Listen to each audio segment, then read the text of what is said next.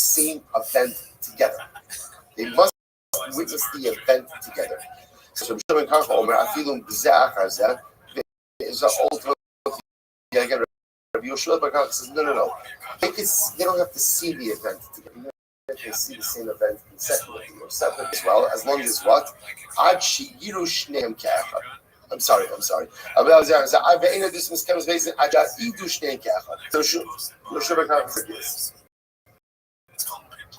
they don't have to see the event together, but they must testify in Beis Din together. It's an interesting idea. They can see the same event separately, but they have to testify in Beis Din together. Rabbi says no. Omer Shomen Dvar Shal Zayom. Rabbi Shimon says no. They could even go ahead and come consecutively to Beis Din. So once again, interesting. They have to see the event together. So if you have to see the event together, you shouldn't have to testify together.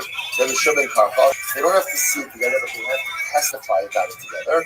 Rabbi Nassan, they can even testify about it separately. So Rabbi Merz suggesting if the Mishnah is telling the witnesses back together, that's not like Rabbi Nassan. So Rabbi Nassan, you don't really need the witnesses to be together at all.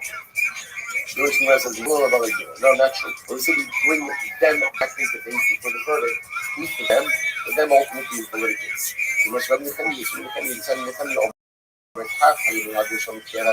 this is how the tzaddikim of Yerushalayim used to do this. Machnisim abali do. So this is how it is work. That when it says Nikiya Hadas, Nikiya refers to those people who wanted their processes to just be beyond reproach, and they wanted it to be good. So how do they do it? Machnisim abali do. So they would bring in the bali, the litigants, they show me the verdict. They would hear their words. And then they bring the witnesses and hear their testimony. Then they take everybody out of Beis Din. The nosin, the other. Ultimately, again, the dayanim themselves would go ahead and then kind of handle it, try to go back and forth. So, and then ultimately, again, when they finish their deliberations, they brought back in the Bible. In other words, it was like the Beis Din has to have an ability to go ahead and discuss the case. And the best way to do that, of course, is how? Not in the presence of the litigant. They will get all of your information and then do your deliberations in private. And when they finish their deliberations, bring back in the litigants. We learned, but it says, the Raisa says, that when they were finished their deliberations, they bring back in the witnesses, not the litigants. That's not like Rabbi Nassan. Okay, so Rabbi says,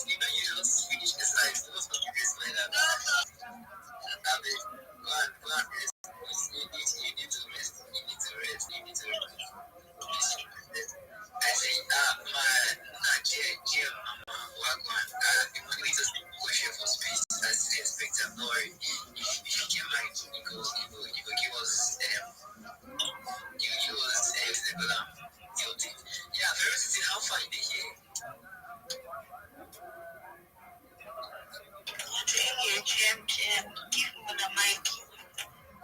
No, I could give Muna mic now. Yeah, give my co-host now. First, Alpha. You don't think? No, not mic. Do just give her mic first later. And you cannot talk to them here. No, always. I'm not taking you my later. Don't worry. I said this is over you. I'll put everybody for Muna Yusuf. You do as a B. No, not try that one, no. I know your strategy very well. You know they work for my side. You already know me. Anyway, Sean, please, I'll be passing the mic around to everybody before 240. Trust me, we are going to pass the mic around. But please let me go from the hands as I raised up first. That is a special person. If I say on stage, yeah, sure, welcome me, welcome me there. So make sure you get that money from not the only to the class, get that money. In fact, if I have mic now, the work stuff with my main body here, be the start part. So, Rabbi, how is it going over there? Every day is a holiday, every meal is a feast. Do you mind if I tell you about what I do? Sure. You were here on my space yesterday, so I didn't forget about that. Excellent, and that's my job. I don't want you to forget about it. I'm Rabbi Rothschild. I'm on YouTube 24 hours a day, 7 days a week, 365 days a year. I've been doing so, streaming 24 hours a day for more than 4 years. This is the biggest event in global history. It's a time capsule of human development. It's a timeline of human achievement. You should know that in the 1990s, Bill Gates coined the phrase, content is king, and I'll make true today. I'm king of the internet. You should be aware that data in 2018, according to the Economist magazine, overtook petroleum as Earth's number one resource. And I have more data archived than anyone ever. This isn't a feat. So what does this mean for all of you? Well, it means that I potentially am going to be a very influential person someday. And if and when that, like every single person in here, your friends, your family, independently wealthy. I don't want you ever to have to work again. Okay, you're all in here. You're all recorded history, and I'm going to make sure to give you everything that you need. And your friends, your family, never have to work again. I want to give you generational wealth, and I want to make sure that you're able to start charities and philanthropic organizations of your own. In addition to streaming my life world peace, I want to help end world hunger through the use of technology such as agricultural drones, floating greenhouses, saltwater greenhouses, things like vertical hydroponics heating. I want to end world thirst. Sponsored by a cryptocurrency that's worth about $100 million. And one of the things that we do is we build wells in developing nations like Nigeria for the less fortunate. Additionally, I'm an advocate for the LifeShare program and most importantly, desalination technology, where we pump Earth's seawater onto land to make it drinkable. If you want to connect with me, if you're a reply guy, if you want to improve your pitch, come to my Discord. It's in my name. It's also in my profile. I'm willing to help you whenever I am awake.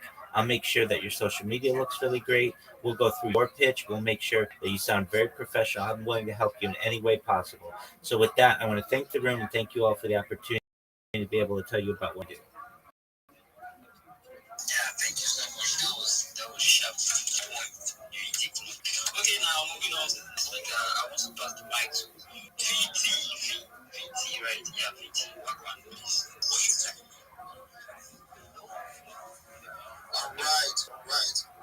GF, like, I mean, the top group was this one was okay. When we check your two guys, actually, this is the voice of VT and the face of VT. Actually, I'm from the here, the collective people. I'm anyway, I'm being host, the top group was this one was okay. When we check your two guys, actually, this is the voice of VT and the face of VT.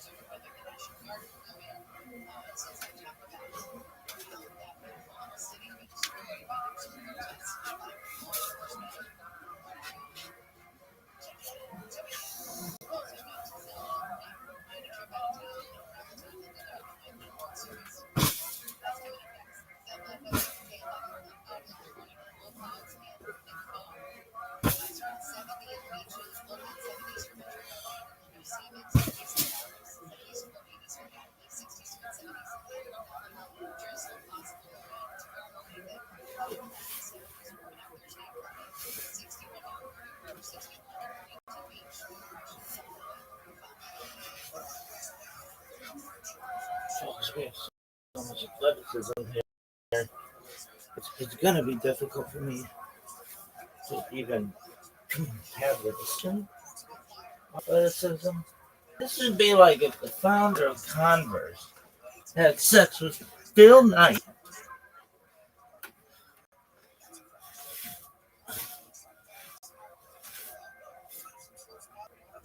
on Mount Kilauea during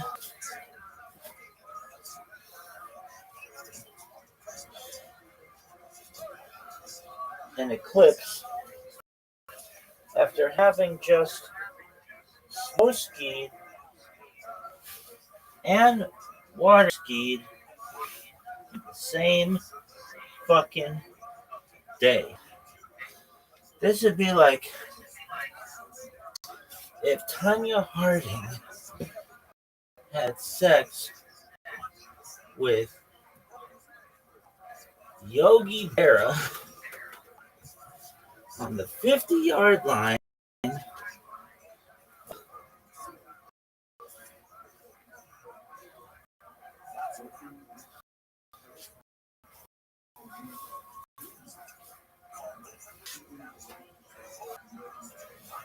Husky Stadium while crowds of people watched from boats in attendance. This would be like if Arnold Palmer had sex with Nicole Manich in McCovey Cove after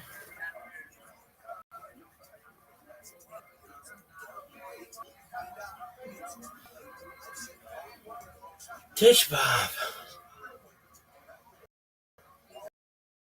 This would be as if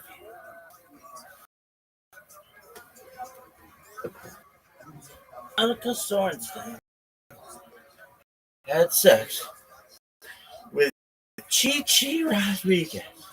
No. Yes. While playing mahjong at Shanghai. This would be as if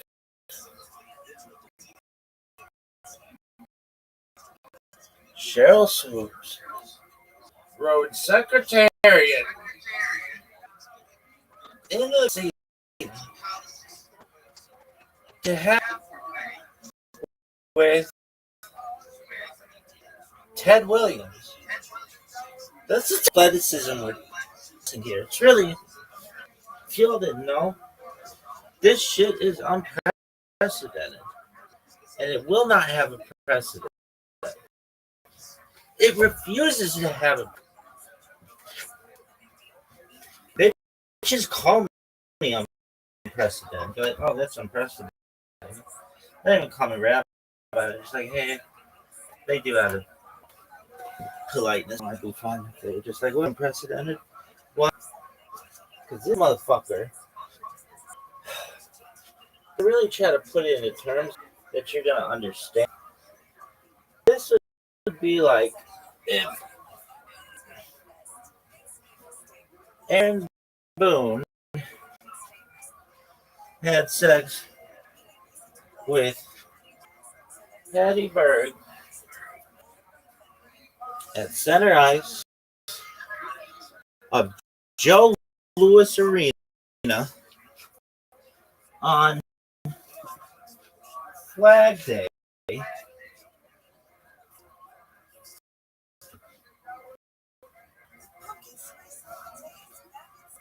while wearing the Bengals alternate white uniforms. This would be as if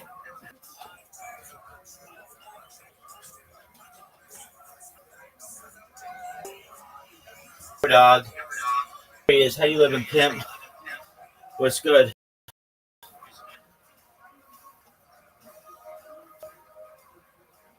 You ready to check it? Okay, sir. Just one moment. I couldn't change the template. I just brought the Hey. change it. I have to get a whole new link tree. Okay, I don't want you to have to do that. The template. I have to do the colors. Hey. Change the colors. I made it more colorful. Hey, this is good. Now, my question is, you've got like 5 here. Instagram, personal website, YouTube, X, Spotify. That's all good. Why don't you have ones for YouTube and your email and Telegram and Threads and Pinterest? Like, why don't you have them all listed? I see that they're at the bottom. I get that. But why don't you have them all? So that they're all those little rectangles.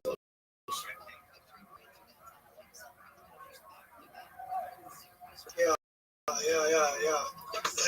if I'll not use this template. I'll use the template that more like I'll not display the icons to be the horizontal template that you said. Just that this was just a test trial. Absolutely. And you're doing really well. You mean vertical? I just want to clarify. You mean vertical, right? Up and down. Yes, sir. Yeah, but this is really good.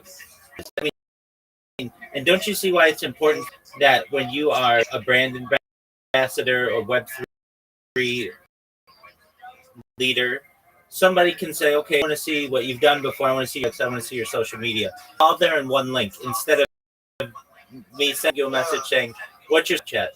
What's your kick? What's your tube? What's your Twitter? Threads? Like, that's a lot. I want to see all your stuff at once, right? Yeah. Excellent. Okay. So when you're done with this, do you know how to make memes? Yes, I do. Okay, how do you do it? I use Pixel Pro Studio. Okay, that's good. I make animated GIFs. Oh, that's really good. Okay, that's advanced. Okay, I'm gonna send you a website that just one moment.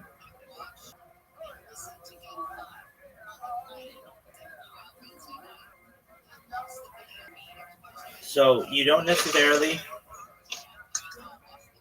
GIFs are great and they're more advanced, but I want you, if you have a chance, go to the website that I just sent you, and after we've got your link tree done, we'll do just like a brief overview of how to make memes, which I know you already know, but that website that I just sent you allows you to make memes really quickly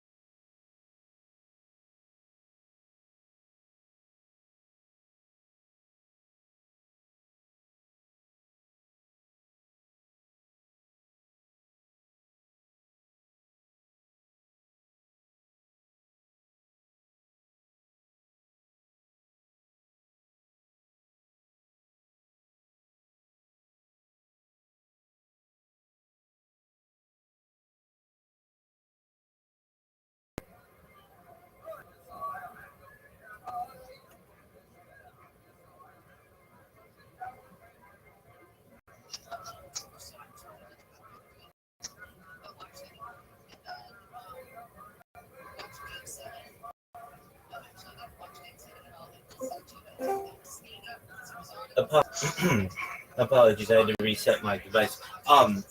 Okay. Do you see the website that I? Do you see the website I sent you? I'm familiar with the numerator app. Okay, excellent, good. Then you know what to do. I actually have the app. Okay, that's phenomenal. Okay, great. So then what you're I make memes, just not professionally. I do memes, but just not professionally. that's But I okay. do make memes. That's I okay. have apps for making memes. That's okay. We're gonna get it so that you. I sent you like two chips I made. I see them. They're good. But here's the thing with them, and we're gonna improve on them. We know who made them. I can hear these all over the internet, and I don't know who made them. You know what I mean? Yeah. So what we're gonna do, we'll teach you to do one tree, is we're gonna put your link tree link in the corner. Then when people share it, they know who to go to for the creativity. Excellent. You're doing really well. I'm gonna tell you what. I get a lot of people come in here. They're like, "Oh, I'm done. I'm done. I'm done." And it's like you haven't done 3 or 4. You've done no more than 4 different social medias. You, my friend, came in with an impressive amount of social media, and now we just have to get it to display correctly, and then we're going to be off to the races. Make sure you know how to make simple, easy to understand memes that mark, and then we're going to go through your one elevator pitch when you're telling projects about what you do and who you are, and we're going to make it so that it's really strong, and then if needed, we'll go into Twitter Spaces together, and we'll get you some work. Okay, that's what you want. That's the goal, right? Yes, sir. Yeah, absolutely. So go make the link that you want. I like the pink. That's cool. Um, let me look at your personal brand before you go, which is okay. It's a bird and a question mark, and it says "Omi coat." What is that? It's a meme that I'm actually working for at the moment. Oh, okay, but I've been working with them over the years. I understand. But you're not going to be using that meme coin in 10 years. You want something that represents you, right? Yes, I think it's a lot of my own. That's okay. That's okay. So, No, I understand. We can get you a website if you need. But right now, you should also have a personal logo that tells people this is you. You get what I'm saying? So if you look at mine, it's just a picture of my face, but it tells you something.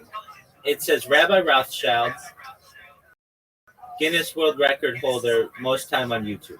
It tells you a story, and you want yours to do the same. Doesn't have to be exactly like mine, but it's good if you can get it like mine. Um, and the reason why is you can put words in it, and then people. So what would you say? I'm Broven Awa Bordier, best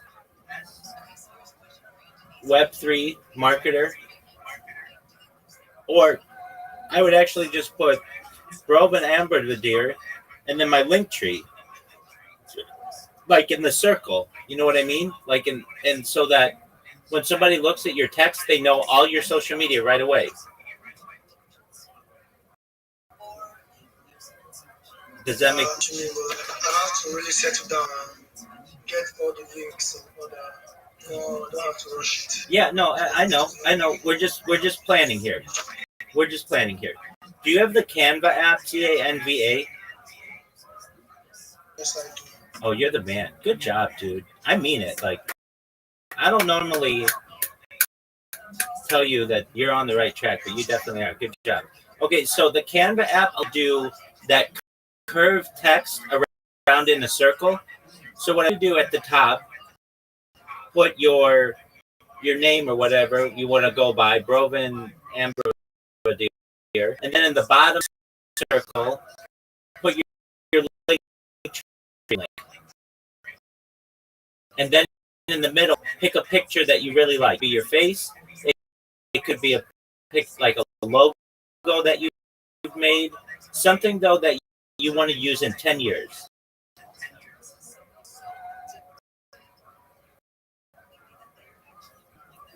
Make sense? Because the current meme coin, the meme coin avatar that you're using or profile picture, I really can't tell what it is, and it doesn't represent. It represents a meme coin that you might be working with in 10 years. We're gonna make you a very marketer, okay? How do you say your name? Brown. V's instead of a W. Because it's a pseudonym. It's not my real name is Precious. Oh, okay. Just like this. Absolutely. Precious, you have such a beautiful name. I understand, though, you don't use it, so I won't call you that. But I want you to say, I want to tell your name is beautiful. But, okay, so I'll call you Brown. And so, Brown, what you wanted, but you have such a beautiful name. Oh, you're blessed with such a beautiful name. Okay, but what we want to do, Brown, is at the top of your, like the top circle is going to be brown, Ereborody or whatever it is, and then at the bottom is your link tree. We'll work on that in a little bit, though. Right now, you get the link tree the way that you want, and then we'll work on your personal logo. Okay. Yeah,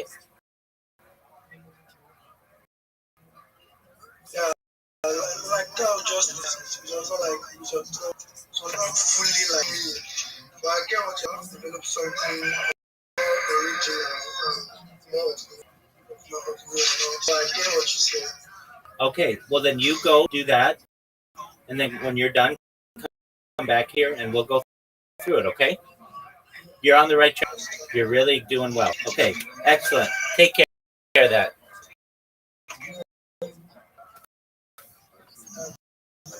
You're welcome. Thank you.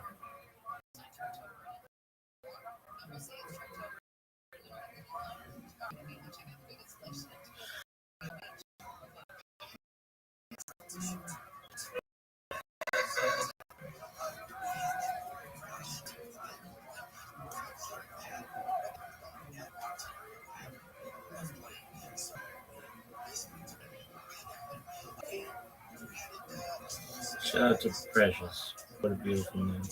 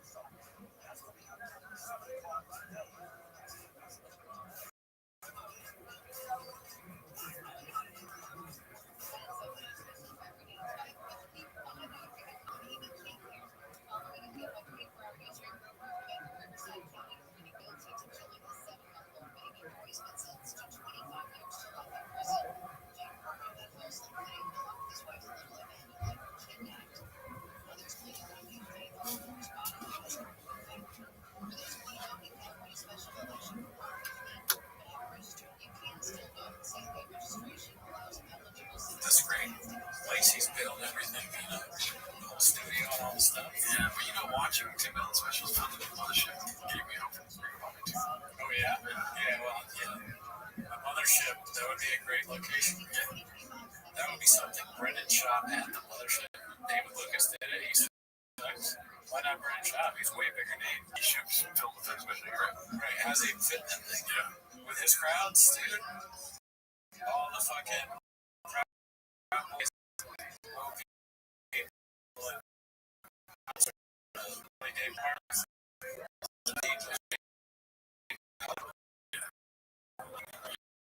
You're making a joke out of it, but honestly, right. Best decision for him to make is to make it. He's trying everything else. Trainer, bikes. Yeah. What else? Cowboys. He's a cop now. The one thing everyone wants is another special. Yeah, there's gonna be a lot of views to Eddie if he just puts it out. Yeah. Plus, this podcast, he's tired. It seems like he's tired and doesn't want to be there. Yeah, I mean, we're moving. It's almost happening. They love it. Yeah. It's like on his phone. Writing bits. His own show. He's like, yeah. What else you got? There's no. That's interesting. What's interesting? You're talking about your show. All right, we're done, right? Dude, in a couple weeks, I'd be like, I stop writing jokes for stand-up. And then that's going to slowly start the whole going up with shit. Yeah, I'm just like Rodney Dangerfield, dude. I'm mad, dude. I'm like Rodney Dangerhouse. He confuses, because he's bought a house. Alrighty, let's see what else we got here. The next one is going to be posted by Dazzling Rabbi 633. More convinced rings will leave Papa soon. Just the greener one. Yeah, what murderers? Because he's happy that he's next to Tony and another murderer. Yeah. I mean, I wonder what the shows are like. Is he crushing out there? Probably. He's right coming.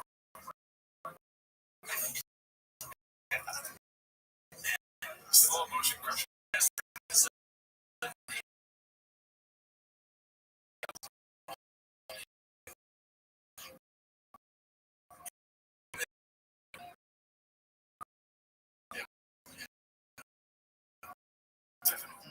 Right. I mean, you keep just make sure there's no stools. 3 stools. Oh, this has got to stop. 3 stools.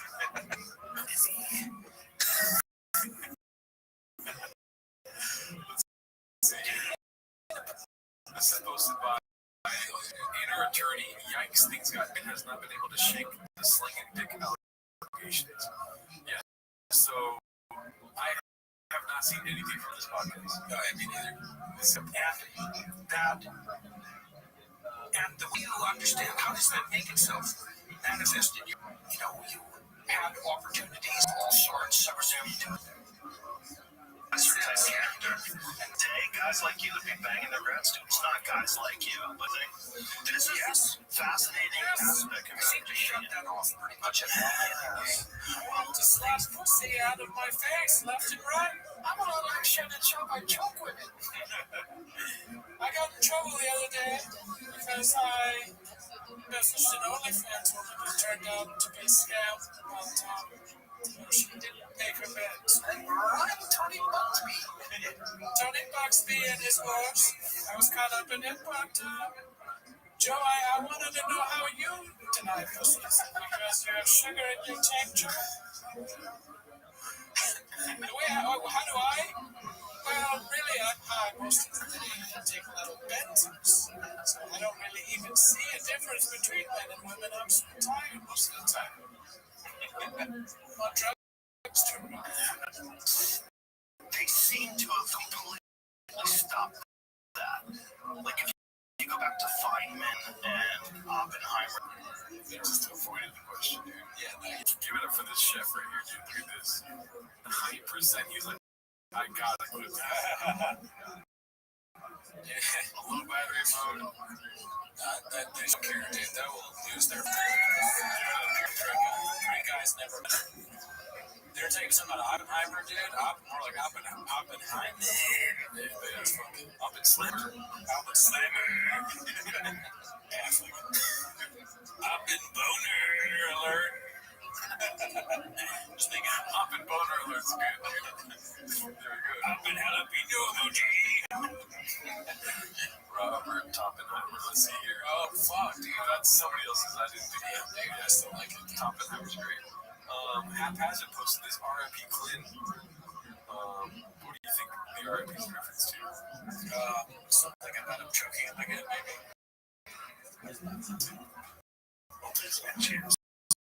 Chance.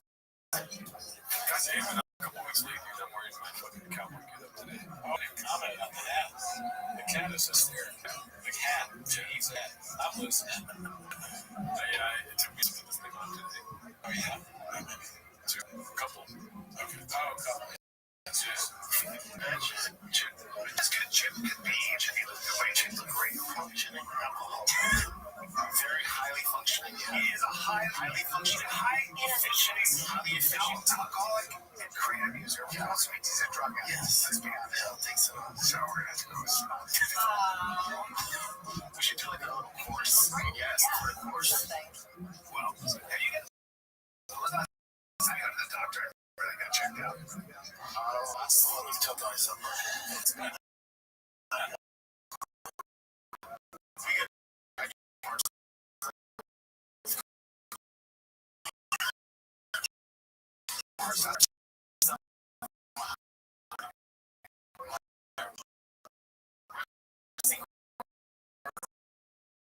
I guess like, oh my god, that's terrible. Is it? I mean, it should be like 7. You know, that's the one only downside I would say about Ray. If he's in there drinking all the rings all day long, which how can you not when there's circulation so low all over the place? This is like I would almost die for like if we just put a therapy in front of me and drink. I mean, they make new ones all this is a new one. Orange dreamsicle. This is very new. It's why he did this. Because he had too much dreams. Oh, fuck. I feel bad for him, but he's 20. I wonder what's going on. He is also 7 years old. Yeah, he does shots all the time. Yeah. The fish is not good for your dog at all. It's not all the time, but there's lots of years not what it is. It's just not good. They gave me some pills. Yeah, that's pretty bad. I just checked out. It's gone down to 110, 109. What the pills? That's the best. That's. You also have high blood pressure. Yeah, that's part of it. Yeah, right. That's why when we go to Austin, that Waste to Willow place, whatever. Yeah, you need to do that right away. Right away. You don't need to be on a bunch of exogenous hormones. That's not going to help you. It's just you stop drinking and workout is going to help. Your job is to move more. Stop drinking. Stop taking all the drugs. All the drugs are creating. Stop taking kratom. That's the first ever. Wow, that's insane. Running his life. Imagine, like, was it good or was it good? Like 150? That's a fine time. Fuck, I'm a little bit worried about they really do need gin to me. That is wild. I guess it's because it's, you know, it could be. I mean, real big, I don't know, it's good, but you tried. Seriously. Yeah. I don't drink at all. That's true. with the drink and the creative. I don't think it's good for you. Of course, I mean, so what you need to do if you're serious is actually take your health seriously, which means exercise. And stop exercise, probably, but no, the drinking thing is 100% someone you can exercise when at least 3 times a week. Okay, so I don't jog mostly. I do fast walk. You know, the fasting heart rate is 120 to 109. Yeah. He's got high blood pressure. He's got a heart rate. Talk about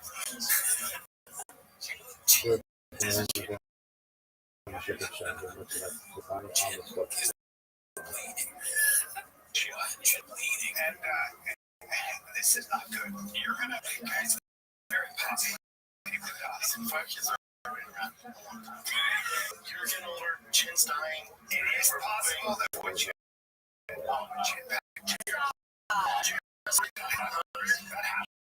Shema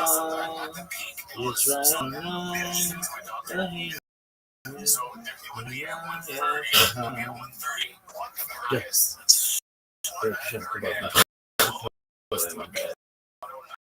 Minus 60. Goes to drugs and stuff like it's so your drugs that touch of a dial. The touch of a dial. It's easy. And if you're not touch with dial with, if you're getting like recreational drugs, you get other drugs. This is what my whole special is about. I can't wait. His whole special is about drugs, which this is making me like can do it from a hospital bed, like you see him at the studio. He's like there's an episode of The Pen where we got a podcast producer. His collateral nipple is failing. Dude, he's gonna have a heart attack. That's your shot. I mean, we could lose chin the touch of a dial. It's a real dude. God might stop the tracks. It's a bad situation, dude. I don't know. That is horrible. Yeah, I mean, take care of yourself, bud. You know, you got the show, you're producing, you got after hours. You are needed in this world, so you're producing our show in a way. Exactly. Yeah. Let's like not that you leave in stuff really talk about how you're dying. You know, we need that. Come on, stay alive. Let's see here. What do we have next? Posted by Busy Middle 8108. Finally admitting that when he told Rogan he benched 40, it was a lie. Saying if you're pushing, right? Yeah. Well, it's like on Rogan, I told him, he goes, how many times do you do 225? And the most I've ever done is 40. So many times. It's so many times. How does it believe it? Oh, yeah. I actually saw you do, but not to interrupt you, but I did you do. I think you did 32, and you're a big guy. And they were not so interrupting us. Dick Cheney. Same thing. He was like, Joe.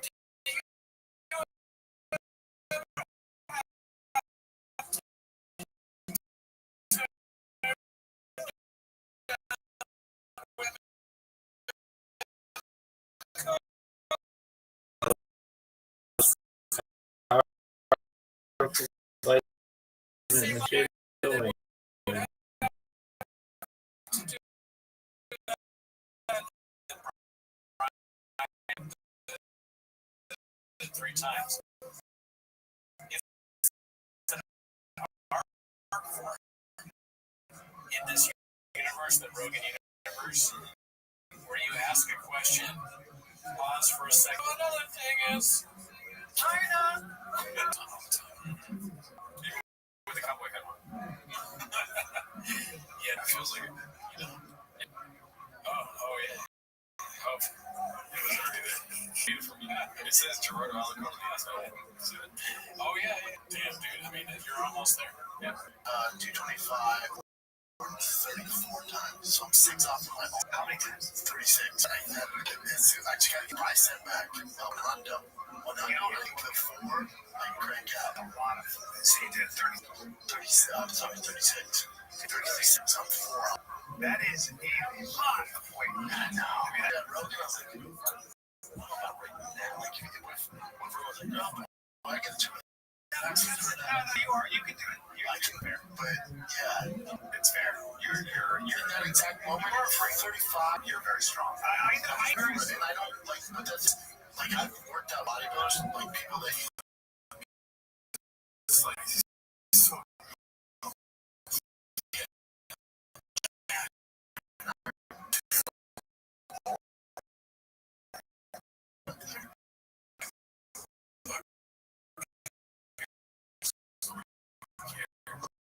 I did that once, but then I also was like going, weightlifting stuff. It's like a conversation that you're at the gym.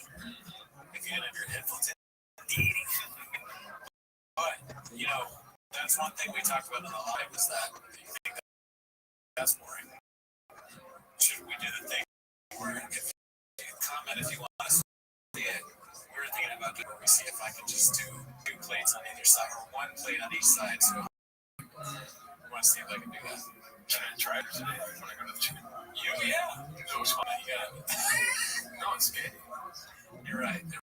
But maybe I should text Mark to get a thought. Maybe we do that. What do you guys think? Comment if you don't know.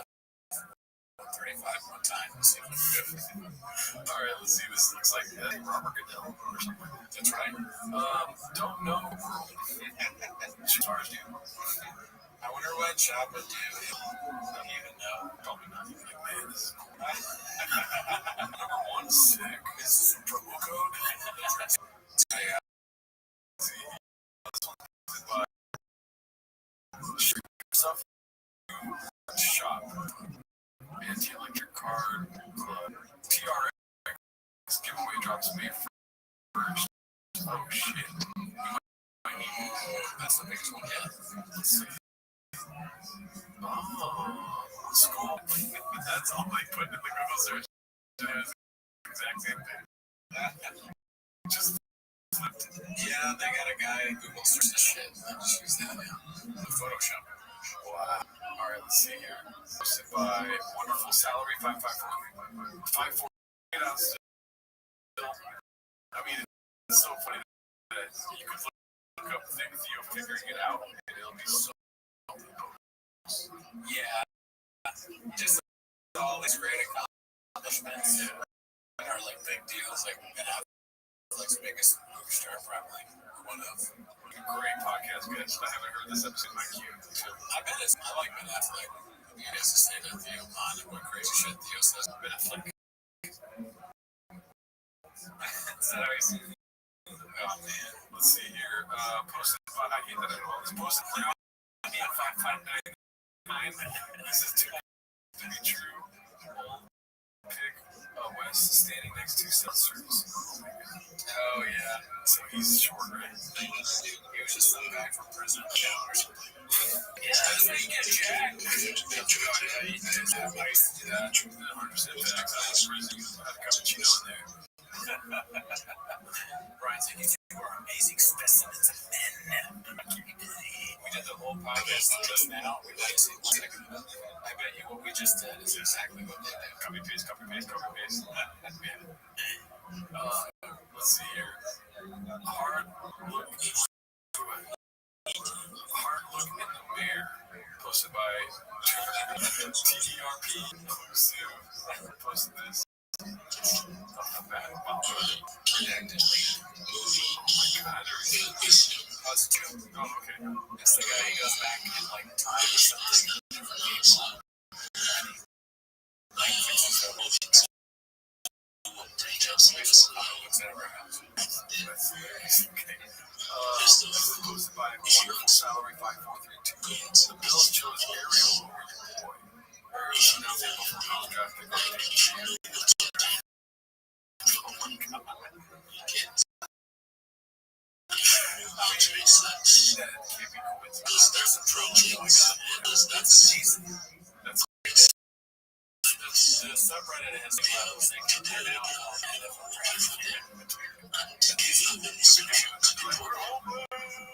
Roger Goodell, before the draft starts, he's like, oh, I'm going to haphazard workouts and details. So, yeah, what do you think? Haphazard is like, not your chance, but I'll just keep it.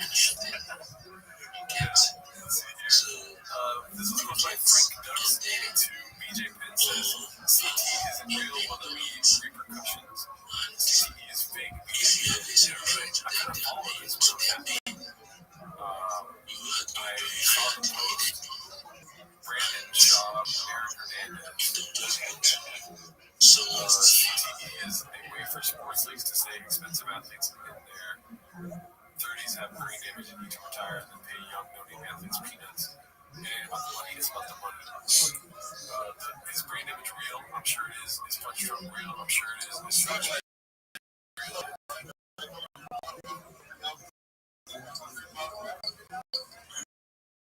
Absolutely. Thank you for the opportunity, Casey.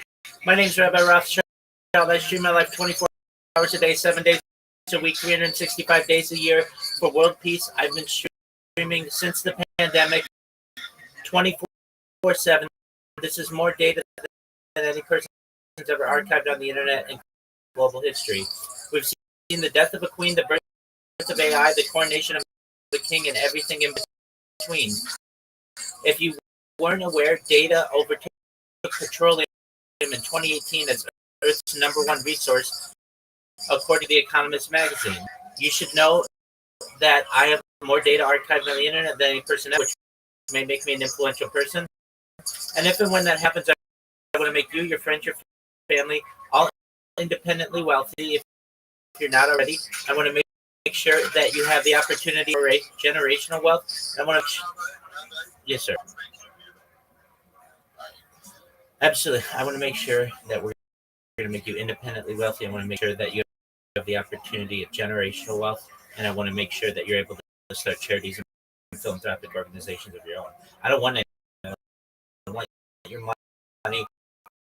You invest it where you want. I'm making you aware of the power of data and what we're going to do to help change your life. This is a timeline or a time capsule of global history. For 4 years, from not just one stream, not just two streams, but at least a dozen streams simultaneously, you have been able to watch my life. And it's not just a stream, it's archived. You can go back to any day of my life for the last 4 years and see not only what I was doing, but what was going on in global affairs. This is a big deal. It's a real life timeline, life Truman Show, real life Big Brother. In addition to discussing peace and ways that we may be potentially achieve it, that's a lift, I talk about other things to help the world, like ending world hunger through the use of technology, such as agricultural drones, floating greenhouses, saltwater greenhouses, vertical farming, hydroponics, cloud seeding. I talk about ending world thirst. I'm sponsored by a cryptocurrency that's worth about $100 billion. And one of the things that we do is we build wells in developing nations like we have for the less fortunate. Most importantly, I'm an advocate for desalination technology, where we pump Earth's seawater into land. With that, I want to thank everybody for the opportunity to be able to tell you about you. If you want to connect with me, I'm 24/7 in my Discord, which is pretty easy to remember. Discord/Rabbi. The links are in profile. If you want to see me live on YouTube, you can literally live speaking this right on YouTube. The link is in my profile. Thank Casey and the other hosts for the opportunity to be able to share. Thank you. That's a beast right there. If y'all want to go watch him on YouTube, definitely go check him out. You can put a link that you can give you much time to speak in the space. I think yesterday, but probably have to talk about like that on these spaces.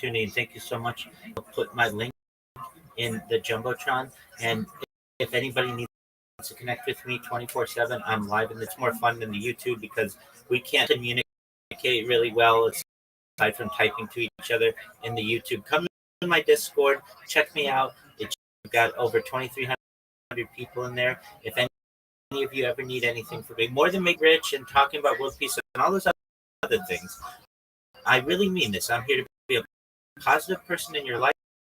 I'm here to have an optimistic view on the future. And I want to give people hope. If there's anything I can ever do to support you or what you do, please let me know.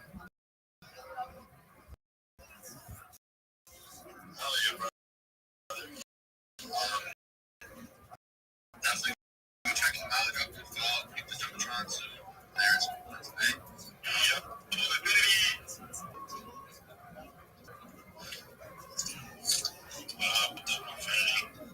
What's double? Oh, baby. I had a invite him up. Yo, what's up, fella?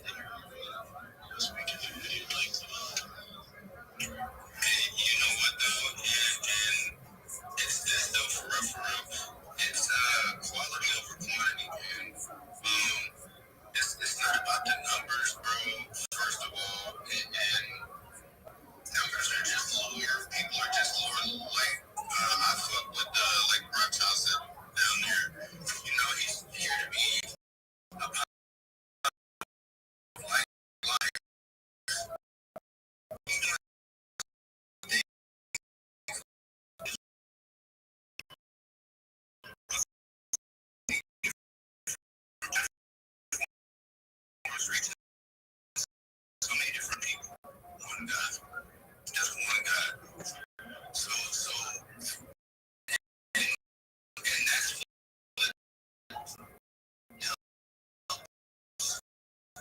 push me forward, bro. I've always just been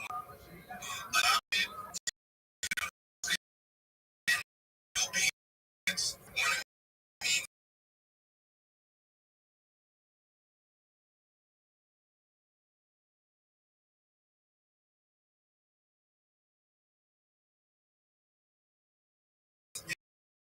The streets, the matrix does.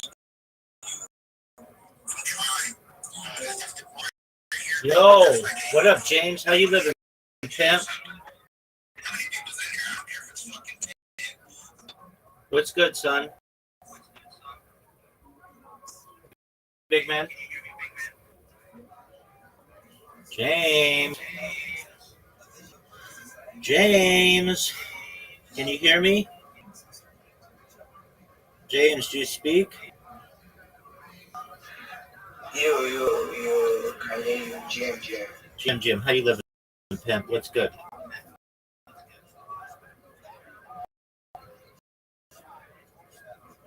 You, can you hear me? 100%, yes, sir.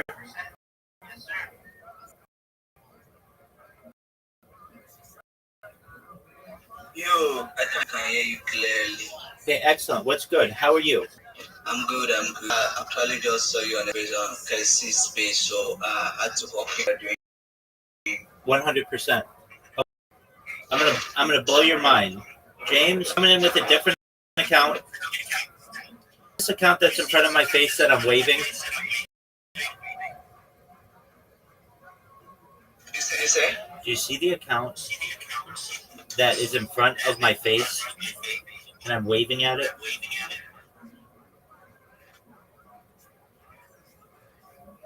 Yeah, can you hear me? Yes. I didn't hear you. I think I'm rocking. No, you're not rugging. You're fine. Can you see I'm waving in front of a camera?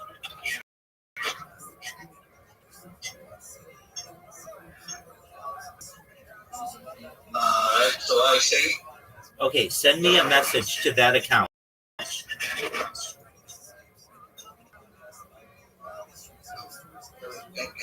Let me listen. Let me try and finish my food.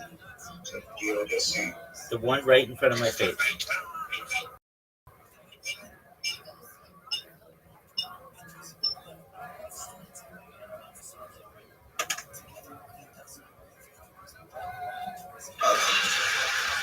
Yeah, can you hear me now? Yes, I can hear you. Send me a message to the that's good to be here. Good to be here. yeah. Are you listening to me? Do you see? Yeah, I'm listening to you. Excellent. Do you see I have an account that's right in front of my face? It's waving at you. Yeah, I can see. Okay, send me a message to that account. It says captain of the. Okay. Send me a message to captain of the. Okay, is it the one you? Okay, your face is showing, right? It's the one that's really close to my face. Okay. It says captain. You're saying your PM, right? Yeah. Yes, sir.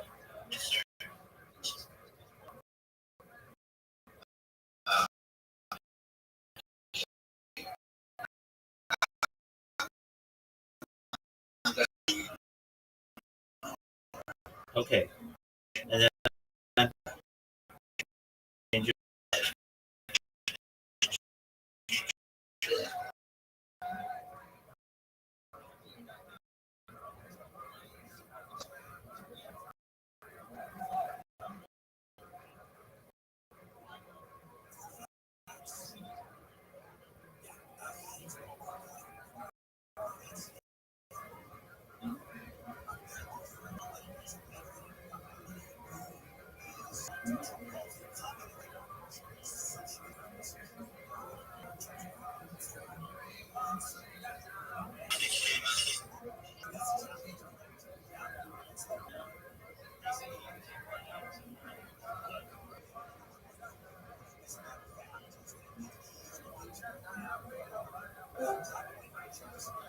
Yo, what's good, Trace?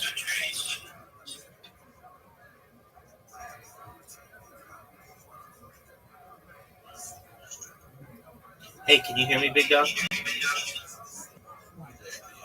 Yes, yes, I can.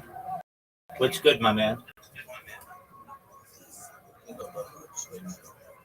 Okay, very well. Trace, did you find out about me on Twitter?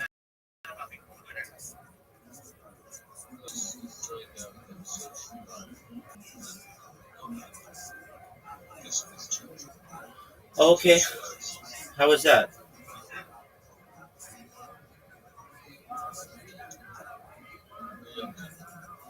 I am talking with my friend James here.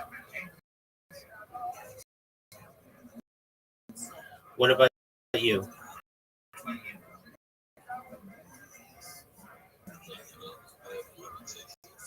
All right, what do you take in your tea?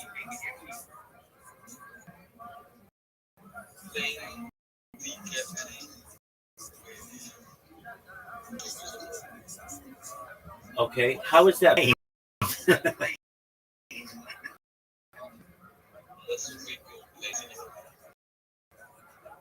Okay, what, I'm just asking, wouldn't plain tea just be plain decaf tea, black tea, yeah, without any milk or sugar?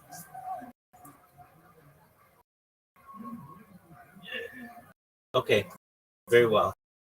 Do you do Twitter Spaces?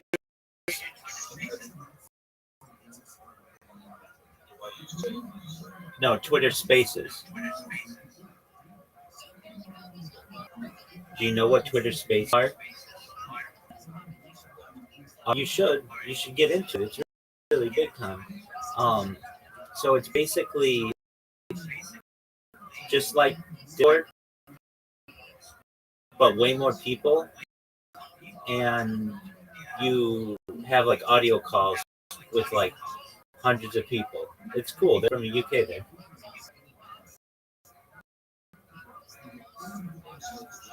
Okay, that's not your deal. Okay, well then I don't want you to feel uncomfortable. I want you to be comfortable. Okay, so how was socialized? How did they treat you?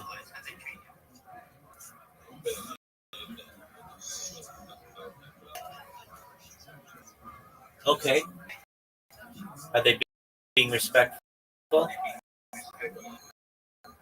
I've been doing chilling myself on Twitter Spaces, having a lot of fortune doing that. That's a really nice. That's how I met James. Growing the server, um, approaching 2,350 people in here right now, which is great. Um, I never thought I'd have that many people in here. It's really hard to get people to join your server. So to get people in here, that's really great. And my plans for myself all day in as many of these spaces as possible, tell people about what I do, get interested in what I do, and then have them join the server.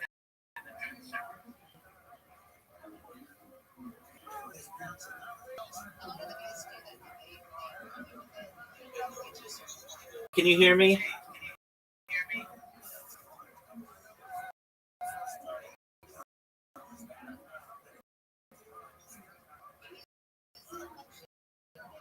Yeah, I can hear you. Okay, where's the message you sent? I'm I'm trying to do it. I'm just having a sending you a message. I don't.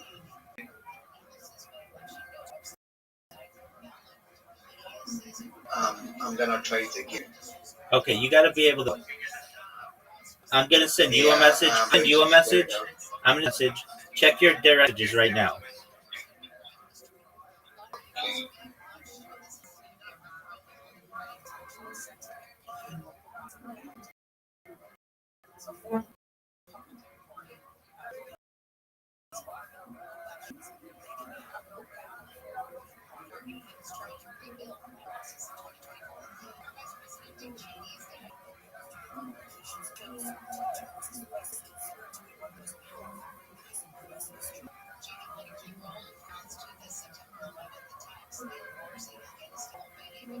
Okay, I'm sending you a YouTube link now, James.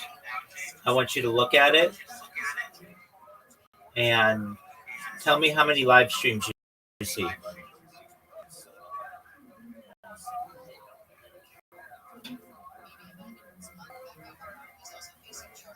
I'm gonna click the link to your YouTube. Okay, so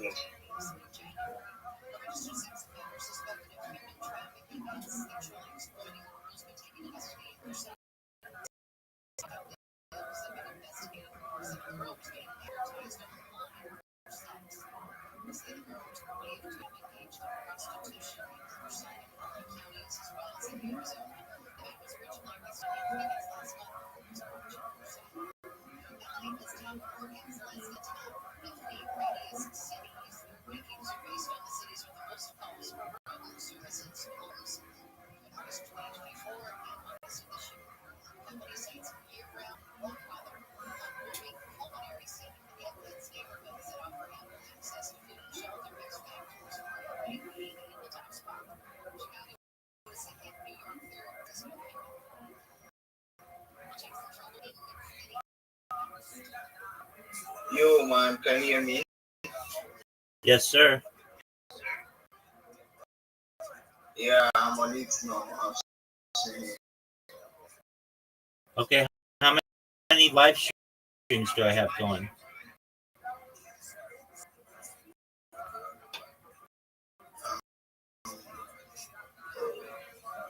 Okay.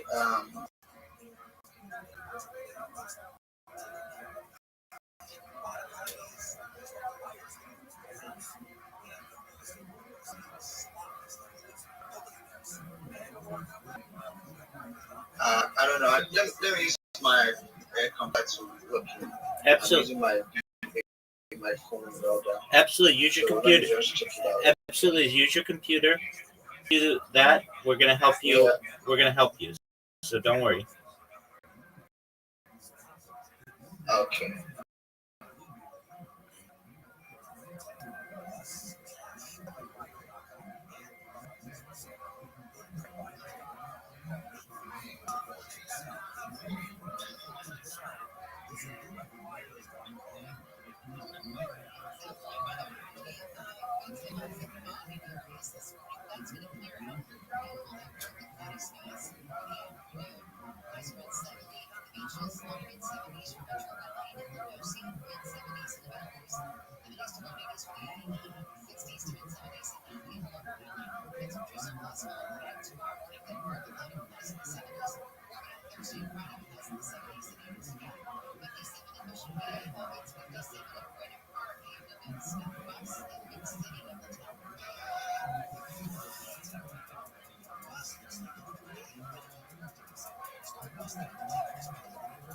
Okay, I've seen 41 subscribers and No.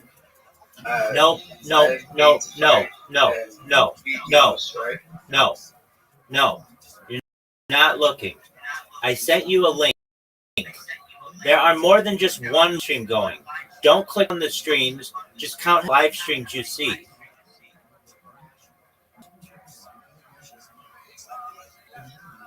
I have multiple accounts.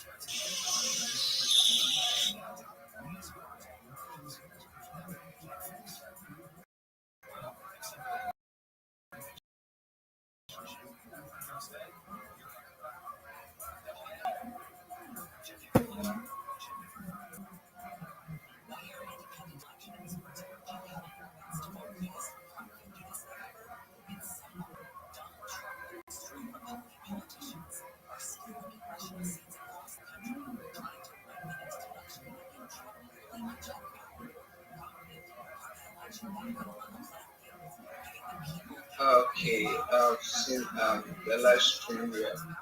How many? 2. Dog, you are fucking up, man. You need to be smarter than this. Count how many live streams there are that I have. It's more than 2, dog. Go to the link that I sent you. Count the live streams.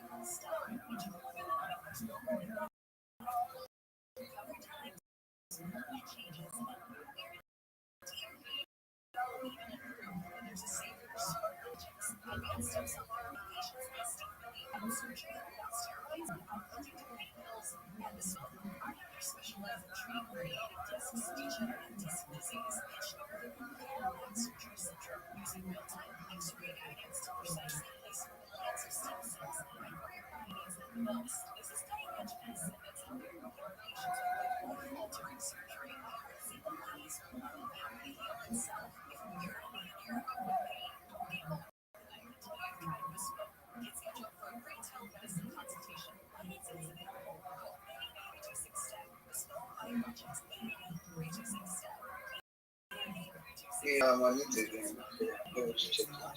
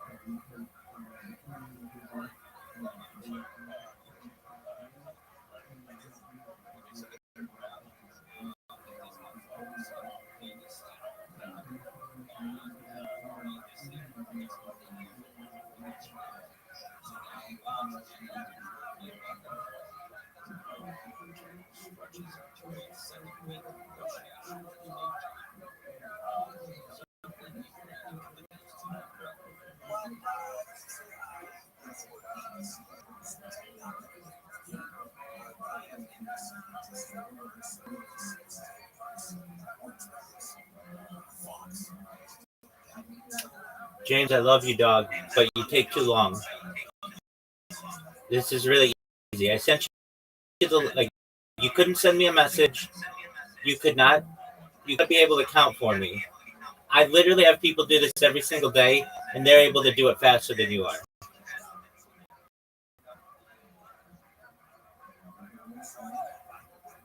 Oh, I love you, dog, but you gotta be faster. Time is money.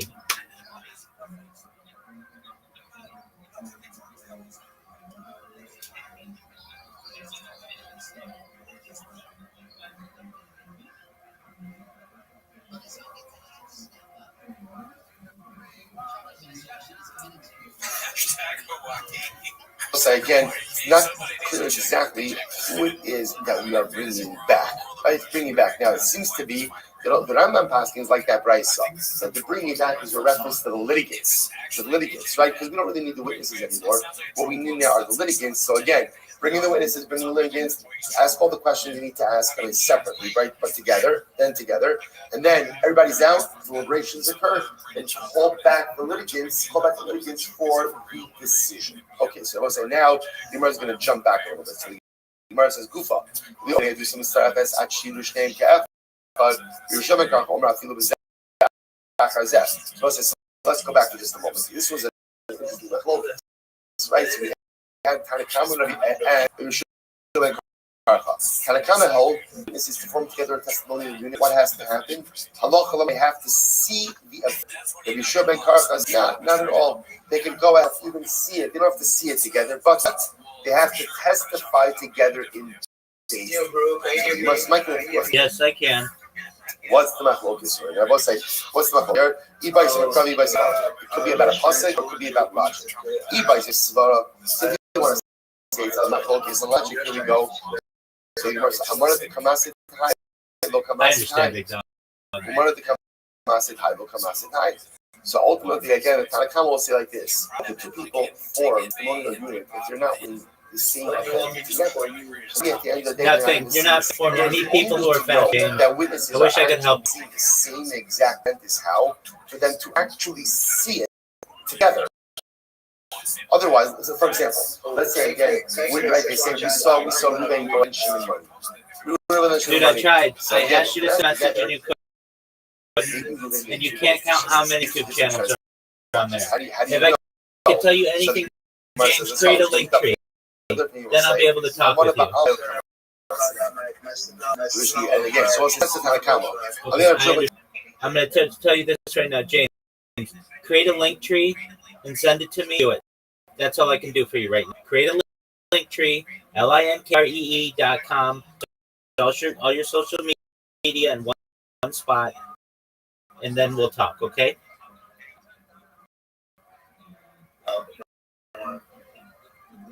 I'll send you a link tree. You want to make your link tree look the same. So this is going to take you all day because you've got to create a bunch of YouTube and Twitch and Twitter, and you have a Twitter, but so just one moment.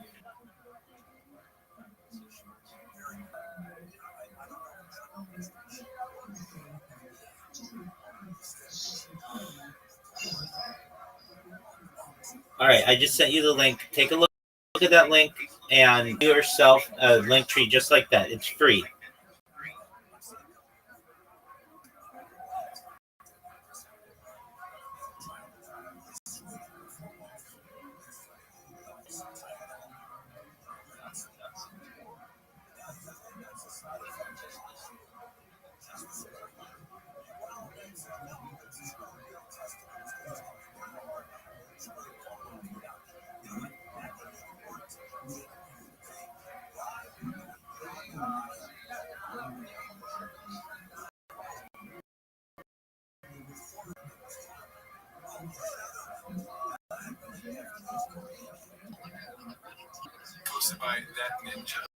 Trust ultimately again that Allah said they are testifying about the same laws. That's the you guys say the other possibility is cross. What's the pasuk?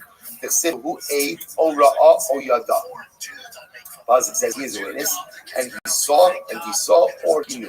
You can't imagine Shneimar lo yakum ate. Since the pasuk said to again, lo yakum ate. A witness will not, a singular witness will not give testimony. Any other shu'achad, I know that aid is singular. What does that mean? So Mar said, okay, paradigm. So Mar says, whenever the Torah uses the word aid is until the Torah goes out of its way to tell you one. That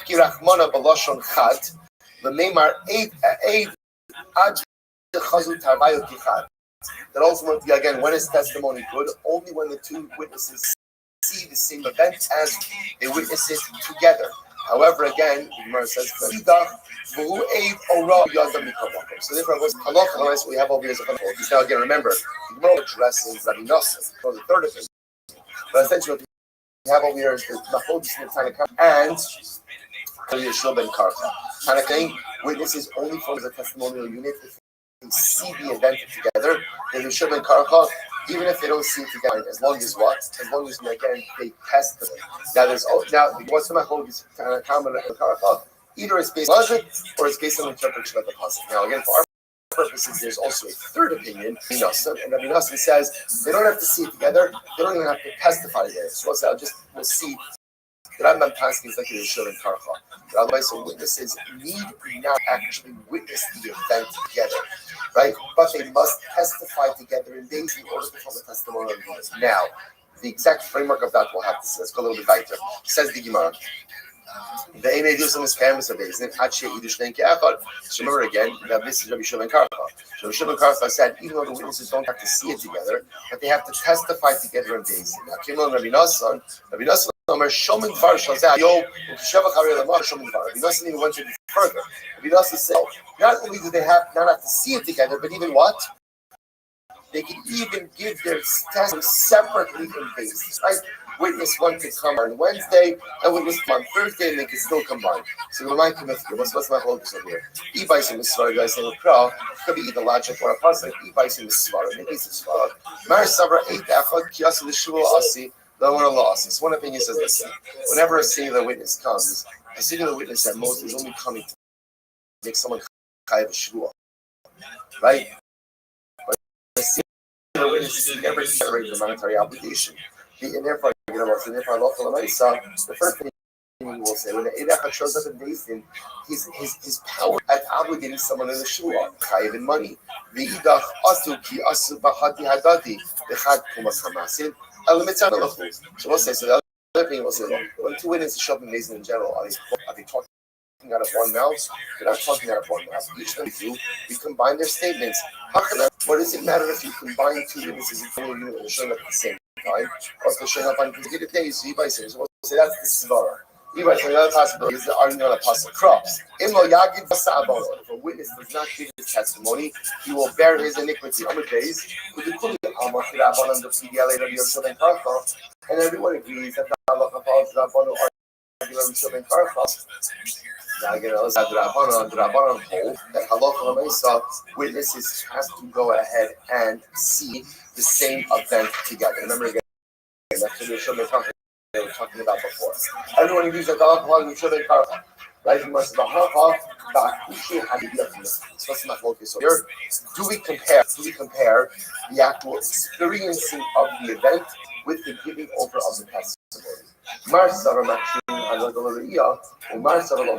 One opinion says we compare giving over of testimony to the actual seeing of the event, and just like you have to see the event together, so too testimony has to be conveyed together. The other opinion says no, we do not compare the witnessing of the event to the actual giving over of the testimony. Okay, we'll say another story. So I just want to point out. So we are left here. This is really fascinating. We're left with focus, right? How does testimony work? Tanakama, witness see the event together and testify about it together. The Shon and Karcha, they don't have to see it together, but they have to testify together. And Rabbi Nassan, they don't have to see it together, and they don't even have to testify together. Interesting enough, what we see is the focus, either svara, logic, or ultimately interpretation of a pasuk. All right, well, so you know what? Tried. We gave it. We're fine. You're right on target. Right on target. We're going to finish the parak of the this and this summer. I just say we'll be fine. What's the top of here for today? Everyone. Maybe I'll record some of this. Catch us up a little bit. Everyone. All right, Kevin.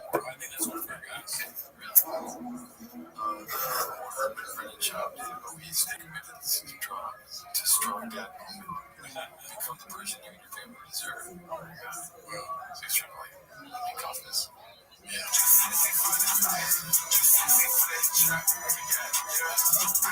All right, so it's like good morning. Let us begin by thanking all of our sponsors for this morning's shoot today. Our sponsor, Fort Touch, our annual telephone sponsor, Tosin Shmacha Ber Yisrael. getting all the Sherman Joshua's this year.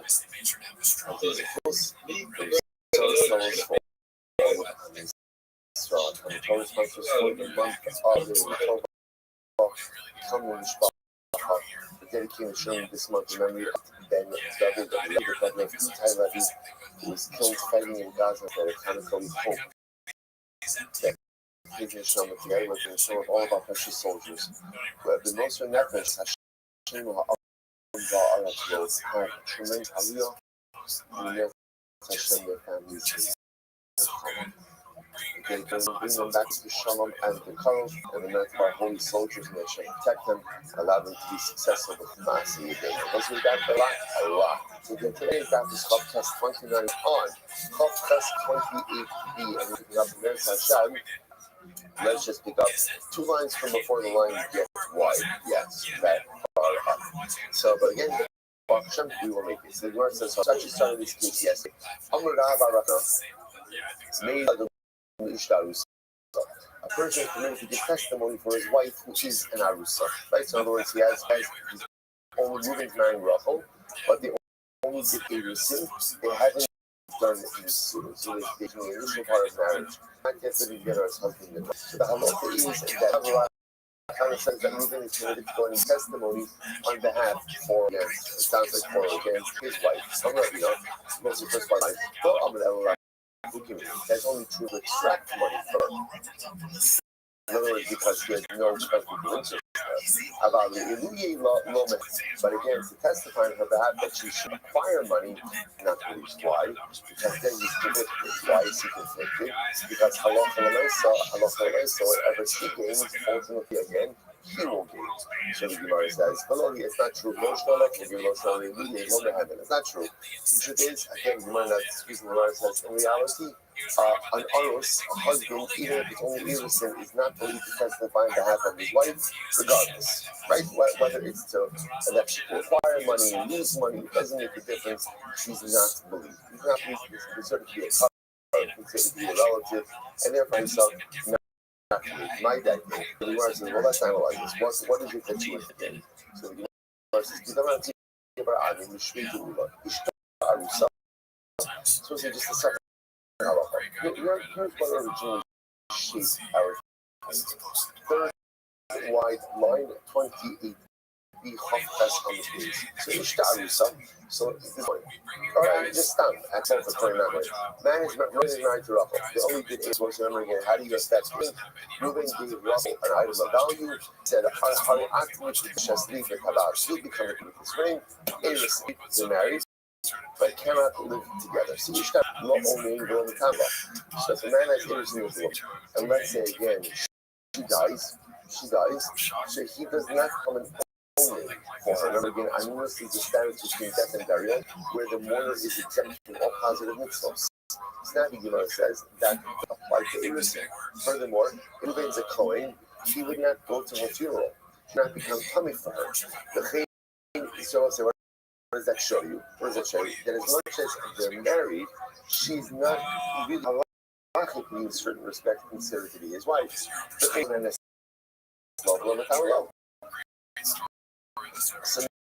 she does not become an only for him if he were to die. Nor does she become coming. What does this mean? So actually points out it's just really simply symmetrical. Remember, there is no thing of Tuma by a Kohen, right? The God of a Kohen, the Bas is committed to become tummy. No, but it's just making it symmetrical. Mesa only dies. He does not inherit her. If you guys go to Tsubasa, she will collect your Tsuba. And actually points out what does that mean? There's no Tsuba for after your Tsuba. So it points out what that means is if he promised her, he could remember, we commit to a Tsuba during Hirusin if he wants to. And if he indeed committed to a Tsuba, then halach l'maisa, she would collect that Tsuba. So let's say we're good.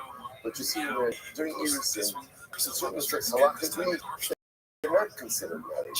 That's what the Havamim to say that a man could testify regarding his Arusa wife. Which the one says, apples and oranges. In order for a wife, she has to be considered sheiro. It's like his flesh, meaning they're living together. And that's not the first thing halacha comes to apply. When it comes to testimony, what are we concerned about? It's not a conflict of interest. When do you have a conflict of interest? When you're close to someone, even after a sin, you would assume that they are already close. The Gemara says, take of a daikar agabe, because they're close. Therefore, again, you should not be able to testify. And I will say that is how he's constantly. He's constantly that a man cannot testify on behalf of his arusa wife, right? Whether it's to go ahead and benefit her, right, that she should acquire money, or to lose money, he's considered to be a relative to her. Therefore, he is conflicted, and if Allah can't testify. Good. Let's go back there. So the Mishnah mentioned a kargo is a stepson, right? So again, a stepson is considered to be a relative, and therefore again, you can't testify in anything regarding him. But interestingly enough, as much as with the other relatives, that status was also passed on to other descendants of that relative. When it comes to a stepson, you're only not allowed to testify on behalf of the stepson, but that's it. No other extended relatives. So much as this cargo levado. So only a stepson. Only a stepson. Rabbi Yossi says giso. Rabbi Yossi says this actually the halach not by a stepson, it's by a bro. You're not allowed to testify on behalf of against your brother-in-law, but you can only your brother-in-law himself, not to any of the descendants or offshoot brother-in-law. So by the time you eat off, another verse it says Yehuda Omer Kargo. Right? He says again, Tanakama says what this applies to. He says no, it applies to a stepson. My comment was going on here. Even a Mahavi Kamar, Kargo about the Giso. So for saying like this, that Allah testify for or against the stepson. But again, I just want to point out, we saw this in yesterday's daf. A lot of times when you can't testify on behalf of relatives, do you remember? We saw yesterday in the daf, it was like uncle, remember again, uncle, his son-in-law, third degree relatives. Just think over here is perhaps the Bible saying is as follows. When it comes to stepson, you're only not to engage in testimonial matters regarding the stepson himself. But the stepson status does not get into any additional layers of relatives. What do we say? Some of us apply to a brother-in-law. Only your brother-in-law, no one else. Right,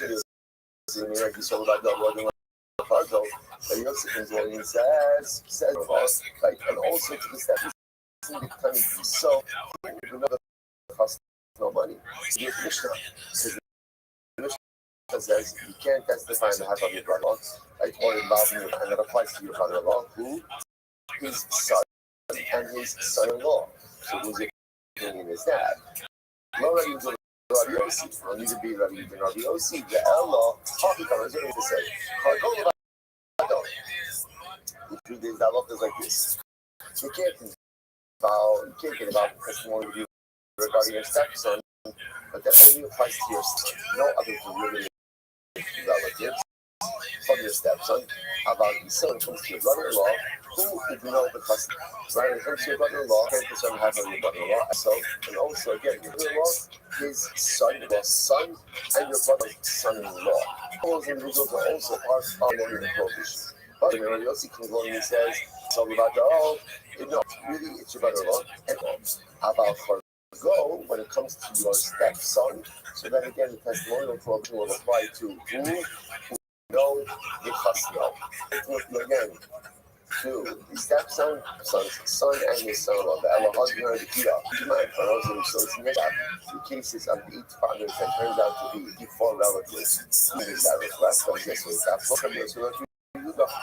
Respectfully, those opinions. I was able to say one more time. The prohibition on stepson applies to the stepson himself. No other derivative relatives of stepson. About his own brother-in-law, who didn't know the first house. It applies to his brother-in-law, like your brother-in-law himself, his son, and his son-in-law. The Asi Rabbi Yossi comes along and says, "So levado, the culture king Hargo." Rabbi Yossi essentially does that. Rabbi Yossi agrees when it comes to stepson, but he says that his brother-in-law is treated like a stepson. And therefore, Allah says again, both of them are prohibited, but again, for testimony, but none of the derivative relatives from them are included in this prohibition. You must think Rabbi Yehuda, Rabbi Yossi. Don't look here again. This reflects the view of Rabbi Yehuda, and the Brayso reflects the view of Rabbi Yossi. So you might have Rabbi Yehuda Shmuel, Halacha Rabbi Yossi, Halacha Rabbi Yossi, namely that what? That again in testimonial matters. So again, there can't be any testimony regarding. I can't give any testimony regarding my stepson. And again, I can't be involved with that prohibition. Only applies to my stepson himself.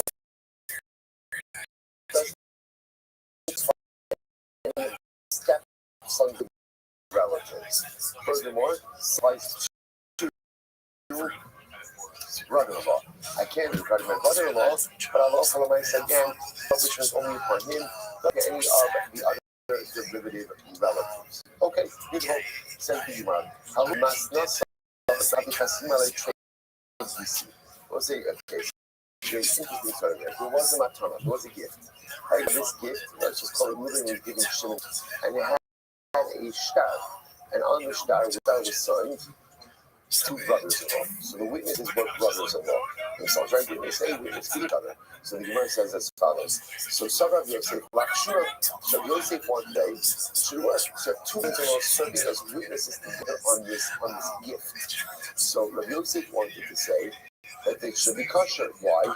Don't Rabbi Yehuda Amar Shmuel, Halacha Rabbi Yossi. The Halacha Rabbi Yossi. So the Gemara says, good. Amar Le Abaye, Abaye said, Yossi must listen to another. How do you know that Yossi of our Mishnah?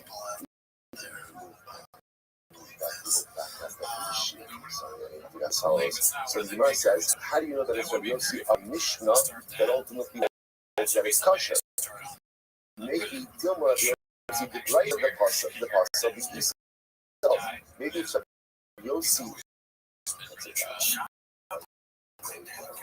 Service. Also, if anyone needs a copy, refill. Please raise your cup. So the Gemara says as follows: maybe it's Rabbi Yossi of the Brayso hustles by the brother. How do you know what Rabbi Yossi is? No, so that's the Rabbi Shmuel to go Ana Upin Pinchas the Havim the Gisi. So now, because let's listen to this. And Shmuel referring to himself and Pinchas. Shmuel and Pinchas, we are brothers and brothers-in-law. So here we have the case of brothers who are brothers-in-law. It's a case of brothers who marry two sisters. So they're brothers, but they're also brothers-in-law. So again, about like Shmuel said that halacha l'maisa, my brother Pinchas and I were to sign a document together. Halacha l'maisa again we're not sure. So I'm sorry. It would be hustle because we are brothers and brother-in-law. About Gisi Ba'alma Shakir Dami. Brothers. So again, Shmuel was saying the only reason why Pinchas and I signed a document together would be possible because we're brothers. But you can infer from that because we are brothers-in-law, then it should be permitted. So Ana Upinchas, we should be Giso Kalmar. Maybe not. Maybe what Shmuel was saying was he wasn't even referring to the fact that Shmuel and Pinchas were brothers, but he's referring to the fact that we are brothers-in-law. Maybe that's what we're validated. So the Gemara says, we don't Ana Upinchas, we should be Giso Kalmar. We should Giso Kalmar. Amalei Zil Kanye Be'edim Sira. So he said, okay, you don't acquire the gift with Edim Sira. So as well say, remember again. The issue over here is that let's just go back to the case. Ruben wanted to give Shimon a gift. So they come to base and they present a star. In the star, it outlines the gift. The problem is, on the star, the witnesses are two brothers-in-law. They brought this to Rabbi Yosef. Rabbi Yosef originally wanted to go ahead and say, this should be fine, because the reflects of Rabbi Yossi in the Brayso. And Rabbi Yossi in the Brayso says that brothers-in-law are okay to serve as witnesses. Now Rabbi Yossi quoting other opinions like Shmuel, who seems to say that brothers-in-law are not okay. So Rabbi Yossi is trying to figure out how we can allow this to be effective. So then he says, I have a good idea. Let's rely on Edim Mesira. Those are that part Gittin days. Remember again, was the Edim Mesira?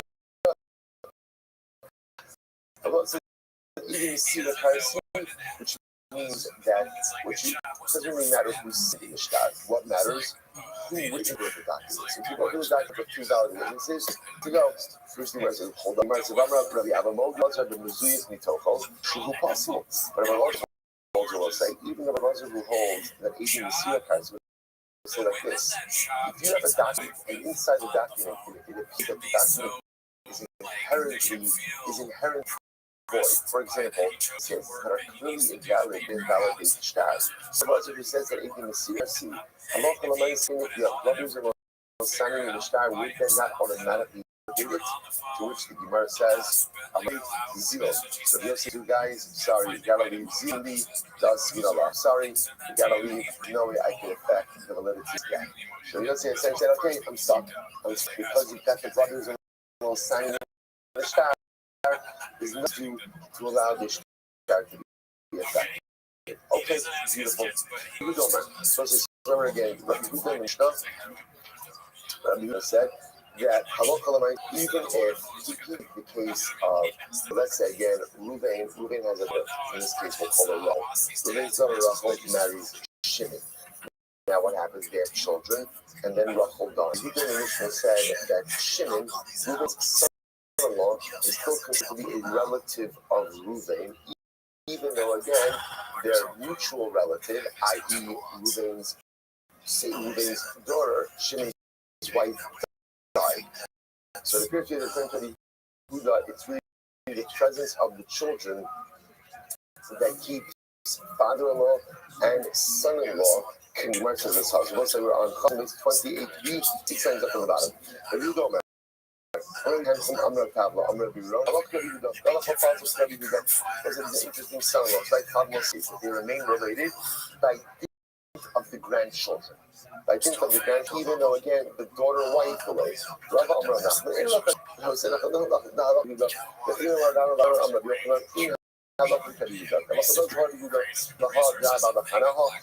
Someone had appended the statement of to the following scenario.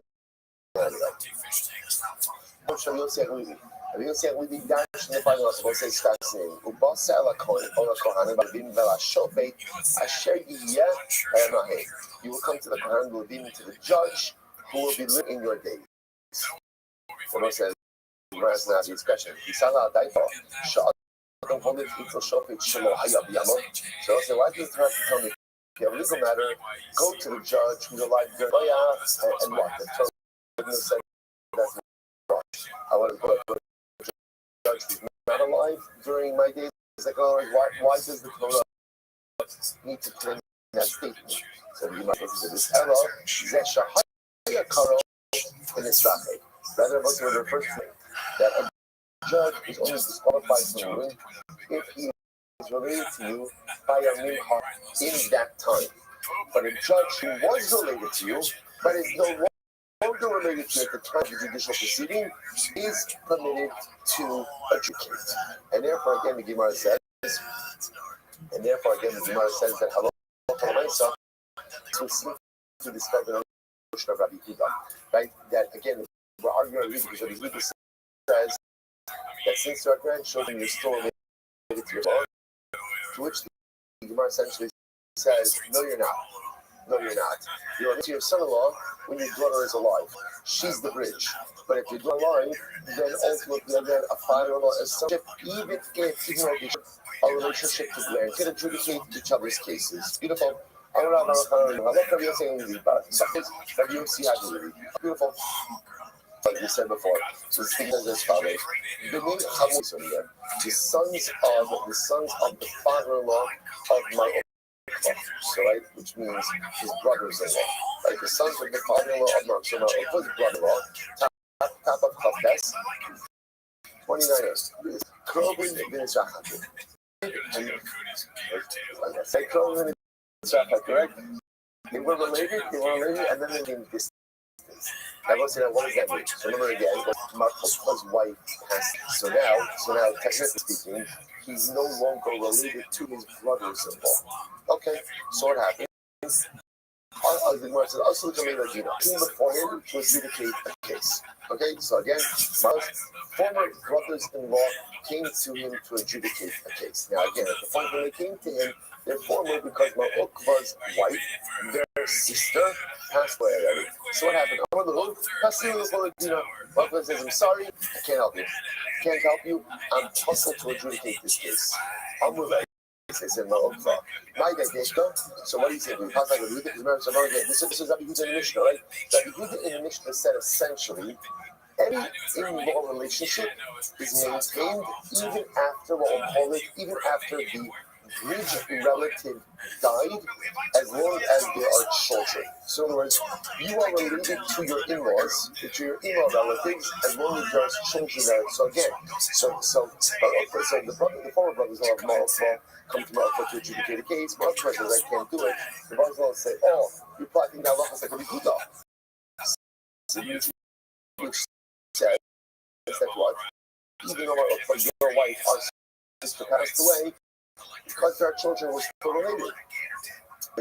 Yet the brothers will say, Anan, my sinan igarta me anima araba. So they say, you brought a letter with us from Eretz Yisrael that the halacha doesn't follow Rabbi Yehuda. Namely, the halacha is that once what we call the bridge relative dies, there is no longer a legal relationship. There's very much we're not related anymore. Like your wife after died, we're not related anymore, and therefore again can adjudicate our case. Amr Lahu, Atu B'Kava Tekira Bakna B'Tzisrit. Rabbi Yehuda says, no, I know we're not related. Like, in other words, that what do you think? That literally translated, you think that I am stuck to you like wax is to a surface. Like, what Yehuda was saying is, in other words, that's, I guess, it's an expression. And so, in other words, I know not technically related. That's not something I can introduce. I'm not saying that I can't adjudicate the case legally, or rather, I'm going to do it why. So I think family history, right? So again, so my Okma says next being legally related. I know the halacha does follow Rabbi Yehuda, but again, we're not legally related. Now that the bridge also know you guys well, others will say also point out something very interesting. They traveled from Eretz Yisrael to Babel, which is interesting, right? Brought a letter from Eretz Yisrael to, I don't know, but they didn't know. They're at Banim and Eretz Yisrael. So it was like, we both know what's going on over here, right? You want me to give you a good ruling, but if you don't want to tell you, you're also not going to listen. So it says, therefore, I would just not listen. I mean, it's interesting because you sometimes place these characters in the Gemara. You saw the story, what was it, on Sunday with Reish Lakish to chastise the Rabbanim up to people who were violating Shemitah. And then, like, you see other stories where the right approach is not to get involved in certain things, right? I know enough to know when not to get involved with something because it's not going to end well. So there's interesting dialectic between sometimes the obligation to get involved stays off a negative versus other times knowing the outcome is going to be negative and therefore I choose not to involve myself in order not to create any unnecessary difficulty. Very interesting. Okay, so let's say, so now the last part of the Mishnah is going to get really exciting. So that part of the Mishnah was all been exciting. We spoke about the idea that the Olay and the Sonay were prohibited to go ahead and give Avis, right? Other than a Sonay, right? The person, right? So we'll call close friends and enemies. Okay, listen to this. So the Gemara says as follows. So Olev Zesh Shoshvina. So remember, in the Mishnah said, what's an Olev? I'm on Test Amud Aleph 29A, but with short lines on top. So what is an Olev? A close friend. Zeh Shoshvina. This is like literally a Shoshvina, let's say, is like a groomsman. This is someone who goes ahead and during the Chazanah brings food, brings drink. So this is like a close friend. So it's like the Kama. So how long does that status go on for? In other words, so now we're saying this person is disqualified from giving Eidos. So now, how will status extend for? Is that forever, right? Somebody was your groomsman, so that's forever for the rest of your life. They can't get either. Obviously, there's a window. So the Kama. 7 days. So if somebody was Shoshin, somebody was your coat, and they were bringing food and drink during your fast. For the duration of Shabbat brachas, they're your close friends, and they can't make any testimony or activity or against you during the period. So let's say this. The Rabbanan name of brachas said, no. only from the day of the wedding. On the day of the wedding, the friend, afterwards, again, they never have the status of above, all right, only, and therefore they're permitted to give testimony. They will say, it's such a, so again, that's the halacha. Now, again, we don't pass this, we don't pass that these individuals are fascinated. But it is fascinating the way Chazal define the word oath. What's the definition of best friend? Someone who feels close to you for 7 days. Like, what's the definition? Ultimately, again, according to the first opinion. Second opinion, is only the day that he through the wedding. Plus, I think there's a tremendous profundity in this, which is human relationships are critical. And at the end of the day, an oath. Now, oath is a pretty strong word. And oath is a person who you love, like who loves you. So it's like love changes. And sometimes love changes pretty quickly. And sometimes one of the most shocking things in human relationships is the speed and pace in which relationships can take such a dramatic turn. And I think human nature is such that even people who we very much appreciate today, we don't appreciate tomorrow. Because people often operate with the premise of, what have you done for me lately? Like, often we have short-term memory in terms of relationships. And relationships are often built on, what have you given me or what have you done for me today? Again, and it's something we have to be so acutely aware of, because if you've ever been on the receiving end of that, someone who perhaps you've done a lot for, and then something doesn't go exactly the way that person wants, and they get all upset. It's sometimes a little bit shocking. Like, what about all the relationships? What about all of the stuff beforehand? That's how the built us, right? It's just work on it. You have to overcome that. But interesting, even the word ohave. What does ohave mean? You said the chasana, your best. What's going to be tomorrow? Tomorrow's a new relationship phase. And the relationship phase allows to change everything is reset. Sometimes the expectation of a relationship. I don't mean relationships like that. I mean just like friendship. Sometimes it's not there. And it's important to understand again. If you look, I would have thought, what's the definition of an ohave? Someone who Chazal calling an ohave? I don't know. I would have thought an ohave. I don't know. A childhood friend. Someone who's been like your friend for 5 years. Definition of ohave? Someone who brought you food and a bottle of sugar, right? And how long ohave for? That's day. Not day. Do not expect anything the next day. Okay, maybe it'll go to Sheva brachas. It'll go to Sheva brachas. Let's say sometimes one of the most difficult things to accept in life is that people are fickle. They don't relationship historical perspective and are only focused on what has been done for me lately. Sometimes we're going to say one of the most beautiful things in life is do not go to be your close friends.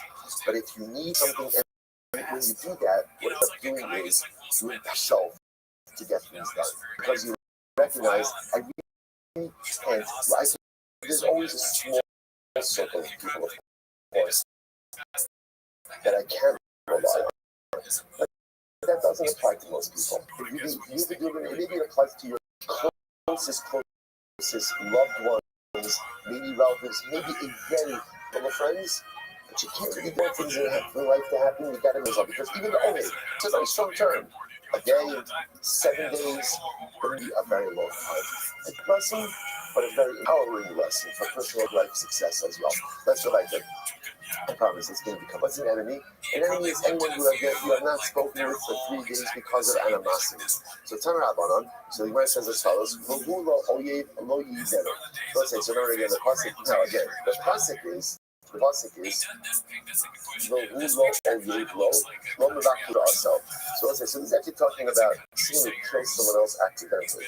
Or you want to do a testimony. Somebody saw you. Halacha is if you kill someone accidentally, you go to Galus. But again, if there was a negative relationship history over there, then again, the Torah is a little bit suspect whether or not it's actually an accident. So it says, so the Gemara, if he's not an enemy, if someone's not your enemy, he can testify on your behalf. So you can handle, and again, someone who doesn't want anything bad to happen to you, he can testify on your behalf. console. So let's say, so now I understand that an enemy, someone who's my enemy, which most I, when I want to mean enemy, someone who doesn't, the definition of an enemy is someone who wants something bad to happen to me. That's the definition of an enemy. So again, the Mishnah is giving a more defined definition. Someone who's so angry at me that they would not speak with me for 3 days. Definition of an enemy. So we might someone that, oh wait, so Noah, from where do you know that someone who you love, right? A person is not permitted to testimony as well. So they call you saying happy. The hula, oh yeah, oh hey, so you need that. Anyway, okay, so like a little plan. The hula, oh yeah, that's the pasuk. And it also sounds like the hula. It also not back to Israel. So also doesn't want that to happen to me. Someone doesn't want things to happen to me. You think that so come on. You think, oh, it's not the pasuk said. The pasuk is only talking about the enemy. The pasuk's not talking about his close friend. Allah svara. Rather, where it says it's a svara. Oh yeah, my enemy should remember daike. Oh yeah, I'm going to carve a daike. So remember, friends and enemies are 2 sides of the same coin. Like my enemy can't testify against me. Why? Because again, he's estranged from me. And therefore, because he's estranged, he may have a negative perception. My good friend, my close friend, is someone who's very close. Because he's close to me, he's also be skewed in what it is saying. So let's say, isn't this fact that Ohel and are the traits of the same coin, which again, dynamic in human relationships. That the Ohel of today could become the Oivin of tomorrow. But conversely, also the Oivin of today can also become the Ohavin tomorrow.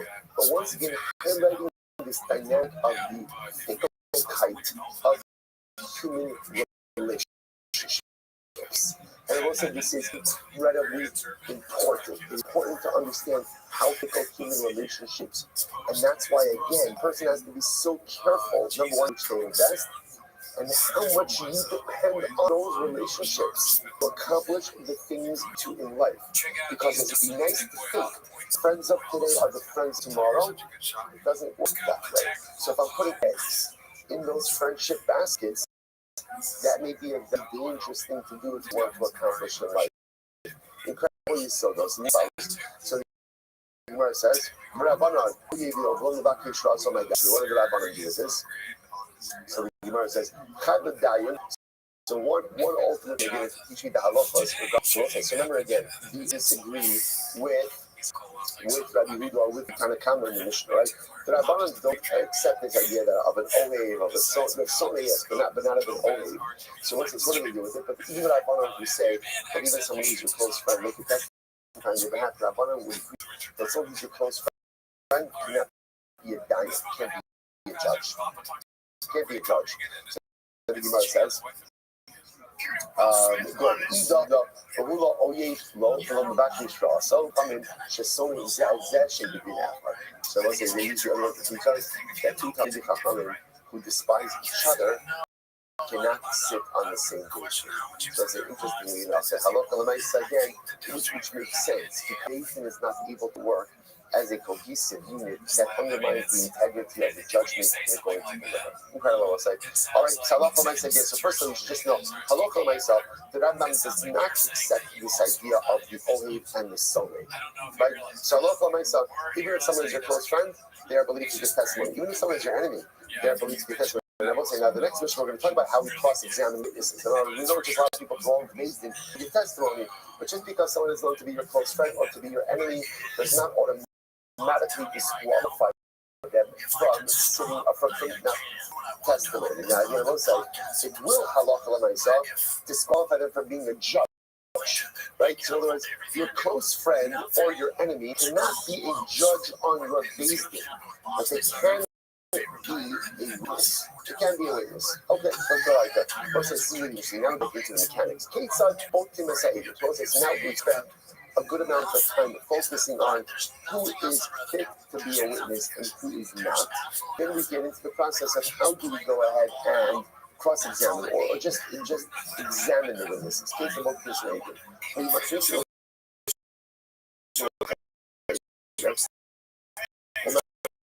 So first thing we do is we bring them into a room and we, okay, how we intimidate them, we shall see. We'll see in this called Lushanas Shabbat. And what do? We take it out of the room. Get everybody out of the room. We were senior or greater of the two witnesses. And we leave alone in the room. Like a witness entire edition. Go low. We say to him, tell me. We'll call him right. Tell me. Number one, how do you know? Let's say the case in front of Basin was that Reuven owed Shimon $1,000. Right? Reuven, that's the claim. Reuven says he doesn't Shimon, support Shimon that Reuven owes him $1,000. So we isolate the greater of the two witnesses. Again, not just Guggle, we just mean the one of the one who's bigger in stature.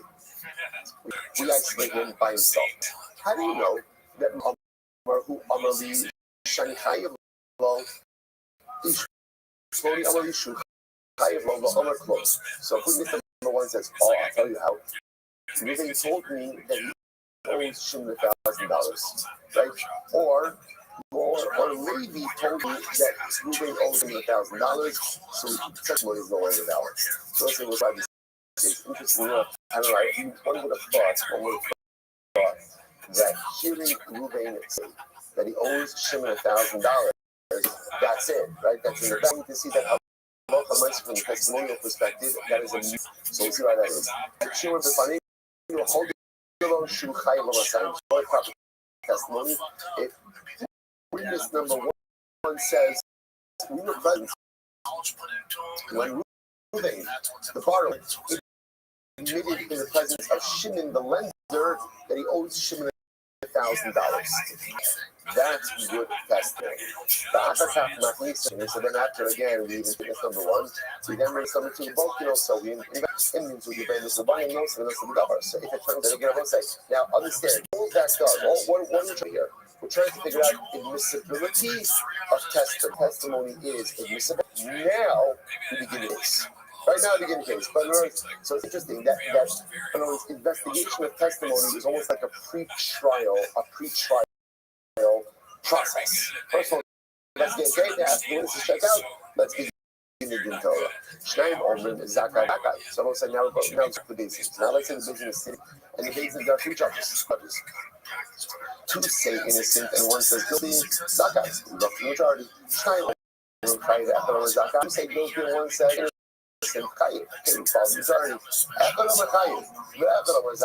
What if one says innocent? One says innocent. Or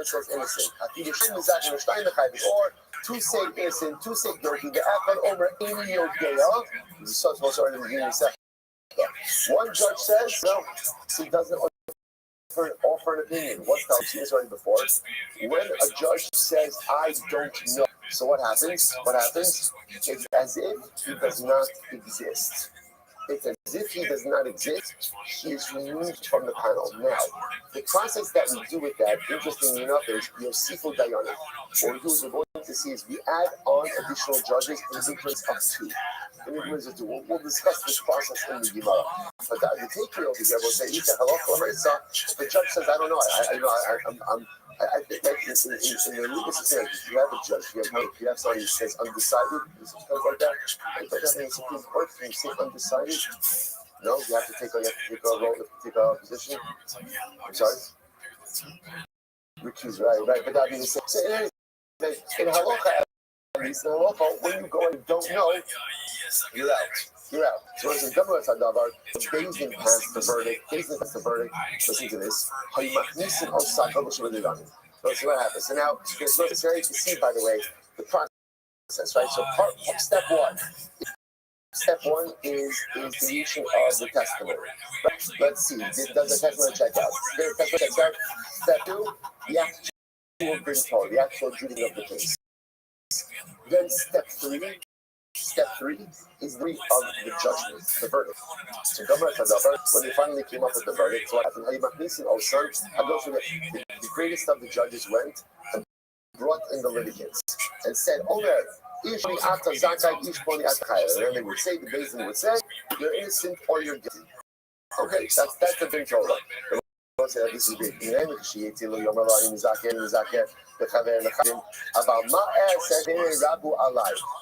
is great. Now, Mishnah says, but when the case is over, the judges, right, those judges have this all the time in organizational work. Right? Then what happens? There's a group decision, and then what happens? One of the members of the group goes over to somebody who's reversing the attack. Oh, you know what? I'll let you know. I really sided with you. I really sided with you. But what can I do? The majority is the majority. The Mishnah says, Dayanim are not allowed to do that. They have to operate as a cohesive group. And even if somebody was in the minority, was a descending in, once the system delivers an opinion, they cannot go over to the system. Just want to let you know, Ruben, I was rooting for you, right? I really think you're correct. But what should I do? The other Dayanim just didn't agree. You can't do that. Alzen Emar, Holik Rachel Megalas, or Mosilic Rachel Ba'anacha. So we're going to see this is one of the prohibitions, which is Lashon Hara, or a form of Lashon Hara. So you see from here that Allah Kalamaisa again, so kind of divulging information that you be divulging, again, it's a form of Lashon Hara. So Allah Kalamaisa, once the judges go ahead and, which I want to say about it is also a profound idea of dynamics. That dynamics are going to work. You have to become part of it, even if your opinion is not executed. Otherwise, again, it doesn't really work. Fascinating. So I analyze that more. Hegi Dami. So about the Hegi Dami, the Mishnah was go ahead and when the witnesses come, we intimidate them. How do we intimidate with that? Let's see, it's so great. I used to think this intimidation was awesome. So apparently it's encouraged, right? So how do you go ahead and intimidate the witnesses? Now, when we say intimidation, obviously, what are we trying to do over here? We're trying to show that giving testimony is incredibly important. And take seriously what you're doing. So intimidate doesn't mean we're trying to get them to say one thing or the other. The only thing we want out of them is the truth. So how do we intimidate them, so to speak? So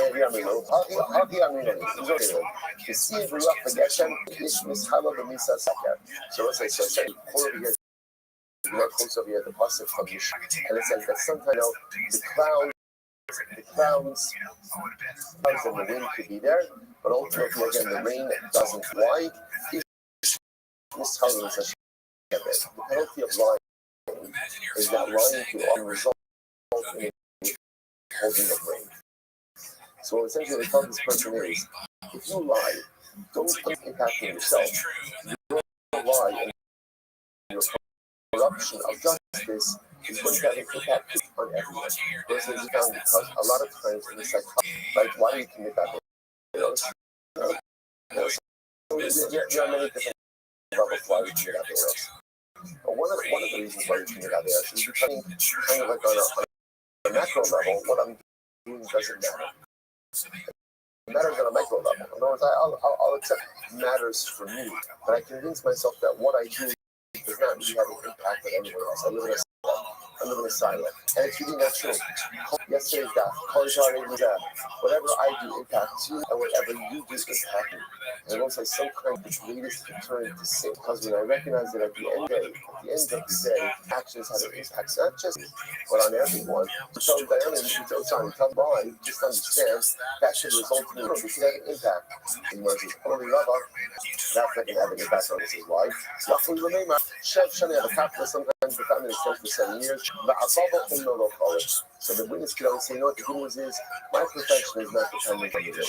Guys, I'll be all right. Even if it doesn't rain, it's not going to impact you. That's what Rabbi is saying is, the piece of this is care about anyone other than themselves. So care about other people, that might be a good argument. If they only care about themselves, even though it's hopefully going to be a motivation to get them to tell the truth. Rabbi, what you say? We say to them, not parts, the Khaled, the Khun, each owner, each shepherd. So let's say, another part says, and this part talks about again, that there be swords and spears and terrible happen. Somebody will testify falsely. However, actually, the English for Shani no Shako. The witnesses could always respond, you know what, if there are 7 years of terrible plague, a person never dies earlier than they're supposed to, which means, again, these are theologically astute witnesses. And they can say that, you know what, I got it, I hear what you're saying. A person never leaves this world of who wants to leave this world. your truck. Aminu Sadi Shakri, our guy, listen to this. So Rashi says, here's what you say to the witnesses. People who lie, false witnesses, even people who hire them, don't respect them. Don't respect them. It says,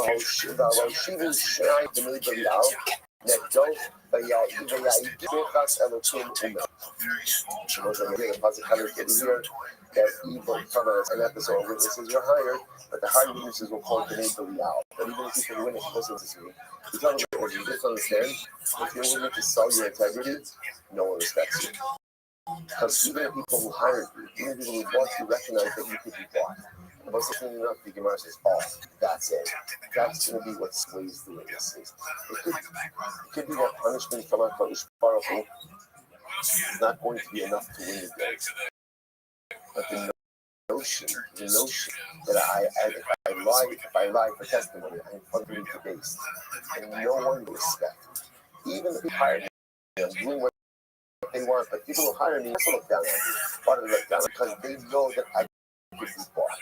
So once I mention that I have zero integrity and no one respects, that's how we will deal with it. It's incredible. Incredible. Remember,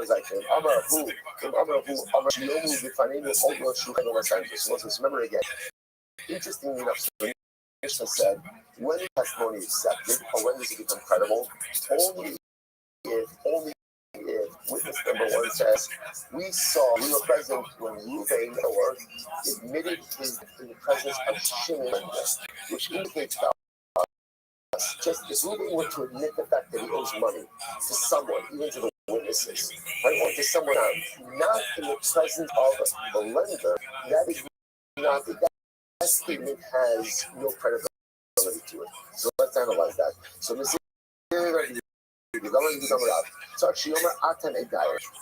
borrower is making owes money to a lender,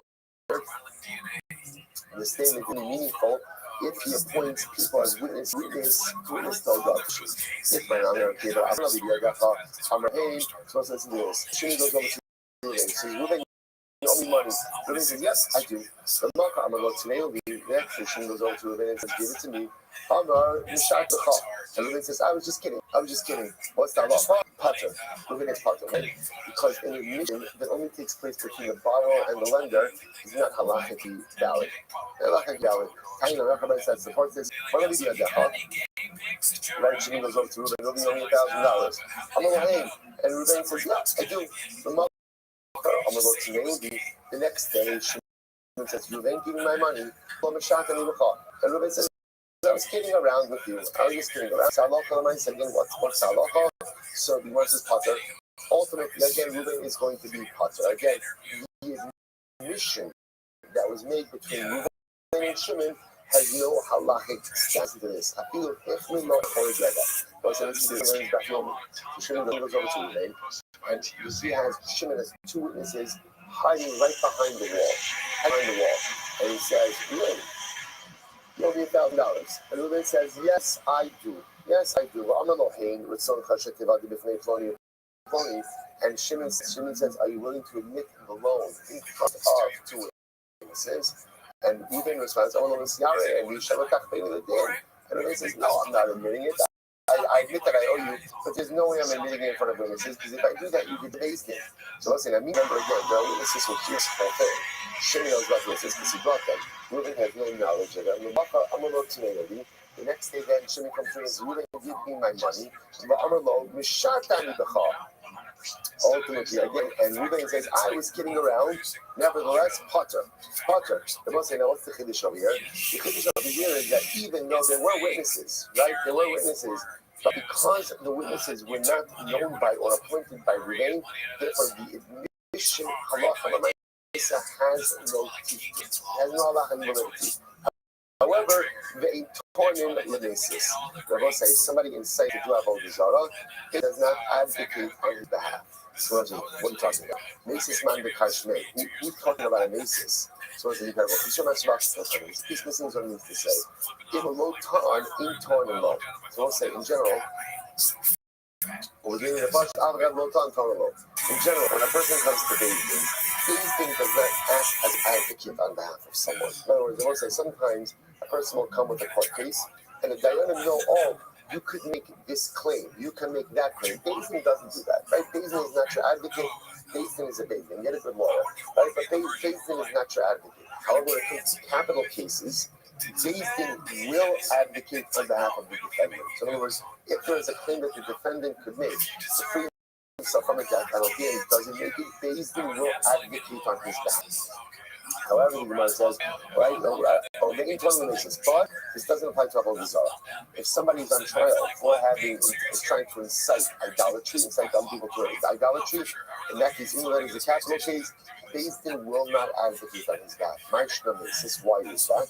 Around Chabachanim, and may appear came to the Shiva Abba, Shmieli, Shiny Mises, Dachmana Amar, Lo Sachmo, Lo Sakasa.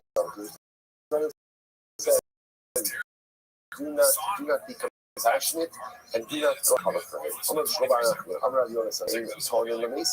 How do we know? We do not have sights of all desires to do this. We learn it ultimately again from the snake. The snake in Mauritius. The snake could have advanced many different claims in order to save himself from punishment, and it didn't do so. And therefore, and the Rebbe you see did not advocate on behalf of the snake, even though it could have. Why? Because the snake was inciting rebellion against Hashem. He was inciting rebellion against Hashem. My hobby the snake was said, snake would have said, what are you getting angry at me? Chava should have known better. You're right. The snake was telling you one thing. You had this was telling you something different. When the Rabbi tells you one thing and the student tells you which should you listen to? The Rabbi. Put it on me, don't put it on me, says the snake, or the snake could have said, put it on Chava. Remember this? So from here you see that as much as Beis Din will go ahead and advocate on someone in capital cases, when it comes to Avodah Zarah, if someone is Zarah, Beis Din does not advocate on that person. Where do you learn that from? From the snake. If there's a snake, the snake inciting Chava to sin is a form of Avodah Zarah, and rebellion against God, and a command who did not advocate on behalf of the snake, even though there was advocacy to be done. Pretty much in Korea. How do you know that in general? When you add on to mitzvah, you end up subtracting Shne'emar, Amar Elokim Lo Sochu Mimeno V'Lo Sigu Bo. Chava, when she responds to it, says, Hashem told us not to eat from the tree and not to touch it. Now, God never told them not to touch it. You can touch the tree. But the fact that Chava ended up adding on the trap. From here, I'm not saying that's called. I show you this. So it's about the Mishkan, right? By the articles, I'm not saying if you take off the olive, take off the olive, so what could happen? Or again, reposition the outfit becomes must 200. Buy curtains, Ashtei things 11. Go ahead and take off or remove the it becomes Shtei 12. So let's say, so what do we see from here?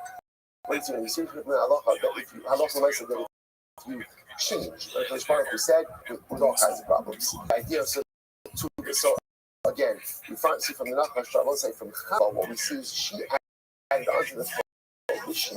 So because she added to the bone, she ended up detracting from it. Don't tamper with HaKadosh Baruch who tells us to do it, how to do it. Outlines a system for it. There's a place for rabbinic safeguards. Absolutely. Therefore, how and when those are implemented, because sometimes when you begin to get the system, you figure out more, and it actually comes to lead you to subtract from the system. I have to turn the page. Furthermore, again, when it's relieved, when Reuben says, I just kidding, right? Remember again, shaking over to Reuben. He said, Reuben, Reuben says, yeah, I do. Then the next statement comes to collect, and Reuben says, I was just, right? Reuben says, I was just kidding. So the Gemara says, he's Parker. Where is he, Parker? When Imam says, I was just kidding. Days. But if he said, no, this, I never borrowed money from you, so they'll say, so now he's literally doing it. Yesterday he said, oh, right, today he's saying, I don't owe you money, then he's a liar. If he said, yesterday I owe you money, and then today she comes to collect, and Reuben said, I was just kidding with you, that's fine. That's fine. We could justify that. But if you say, oh, money, so Papa is like, so Papa says something like, he says, no, even if Ruben said, hey, I don't know anything, that's okay. He's not a liar. Why is he not a liar? Sometimes people will forget stuff. And it's possible that Ruben said yesterday that he owed Shimon money, so also that maybe he forgot, and then he's not really actually forgot about what he said. So also for today, tomorrow, tremendous. Shkoya. Point out, we did a block of this on the page. So we're right on target. We will catch up in no time. Shkoya, everyone. All right, Joe, it's like everyone's more forgiving audience than the live audience. Thank you for your understanding. Well, we'll get there. Have a great day, everyone. Big tournament coming up this Friday, Saturday. Technically our first draft of the whole tournament. Looking forward to deep into the weekend. Ball down. Can't yet pop flies. Even though no hitter. My kids drop pop flies.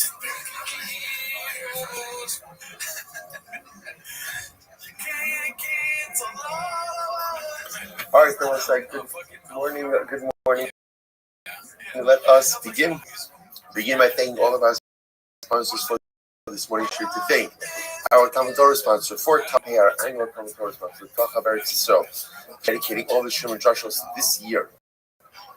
And there's a chus for Soros Talos for all the Yisrael Talmud sponsors for the month of Teves Havalim Kalmu Mishpacha for dedicating Sherman this memory of Amit Ben Levi, the brother of Itai Levi, who was killed fighting in Gaza on the first night of Hanukkah. We hope that his neshama, together with his precious soldiers, Rabbi Kedushas Hashem Ha'amrat, will have a tremendous aliyah and may Hashem their families in Nechama.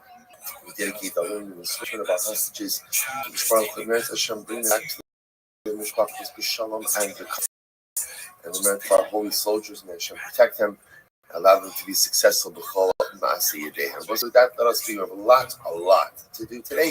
Today's Daf Test 29. We are picking up on Chav Ches Amud Beis 20b, and we are picking up in Mershav. Let's just pick up 2 lines from before the line get wide. Yes, that far up. So, but again, we will make it. So the Gemara says, so I actually started this piece yesterday. Amar Rabbi Rakana made a Ishtarusa. The person is permitted to give testimony for his wife who is an Arab. In other words, he has only Reuben's marrying Rachel, but the only reason they haven't done the initial part of marriage, but they're not yet living together as husband and wife. So the Halacha is that Rabbi Reuben is going to be going to testimony on behalf for or against, translate for or against his wife. Rabbi. It's supposed to be first by life. Well, it's only true in order to extract money from her. In other words, because no interest. But again, the fact that she should acquire money, that is just why. Why is he interested?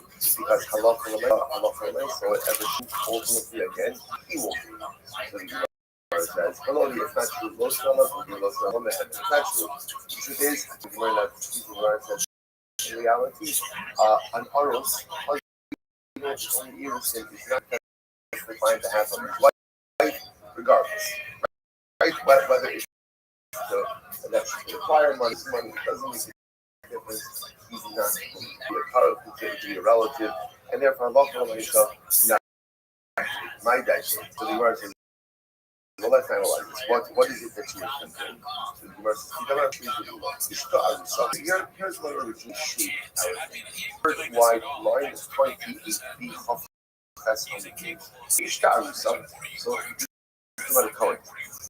Alright, this time, this also pointing out. Management, Reuben is married to Rachel. The only good heirs. Let's remember again, how do you affect Erusin?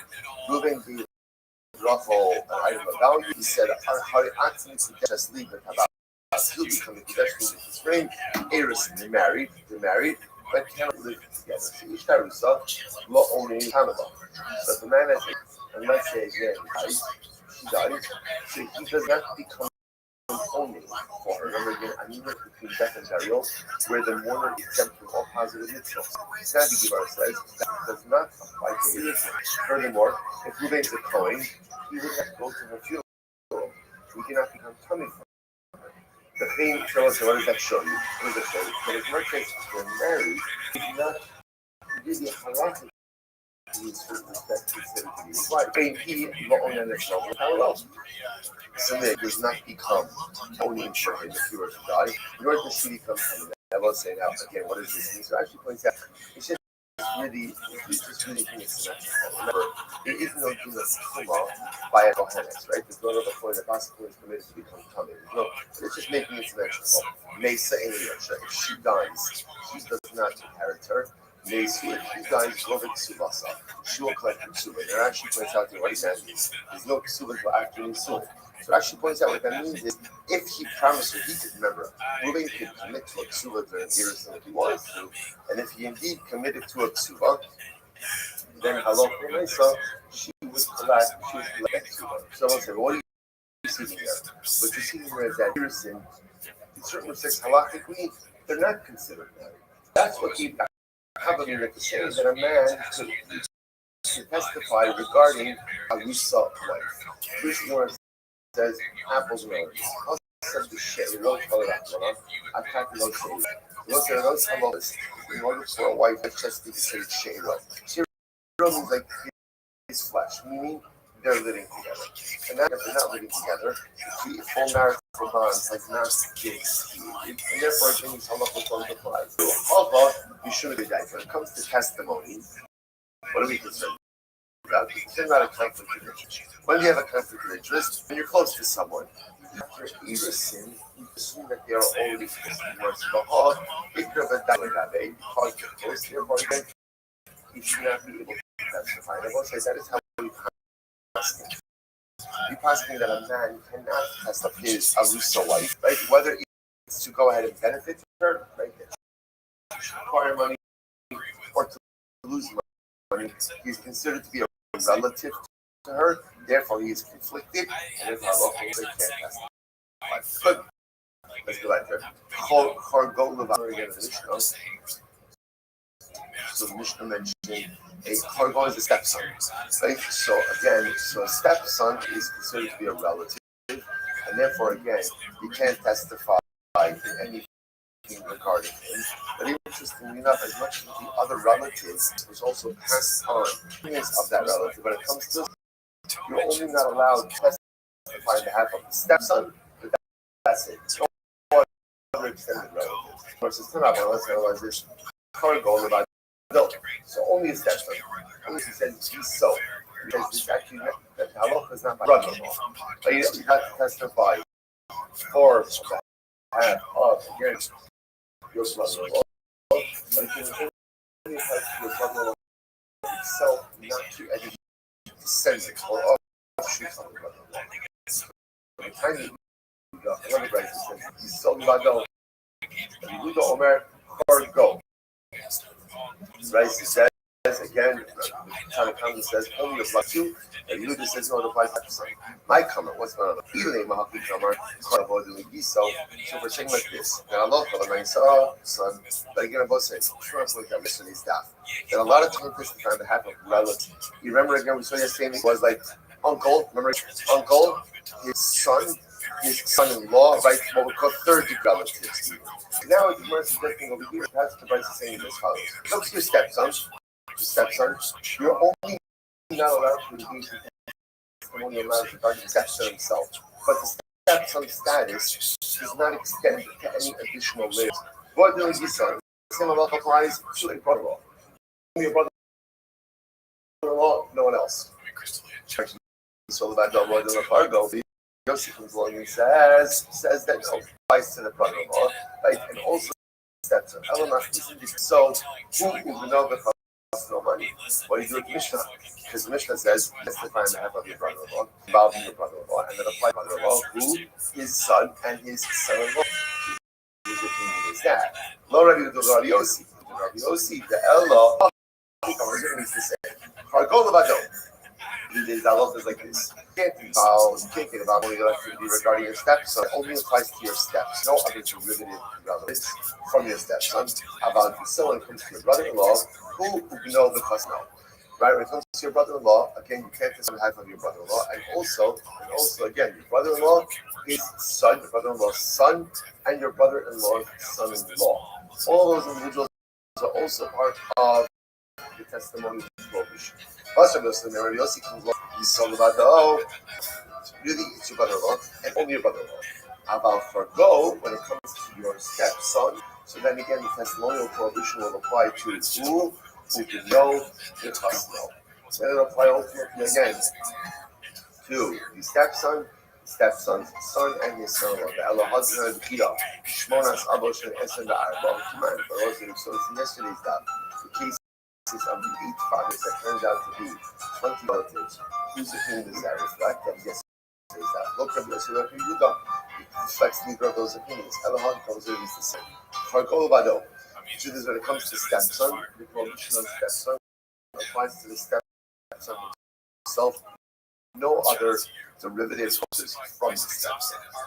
So when it comes to your brother-in-law, who would know the first no? It applies to your brother-in-law, like the brother-in-law himself, his son, and his son-in-law. Rabbi Yossi comes along and says, "Yisol levado, the kol shekin fargo." Rabbi Yossi essentially does. Rabbi Yossi agrees when it's the stepson, but he says that the brother-in-law is treated like a stepson. For Allah, Quran said, both of them are considered. But again, testimony, but none of the derivatives. And the price reflects the view. Okay. Says Rabbi Yehuda Shmuel, halacha Rabbi Yossi.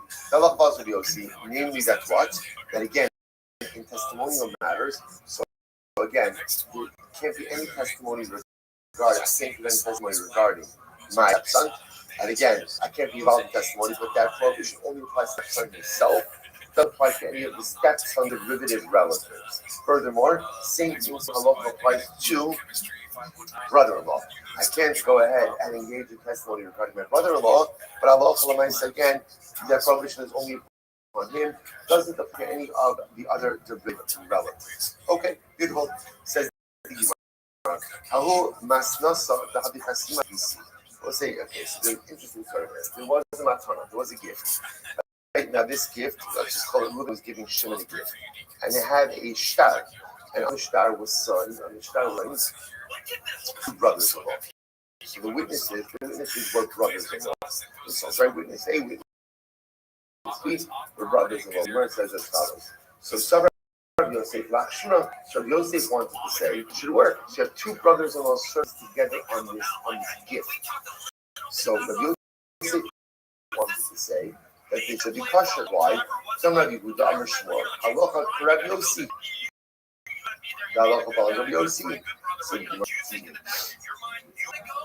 Good. Amar Le Abaye said, "Night, Rabbi Yosef." How do you know it's Rabbi Yosef of our Mishnah? So the verse says as follows. So how do you know that it's Rabbi Yosef of our Mishnah that ultimately holds that it's kosher? Maybe Dilma Rabbi Yosef the rice of the pastel because so maybe it's Rabbi Yosef. Full service. Coffee refill. Just face. So the verse says as follows. Maybe it's Rabbi Yosef of the rice who ultimately hassles by the brother. How do you know what Rabbi Yossi is? So the Rabbi Shmuel, he goes to Pinchas, the Havina B'Gisi. So now because Shmuel said, Shmuel is referring to himself, and Pinchas. Shmuel is Havina Ahi are brothers and brothers-in-law. So how can you ever have a case of brothers who are also brothers-in-law? It's a case of two brothers who marry two sisters. So they're brothers, but they're also brothers-in-law. So again, about like Shmuel said the halacha l'maisa, my brother Pinchas and I were to sign a document together. Halacha l'maisa again would be kosher. So I'm sorry, it would be possible because we are brothers and brothers-in-law. About Yisi Ba'am Shakir, but brothers. So Shmuel was saying the only reason why Pinchas and I signed on a document together because brothers. But you can infer from that if it was just because we were brothers in law should be permitted. The deal might be going Anna Pinchas Mishum Diviso Kama. Maybe not.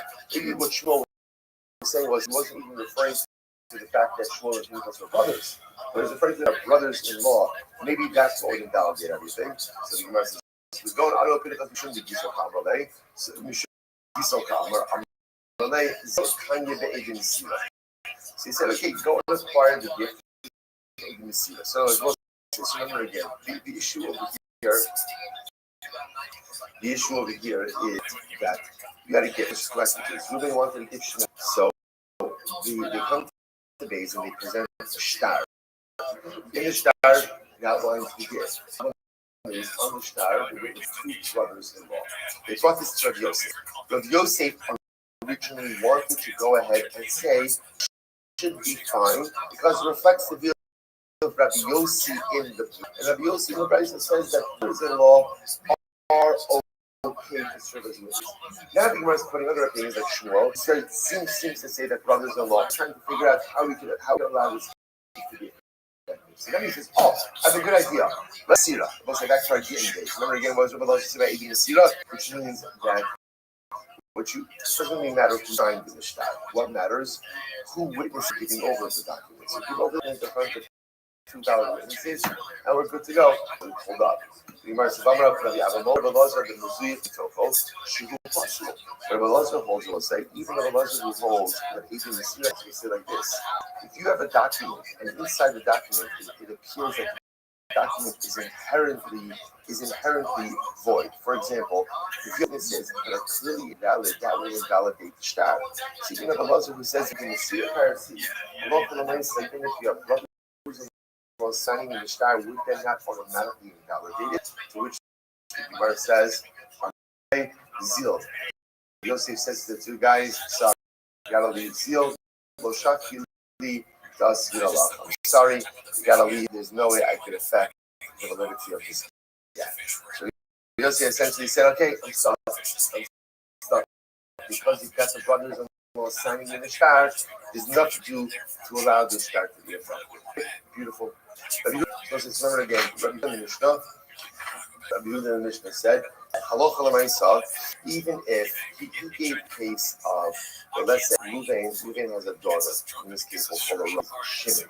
Now what happens? They have children, and then Rothschild dies. So Rabbi Yehuda in the Mishnah said that Shimon, Reuven's son-in-law, is still considered to be a relative of Reuven, even though again they're mutual relative, i.e.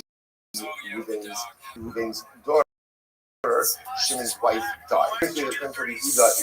The presence of the children that he and son-in-law connected. So the Gemara says, once they were on top person is 28 6 times up and down.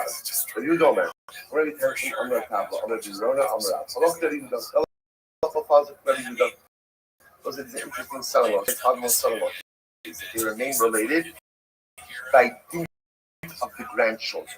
By dint of the grandchildren, even the daughter, wife, has passed.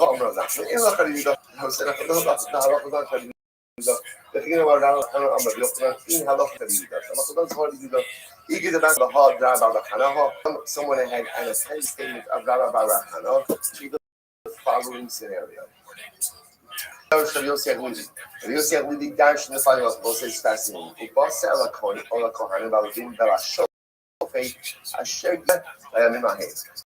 You will come to the Kohen, you will be to the judge who will be living in your gates. So I say, why does it have to tell me if you have a legal matter, go to the judge who will live during your days, and what? The Torah wouldn't have said that. I would have gone to a judge who's not alive during my days. Like, why does the Torah need to put in that statement? So the Gemara says, listen to this. Ella, Zeshahaya Karov, Finisrafi. Rather, what it refers to is the following: that a judge is only disqualified from you if he is related to you by a min hahem in that time.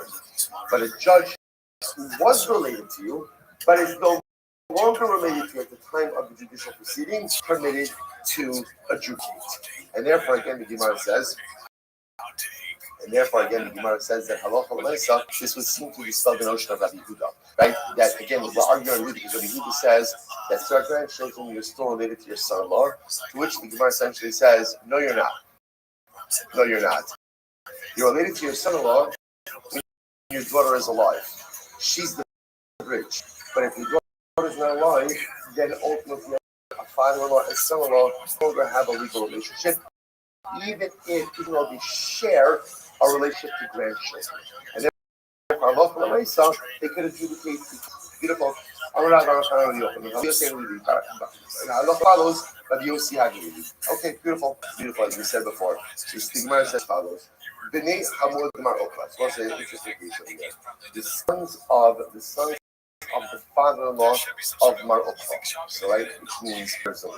Right, the sons of the father-in-law of Mar Okla, the brothers-in-law. Kaf of Kafes, 29. Krovin Vizah. They were related and. Sorry. Right, Krovin is right. They were related, and then they became Christians.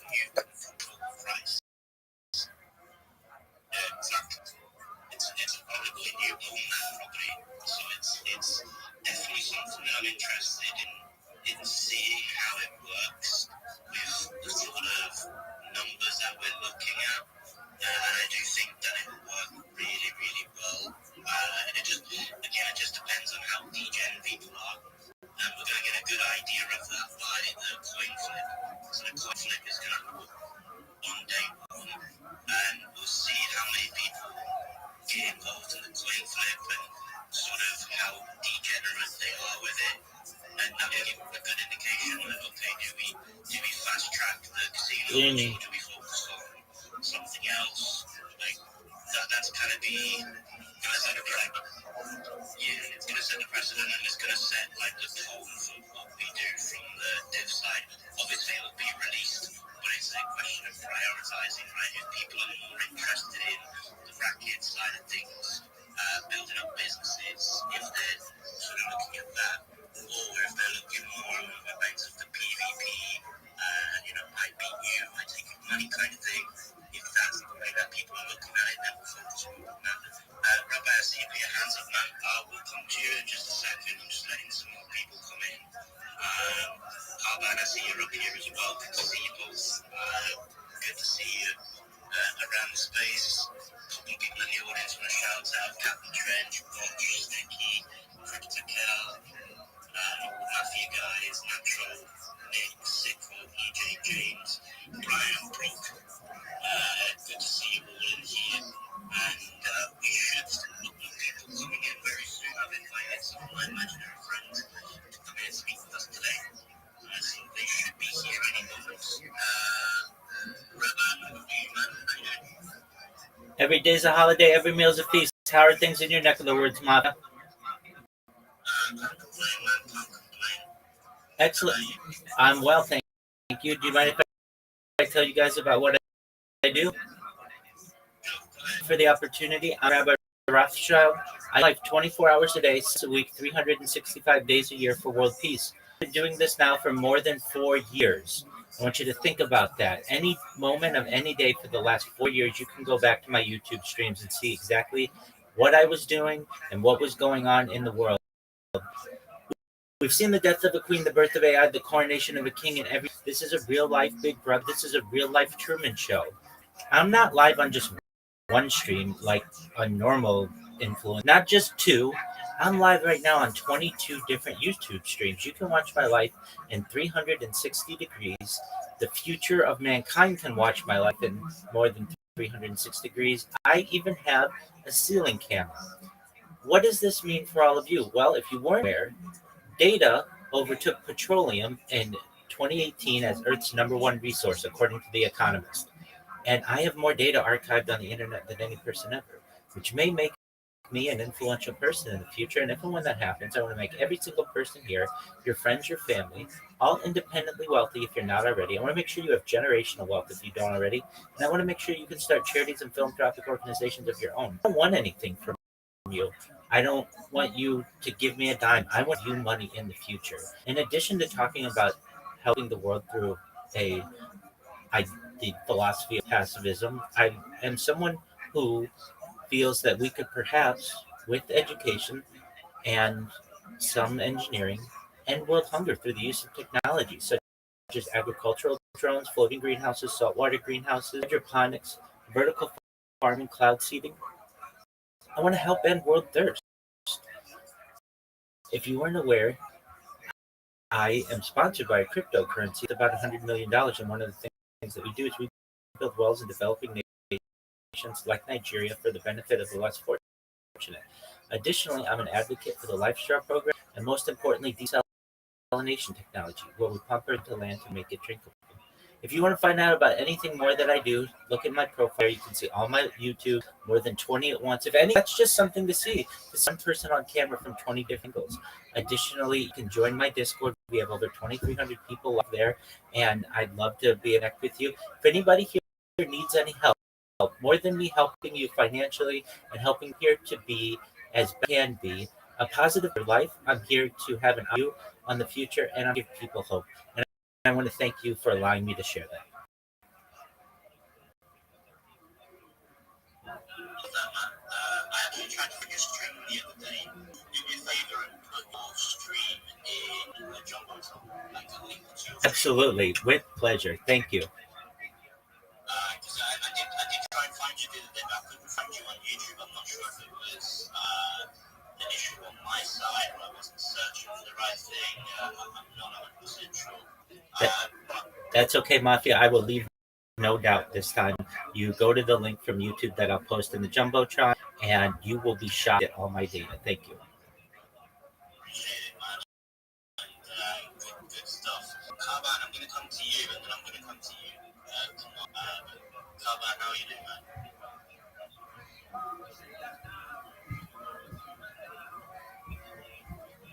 Carbine? Okay, I guess he's not here. Kaz, how you doing, man? I didn't send you the invites. I thought you might be sick of the spaces. Are you alright?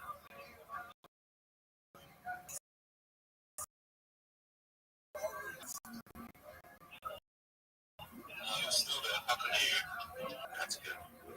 Okay.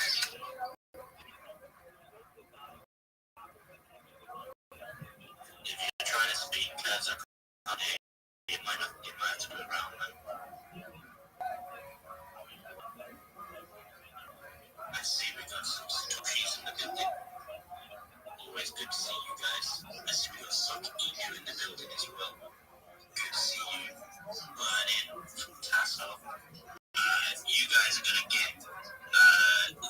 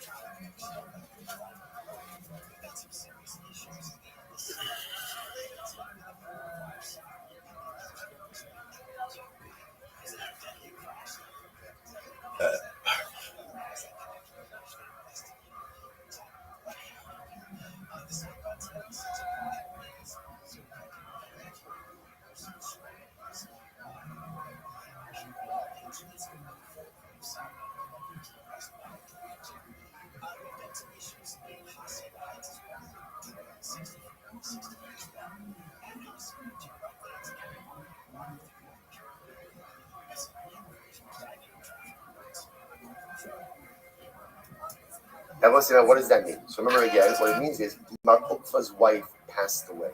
So now, technically speaking, he's no longer related to his brothers-in-law. Okay, happens. As the Gemara says, so they came before him to adjudicate a case. Okay, so again, Mar Ukva's former brothers-in-law came to him to adjudicate the case. Now again, at the point when they came to him, they're former because Mar Ukva's wife, their sister, passed away already. So what happened? Ukva says, I'm sorry, I can't help you. Can't help you. I'm adjudicating this case. They said, my dad, Yehuda. So what do you think? Because like a Yehuda, so again, this is Rabbi Yehuda in the Mishnah. Rabbi Yehuda in the Mishnah said essentially, any relationship is maintained even after what we'll call it, even after the bridge relative died, as long as culture. So in other words, you are related to your in-laws, to your in-law relatives, as long as you are sisters. So again, so the former brothers-in-law of Marukva come to adjudicate a case. Marukva says, I can't do it. The brothers-in-law say, oh, Allah says that what? Even though Marukva, your wife, our sister, passed away, my son Igarta me Amima Araba. So they said, we follow with us from Eretz Yisrael that says the halacha doesn't follow Rabbi Yehuda. Namely, the halacha is that once what we'll call the bridge relative dies, there is no longer legal relationship. So essentially, they're talking about Ukva, we're not right. Your wife, our sister, we're not related anymore, and then you can adjudicate our case. Amar lahu atu bekaba dekira idakna behu. This is great.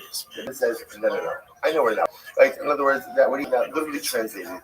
Do you think that I am stuck to you like wax is to a surface? So what he was saying is, I'm not. In other words, that's I guess the same expression. Right? So in other words, I know that we are not technically related. That's not the reason I can't adjudicate your case. So I'm not saying that I can't adjudicate legally, but rather I'm saying I'm not going to do it. Why? You're not going to listen to my psak. So apparently there was some family history over here, right? So in other words, so again, so my this has nothing to do with us being legally related. I got it. I know the halacha does not follow Rabbi Yehuda, and therefore I'm legally related. Now that bridge relative died, but I also know you guys well, and I know, by the way, what's very interesting. They traveled from Eretz Yisrael to Babel, which is interesting, right? They letter from Eretz Yisrael to Babel. There are buckets in Eretz Yisrael, I had Banim in Eretz Yisrael. So my Ukva is like, we both know what's going on over here, right? You want me to give you a good meeting, but if you don't like what I'm going to tell you, you also not going to listen. So therefore, I'd rather just not get involved.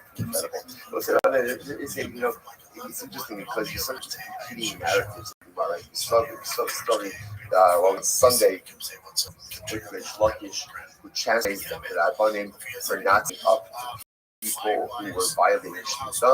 And there's other stories where the right approach is not involved in certain things. Right? Mar Ukva is saying, I know enough. I know when not to get involved with something because it's going to end well. Interesting dialectic. Sometimes the obligation to get into the state off a negative outcome, versus other times knowing the outcome is going to be negative, and therefore I choose not to involve in order not to create any difficulty. Very interesting. Okay, so we'll say, so now the last part of this is going to get really exciting. So the last part of the Mishnah was all exciting. Last part of the Mishnah, Sonei, we're prohibited and give Avis. Sonei, right? The person we'll call close friends and enemies. Okay, let's listen to this. So Ohev is Shoshir. So remember, the Mishnah said, what's an Ohev? I'm on Chavtes Amud Aleph 29a, the last of the short lines on top. So what does it mean, Ohev? A close friend? Zeh Shoshvino. This is like literally a Shoshvino, we'll say, it's like a groomsman who goes ahead and during the Chasana brings food, brings drink. So this is like a close friend. So it's like the camel. So how long does that status go on for?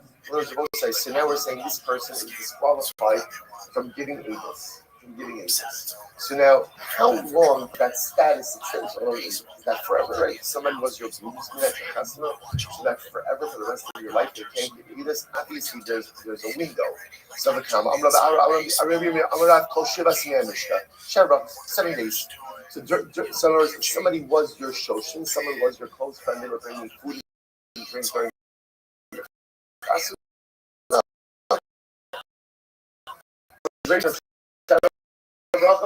They consider Ohavo your close friend, and they cannot engage or against you during that period of time. Rabbi Amar, so I'll say, listen to this. The Rabbi says, no. We only from the day of the wedding. On the day of the wedding, afterwards, again, they no longer have the status of Ohavo, all right, Ohev, and therefore they're permitted to give. Let's say, so again, that's the halacha. Now again, we don't pass in this week. We don't pass in these individuals. Let's say, but fascinating. So we found define the word oath. What's the definition of a best friend? Someone who feels close to things. Right? Well, what's the definition of you again? According to the second opinion, oath is only day that he brings you to his love. Plus, I think there's a tremendous profundity to this, which is human relationships are incredibly difficult. And they an oath. Now, oath is a pretty strong word. There he is. One is the person who you love, like who loves you. So I say love changes, and sometimes love changes. All right. Can you hear me, big man?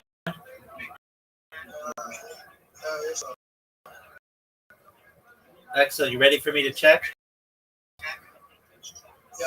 I sent you the new link with something. I'm not sure about like something. Okay, we'll see.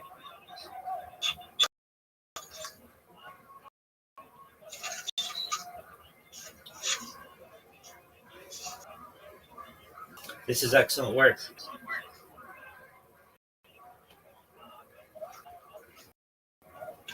Really, really good. Oh, I love it, man.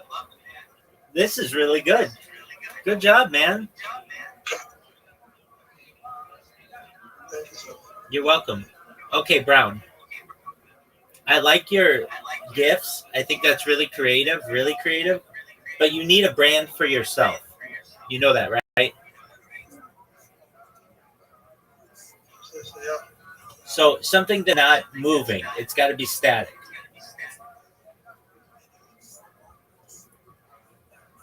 Does that make sense?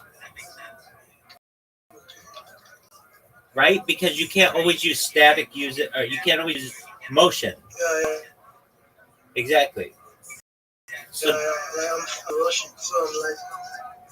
No, you're doing really well. Like around there. You. I just don't want to rush the logo branding. I have it in mind. For what are you waiting? That's your next step. Once we get your logo, then we're gonna get you your pitch. Then you're gonna start shilling yourself in Twitter spaces, and you're gonna get a job.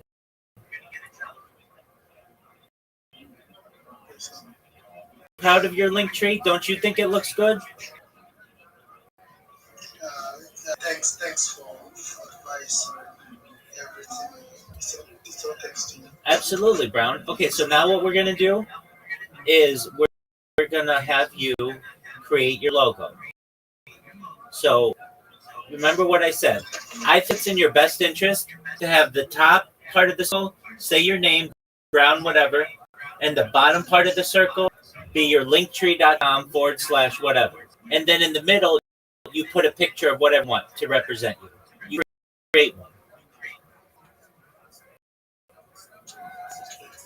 Just like my device, the RAM is really kind of it overheat. I understand. Okay, so it doesn't give me much working time. Yeah, but okay, so what you do, well, I understand. What you want to do is shut your phone off, let it restart, make sure all the apps are closed, go to Canva. You can go to Canva in a browser if you want, and create your logo. Don't be in Discord, don't be on Twitch, don't be on Twitter. You know what I'm saying? Okay, so what you're going to do now is you're going to focus focus on making your logo, and when you're done, come show it to me, and I'll give you feedback, and then we'll move on to the next process. Okay? Yeah. Brown, good job, big. You're welcome. Talking which we can get into, but we're gonna see it from both sides. Like, yeah, maybe I was a little critical, and when she says that stuff about the champions, Ruben has the knowledge where he can kind of push back a little bit, and then maybe they have a general conversation and they come to an equal understanding that informs the casuals and the hardcores, but it answers a lot of questions. You don't get much from this when it's just her speaking at Bert, who's a casual fan. He's going, I think that makes sense. You know, it's one of the problems we have in mixed martial arts is, you know, this is no different than not Netanyahu going with the Cowboys. Big platform, Cowboys are great. Not going to get much pushback. I don't know if those guys are up to date on the political climate when it comes to that stuff. So again, it gets views, but Netanyahu can get views wherever he goes. Rhonda can get views wherever she goes. She can win anybody's pod because she doesn't do it a lot. For me, for Rhonda, if she went to, I'm not saying the policeman, I take myself out as Olympus, Pizza Carroll, Chuck Mendenhall, Imperial. There's so many people out there that she can go on their pod, and it just have the knowledge just to be like, I hear you, but what about this? Do you wish you would have done this different? You know, there's someone just with the knowledge where you can kind of lead her down this road and just ask questions and get her thoughts on it. She's thinking about Rhonda's wicked smart, man. Wicked smart. You know, she's a super smart person, so there's a lot of built-up resentment in there, and it just comes. Not this time. It comes off as so mean and arrogant. That's not her. You know, and I think if there's again, this is on Bert's and his job. I'm with Bert. Hell yeah, come on. Then we don't talk about it. You know. So this isn't anything against Bert. You guys know I love the fuck out of Bert. But I think that's one of the problems, and this is the narrative. You know. So play this.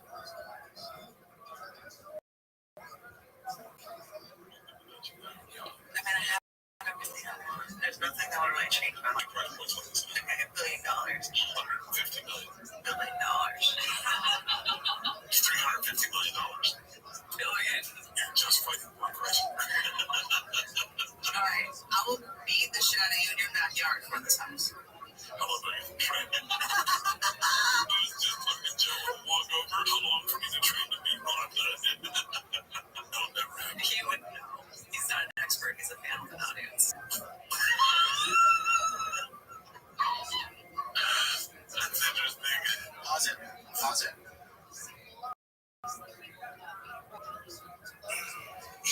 Here's the other thing I don't get. Here's the other thing I do not get. Bert and Joe are close.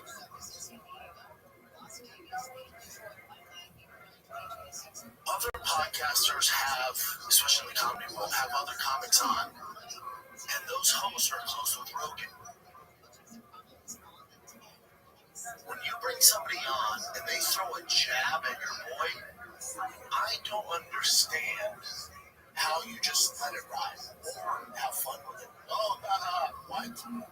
How you not defending your boy after all he's done for you? Even if he say he wasn't Joe Rogan, he's a lower level guy. If he's one of your boys, I don't understand how you don't defend them or stick up for them. It's such cuck behavior. I don't understand. I'm not saying he needs to get in a fist fight with Rhonda. I'm not saying these other comedy podcasters have to down the hill and defend their boy. But what you're not going to do is come on my platform and throw jabs at one of my friends. I don't understand that. I don't understand it. I don't get it. Continue. I don't get it. How do you feel about you? Never fought. He fought Taekwondo, right?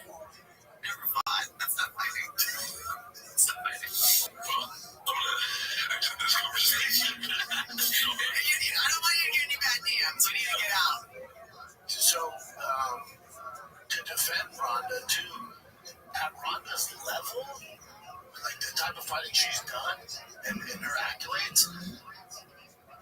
a guy like Rogan, like Brian tell me I fought before him.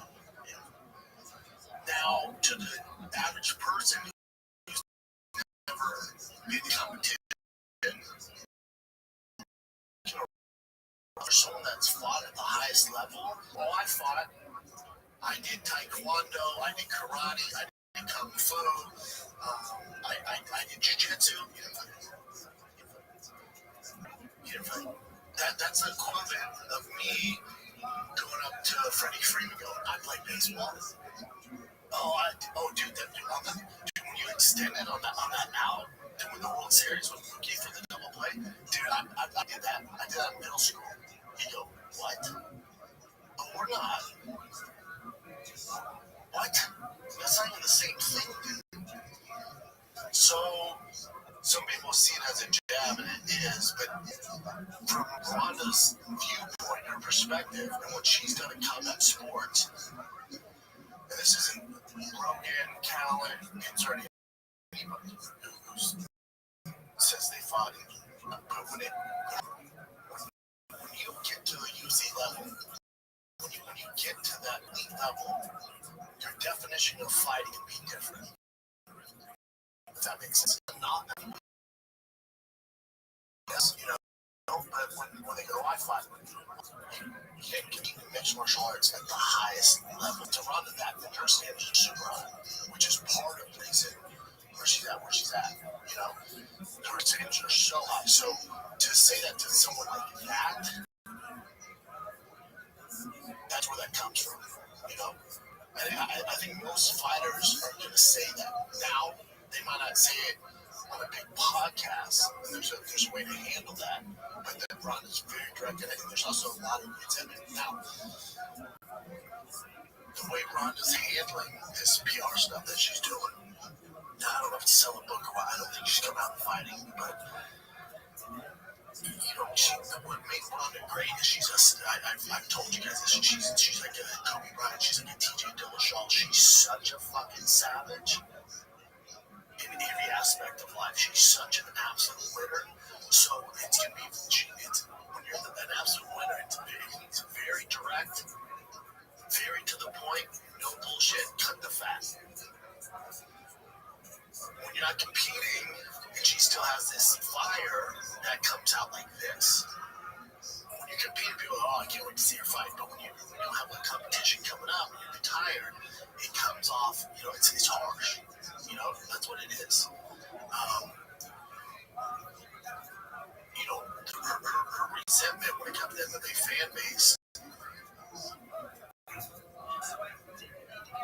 I think for her, it's tough, and I don't think she pays attention to online stuff. I think she hears what people say to her, and she might read the comments back in the day. But it's not just a Ronda thing, it's like it's the culture of just America in general, but the world for the matter. Like online is very negative. Our sport is very negative, and so for her, she's viewing it like that. Now, everyone gets it. Nobody gets that unscathed. Everybody gets it, but she has to take some accountability of why she gets it so bad. I have to take some accountability why I get so much hate, right? Not everybody does. So for Ronda, it's like, yes, it's negative. There's a lot of hate. You don't get your credit. I agree, she didn't get her credit, but you got to take some accountability the way you've handled the loss, because everyone built you up, but you earned all of it, man. We're talking about the most graceful female in sports, one of the greatest female athletes ever, top 3, top 5. So she deserves all the accolades. But when she sees all this backlash, she sees so much resentment. Part of it is some of it's your own doing. The way you handle the Hall and Home loss, the way you handled the PR before the Amanda Nunes fight, the way you disappeared after the Amanda Nunes fight. So some of that's on her, and some of it, it's hurtful and it's super toxic. Her point of, go ahead and play this for the fans.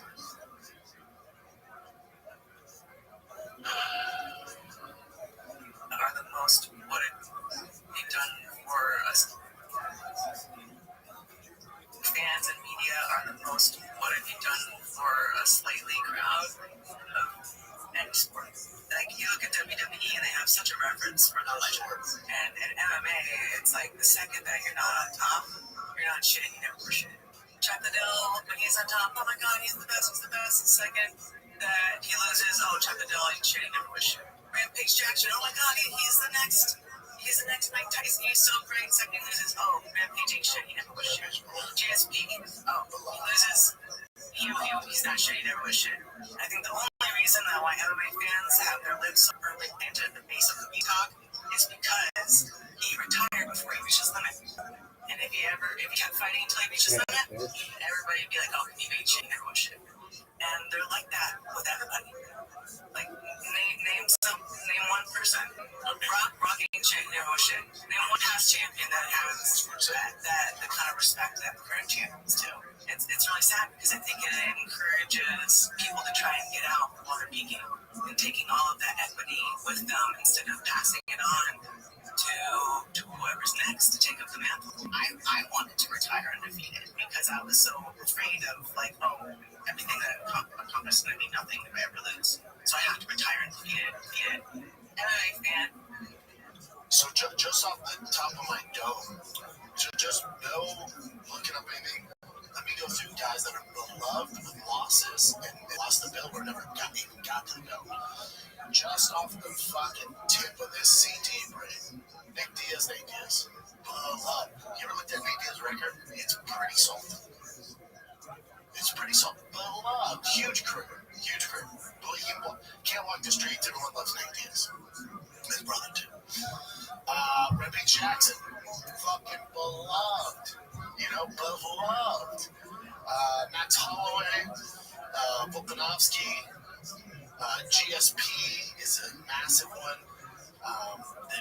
Nogueira, Frank Mir, Brock Lesnar still beloved. That was a bad take. There's so many examples, and what she's missing is it's not predicated on wins and losses. It's depending on how you react to those wins and losses, and that's what you just take accountability for.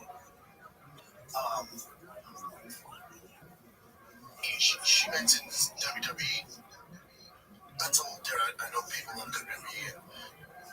More power to you, and I respect what they do, but that's scripted, and even if you're into it, you still know that, say, fucking The Miz lost, it's not his fault, it's not like he made a critical error and lost the match, and then there's a whole narrative, there's a whole storyboard behind it, so that's a little different,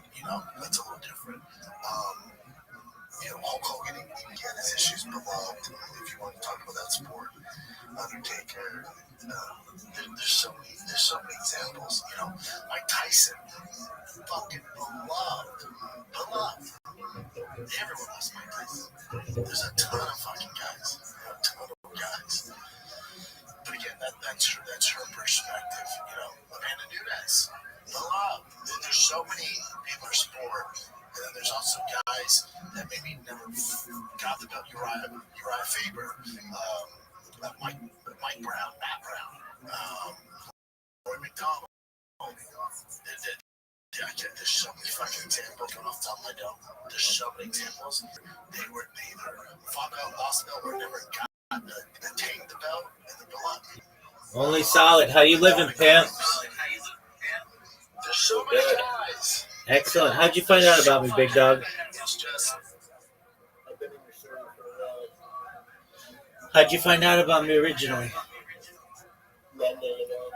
Oh, tight. Okay, what's good, my man? You talking about a bunch of stuff in the past, and I did some research or stuff, and it's like I'm seeing what you mean now. Oh, tight. I love when people say that. All right, so what's going on? Talk to me, baby. More just about the AI stuff you're talking about. What that? I read this stuff about just an AI god. Well, I refrain from using the term God, but I would call it AI singularity to call it. And we're moving towards that.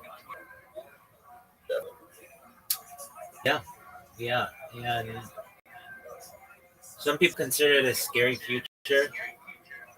I know many years ago, I uploaded a letter to AI. Most people don't. It was a love letter, but I helped to create it, and hopefully, it would be benevolent toward me and my family in the future. Yeah. Do you think all the AIs, like all the separate ones, are combined like a great one? Yeah, definitely. Yeah. We'll only see consolidation generally. It's so expensive to start an AI company or a robotics company. I mean, only solid. Let's say I gave you $1,000. You wouldn't even know where to start. $1,000 is like running 1 minute operations time. Even that of just a server, so of few servers of AI. So uh, no individual like AI is kind of the point where it's almost a utility. Like nobody can just go out and start an oil company or a water company. Like those are utilities. AI has become a utility. It's so large that no single individual of reasonable means can start their own version of it. And thus we are reliant on a handful of organizations, namely OpenAI, Oracle, Alphabet, Amazon, Microsoft. I mean, these companies dominate the AI space, and they will. They'll continue to. And you're going to see AI replacing not just some jobs, but every job except for perhaps two is what is um, it is what is now. Whether or not this is true, I'm not sure, but I've heard that. It's already happening. Yeah, no, I mean absolutely, but I mean you won't have doctors in this sense or lawyers. Um, Yeah. you may perhaps have them in like person, but really they're just going to be using AI because AI is more accurate. Um, and you may, I think you have more than two professions, but not a lot more. I mean, basically, you're going to have the people who develop the software and maintain it, and then perhaps an elite class of people who want to be whatever they want to be. That's it. Uh, the remainder of Yeah, people, do you think the average guy just gets slaughtered? well, that's a theory. But generally, I think most people will be on universal basic income, which will be a certain set amount. And we're moving towards socialism into communism. And the state will own everything. To quote Klaus Schwab, you will own nothing and you will be happy. Now, do you think that's good or bad? You know, I think it can be a lot better than people think. I don't usually get political because I think the right and the left are quite corrupt. If people ask me what I am, I usually say, if I really get specific, I'm a libertarian communist, which is usually an oxymoron. How can you be both someone who wants personal freedom and protection by the state? And I think you can have this. I don't think that the state has to be an overarching force that punishes the populace. I think you can still have freedom of speech and freedom of the press and freedom of uh, you can still have that with a nice communistic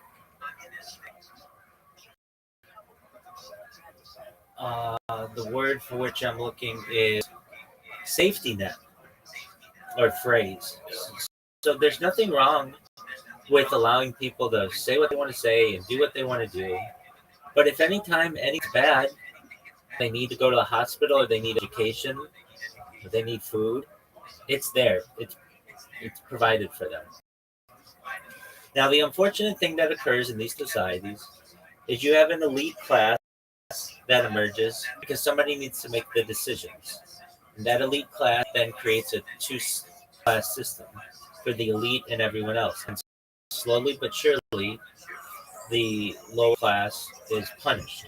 And there's a lack of resources and such. But I think that, especially with AI, we may be able to put perhaps checks to be able to protect ourselves from this type of system and allow people to really uh, thrive in the arts and in science and not rely so much on finance as we once did, uh, or um, like banking. Uh, those will have a role for someone who feels as if it's possible to have somewhat of a utopia where people are given everything that they need each month or each week or whatever, and they're able to share if they want. And look, I can tell you this right now. If I went to an average American and I said, look, you're not going to own anything, you will have no possessions, but you'll be able to live in a house for as long as your kids will have free education, free healthcare, you'll have all the food that you want. You may not be able to have caviar every night, but you'll be able to have hamburgers a few times a week if you want, and you'll have a mode of transportation. I guarantee you have a car, but you have a mode of transportation, maybe a bus system or a shuttle system or a monorail system or a train system to be able to go wherever you want. I'm guessing about 90% of Americans today would say, I'll take that. You mean I don't have to worry about rent anymore? No. You might have to worry about work anymore? No. What? There's some people who are going to want to work on something, or perhaps there might be some needs, but no, you'll be able to play video games, take care of your kids, and get an education yourself. If anything happens to you, the state's going to take care of you. 95% of people in today's America will say, I'm not owning anything anymore. You can do that for me. I will be happy. And while that's a utopian view on this society that perhaps maybe come to fruition, it's going to be a big lift until we get there. There's a 1984 that occurs in between where perhaps there are enemy states or enemies of the state and Orwellian think and hate speech and free crime. These types of things may be reality. And that scares a lot of people. I understand that. The best thing that I'm doing is ensuring that I'm archiving society. People can go by streams and see what life was like 3 years ago. Life has changed a lot, believe it or not, in 3 years. When I first started this stream, we were still in the midst of a pandemic. You still had to wear a mask when you go outside. I have a lot of videos of me just wearing a mask. And then we had the emergence of AI into our daily lives. So I was an early adopter of ChatGPT in November of 2022. I was using ChatGPT the day that it launched, November 2022. And now we've seen the world and what large language models have done since then. So I basically have pre-AI in your daily life, the launch, and then post. That's going to be very exciting for people to just see how that has changed society. It's going to be cool with all the content you've uploaded. The AI is going to be able to like Sora or something. It's going to be like as a cube. Like, it can be like, it's going to be like one-to-one videos of you. Like, recording. That's absolutely. I've already have it making videos of me. They're really good. I'll send you some. They're just 9 seconds or so. Yeah, I made some of myself. Like my pro with AI. Put my face on. An Andrew Tate type background. There you go. Yeah, and Sora only. So you've seen Sora, so there's no need for me to necessarily send it. If you I say, use it daily. okay, good. That's an excellent. It's an excellent platform. It's an excellent tool, and See how accurate it is. Some of them aren't perfect, but they're extremely accurate. So it's just whatever you want, you can basically make. Um, and that's just the beginning. And Yeah. there's the dead net theory that's talked about quite often, and I'm in my own way showing that at least some aspects of that are not true. That there are people out there making content without the aid of AI, and it's such a large amount. That's the exciting thing about it. I think about just anybody on the internet, a YouTuber, most anyone has less than 1 hour of their life on the internet. Like, not a lot of people have that much. And to think, like, I have just on one stream 36,000 hours of video time. I mean, that's a huge amount for people to be able to study. So that's really exciting. Just one moment. Brown, how you living, big dog? I'm good to run down, but I made just one hair one hour. I see it. I I see it. I'm looking at it right now. It's not perfect yet. It's a very good start, though. It's a that's it's a very good start. It's a very good start. Absolutely good. When your phone is charged and everything, come on back and we'll work on it. Okay, good job. You're welcome, buddy. My friend. Yeah, only solid. So the amount of time that I have is just immense. Now, a lot of people stream, but that data isn't archived. Mine's archived every 12 hours. And while it's annoying, I have to restart my streams regularly. It's a sacrifice that I make so that the videos are available to people and they can watch them later on. That's what's important to me. If you told me right now, hey, you've been streaming your life for the last 10 years, I'd be like, okay. I mean, we all did to some extent. If you believe that the government streaming your shit, they did. Like, that's not a big thing. What's important to me is, can I go back and see what I did yesterday or last week or last month or last year? When you say yes, you can, exciting to me, it's almost as if I have a time capsule or even a time machine. Go back to any part of my life for the last 4 years since the pandemic, more than 4 years though, and overwhelming to me that, people ask me like, how old are you? And I'm 30. But when I tell them, I was like 35 when I started this project. That's mind blowing to me. Wow, I was that's a significant part of my life. That's basically like a tenth of my life I've spent on campus. That's more than most people, and it's a lot of a human life that the future of humanity will be able to study, and that's exciting for me. Definitely. Word dog. Also, just cool how it's just like I've been like I'll like sometimes like just go and join the Discord call or anything. Word. I do my best to be available to as many people as possible. We had that guy who just came in. His nickname's Brown, and he's in Nigeria. I'm going to be honest with you. He's like a lot of people who come in here. They have a lot of passion. They just need some guidance in what they do. And so I'm helping him get his social media organized, and he's done a very, very good job of it. When I tell you he like 2 day Snapchat or YouTube or TikTok or Twitch or Twitter, like organized, but now he does his link. He's coming up with a logo for it. And then he's gonna give sales pitches to people in spaces.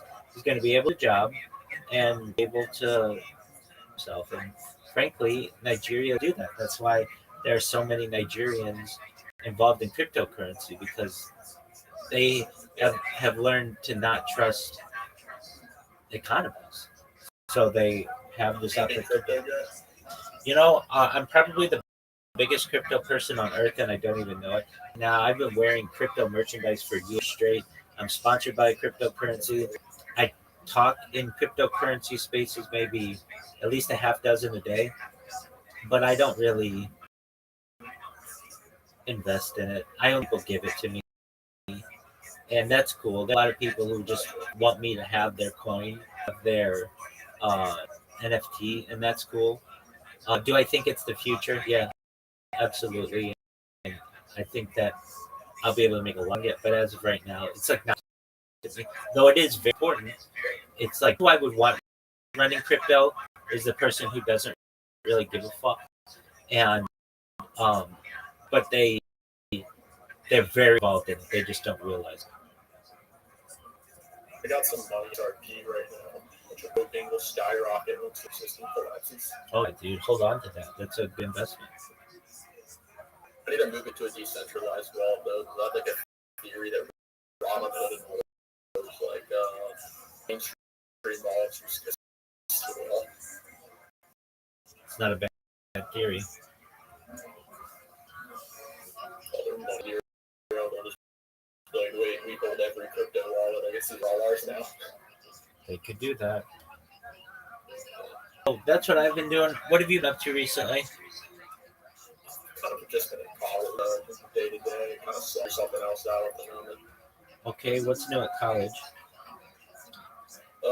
Kind of like doing work, and it feels kind of soulless, I guess, because it's like I'm like researching topics, but they're just like like I'll like research a topic, but it'll be like, for instance, we'll talk about Socrates, but it'll be like one of his writings, right?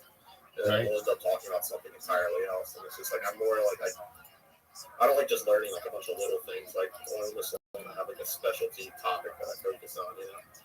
Certainly. What's your major? I'm doing business right now, which is kind of Okay. still something.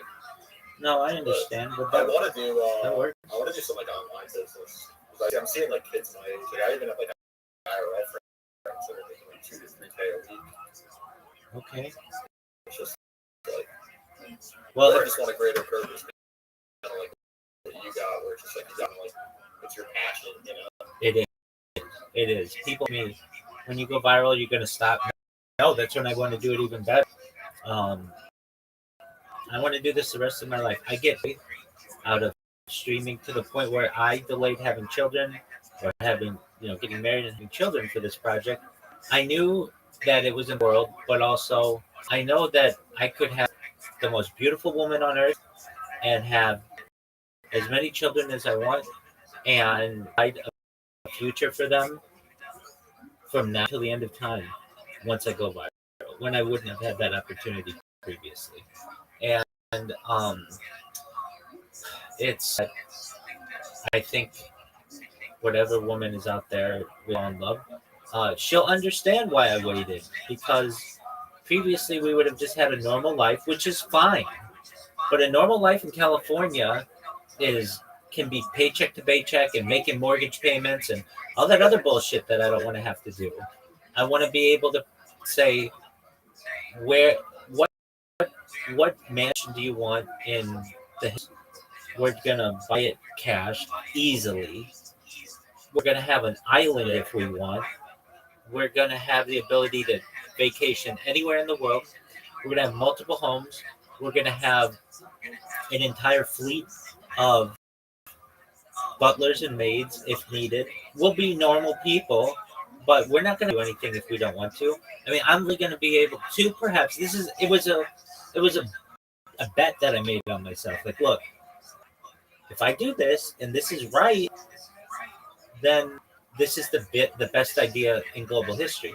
I have friends who have played in the NFL and in college, and when we were in college together, we would talk. I mean, just like almost like when you see a seam at running back, and it's like when all the blockers are in a certain position and there's a hole, and it was just like I was a running back and I saw a hole, and if I took advantage of this at this very moment, I might be able to score the touchdown. Otherwise, I'm going to get tackled or whatever's going to happen. And I just saw a seam, and I went for it. And it's a question I think about occasionally. Let's say I didn't have the letters archived and I had to start this right now, would I? Absolutely. It's always important to have data, and especially like I use the data on a daily basis. Sometimes people come in here and someone will forget what they said, and I'll go back to the stream and be like, "Oh, you were asking about this or whatever. Your question was this." Like we use it for practical matters, and then it's changed over the course of the last 4 years. While 4 years isn't that long, uh, and it's hilarious to me. I watch some of these streams of the past, and it's like I don't remember doing that. I don't. I mean, no way that you remember absolutely that you do, and that's an interesting like.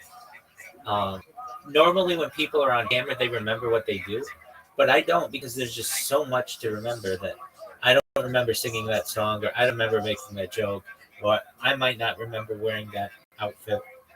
But then when I see it, I remember it. It's just part of human memory. There's so much to learn from this, uh, and I know that companies are going to find it to be extremely lucrative for them. So a lot of times people ask me, "Rabbi, you have so much data. How are you going to make money at it?" That's a good question. Uh, I don't want to monetize the YouTube streams. I want the YouTube streams just available to anyone, anywhere, anytime. But all I have to do, if you've ever like someone who's like a NASCAR driver or an F1 driver, they have logo over their clothes. That's all I have to do, and just say to have your logo on clothing. It's $1 billion for 1 year. But what makes me different than any other influencer you're going to be is I wear your stuff 24 hours a day, essentially. When people see me, they're going to brand, and I have more data than any person ever. This isn't like we're an NBA player. You're only going to see them 10 seconds of Sports Center. No, 24 hours a day. It's going to be a very big deal. So I don't think I'll have an issue with the money aspect. Um, and such people are going to throw money to just be a spokesman for their cryptocurrency or their stock or their. I think also what's going to happen is all these like documentary YouTubers and all the YouTubers are like fighting for content, right? Right. And there's like your story and what you've been doing for the last like 4 years is like honestly like a gold mine for them. And eventually one of them's just going to be clicking, or one of their interns or employees are going to be clicking, and they're going to see your content and they're just going to run with your story, you know? Certainly. Interview you. Yeah. The way I think it's going to go viral, and I really mean this, could be wrong, is I'm part of it's a community on Discord. If you want to join it, you can. It's discord.gg/bigsteppas. BIGSTEPPAS. And these guys run Twitter spaces almost 24 hours a day. They're all very professional, though, and they get hundreds of people in every Twitter space, and they allow people to shill themselves. And I've gotten to know some guys in there, and they've let me live stream in their Discord. And they've got like 7,000 people in their Discord. But what their 7,000 people are generally like people who are involved in cryptocurrency, some very wealthy individuals, but they're basically all on Twitter. And so I'm getting better and better known on Twitter, and by people with 30,000 follower accounts, 100,000 follower accounts. All I need is for one of those to see what I've done and just tweet about it. And a bunch of people are going to run here and see what I do. I can tell you that I had an account just with 60,000 people just tweet about me one time.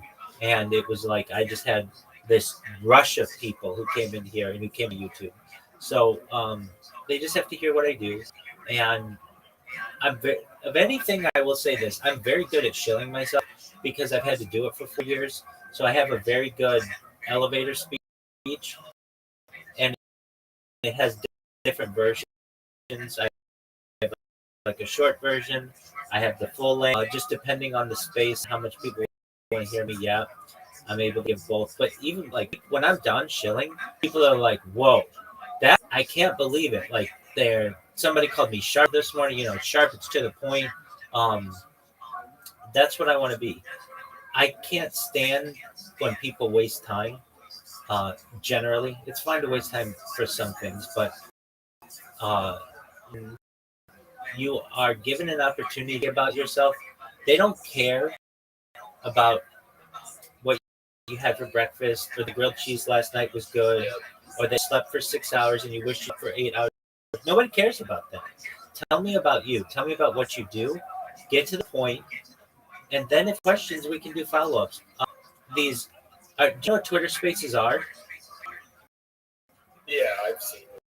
Okay, I mean, it's a perfect opportunity for you to get involved in them. That's where you're going to make a lot of money. If you're like, okay, well, how do I make a lot of money? And you're already in, and you get airdrops and you get alpha in there. You just keep them on like a radio and listen to them. You don't have to talk, but you're in a lot of you're in an interesting part of your life where you're not fully around adults. You are an adult, but you're not fully around people who act like adults. You're still with a lot of maturity, people playing, and nothing wrong with video games, but to make lots and lots of money making video games at the time. When crypto, there are a lot more opportunities. So if I were you,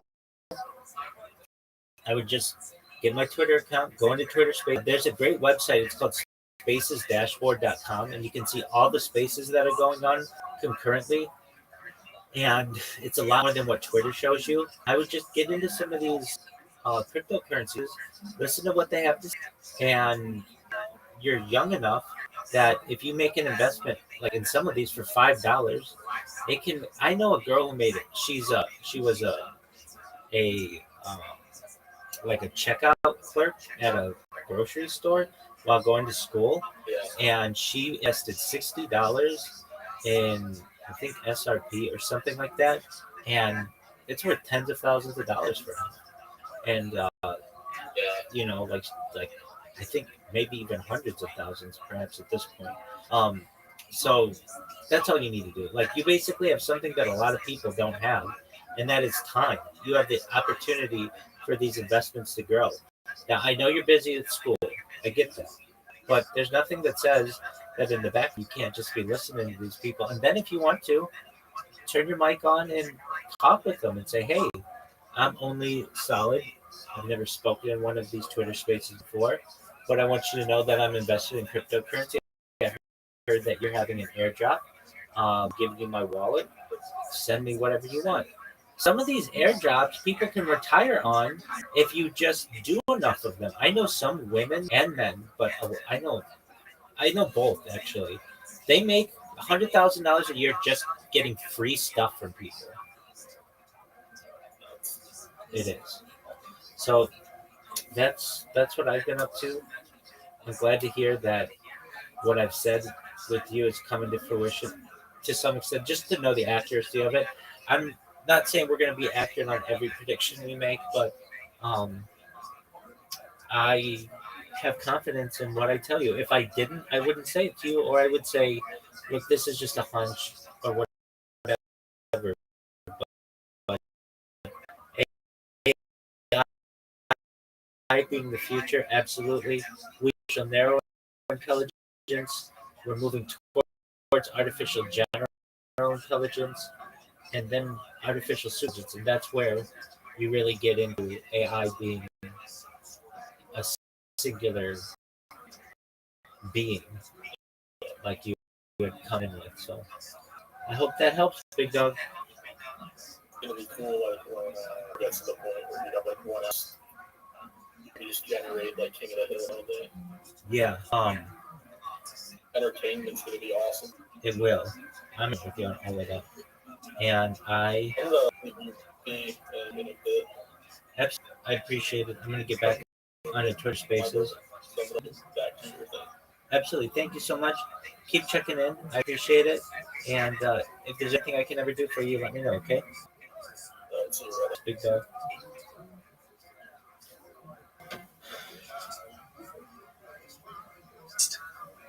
That's how she views it, you know. Pretty quickly. And sometimes one of the most shocking things in human relationships is the speed and pace in which relationships can take such a dramatic turn. Now, it's in human nature is such that even people who we very much appreciate today, we don't appreciate tomorrow. People often operate with the premise of, what have you done for me lately? Right? Often we have short-term memory in terms of relationships. relationships are often built on what have you given me or what have you done for me today. Again, and it's something we have to be so acutely Please try aware again. of. I think you have been unbanned. Something you perhaps you've done a lot for, and then something doesn't go exactly the way that person wants, and they get all upset. It's sometimes it's totally shocking. Like, what about all of the relationships? What about all of the stuff before? But it's important to understand that's how Kodesh Baruch Hu built us, right? It's just, again, we have to work on it. We have to overcome that. But it's interesting. Even the word Ohev. What does Ohev mean? To the day of the Chasana, your best friends. What's going to be tomorrow? Tomorrow's going to be a relationship. And the relationship basically everything resets. Sometimes the expectation of longevity in relationship, any relationship, like marriage or things like that, any longevity, just like friendships, sometimes it's not that. And it's important to understand, again, if you look, I would have thought, for this schema, I would have thought, what's the definition of an Ohev? Someone who's calling an Ohev? I don't know, I would have thought an Ohev? I don't know. Childhood friend, someone who's been like your friend for 5 years. What's the definition of an Ohev? Someone who brought you food and a bottle of schnapps, right? And how long is he Ohev for? That day. That day. Do not expect anything the next day. Okay, maybe it'll go for Sheva. It'll go for Sheva. You're welcome, Big. Please let me know if you have any issues. And do your best to get your phone fixed. I know you're try. And if you need anything, they don't have a lot of relationship historical perspective and are only focused on what type of relationship. Some people say one of the most liberating things in life is do not count on people to be your long-term friends. But if you need something, and when you do that, what you end up doing is you empower yourself because you recognize I really can't. There's always a small circle of people that I can rely on, but that doesn't apply to most people. Maybe it applies to your closest loved ones, maybe relatives, maybe a very minute circle of friends, but you can't really depend on them. If you want to get your life to happen, you got to make it happen. Because even the Ohev, it's a very strong time. A day, 7 days, and not really a long time. A difficult lesson, but a very empowering lesson for personal holistic life success as well. Right, I promise it's going to become more. So Gemara says as follows: Hasone, kol shaloti, right? So what's a sonne? What's an enemy? What's an enemy? An enemy is anyone who you have not spoken with for 3 days because of animosity. So Tanrabanon. So Gemara says as follows: V'hu lo oyev lo yidenu. So remember again the pasuk. Now again, the pasuk is v'hu lo oyev lo mevakesh ra'aso. So this is actually talking about someone who kills someone else accidentally. Hold on to your testimony. So again, the halacha is if you kill someone accidentally, you go to the dollars. But again, if there was a negative relationship history over there, then it's because the Torah is a little bit suspect whether it was actually an accident. So it says the Hula, oh yes. So the Mardarshan, if he's not an enemy, if someone's not your enemy, he can testify on your behalf. So, and again, someone who doesn't want anything bad to happen to you, he can testify on your behalf. So we'll say, so now that an enemy, someone who's, so we'll say, well, now what is someone who doesn't, the definition of an enemy, someone who wants something bad to happen to me. Definition of an enemy. So again, the Mishnah's definition, someone who's so means that they would not speak with me for 3 days. The definition of an enemy. So Ohev, you know, from where do you know that's someone who you love? All right, a close friend is not going to give a testimony as well. So we already being happy. So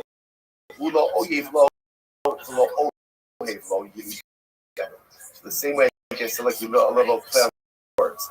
The hula oyev, that's the pasuk, and we could. It also sounds like hula oyev. He's also not your best friend. Someone who doesn't want bad things to happen to me, but also someone who doesn't want great things to happen to me. So the Gemara says, come on. That's not the pasuk. The pasuk is only talking about an enemy. The pasuk is not talking about a close friend. Rather, the Gemara says it's a svara. Oyev, my time of Mishon the Meraka Daite. Oyev, Nami, Gimikarva Daite. So we'll say, remember, friends and enemies are two sides of the same coin. Two sides of the same coin. Right? My enemy testified against me. Why? Because look against me strange.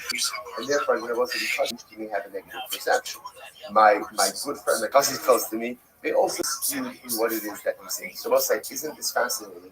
That and Oyev are they're two sides of relationships. That the Ohavim of today can become the Oivim of today, also become the Ohavim of tomorrow. But once again, highlighting this dynamic of the fickle type of human relationships. And I will say this is incredibly important. It is important to understand how fickle human relationships are. And that's why, again, a person has to be so careful, number one, in relationships in which they invest, and how much you depend on those relationships to accomplish the things you need to in life. As much as it would be nice that the friends of today are the friends of tomorrow, so if I'm putting all of my, so to speak, accomplishment in those friendship baskets, that may be a very dangerous thing to do if you really want to accomplish in life. Incredible Yisodos. The Gemara says as follows. So there says, Rabbanon, I gave you a Vlomavakim Shrazomai. What did the Rabbanon do with this?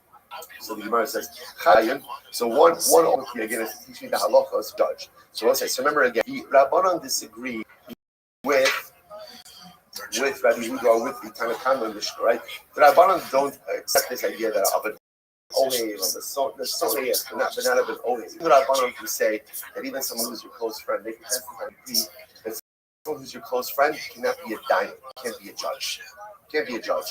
So the Gemara says, the sign number of the Yosef, Bahula Oyev Lo, V'Lo Yisrael. So, Mikan L'Shtei Talmidei Chachamim, Sheson Zesh and Yoshim. So let's say they use the other one. The two Talmidei Chachamim who despise each other cannot sit on the same base. So it's interestingly enough, the halacha man, which makes sense because if the basin is not able to work as a cohesive unit, in the mind you and your judgment are going to deliver. Incredible, I'll say. All right, so I said yes. So first of all, you should just know, myself, the Ram does not accept this idea of the soulmate, right? So Allah myself, even if someone is a close friend, they are believed to give testimony. Even if someone is your enemy, they are believed to give testimony. And I will say now, the next mission we're going to talk about is examining witnesses. In order to allow people to roll into Beis Din and give testimony, but just because someone is not your close friend or to be your enemy does not automatically disqualify them sitting from giving testimony. Now, again, I will say it will disqualify them from being a judge, right? So in other words, your close friend or your enemy cannot be a judge on your, but they can be a witness. Can be a witness. Okay, let's go right there. Let's say it's really interesting. Now we're getting like into the mechanics. Case such both Tim and now we've spent a good amount of time focusing on who is fit to be a witness, is not. Then we the process of how do we go ahead and cross-examine or just examine the witness. So first thing we do is we bring a room and we intimidate. Okay, how we intimidate them we shall see. We take everybody out of the room. And we leave the worser of the two witnesses, and we leave them alone this interrogation. But we say to him, tell me, right? We'll call him, right? Tell me, witness number one. How do you know was that Reuben Shimon $1,000? Reuben, that's the claim. That says he doesn't, Shimon says he does, and now witness knows $1,000. So we isolate the greater of the two witnesses. Again, the fact was Gadol, we just mean the older one, the one who's greater in stature.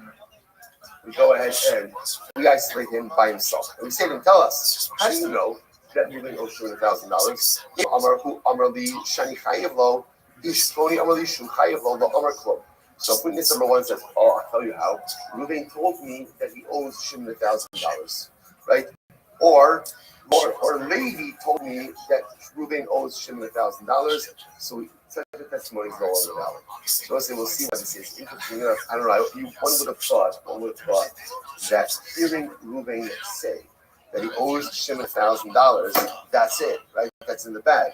we're going to see that halacha ma'aseh from a testimonial perspective, that is a meaningless state. So we'll see why that is. So what is proper testimony? If witness number one says, we were present when Reuven, the borrower, admitted in the presence of Shimon, the lender, that he owes Shimon $1,000. That happened. Oh, that's good testimony.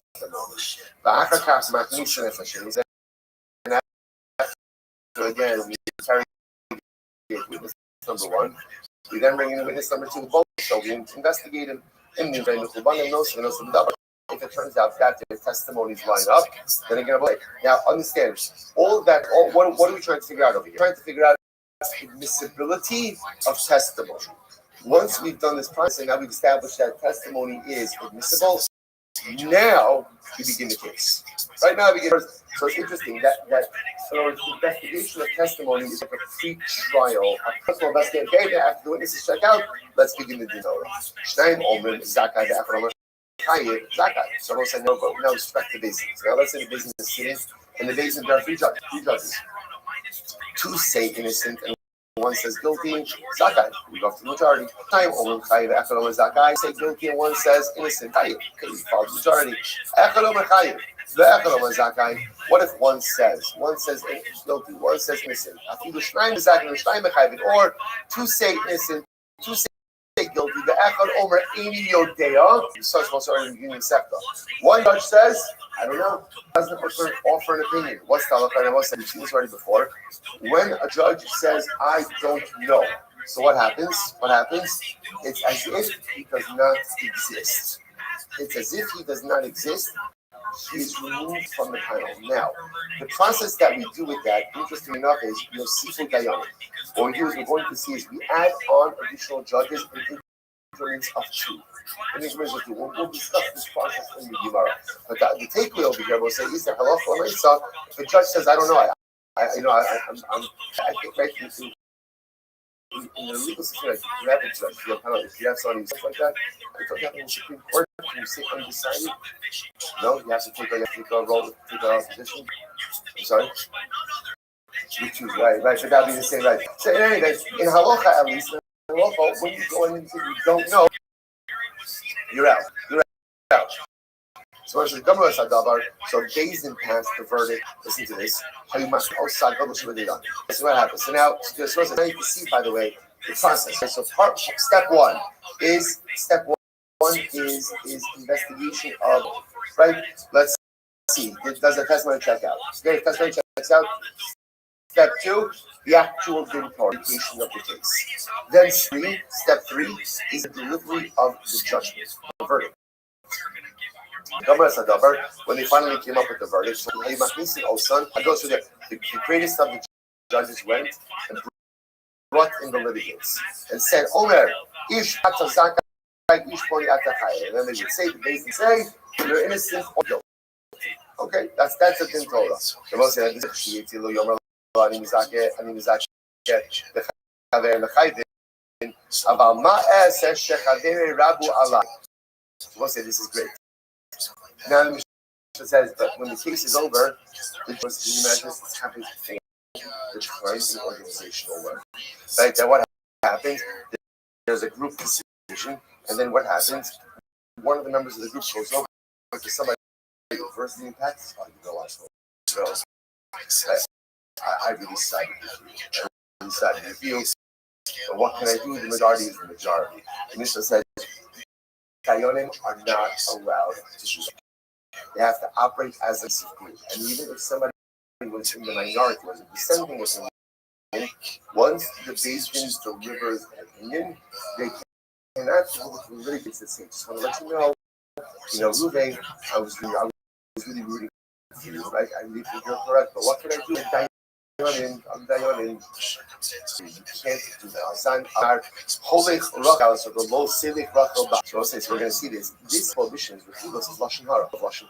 So you see from halacha l'maisa again, so kind of divulging information that you should not be divulging. Ultimately, again, it's a form of halacha l'maisa again. Once we just go ahead and, which I will say, by the way, is also a profound idea in group dynamics.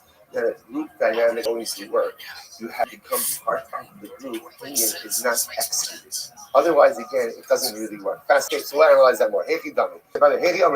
So the first was that we go and when the witnesses come, we intimidate them. How do we intimidate witness? Right? Let's say it's so great. This intimidation was awesome. So apparently it's encouraged, right? So how do you go ahead and intimidate the witnesses? Now, when we say intimidation, obviously, what are we trying to do over here? We're trying to show them that giving tests is incredibly important. Incredibly important. Take seriously what you're doing. So intimidate doesn't mean we're trying to get them to say one thing or another. The only thing we want out of them is the truth. So how do we intimidate them, so to speak? This is what we say to them. You see in Baruch Geshem, name Ish Mishala B'Misas Shaker. So essentially, over here, the Gemara quotes over here the pasuk in Mishlei, and it says that sometimes the clouds and the wind could be there. But again, the rain doesn't come. Why? Ish Mishala B'Misas Shaker. The penalty of lying is that lying in the withholding of rain. So essentially what we tell this person is, you lie. Don't understand, you're not just impacting yourself. Your lie and your corruption of justice is going to have an impact. It could have an impact. So it's very profound. A lot of times in the psychology, right? Why do we commit errors? So there are many different levels why we commit errors. So you think kind of like on a micro level, what I'm doing doesn't matter. It matters on a micro level. I'll accept the fact that what I do is for me. But I can do what I do does not really have an impact on us. I live in a silo. And it's really cool. Yes, it's that. Whatever I do with you and whatever you do impacts me. And I will say sometimes that is needed to turn to sin.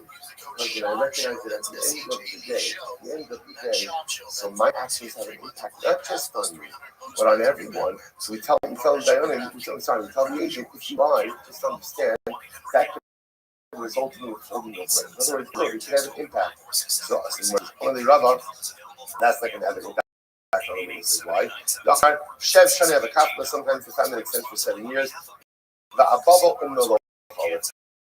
So the witness could always say, my profession is not to become rain. It's all right. Even if it doesn't rain, it's not going to impact you. So essentially what Rabbi is saying is you're presupposing that the witnesses care about anyone other than themselves. So if they care about other people, that might be a good argument. If they only care about themselves, even with holding the rain, it's not necessarily going to be a motivation to get them to tell the truth. Elamar Rabba, what should you say to them? Amrin, we say to them, Makhatz the Cherev the Chetz Shinon, Ish Onebaso, each sheker. So let's say again. Or another pasuk, and this pasuk comes about again. The fact that there be swords and terrible punishments that happen to someone who testifies falsely. So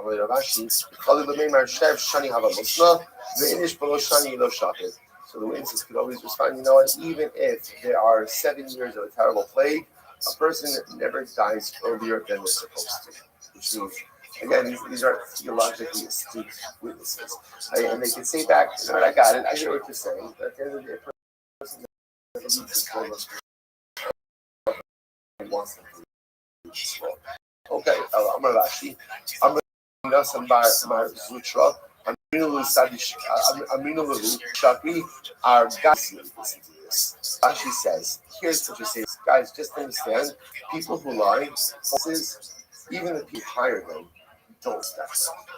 Don't respect. Yichsev v'hoshivu shrayim anash b'nei Belial negdo v'ya'idu l'mar birchas Elokim u'melach. So what's the idea? The pasuk highlights over here that even from an episode where witnesses were hired, but the hired witnesses were called b'nei Belial. But even the people who were supposed to witness, you tell the witnesses, understand, if you're willing to sell your integrity, no one respects you. Because even the people who hired you, even the people who bought you, recognize that you could be bought. What's interestingly enough, the Gemara says, I say, that's going to be what's going to could be as punishment for us. It's not going to be enough to win the day. But the notion that if I let the testimony, I'm telling the base, and no one will respect me. Even the people who hire me, I'm doing what they want, but people who hire me, part of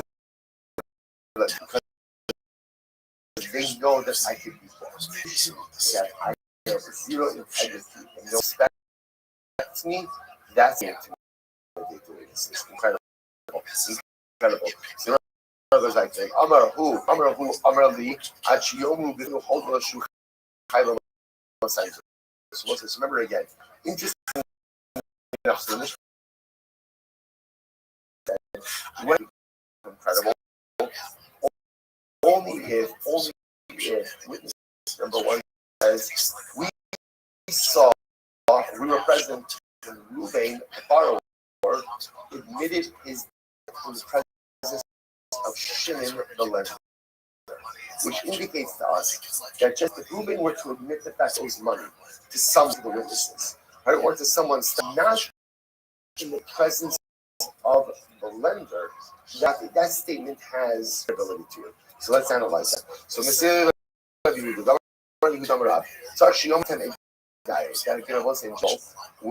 when a borrower admits that he owes money to a lender, the statement will be meaningful if he appoints people as witnesses to witness the witness.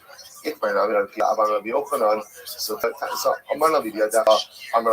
Elohim, supposed to do this. So Shimon goes over to Reuben, you owe me money. Reuben says, yes. The Macha Amar Lo Tnei goes over to Reuben and says, give it to me. Amar Mishatan Yibecha. And Reuben says, I was just kidding. What's the halacha? Reuben is part of why I say because an admission that only takes place between the borrower and the lender is not going to be valid. Everybody starts to support this. Right? Shimon goes over to Reuben, you owe me $1,000. Elohim. And Reuben says, yeah. The mother, the next day, Shimon says, give me my money. And Reuben says, I was kidding around with you. I was just kidding around. Again, what's the halacha? Ultimately, again, Reuben is going to be potter. Again, the admission that was made between Reuben and Shimon has no halachic standing. Law. Not only that, listen to this. Listen to this. So Shimon learns that film. So Shimon goes over to Reuben, and he has two witnesses hiding right behind the wall. And he says, Reuben, you owe me $1,000. And Reuben says, yes, I do. Amar Lohain, and Shimon says, are you willing to admit the loan in front of two witnesses? And and Rabbi says, no, I'm not admitting it. I admit that I owe you. There's no way I'm admitting it in front of witnesses because if you could drag me to the basement. Remember again, there are witnesses who the whole thing. Shimon knows about the witnesses because he brought them. Reuben has no knowledge. Amar Lo Tnei Li. The next day then, Shimon says, Reuben, give me my money.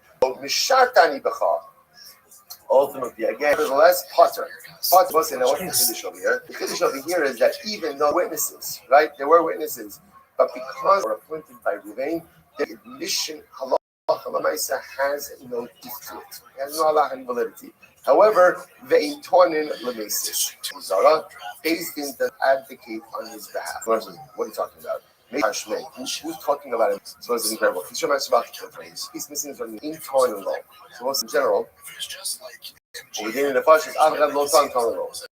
in general, when a person comes to Beis Din does not act as an advocate on behalf of someone. In other words, I will say sometimes a person will come with a court case, and the Dayanim know, make this claim, you can make that claim. Beis Din doesn't do that, right? Beis Din is not your advocate. Beis Din, get a good lawyer, right? But Beis Din is not your advocate. However, in capital cases, Beis Din advocate on behalf of the defendant. So in other words, if there is a claim the defendant could make to free that penalty and he doesn't make it, Beis Din will advocate on his behalf. However, the Gemara says, right, the ain't one of them is, but this doesn't apply to all the laws. If somebody is trial for is trying to incite idolatry, incite other people to idolatry, in that case, in the capital case, Beis Din will not advocate on his behalf. My shemim is why is that? Rabbi Chanina made pure case. Shiny Amar Sachmo do not be committed and do not go ahead and cancel him. Amar Shobar Amar listen. Minayin Shein Lamesis. So how do Allah Lamaisa? We advocate for someone who cites Avodah Zarah. Listen to this. Minachash Hakadmon. We learn it ultimately again from the snake. the snake in Bereshis. The snake could have advanced many different claims in order to see punishment, and he didn't do so. And therefore, the fish who and the Rebbe you see did not advocate on behalf of the snake, even though he could have. Why? Because the snake was inciting rebellion against Hashem. He was inciting Chava to rebel against Hakadosh Baruch Hu. Says the Gemara, what could the snake have said? Snake could have said, listen, what are you getting angry at me? Chava should have known better. I, the snake, was telling one thing. You actually were telling her something different. When the Rabbi tells you one thing and the student tells you something else, who should you listen to? The Rabbi. So don't put it on me. Don't put it on me, says the snake. And the snake could have said, put it on Chava. So from here you see that as much as Beis will go ahead and advocate on someone in capital, when it comes to Avodah Zarah, someone who's accused of Avodah Zarah, Beis does not advocate on that person. Where do you learn that from? From the snake. There's a snake, right? The snake inciting Chava to sin was a form of Avodah Zarah, rebellion against God, and Hakadosh Baruch Hu did not advocate on behalf of the snake, even though there was advocacy to be done. Furthermore, the Gemara says, how do you know there was in general? When you add on to mitzvos, you end up subtracting. When she responds to the snake, says Hashem told us not to eat from the tree and not to touch it. Now God never told them not to touch it. If you touch the tree, ended up adding on, caused her to go ahead and retract. From here, I'm a science right? Divided into Amasayin. Take off the aleph, so what could happen? Or reposition out that become Muslim 200. By the Ashtei Esrei means 11. Go ahead and take off or remove the ayin. It becomes Shtei Esrei 12. So we'll say, so what do you see from here? What do you see from here? Halacha reminds us that if you change, like Hakadosh Baruch Hu said, you end up with all kinds of problems. So the idea, so again, we finally see from Rashi, but we'll say from Chava, what we see is she added onto the prohibition. So because she added to the prohibition, she ended up detracting from it. Don't tamper with the system.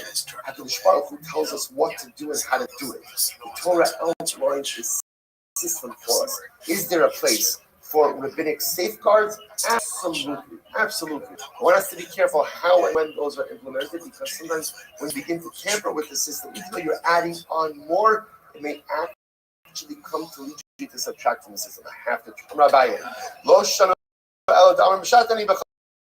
furthermore, again, when does Reuben leave? When Reuben says, I was just kidding, right? Because remember, Shimon came over to Reuben. He said, Reuben, you owe me $1,000. Reuben says, yeah, I did. Yeah, I do. Then the next day, Shimon comes to collect, and Reuben says, I was just, right? Reuben says, I was just kidding. So the Gemara says, he's Potter. What is he Potter? When he says, I was just kidding. Aval Amar, I'm days. Aval Amar, lo hayu dvar me'olam, bochsach kafran. Oh. So let's say, so ultimately, again, but if he said, no, I never borrowed money from you, so they're going to say, so now he's literally doing a 180. Yesterday he said, I owe you money. Right? Today he's saying, I don't owe you money, then he's a liar. If he says, yesterday, today she comes to collect, and Reuben says, I was just with you, that's fine. That's fine. We could justify it. So I don't owe you money. So our Papa brings up, so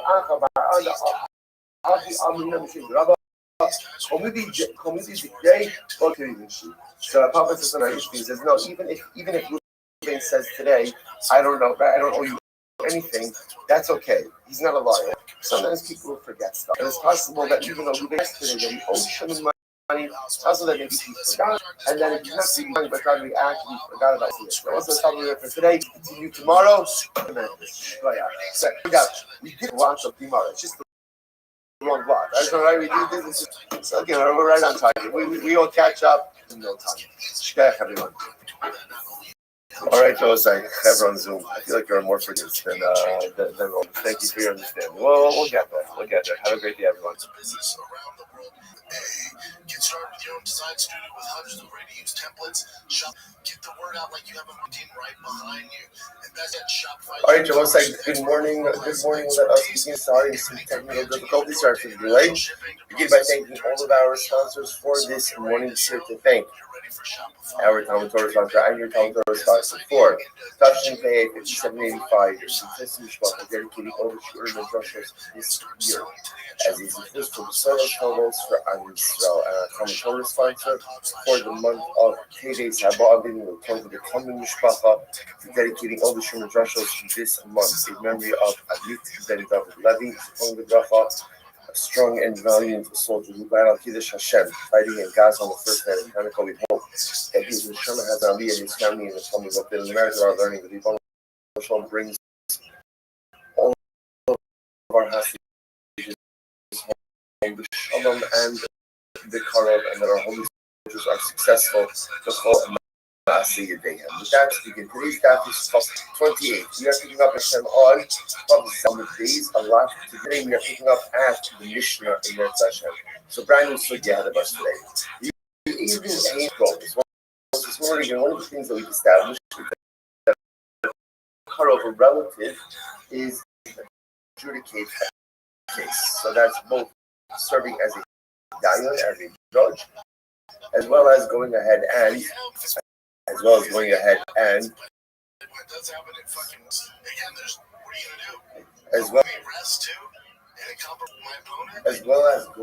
serving as an agent. The Mishnah says, these are the relatives. Okay, a brother, of his and father's brother, uncle, mother's brother, ubal achos. So this kind of is like trickery of us, right? Sounds like ubal achos. And sister, the husband of father's sister and uncle, Ubal Achos Imo, and of the mother's brother, Ubal Imo, and the husband, Bal Imo means mother's husband, Amov, a father-in-law, Vigiso, a brother-in-law, and Ubnehem, the husband.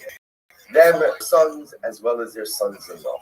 The Hargo. So we'll say Hargo, that we're going to say Hargo is a stepson. So we'll discuss in Eretz Hashem this very important case of stepson. It's the Hargo Levado. And ultimately, again, a brother-in-law or a stepson, a step Levado. Levado means no other associated relatives. Again, we'll get into that in the Gemara a little bit. Let me be so it says,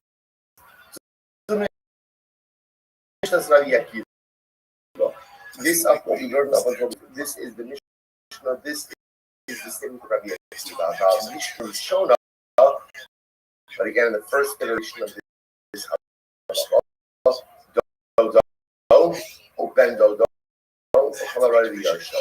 again, uncle, the son of your uncle,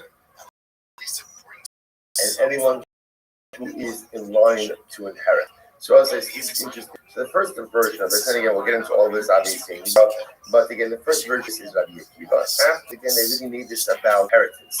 And whoever ultimately, again, is in line to it, that ultimately is Apostle Eidah says, well, that interestingly enough, also what's the definition of a relative? Definition of is someone who is related to you at the time of vacation of the case. If someone was related to you, but they are no longer technically you, so they are kosher le'edus. For example, if you were related to someone, and then so again that would be a case like divorce. So we'll see death in just a moment as well. So halacha l'maisa, even if you were related to someone, but now you're not related to that person, halacha l'maisa, the individual is kosher for edus. Rabbi Yehuda says, Rabbi Yehuda gives an example of this. So let's say again, the daughter marries a guy, right? They have a child. Then what happens? And now what happens? They have children, and then the daughter dies. So let's say again, so Reuben has a daughter. Reuben's daughter marries Shimon, and then Reuben's daughter dies. So is Reuben related to Shimon? Technically speaking, no. Right? Technically speaking, no, because at the end of the day, Reuben is Shimon because Shimon is the husband of her. If the daughter is dead, then technically speaking, Reuben is not related to Shimon. Yet again, interestingly enough, it says Haris Ekaro. They are considered to be relatives, because of the presence of grandchildren. Right? It's the existence of children by definition. Okay. Ha'ohiv Abbas is a fascinating case. Say oiv so means a close friend or a very close enemy. I don't know if you know an intense enemy. So these individuals are also hostile egos. So this is interesting. What's the definition of an ohiv? So an ohiv is that shoshino. So an ohiv is someone who is like your groomsman. Now, Rashi points out something interesting over here. He says, Shoshino, hustle will be made to hustle. This is a person ultimately against so Shoshino means one of your groomsmen. This individual is hustle just during the days of the wedding. In other words, during the party itself, they give some type of service. Besides the wedding celebration itself would be an extended thing. So during the days of the chasana, so this individual would be hustle labor. So the definition of an enemy, interesting. So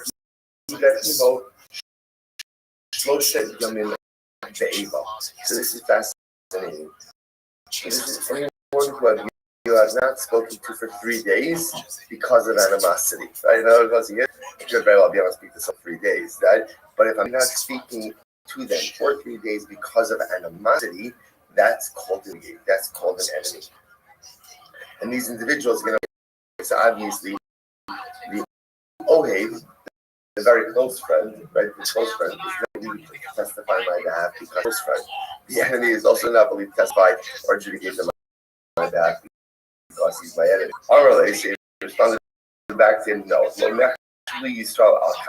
That's not how Jews operate. No, actually, so Rashi says, no, actually, Israel al-Kah, interestingly enough, Kali is not cautious for how he operates. No one's doing it because they love someone, because they hate someone. We're not negotiating something like that. Okay, that my focus is exactly what you're supposed to do. How do we know this?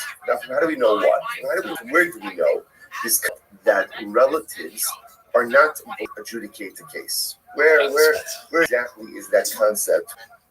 Where exactly is that concept known from? So the Gemara says as follows: Torah says that fathers shall not die because of their sons. So the Gemara says, what does this mean? So one of them is going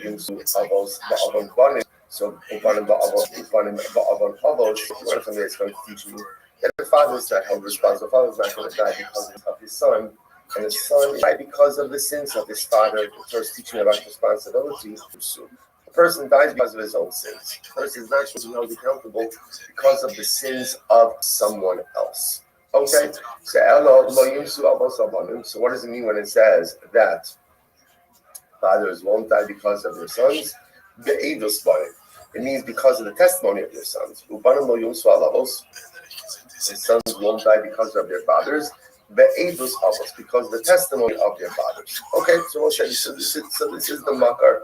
So how do we know that again relatives can't testify right for each other in the cases involving each other? Because the pasuk says again, lo yumsu avos abanim ubanim alavos. So right, ultimately fathers can't die because of their sons. Sons can't die because of their fathers. Indicates to us that testimony cannot be given from father to son or from son to father. So the Gemara says 1 second. Ubanim ba'avos ubanim.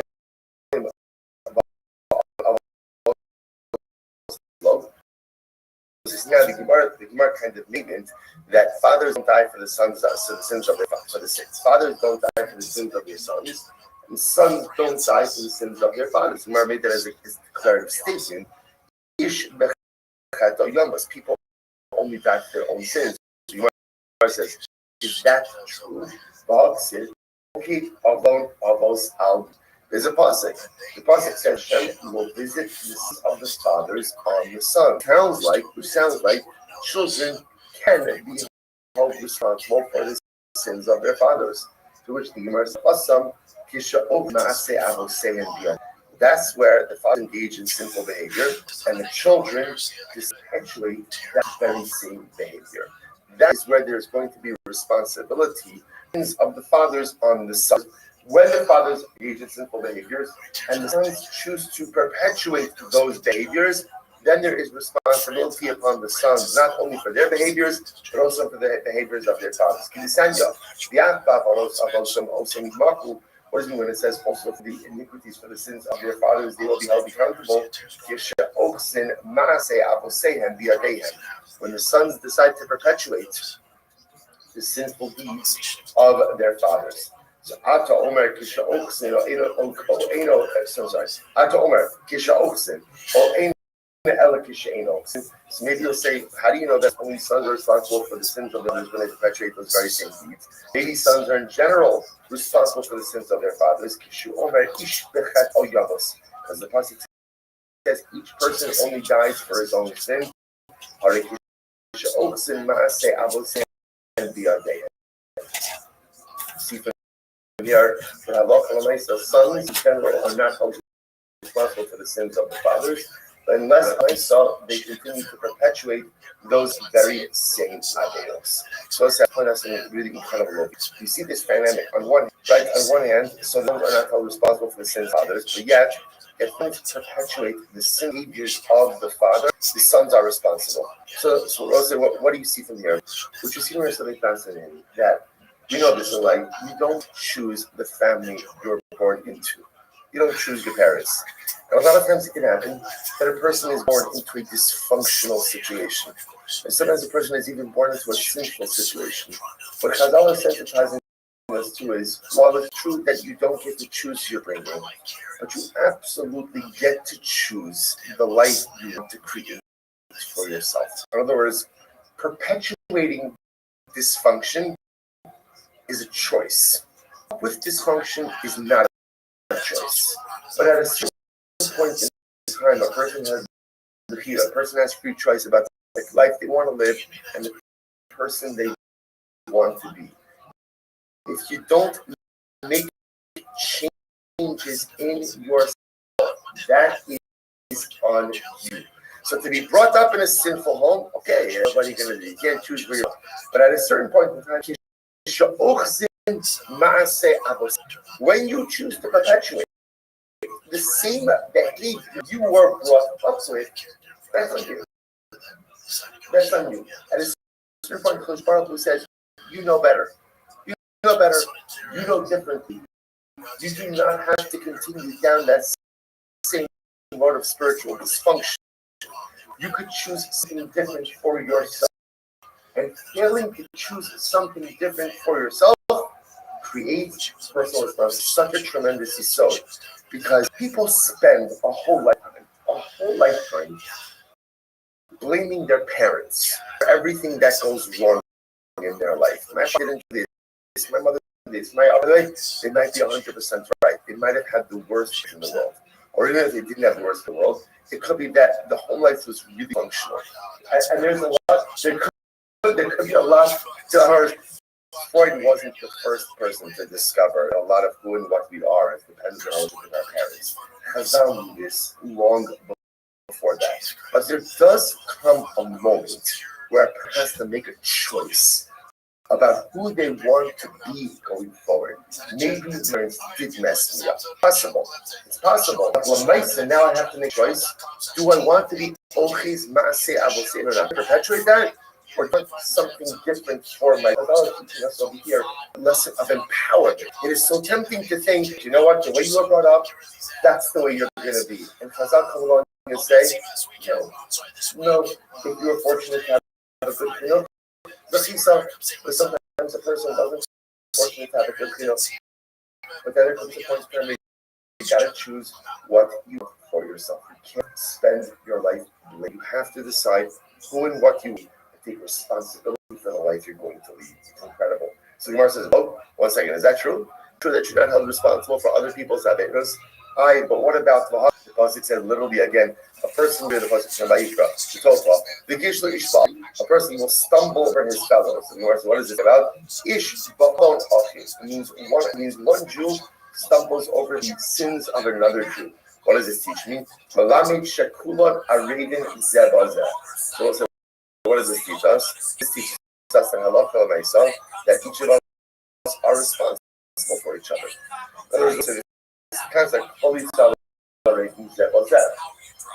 Zebazeh, all are responsible for one another. That mutual responsibility mean that I can be held accountable for sins, you could be held accountable for my sins. To which the Gemara says, no. That's also when you get accountability for each other's sins. So that's when saw there was the need to object to someone else's negativity and didn't do so. It's this sound. When I see someone doing anything wrong and don't do anything to object, I'm going to object. And what's when we say object is I don't do anything to try to help them from making this mistake. I share in the responsibility for their avera. I share that responsibility.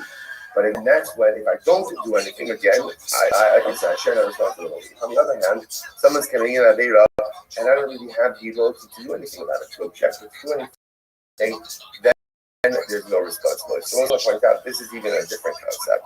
So this concept of arvus, remember again, a guarantorship. We are all responsible for each other, and especially if I see you doing something, you see me doing something, and we can intervene. Don't failure to intervene creates responsibility for the commission of the avera. I just want to point out something very interesting over here, which is if you notice, you'll often find this phrase written two different ways. There's Kol Yisrael Arevin Ze Loze and Baze. So interestingly enough, that's because the word Arevin could be understood in two different ways. Arevin could be understood as a guarantorship, which, right, a guarantorship. Each of us is the guarantor of the other. So therefore, again, if you're doing something wrong, and I could have stepped in and prevented that, and I don't, just like the guarantor is on the hook if the borrower defaults, so too again, we are responsible. But remember again, Arevin is also a notion of arobes, also a notion of a mixture.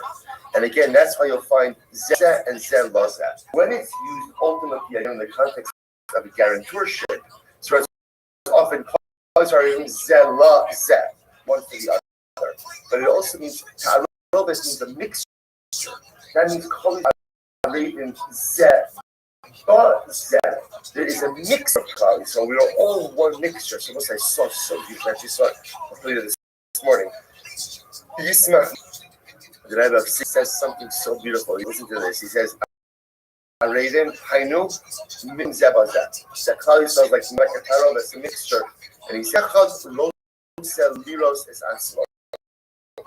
If you want to see how you're doing in life, generally you want to kind of like get like a little bit of a measurement where you're holding in your spiritual life. Your friend, and what do you see? What do you see when you look at another year? If all you see are the shortcomings, and all you see is the negativity, and all you see are all the things that are broken, every Jew is your mirror. So if that's what you're seeing in someone else, then in reality, that's what's inside of you. That's called the strong buzz. We are tarobes. We are a mixture. I will say again, sometimes it is the most dangerous thing when we speak negatively about different factions or different groups. So even if we vehemently ourselves, we are all mirror image of each other. There is a mixture. So you look at another year and you see something terrible, and you see something horrible, and you see something that you don't like terribly understand. Part of that is your reflection. Part of it is what you're seeing. That's why you see the greatest tzaddikim. Right? If you notice this, by the way, the greatest tzaddikim often, I would say differently, is the greatest metric. What makes the tzaddik a tzaddik? It's not even the Torah that you learn. Anyone can learn a lot of Torah. The greatest metric of a tzaddik is avas Yisrael. Avas Yisrael. When you are able to love every single thing, that means that you see the beauty in every. When you see the beauty, that means that's a reflection of you. So you need the beauty in every single year because you yourself bless all of that. Conversely, you dislike that one, dislike this one, can't make eye contact with this one. That's a reflection of something inside of me. So that's true avas Yisrael, to see the beauty. It doesn't mean that there aren't imperfections, things wrong with to have. That's what it means. It's not. To be able to see beauty means that beauty is reflected from me. The result from the other individual entity. So there's two different concepts. Kol Yisrael Arevin Zebazeh, Kol Yisrael Arevin Zebazeh. We are guarantors for one another. That's saying over here that Allah if someone else sins, and I don't do anything to stop it, I am the there are also mixture, and what you see in another Jew is often a reflection of what's happening inside of you. Incredible. So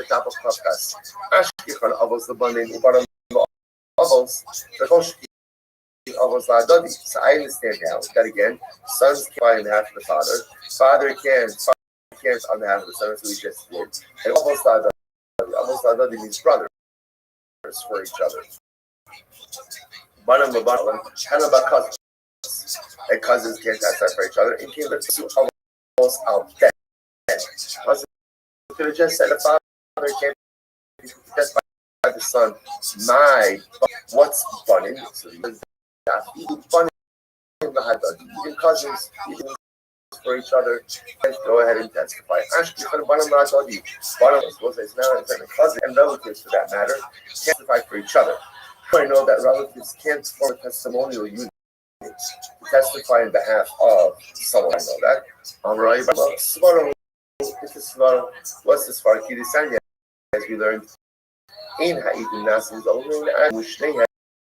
So Eden Zolin can't become Eden can't become Zolin until both of them become Zolin.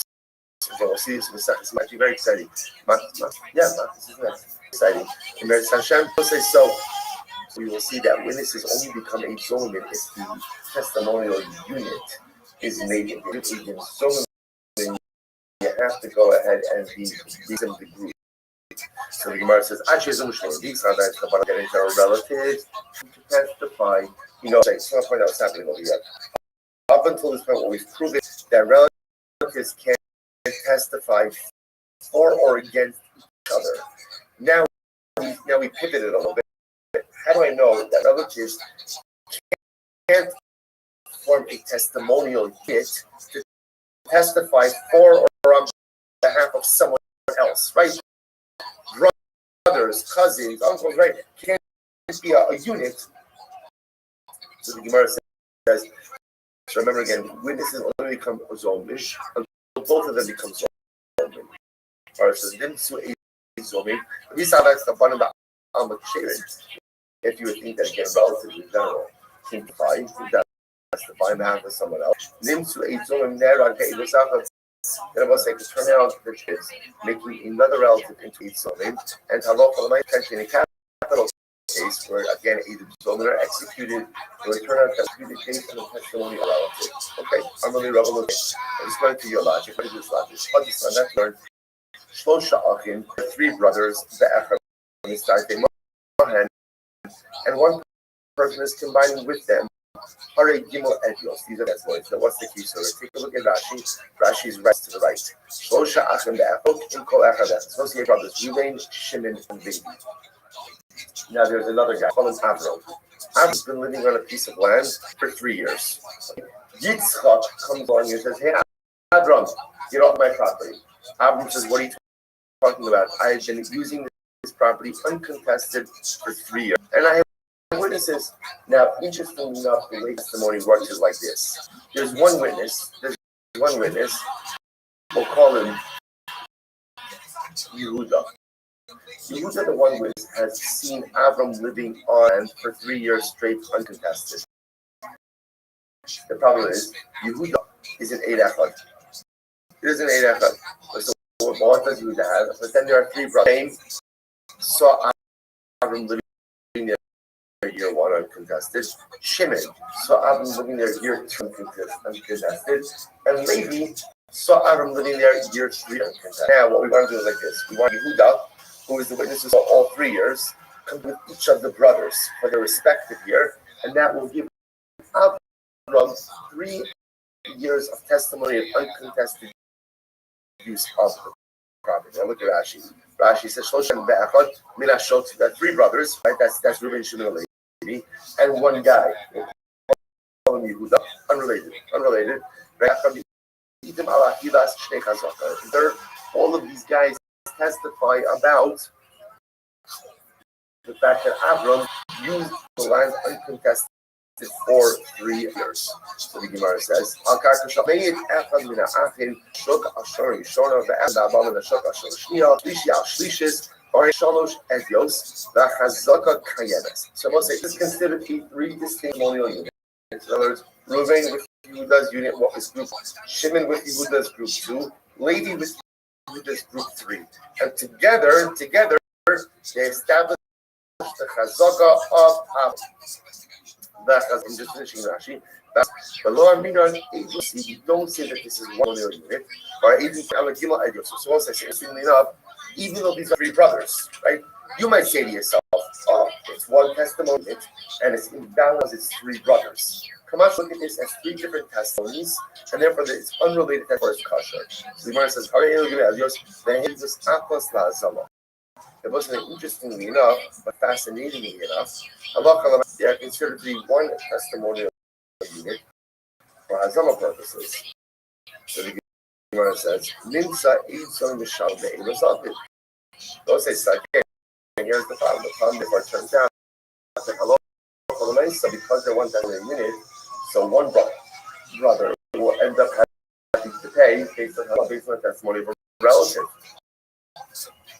Ella, Hazama, the other ones which you have to say is that ultimately, Hazama is different. Hazama is considered to be that they're paying on behalf of each other. Hazama is considered to be something that comes extra and then is imposed respective groups. They are not considered to be linked, even though they all suffer the same Hazama punishment. They're not considered to be involved in each other's Hazama process. Hakanami, Hazama Amakasi. Fine. Ella Imkin look so proud. Ben al Avos, if that is the consequence, they just said a son on his father's. Inami came al Avos. My Ibanim, why does it say Ibanim? Afilu Banim Lauma. Means that relatives can form a testimonial unit to go ahead and testify in general about other things. It's almost like they're using the same puzzle, although different derivations of the same puzzle. We learn 2 things. Number 1, relatives, and we discussed in the Mishnah, can't testify for it. And all that, but in the part number 2 of lesson 2, relatives can't form a testimonial unit to and testify for something else. In other words, they can't testify for someone or something. Fine. Up until now, we've been focused on relatives of the father, paternal relatives. Because once remember again, the lashon of the pasuk that we're using is Lo Yumsu Avos Abanim Ubanim Alabosim, fathers and sons, and from there we derive other paternal relatives. So this also applies to maternal relatives as well. So the Gemara says Avos says Avos twice. So where it says in Eno Inyan the Klavia, so the Gemara says single the Inyan Klavia, and uses each relatives of the mother. Beautiful. Ashkenaz individuals can't testify for dietary purposes, no purpose. Zakos, Minala. How do I know even? So what's it? Sons and they testify against each other in order to go ahead and for like a guilty purpose. How do I know even for an examination purpose? Yumsu Yumus tracing me. Since they came to death twice. It's interesting. It's fascinating. Again, in one Yumsu can't go ahead and testify like for culpability purposes. Even for examination purposes. Okay? Ashkecham the din in the fashas. Cases. Din in Mames, how do I even in financial cases? Amakras. Mishpat echad yavochem. So as a testimony, there's one mishpat. Mishpat hashava lochem. So you know what's therefore in this area is one uniform halacha. One relatives can testify. Rav says as follows. Aki awa lo yayiv. Rav says like this: the father of my brother, or my uncle, can't testify for me. Like my uncle would qualify from testimony. So the Gemara says, that's not, and who's your uncle? That's my uncle, who, even though my uncle's my uncle's son-in-law. And Afani, the nephew, also can testify on behalf of my uncle, and that includes me, Ani, Ubini, and me, the Chasni, and my son-in-law. I understand why is that? So what's it? You notice, by the way, back when you get to the end of this line, right? Like son-in-law, right? In other words, the nephew's son-in-law against the uncle, no matter again. The uncle's son-in-law against the nephew, that's already like a third grade relative. So why can't the third grade relative go ahead and testify against the first grade relative? So the Gemara first level. But we learned sheni b'sheni tonight, right? Well, the second, and we'll define these things a little bit. Like second level relative can't testify against the second level relative. So it's like sheni b'sheni tonight, sheni b'rishon tonight, shlishon b'rishon lo tonight. So let's say to see more closely related Chazal call like a first relative against the second level relative, or even a second level relative against relative, but these can't testify. But a Shishi Rishon, so let's talk about again, let's say you can't testify against an uncle. That's already multiple steps removed. So again, those people testify, on behalf against each other. Someone says, Shishi Rishon, it's not some. My chasno, what does it mean when we talk about the idea of a chasno? Chasan b'no, it means the son-in-law of his son. His son's son-in-law can't go essentially be like a grandson-in-law. Can't testify. But listening Ben Beno, so why don't you just go ahead and write no? No Sagav Archek is coming to teach us another lesson. Wasn't teaching us the Bao that a husband is treated like the idea over here being that the son's son, right, has the status of the son because the husband has the status of the wife, happens to be the girl of the father.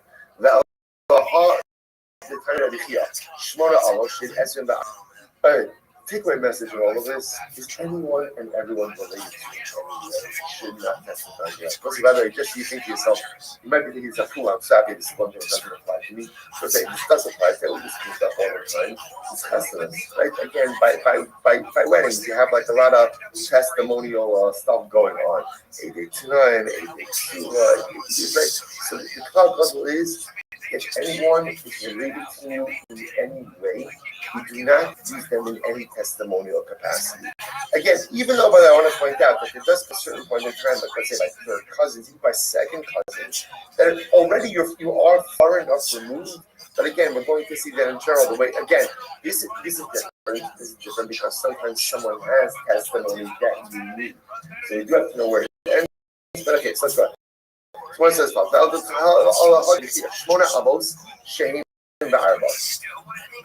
you can have 8 fathers who represent 24 extended relatives.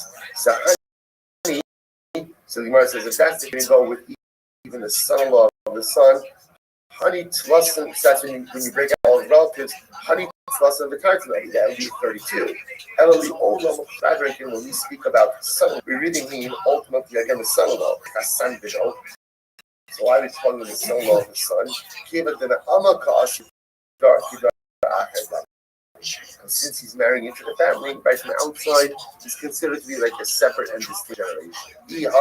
But then once again, isn't that considered a third level relative, testifying against a second level relative? Rav said that Shlishi can testify against or for a sheni. Rav Zamar Rabbi Loza. Rav Loza the same Rabbi Loza Omer Kisheni Abalo Yoyri, just like the father of my brother cannot testify for me. That means who is included in the brother of my father, my uncle. Just like my uncle can't testify, who's included in the provision of uncle? It's who? The uncle? No, the uncle's son plus no, and the uncle's son-in-law. So the Gemara says, Kach. So to Rabbi says, so to me, the nephew, I also can came, then Aki Abba Lo Yari. So to again, the son of my uncle, also can't testify my dad. So let's say this is dramatic. So let's say what Rabbi is introducing over here. Rabbi says, we know my uncle can't testify my dad. Rabbi said, uncle, you're from the Mishnah. Rabbi says, by the way, he's also included in my uncle. That's my uncle, right? That's my uncle. My uncle's son and uncle's son-in-law. Not only that, cousin, the son of my uncle, also can't testify my bad. And who's included in my cousin? Who's included in my cousin? That's ultimately my cousin. Who? To know my son and my cousin's son-in-law. So, by the way, cousin's son-in-law, I don't even know. Yet, interestingly, I'm speaking now again in the expanded. Don't make any judgments about my family, okay? Right? But the nice is that now expanded family too, so that again you see how again this pitching 65, and he was so big, so big. Dude, so I was on the all-time high, and then the bases are further, not the time was I know, yeah, and he went 0 for 6, man. It's heartbreaking. I was so frustrated. And it took all my joy away from the Dodgers. As a dad, it's tough. It's just tough. Now that his team's damn good, we still went to the championship in the 12U. All the teams lost in the championship. Maybe got a race on the he's right on the younger side. He's 9. The rest of them are 10. And they were being taught. So big break up. Wow. Yeah. For a major team, it's a double AAA tournament. So they're not at the elite. We're already at that. We're already talking about elite stuff at 12. Dip your toe into kids' sports. It's so competitive. And I've been saying you're not getting on the team because you got hustled. Oh no, 15 seasons something like that. Yeah. Right. So you got this pro. These kids, when I see these Major League Baseball, they've been going through this shit since they were 10. 5%. I started 7%. It's so second nature. So just that kid who hit the slam for the Toronto Blue Jays. Yeah, I love this story. His dad's like some tycoon in Seattle. He likes baseball. He has a young son. He goes, I like baseball. You're gonna like baseball. You like baseball. The kid goes, cool. He goes, all right. You're the most coordinated kid. I'm gonna send you to the Dominican Republic for 5 years. Go learn to trade baseball. Hold on, wait for it. He comes back. He's in high school this time. It's covered for his high school team. This way, here goes. Not my son. He flies his team out from the DR to Seattle, creates a travel ball, and the coaches to work with his son. They go on great days. The son gets drafted. And now he's hitting the fucking who is this? The kid who hit the Grand Slam World Series trophy. Young kid stud. Addison. Yeah. Oh, that guy. He's a stud. Yeah, he's a stud from a super lovely man. Yeah, it was wicked. Handsome fucker, too. He's alright. He's a good looking guy. Bring him up, handsome guy. Well, no, let's not get distracted. Well, no, we gotta get distracted. He's jacked, he's handsome, and he's a billionaire. He's not good. His dad is. And he plays on that level. His dad said, if you're a cool story, you're going to go ahead and play baseball. Well, that's a big fucking deal. Pretty cool. Wow. All right, so kid. You know how they say send them to Dagestan, forget about it. Send them to Dominican Republic, forget about it. And also his dad pulled out from school. There's a lot of things. You know that, right? Oh, yeah. I know. If you just want to swinging and weird sex stuff, I've heard. Yes. Jack. Your boy's Jack. We run a different circle. Well, I don't run that circle. But I was out with some people, and this girl, who's rather pretty, was with a guy I know. They were on a date, and she was very hot, but she was like 30, probably 35. She said the number of, she's got a bunch of divorcee friends who are in their 30s. And she said that, like, sex parties I didn't invite to in this town, out of control. And I was like, it's a hotel, but do you think that's the normal? I think that she's friends with a bunch of girls who are party girls who married rich guys that got divorced and now they want some of that attention. Yeah, that's it. I don't think it's like an awesome. It's probably everywhere. I haven't heard of that. But when there's money and they're freshly divorced, they just want to get away. It's like an awesome specific. It's a physical place. People are looking. Right. But there's that whole, like when you go to like a place like on it, you see all these muscular men and women. There's gotta be. I'm always like, I spend a lot of time these days. Yeah, for the gym, right? Yeah. I'm sure it's your answer to it. It's not my circle. There's so many pairs that are homeschool. Man, it's just not awesome. Sports, it's got so competitive. They will pull the kid out from fourth to fifth grade. Yeah, and then that year, just walks on sports. Well, what do you think that? Wrestling is wrestling does that. Super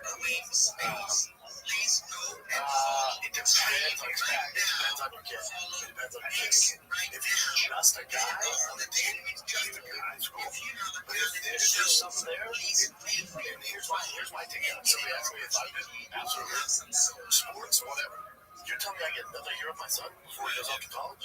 Say less. And I get spend time with him. I'm in. And we can just focus on sports and do the homeschool thing. I'm in. I'll be down.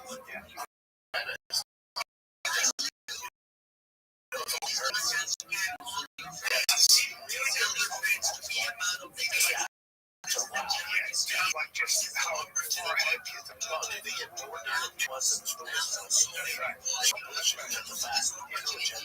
So they must be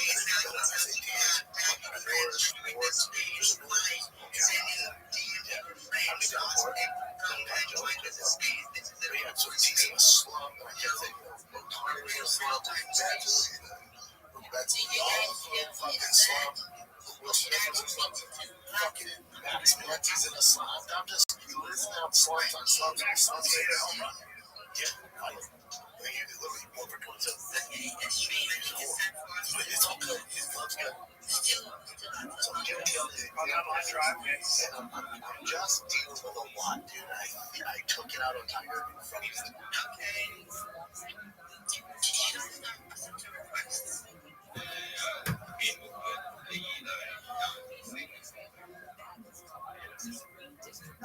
Yes, I would like to sing a song, and I would also like to be a part of this giveaway if you allow me.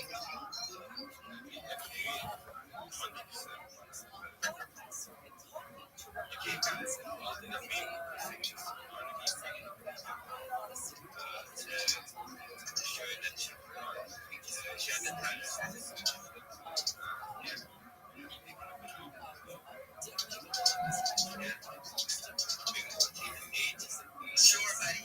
I'm going to sing the song Diamond I Smile by Lady Gaga and Mars. I hope everybody likes it.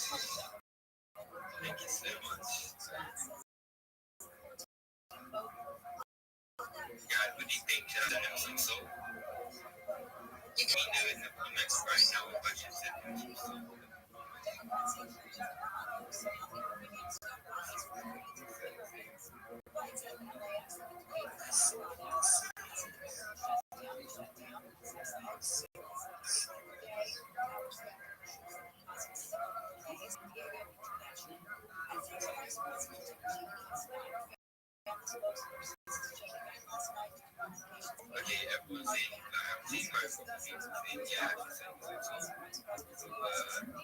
make some new ideas.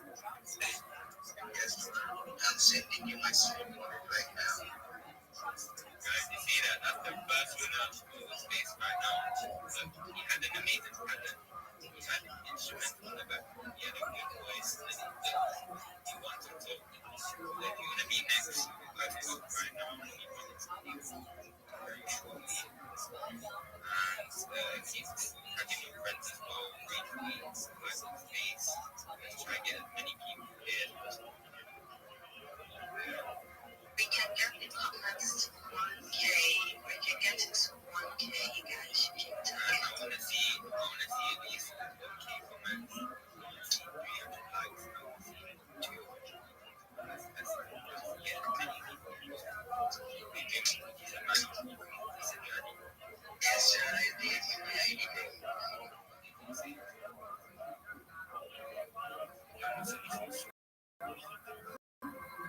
Yeah.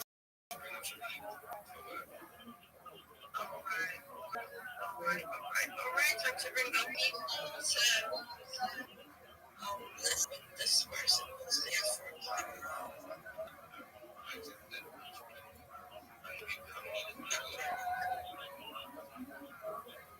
I'm seeing 93 listeners.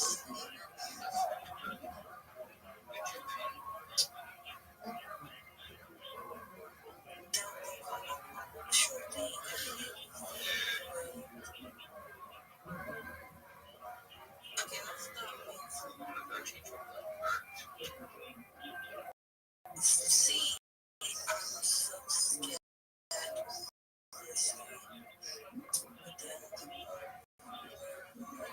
Let's go.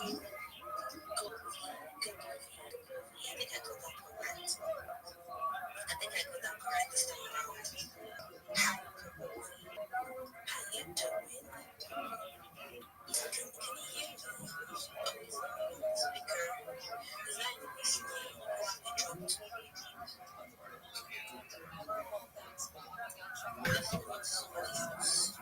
How about Rabbi? Rabbi is really easy. Red square and it says Rabbi.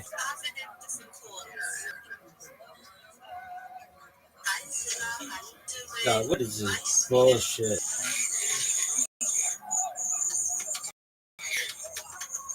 I know we can hear you.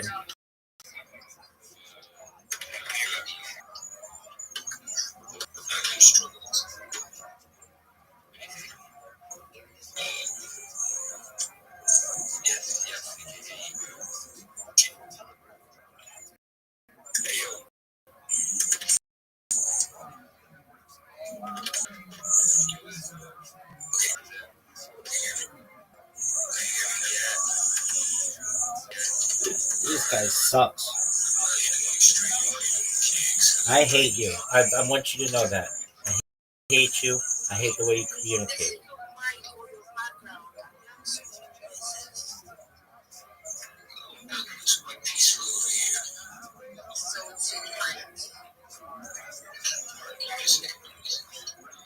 Dog, this guy sucks.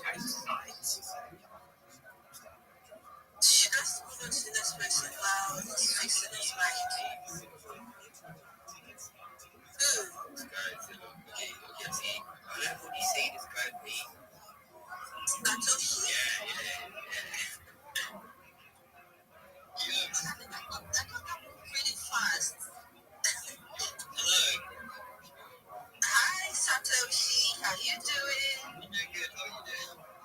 I'm fantastic. British, yeah. You sound British. I love the way British curse, honestly.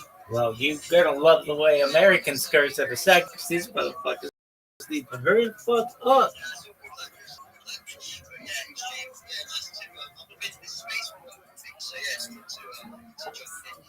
Listen, dog. I'm just gonna be straight up with you.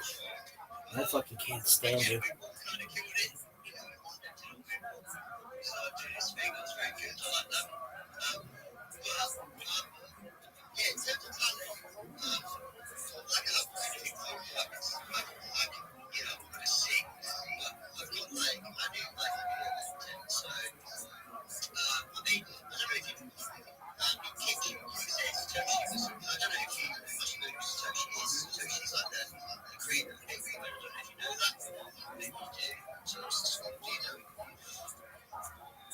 Dog. Yeah, we weren't fucking born yesterday, dog. Hurry the fuck up. How about that? Hey, Satoshi, how about you shut the fuck up and go? I'm gonna teach all of these motherfuckers how to host these spaces. It goes this: go, next, go, next. It's as simple as that. I don't understand. Hey, everybody, I just want to say,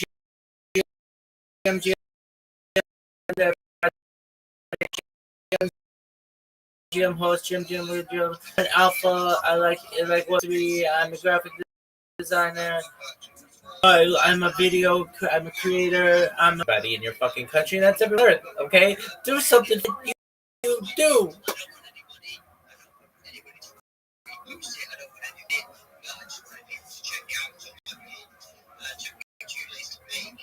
2 days. Oh, you don't say. How about 4 fucking years of blood, sweat, and tears, you motherfucker? How about that, son?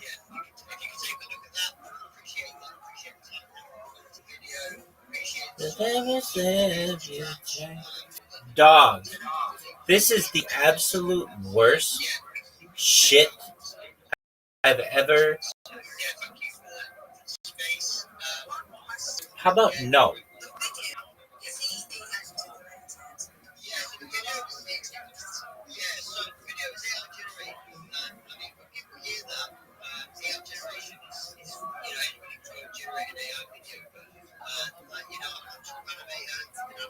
Oh, okay. Well, that's a waste of time. I'm glad I didn't spend any time doing that bullshit when I could use the time to do all this other shit.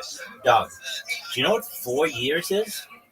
Do you know what 4 years is? It means that 3-year-olds weren't even alive yet. They weren't even a gleam in their parents' eye. And this motherfucker's still going. Dog. No one gives a fuck. Okay? Do you understand that? Does anyone out there who's watching this fucking stream understand this is not how you host this space? Here's how you host this space. Go. Next. Go. Next.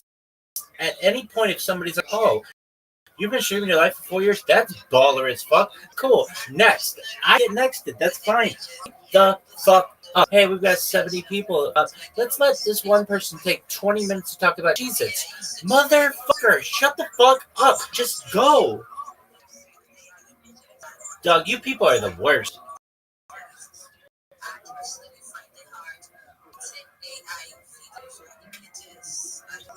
Okay, well, you're redonkulous. You're redacted, and there's nothing wrong with it. You're redacted. Your parents are probably redacted, and your grandparents are redacted because it's easy as fuck. Now let me go. This is the worst. This shit is the worst. Dog, I get it. I get it. Your fucking profile, and I see your stupid AI image. Next. Do you know what the word next means? It means N-E-X-T. Hurry the fuck up. That's what it fucking means. These people take so fucking faces. The worst. I'm telling you, like Elaine in that episode of Subway where she's on the subway. The fish. I don't even think she has fish. No, that's a different one. No fish. Just Subway. Dog, how about this? I don't give a flying fuck about your project. I'm just telling you that straight up. Nor does anyone else here. The only thing they want to hear about is this fucked rabbi who's been live streaming their life for 4 years. 24/7, 365 like a pimp. Dog. This is the worst. Doug, your shit sucks. How about that in the turn to you? Your kicks, you're a bitch with that. Yo, dog, here's my talent. It's a poem. It's a little ditty that goes, pushed extreme, blazing the trail, co-host kicks, never to fail, with alpha sharp and on time, everyone bagged, grows sublime. That's the best fucking poem you're gonna hear today. Call on me, you fucking slut. This is the worst. Fuckers. Every Nigerian that comes in here, I fucking love your country more than I think you do, okay? But let me put it to you like this. You all need to learn how to fucking talk faster, okay? I don't understand. Yes, I just, my name is, and I wanted you to know I'm having a good morning. GM. Hurry the fuck up, dog. This is the worst. This is the worst. Call on me, dog. Call on me. It's like that Eric Pride's video. Call on me. Lala. That's cool. Okay, you did. They feel loved, okay? You know who doesn't? This guy. You know why? Because my shit hasn't been called yet. Me. Call on me, B.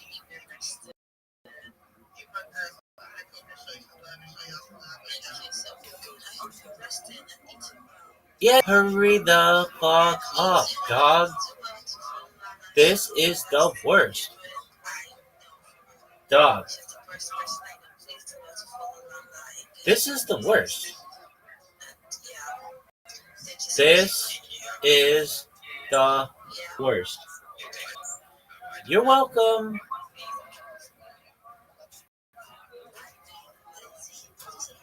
Dog. Dog. I'm gonna just lay it to you straight. This shit sucks. Understood? Dog. I hate these people. Nothing wrong with them personally, but it's like, do you listen to your own spaces? Do you realize how fucking boring this bullshit is? Call on this guy. I'll light you on fire, baby. Look, let me put it to you like this. No one gives a fuck. Got it? Got it? Dog, come on. Come on, call on me. Call on me.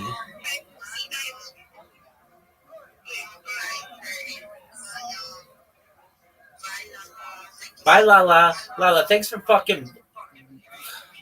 Thanks for being here, girl. Yo, I can't stand these people. This one's... He just said good evening. Why are you saying GM? What is this? We just fucking don't care about times anymore? That's cool. I don't really give a fuck. All I know is you aren't going fast enough. Yo, dog, this is the worst. This is the worst.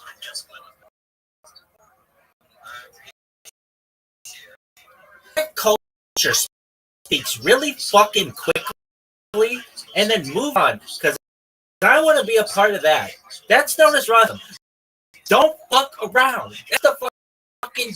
That's it. Don't fuck around. That's my culture.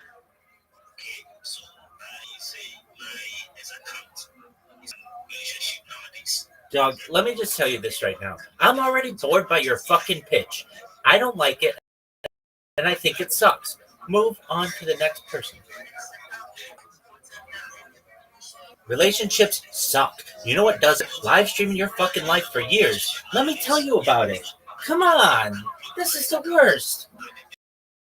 This is the fucking worst.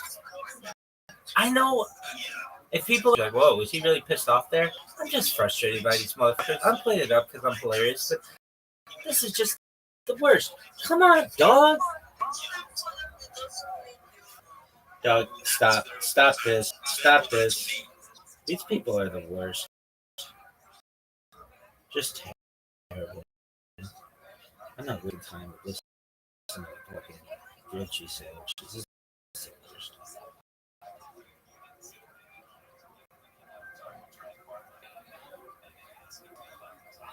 Fuck. Man, I want to love these Nigerians so much. But unfortunately, they suck at dick. Not all Nigerians. I don't want to paint with a wide brush, but the ones I've encountered suck dick at hosting.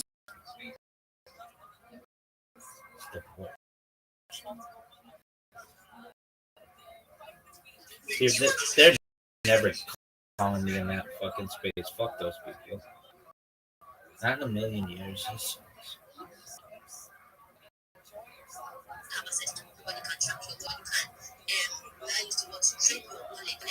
A PT wallet. I'm just gonna lay it on you right now. I don't give a fuck about your project. I only care about my own shit. Is that clear? Anything more that you need? You could be doing anything. Unless you say I've been live my life for 5 years or longer and it's archived, then I'm all ears. Get the fuck out of here.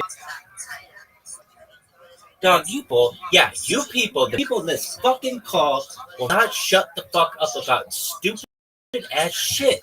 Let me talk, dog. Come on. This is my internal monologue. If you're like, why is he doing this? This is what inside. These motherfuckers need to shut the fuck up and call me.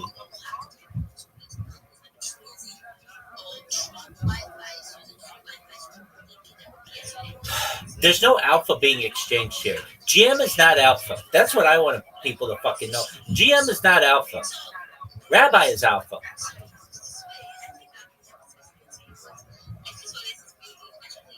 Jim. Shut the fuck up. Let me up. Oh, baby. Thank you. I love you. Country's wonderful.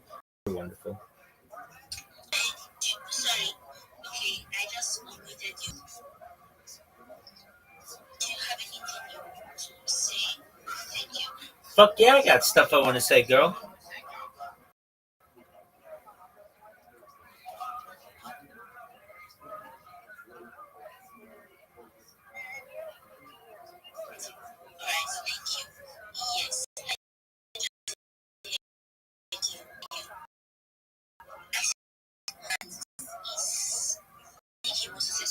Absolutely. Matter what I do. Thank you so much for the opportunity. My name is Rabbi Rothschild. I stream my life 24 hours a day, 7 days a week, 365 days a year on YouTube. I have more data archived than any person in global history. This is a real life Truman Show, a real life Big Brother. If you weren't aware, Bill Gates in the 1990s quoted his content is king, and I'm making it true today. I'm king of the internet. If you didn't know, The Economist magazine in 2018 data had overtaken petroleum as Earth source. I have more data archived on it than any person ever, which is going to make me a very influential person in the future. And if and when that happens, I'm going to make every single person in the room infinitely wealthy if you're not already. You, but your friends and your family. I don't want your children to ever have to work again. And I want to make sure to be able to give you the money you need to be able to start philanthropic organizations. I don't want anything from you. I want to help you. I want to give promotion to your projects. You should know, in addition to streaming my life for world peace, I'm someone who wants to help world hunger through the use of technology such as agricultural drones, floating greenhouses, saltwater farming, hydroponics, cloud seeding. I want to help end world thirst. I'm sponsored by a cryptocurrency that's worth about $100 million. And one of the things that we do is we wells in developing nations like Nigeria for the less fortunate. Additionally, I'm an advocate for the Lifestyle program, and most importantly, desalination technology, where we pump seawater onto land to make it drinkable. I want you to know you can find out more about what I do in my links in my profile. you should know them. Join my Discord. If you're a reply guy or you're someone looking for a project and you need help, come to me. I will mentor you. I'll help you make sure your social media is very good. We'll work on your pitch. I'll be there to support you and I'll do everything I can to help you. More than anything than making you rich, taking care of your families, which I do want. I'm here to be a positive person in life. I'm here to be supportive. And most of all, I want to give people hope. Thank you so much for the opportunity to share. All right, thank you so much, Rabbi. Thank you so much for that. I'm sure you would love to connect with Rabbi. Please if you follow and connect with him. I have new people coming up. They want to talk. Hey, right. I don't know if you would love to say anything. Please let me hear from you. Then I'll hear from last one.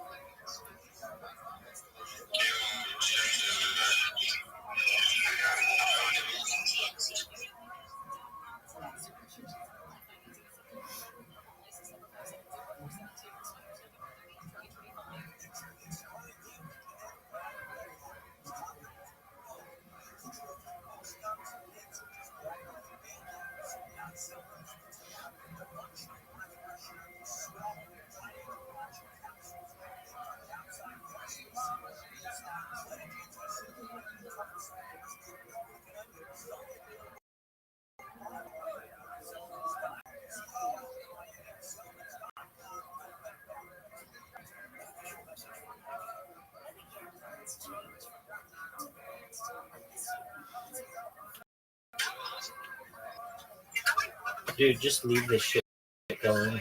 You're written. It's sick.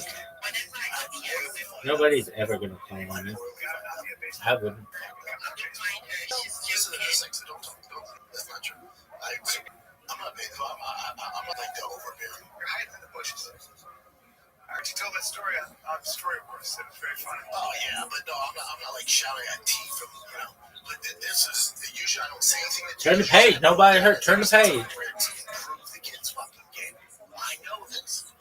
I know how You were saying where it's improved the kids' game. No, dude, all you're doing is bringing a little more pressure on. Right. So I just stay quiet now. I don't say shit. And T, after been off, they're 12. I'm trying to get them down. Do the pressure from Billy, which we could do. I have all this shit going on, and then he dropped his pop fly, which is a routine pop fly, and then he didn't hustle. He walked to the ball, and there you go. Now you got my pitch. Well, now I'm going to say something. Now, it ain't about baseball. You can't stroll to the ball. My thing was hustle. You can't stroll. You know my last name? I'm Mr. Hustle. But you're going to walk in. We're playing against 12 you, and we're up by 1, and you're going to, you're Joe Cool.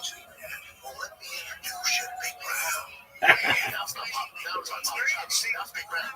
And I know I'm huge and loud like this a lot. Yo, what up, Busha? Bucha? How you living, pimp?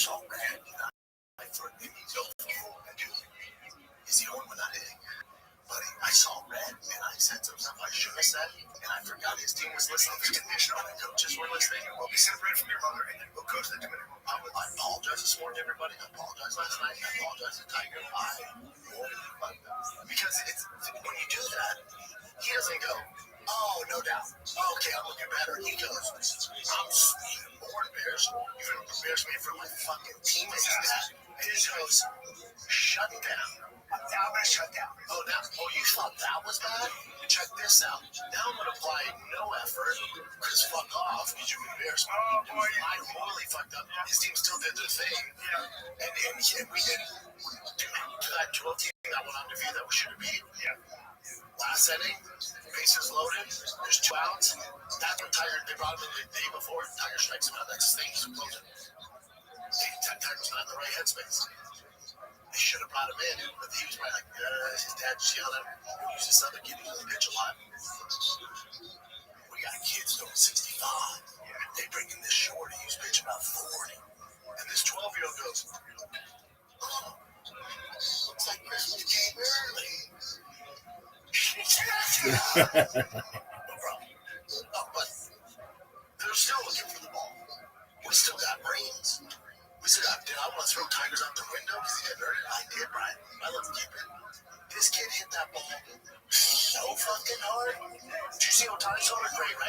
this was that at 12. Still going?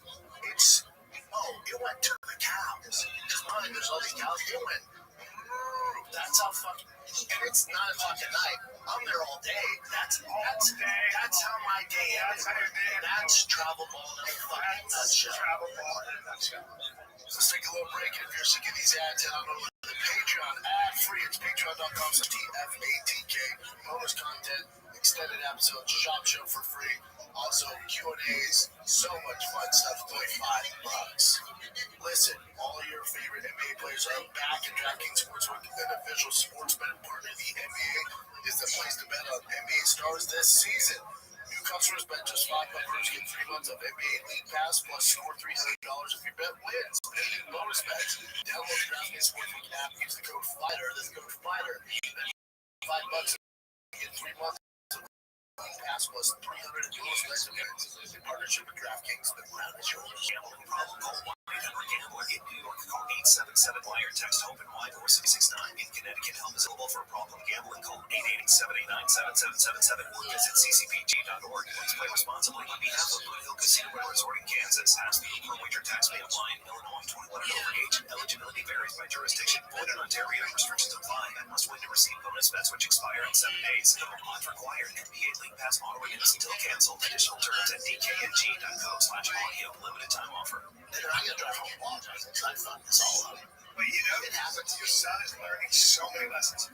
My son, one of the privileges of having a 14-year-old is I can talk to him essentially like an adult. And his mom, she gets mad at me, but we're FaceTiming. And he's what's called. Well, I call him up and I go, did we get it in today? Because he's got his jiu-jitsu, he's got his wrestling. And then we work out. But he hasn't worked out, so I'll do I FaceTime with him. So he's got to do his workout. And I FaceTime? Yeah. Because he's in LA. And so I'm getting, we talk, it's an everyday thing. Yeah, what up, Alex? Just get up, as usual. I got to take a shower with Grandpa's birthday dinner. And I start, I'm like, listen, Houdini, I got to talk to you about some stuff. He's like, why are you calling me Houdini? I go, why are you calling me Houdini? Because Houdini is an escape artist. Don't you know that? That's the kind of shit. And then his mom will get mad at me because I'm calling him Houdini. And then I said, his mom. I sent the hand picture to him. Yeah, I get it. Yeah, it's like, no. I cuss a lot. Like, to you, for Halloween, or this thing where there's a fucking fan in it, so it blows up. Yeah, some character I don't know, I'm too old for it. See some character, and we're driving the go-kart to the neighborhood, and he's with his buddies, and I start to go, oh, fuck. And so his mom gets pissed, and I turn, I'm like, dude, easy. But his buddy took his blade knife and fucking pierced his costume, so he could have trick-or-treated. Shit, he go, oh, fuck. That went, that's a fair effort. I mean, that's a fair, because your Halloween's ruined here. That's a, he didn't have a costume. So he trick-or-treating just a street food. So, fuck is appropriate. I hear, oh, fuck. I just said, oh, fuck, without even realizing. Yeah. His mom's like, get the wheel, talk like that. And then I've seen that, that's a fair F-bomb. It's a fair F-bomb. His buddy fucking shanked his costume. Can't use this. Although his attitude is awful. Although, you know, his buddy is also like, he's got a knife and he sees that costume. So you know how the 9-year-old's gonna be like, I got shanked. What the fuck you doing? I mean, it's just sitting there. I gotta stab that because that's too stabbable. So he was stabbable. It's a perfect storm. I wore a cape, and that was the only costume. My wife, we had Halloween with some very lovely people that were her age, and they're good looking, they're successful. No, they're good looking. They're young. They're 5, and I'm 58.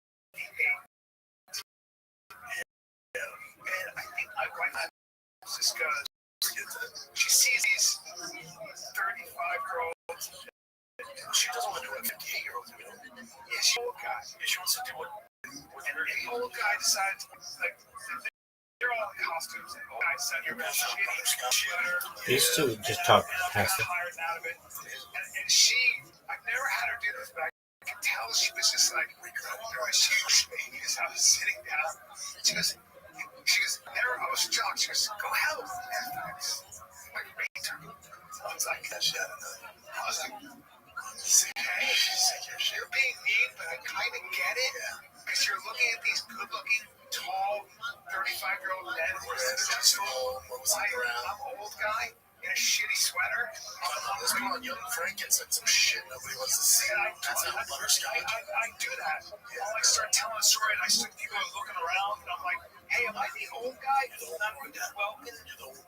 I'm the old boring guy who's not welcome at the party. And my poor wife, I was like, Shitty suit. I know, and I was like, man, I feel bad for her. She's kind of like, you know, I mean, she loves me and all, but it's like, Sign up for them. you know what I mean? She loves her old man. It's like, I get it sometimes. It must be like, I would have liked my wedding to be 27. well, in 10 years, in 10, 11, 12 years, I'm going to be 70. You got 12 years until I'm 70. You got fucking, You think that is fun? 7. you got 17 years till I'm 75. Well, then it's really gonna feed you. Don't say that, dude. I'm gonna be TRT'd out. She's gonna be peptide out. She's going to feed you. I'm going to wipe your ass. It's gonna That's in 10 years. 70. No, I'll tell you, I'm not doing it, buddy. I love it. I ain't doing it. I'll be Springfield. Oh, you know, I'm being shit. I think you got that shit with you. It is my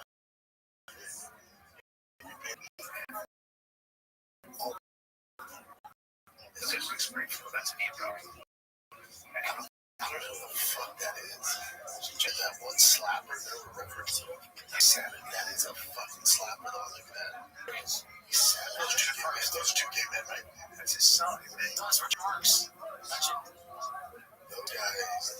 Yeah, rockers should be 90s or Tricky. there. But take my shirt off. Oh, there you are, bro. Take Van Dyke's 100 years old. Is he tapped you on? He's 100. He's still He made like shit that I'm being tapped. He looks good. yeah. Dude, missed you at the mothership. I came later. I was in the motion every single night this week. Every single night. Except for the night I was there. Except for the night. Well, I was there after. Yeah, he came late. And you, I was on a 7 o'clock show. well, you were all soggy diapers, and I said I don't want to do it. I was like, do you want me to get you a ambulance? I could get you a ambulance because you were away. And then you went there. Apparently it went very well. Apparently you were very funny. I heard from several comics. And I also heard from several lady comics who didn't know you were so big and strong and handsome. One lady said, he's like a horse. Like, you just a pet in my face. She was like, no, he likes your body. She was like, he was so big, he's like a horse. You just want to pet him or something. I was like a breed with him. She was like, that too. She goes, I've never been around a She's gonna walk in your welcome to petting too. yeah, she goes, I've never been around a pro athlete like that. You know, because you're in a comedy club. Yeah. And I'm so big. Yeah, they're so And the ceilings are low. A fucking Shaquille O'Neal. I don't know really where to go. So I'm the big doofus walking. well, so they're also used to seeing the doormen who are all tough guys and all cauliflower ears, but those guys are all, they're all 170, 180, 185. And then along comes Bam Bam. Yep. And then it's a very different situation. This is the worst podcast ever. I'd rather listen to these assholes in fucking Nigeria, these two douches. I love them right now because they're one of my favorite water. He's the fucking best. Yep. We're all hanging out in the green room and there's drinks and there's food. And I was like, gotta go. Yeah. And we do like, what? You're not gonna chill? You got another show? Like, nah, man, I gotta go. Tears came to mind and fucking the bitch, the booze was flowing. Just remember, that's why I started drinking. I have it around it. I don't have it in the house. I don't have it in bars. I don't have it around it. And it was flowing and they're offering like a couple of weeks. You see Denzel Washington flight? We're together, we got on the midseas, we're laughing, we're drinking, we're fucking around. I just looked at it and I bet that was Ain't nothing good that happens. If you like the alcohol ain't nothing good because you're either all in or all out. You're not a moderate guy. It's fun. It's great seeing everybody. It's so much fun. Big J's fucking hilarious. Jay Gomez is great. Yeah. Man, it's awesome. Jamar Neighbors was on there. So a bunch of guys. Troy Conrad's is my favorite person. He's the photographer. Troy Conrad, great photographer, great fast. Yeah, he's such a good Halloween portraits every night. He texted him too. He's so good. So good. I haven't seen him in a while. It's good to see everyone. But here's the thing. Good to see everyone in Troy, all the Matt, all the guys that you be around more. Now, well, it doesn't compete with the children. I'm just at different things, you know. It's just as well. I'll do twice here. I'm gonna do those shows, but not as far as stand up.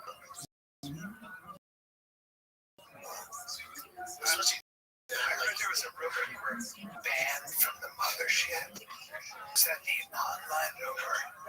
And you were banned from the mothership.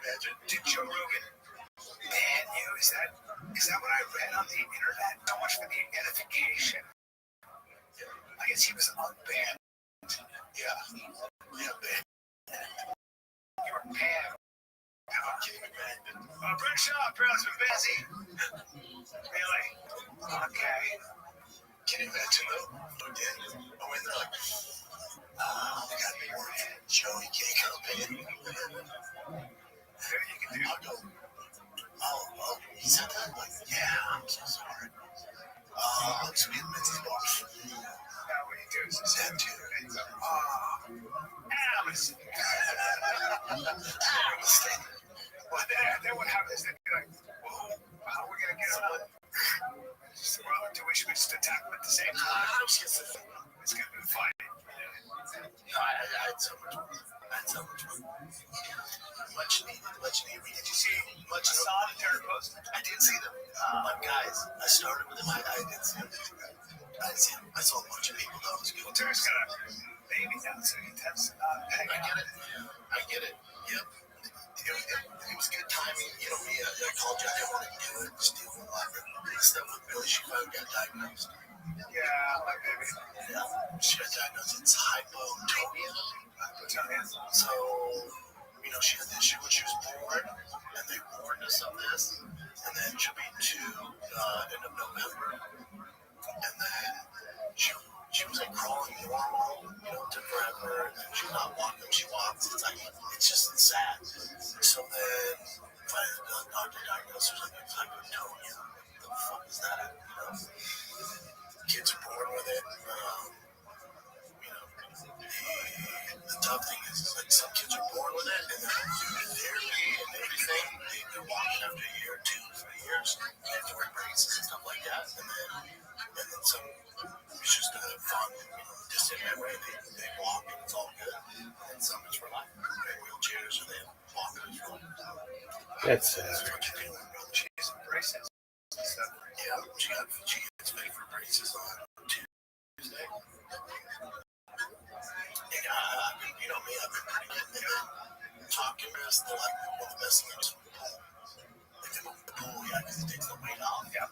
And so I'm like, how many times can we do it? And she's like, I'm like, you know, like 4 or 5 times a day. She's like, no. She's 2, like twice a day. It's enough. 2 20-minute sessions. So now in the morning, the routine is, Well, don't give you a routine. no, I mean, we wake up, get go to the pool this morning. I'll get home from this. I'll take her. Go open the pool, get her this. I'll take the boys wrestling baseball. And then on the team. So when they said the pool helped, I said, you know, if that's what they get through there, I'd be good. And I tell Joe, you know, mother-in-law, like, don't cry for her.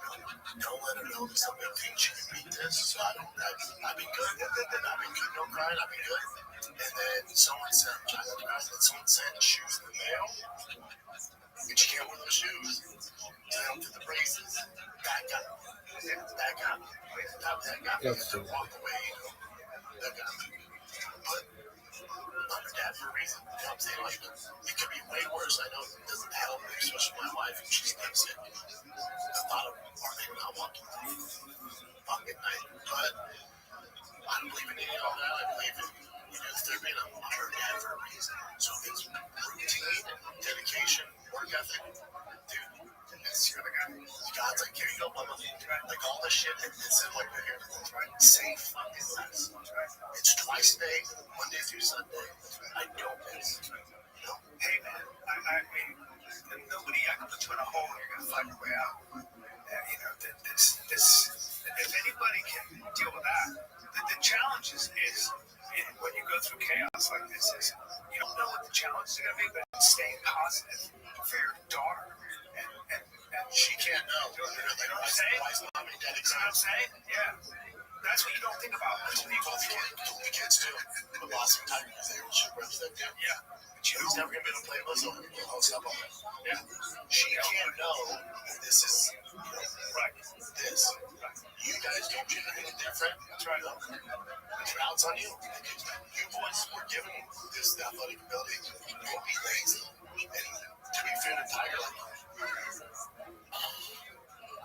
it just all accumulated on Sunday, and then I'm dealing with that, and he's being lazy, and it's just like fucking boom. And then I'm like, fuck, dude, do better. Do better.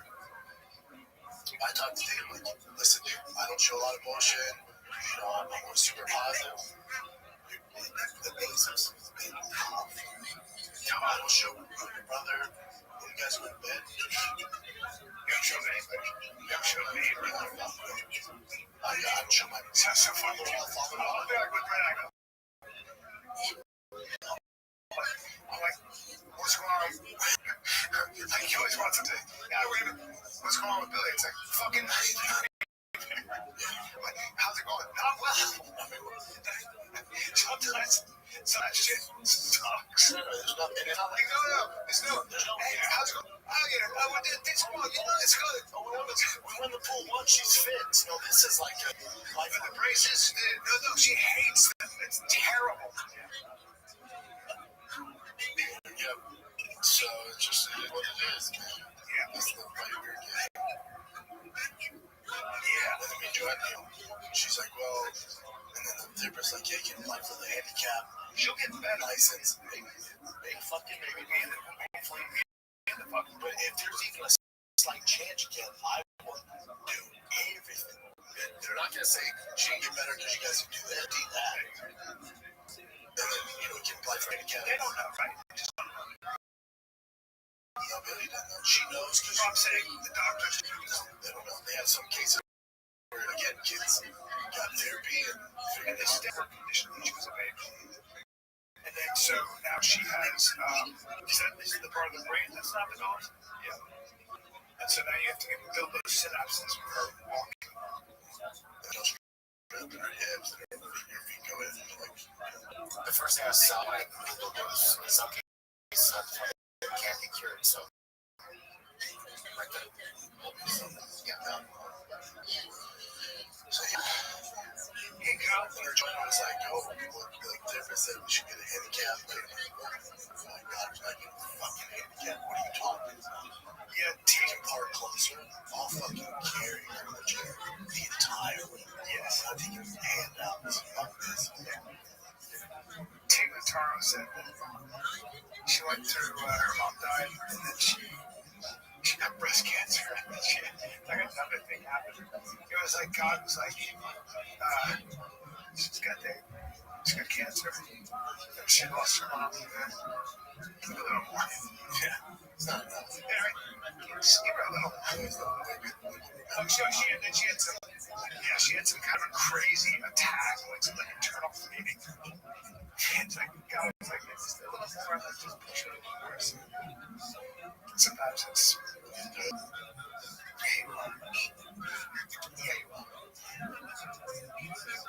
That's it.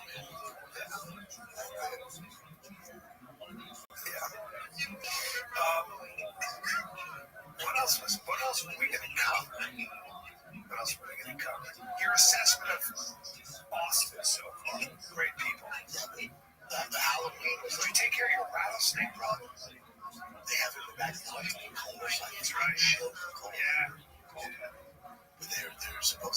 mess around the hood. But for Halloween, it was like fucking the streets were packed with families, kids. And we're just walking around. We went to my son actually got tired. Oh, they did He's exhausted. crazy. He was like, after a while, he's like, oh, this is a lot. Yeah. Forget this. Yeah. I had my 1.5-year-old. He's like, yeah, the Halloween out there is awesome. It's been great family-wise. It's been fun. It's great. Night and day. Yeah. It's so great. Let's take a little break, man. yeah. So here's the thing. We don't handguns. No, if you want a handgun, you got to keep it safe. But you don't want some big safe that's really heavy. Here's where Stopbox comes in. Stopbox is perfect for your handgun. You keep it locked away. Safe, out of leaving it vulnerable to anyone's bad. Stopbox USA saw the problem, designed a ground solution. The Stopbox Pro with being ready. So you don't have to choose. You can be ready. It's ingenious. It's a push-button locking system. Gives you fast, reliable access when every second matters. Without the hassle of keys or reliance on batteries. It's 100% mechanical. I had a safe. There was a finger thing. Yeah. Malfunction. I don't have the battery. Okay, Stopbox, it's all mechanical.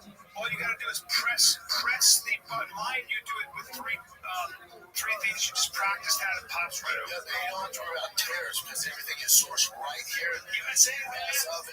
Yes. All Stopbox products are proudly made in the US of A at their own freaking facility. It's also TSA compliant. Yes, sir. You can securely and conveniently transport your firearm through your checked baggage on airline travel.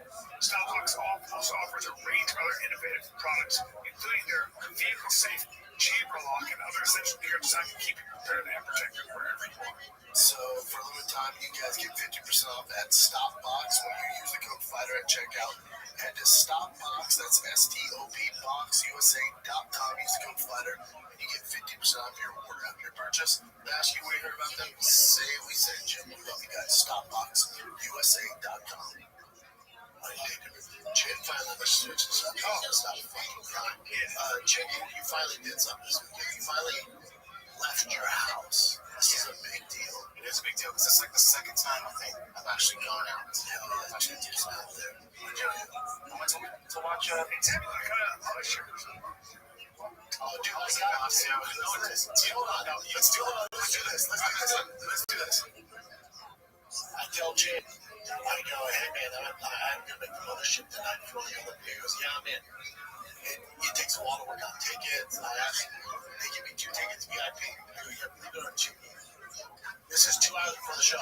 Dude, they just give me a couple tickets. And dude, super short notice. Can't make it. 2 hours short notice. Right? You're the mediator here. So, by the way, how long do you know you're going to be beforehand this place? How many days in advance did you know? What were you doing? I didn't think I was going to back up. I honestly was going to back up. But, Jim, what did you have to do? You know what? I got stuck into doing a family dinner because of Brendan. Oh, family. Yeah, so here's what happened. Brendan told me that morning, like at 9 a.m. It's like, You weren't your partner eating and drinking. anyways, Yo, how are you? How was your, let me finish. Yeah, so he texted me like, if you want to come by. I'm just streaming, The guys. situation, I don't even know. Do I just get tickets there? And then I looked it up. The tickets are sold out. And then he's like, well, just hit up. And I'm like, I'm on YouTube. I was like, I'm not going to talk to Brian now. I'm not happy with Brian right now, so I need a little breather. I'm not He wasn't really yelling at you. I know how to get better. Excellent, Doug. Do you have a link tree? So that was things I said. I didn't mean to be No, my phone bad, so till I fix it, till I get money, I'll fix it. Check it out. All right, well, make a link tree, and then I can help you. Alright, you help me? Yeah, dog, but make a link tree. LINKTREE.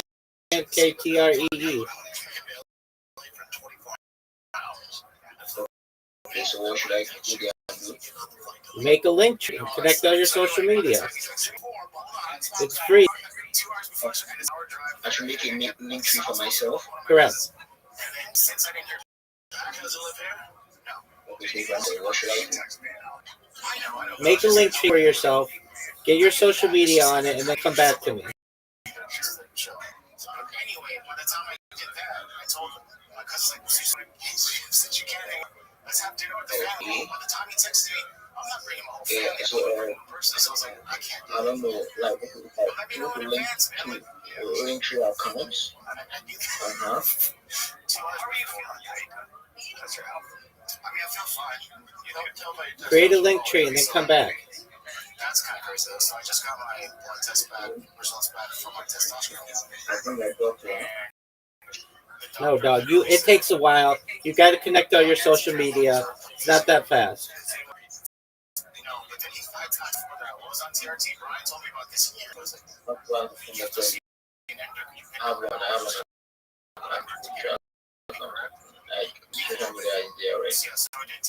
Okay. Well, I just Listen, dog. How many links do you have? Yeah. So I've connected my social media. So what next thing should I do? How many links do you have in your link tree? Just my Twitter and I think that's all. Okay. So do you have a YouTube in there? No. Do you have a Reddit in there? No. Do you have a Telegram in there? No. Do you have a I know, create them. I don't have all those. I know you have to create them. They're free to create. Yeah, my country does not allow me to use them. You can't use YouTube where.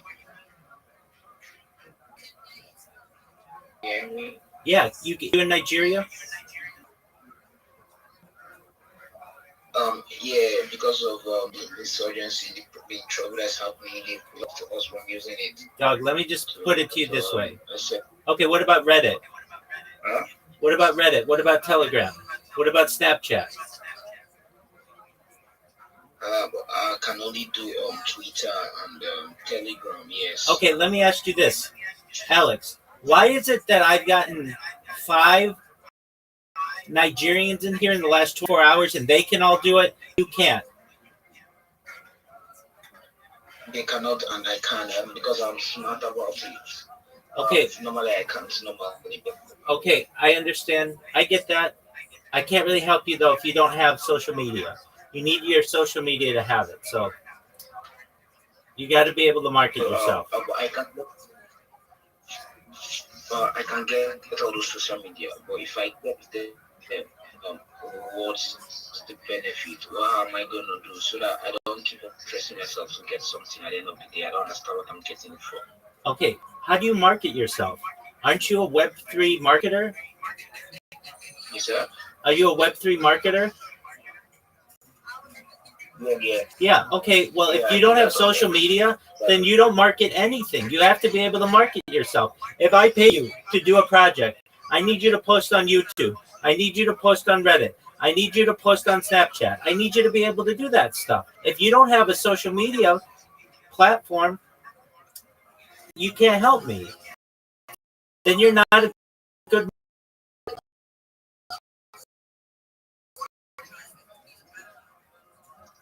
Me for marketing your product. Is that what Baby, I'm not paying you for anything, right? You can't even market your. Why do I want you to market me? You can't post something on YouTube for me right now. You can't post something on Snap for me right now, or Imager, or Twitch, or Kick, or Rumble. So you're not of benefit to me. When you recognize that you need that social media and you get that social media together, then I can maybe help you. But until then, you got to be able to help yourself. Yeah, you don't understand my point. I have all those social media as well because of how the internet is. I don't want to like risk involving in something that Alex, then I don't think I can help you. You need to have unified social media. It's really simple. It's really simple. It's really simple. You take all. Because if I'm registering with accounts, if I'm registering with my name and my email, Okay, well then make ones. Okay, you have all these accounts. Then make anonymous ones that aren't linked to your name and your email.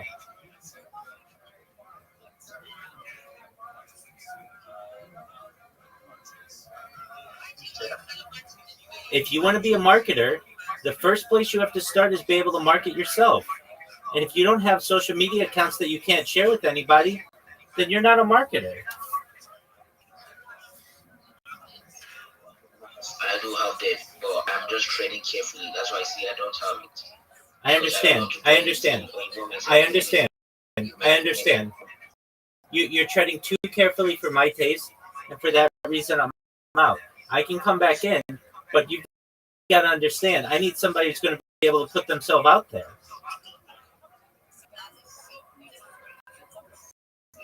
Look, if I say to you right now, listen, if I say to you, here's $100, I need you to post this on YouTube and Snapchat and Imager and Reddit and Flickr and all the other social media. You want me to post it on YouTube, Snapchat? Yeah, but I want to see your social media first. All right. And the way that you do that is through Linktree. Look, Alex. Right now, you're not easy to work with. You have to understand. I get people come in here all the time, and I say, "Do you have a Linktree?" And they say no, and they put all their social media in there, and then they're able to market themselves. You don't have a Linktree that's built out right now, and for those reasons, I don't have a use for you. If you would say, you know what, this person, I should take all of the social media that I have, put it on Linktree so that they can look at it in one place, that works. All right. I'm going to do that. That's a smart thing to do. And Alex, and I understand. I'm not guaranteeing I can give you anything. In fact, I most likely cannot. Enough people, if I need to market myself, I can do it. But I can help you market yourself. What you can do is get all your social media. If there's any social media you don't want to include, then just create a different account. But what I'm telling you, of anybody who's going to be a social media marketer, that they have a YouTube and a Twitch and a Kick and a Rumble and a Snapchat and a Reddit and an Imager and a Telegram and a Twitter and a Flickr and a Tumblr. I need you to have that as a social media person. If not, then I can go to somebody who does. I do have it, but what I'm trying to say is I'm not going to market. It's going to be illegal. I'm trying to say. I understand. Nothing that I would do with you would be illegal. I wants to do anything illegal. I'm telling you, I tell you very honestly what I'm going to do for you. You're going to get all that social media stuff together. We're going to review your pitch. You're going to get it really good. You're going to go into Twitter Spaces and you're going to get yourself a job. You're going to get yourself work. You're going to become a marketing manager for these people. But that's all on you. You got to be able to do that. You can't be like, well, I have a Twitter account. I lost you. Do you know what Spaces is? Yes, that's how we met. You're going to be able to go into a Twitter Space and in 1 minute have a very good pitch. I'm going to send you. I'm going to link up. Yeah. Go ahead. I'm gonna link all my program videos to my link. I'm gonna send it. Okay. Is that okay? Yeah, that's what I want you to do. But there's social media out there, so you can find a list in this Discord of the social media that I expect out of a marketer. So that means I expect you to have a Flickr, a Pinterest, a Tumblr, things that not everybody has, Behance, those kinds of things. So it's going to take you a little time. So do that, and once you have it all, that's only going to benefit you. But then here's what I'm going to tell you. Then we're going to work on your logo, able to market yourself, and you're going to go on Twitter Spaces with a really good pitch to get hired by somebody. I have jobs that you apply to. I can't guarantee that you're going to get hired. And especially an attitude of, well, why do I have to do this? Why do I have to do this? Look, I'm not going to think that's going to hurt you or that's illegal. I'm just doing things to help you market yourself. Okay, so Alex, if you want to market yourself, it only makes sense that you have social media.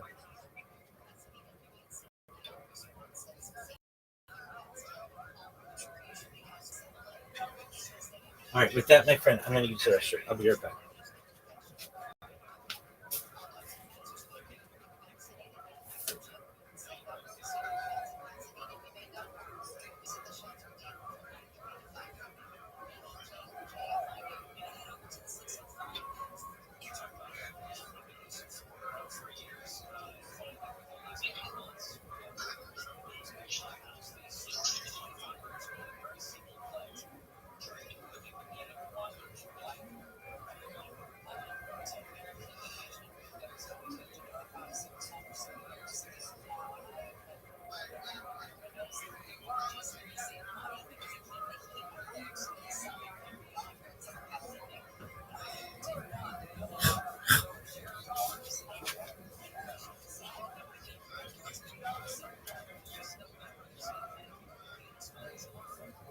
But they put anastrozole on there, which kind of takes down your estrogen. Yep. Apparently that's what fucked it up. Yeah. So that's what messed it up. So now it's like my free testosterone is at 5. Dude, that makes it ridiculous. 5,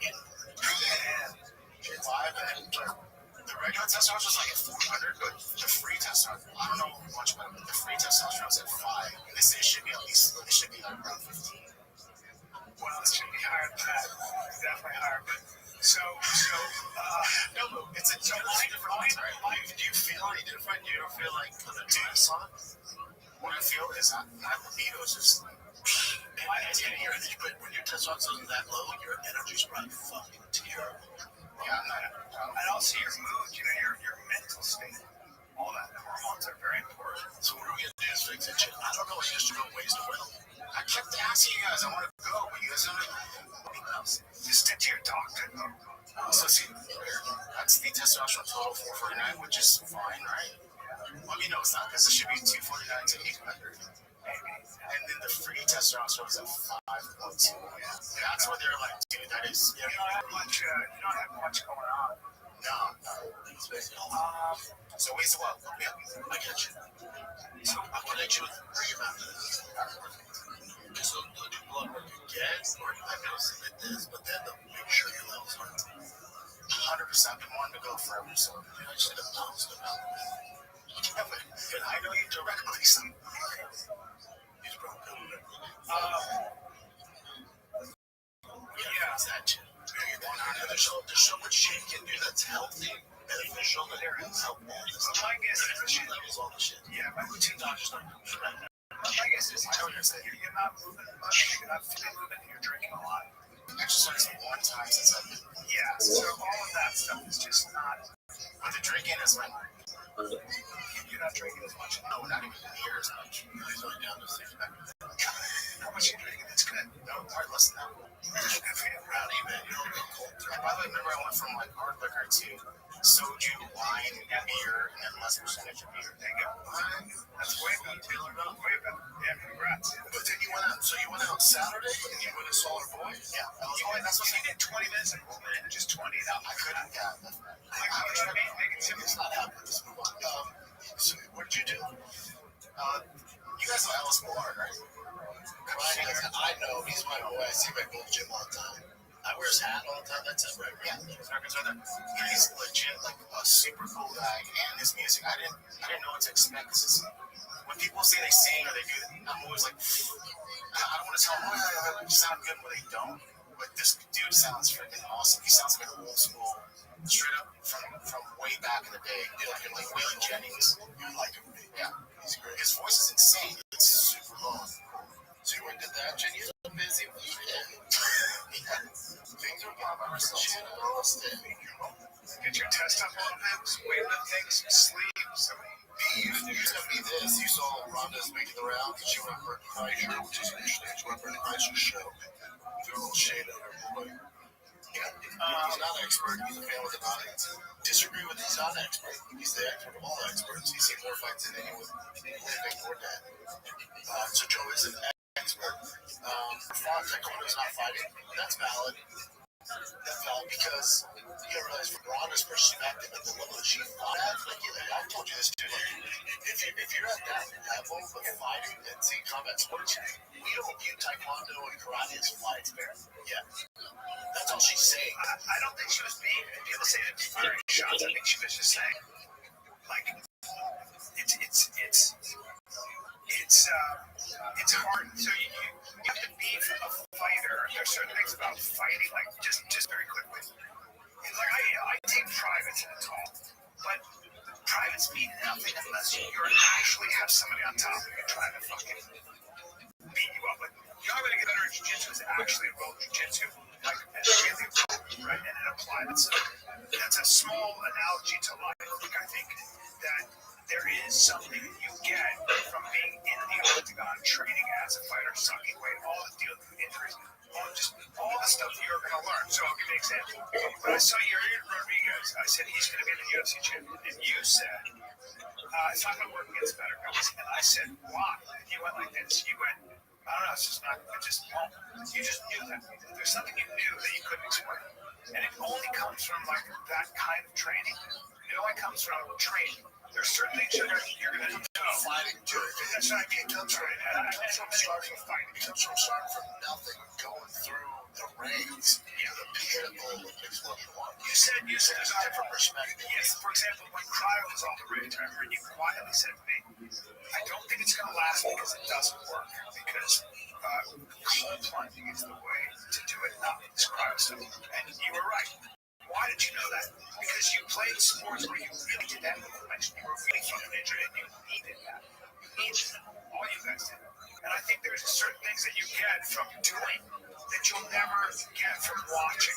Having said that, no one's watched more fights up close than Joe Rogan. He's an expert. And so he's able to see, like he's able to probably predict fights well.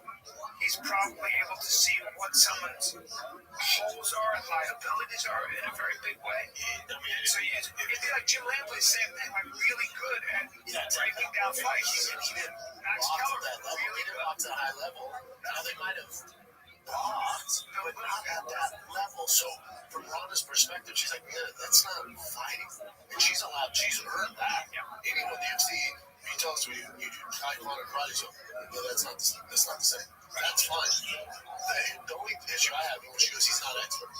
If he's not an expert, who is? I would say there are different kinds of expertise. There are different kinds. Would you say Stephen A. Smith is an expert on basketball? Or Skip Bayless an expert on football? I would say. Of course they are. They know the game very. Would you say Hiro Hawaii's an expert? Never got punched in his life. Yeah. But so there's experts, there's analysts. Yeah, I wonder. So let's take football. If you took Chris Collinsworth, okay, and then you take who's a wide receiver and very good. Chris Collinsworth was amazing. He really knows football. He sees shit on that field that I never example Tony Romo. Tony Romo is a great example. Or Tom Brady. Tony Romo. When they call a fight, but call a game, Craigman and what's his name? They're always together. Blonde guy, baseball guy, Joe Buck. I have to say, don't know. It's like Craigman sees Joe Buck doesn't see and does the game, but Joe Buck is very important in that dynamic, right? He's an expert in his own way. So different kinds of expertise. You need both. Different kinds of. My question for Rabbi, if Joe's not an expert, who do you consider an expert? Who's not a fighter? And if she goes, my credentials, the only way you can be an expert, that's all right, and that's fine. So then DC, Dominic Cruz, let's see what you think. Rushmore, as far as expert, Dominic Cruz is your number one. Super analytical, smart guy. Right. They're also guys that have fought that are deep down fighters. Yeah. Like, beat Ronda Rousey, like he was joking about her. He asked Joe, and she said he wouldn't know. So I think that Joe would know probably. Joe would be able to say to you, if I said I want to be a UFC fighter, I think Joe would be able to say, okay, well here's who you want to train with. You want to find Matt Hume? You want to work on your wrestling and boxing? No, yeah or no? Now, is he qualified? I would go to him and be like, "Kid, I want to get to UFC." He's not going to be your coach. Yeah, have the connection go, "Oh, I heard this gym," but also He's not going to be able to get it. I'm saying Joe's not going to be your coach, cornerman, strategist in fighting. no, but he still that doesn't make it happen. Alex, I just sent you a message on Twitter to give you an idea of what it should look like. Watching fights and being on call and showing what's going on Huge. versus being an actual coach who can get you. I don't know if she's saying that. You know, she's definitely fired. Did you see that interview? Yeah. She's very upset. Oh, she is. Yeah. I didn't see the interview. I just saw this. Oh, you just saw it. Yeah. Okay, so you watched the interview. Okay. Okay, let me see this. But that's wrong. Though. Like that's what makes her great. That Kobe mentality, that DJ Dillashaw mentality. Oh, yeah. You say something to her, there's fucking venom in there, dude. That's what made her great. But again, Well, a lot of fighters are like that. Gordon Ryan's that way. Like, there's certain people that are just not going to let it go. take a shot at him. Good luck. Yeah, they're coming right back. The greats, yeah, they always say shit though. Is there a price point that would get you back in the octagon? I mean, I have everything I want. There's nothing that would really change my life. So you list your price points on this list. Like $1 billion. $150 million. $1 billion. It's pretty. It's $350 million. You're just fighting recreation. I want to be the shadow in your backyard. Just how long have you trained? How long for me to train to be Rothschild? You and he's not an expert because I'm male nowadays. I don't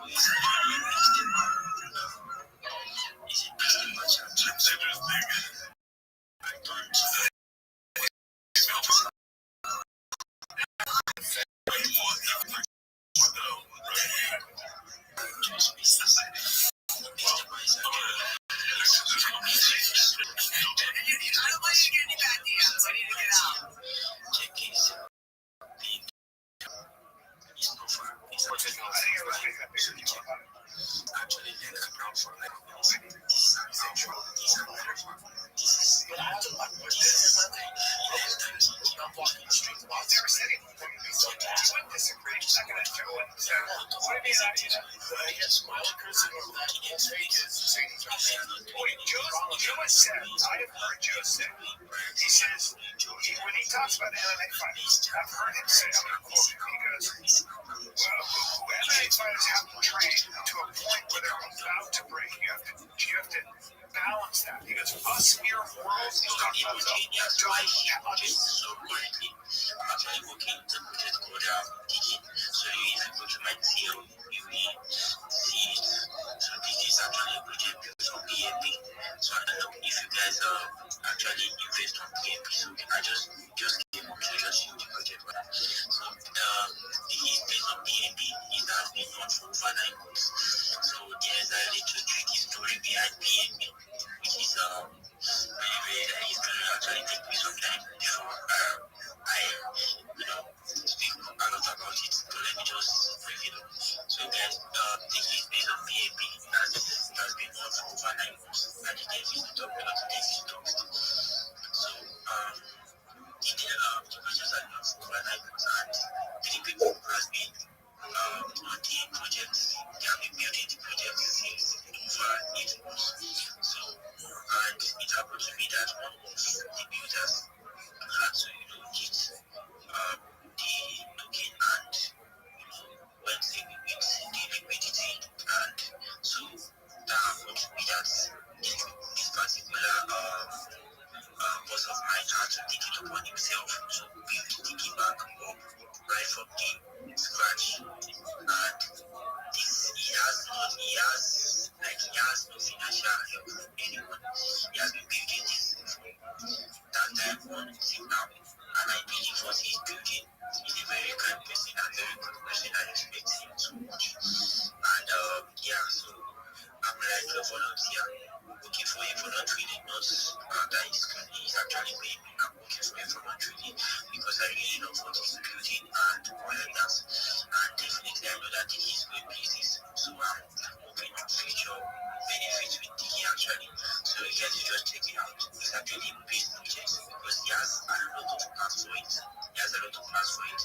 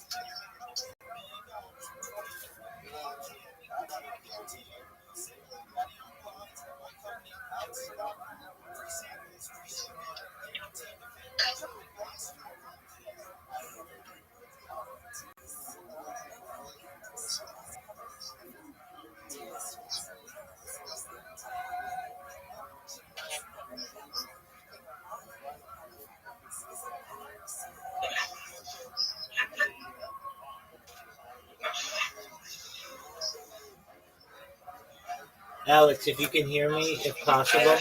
Alex, if you can hear me, please mute your mic when you're not talking.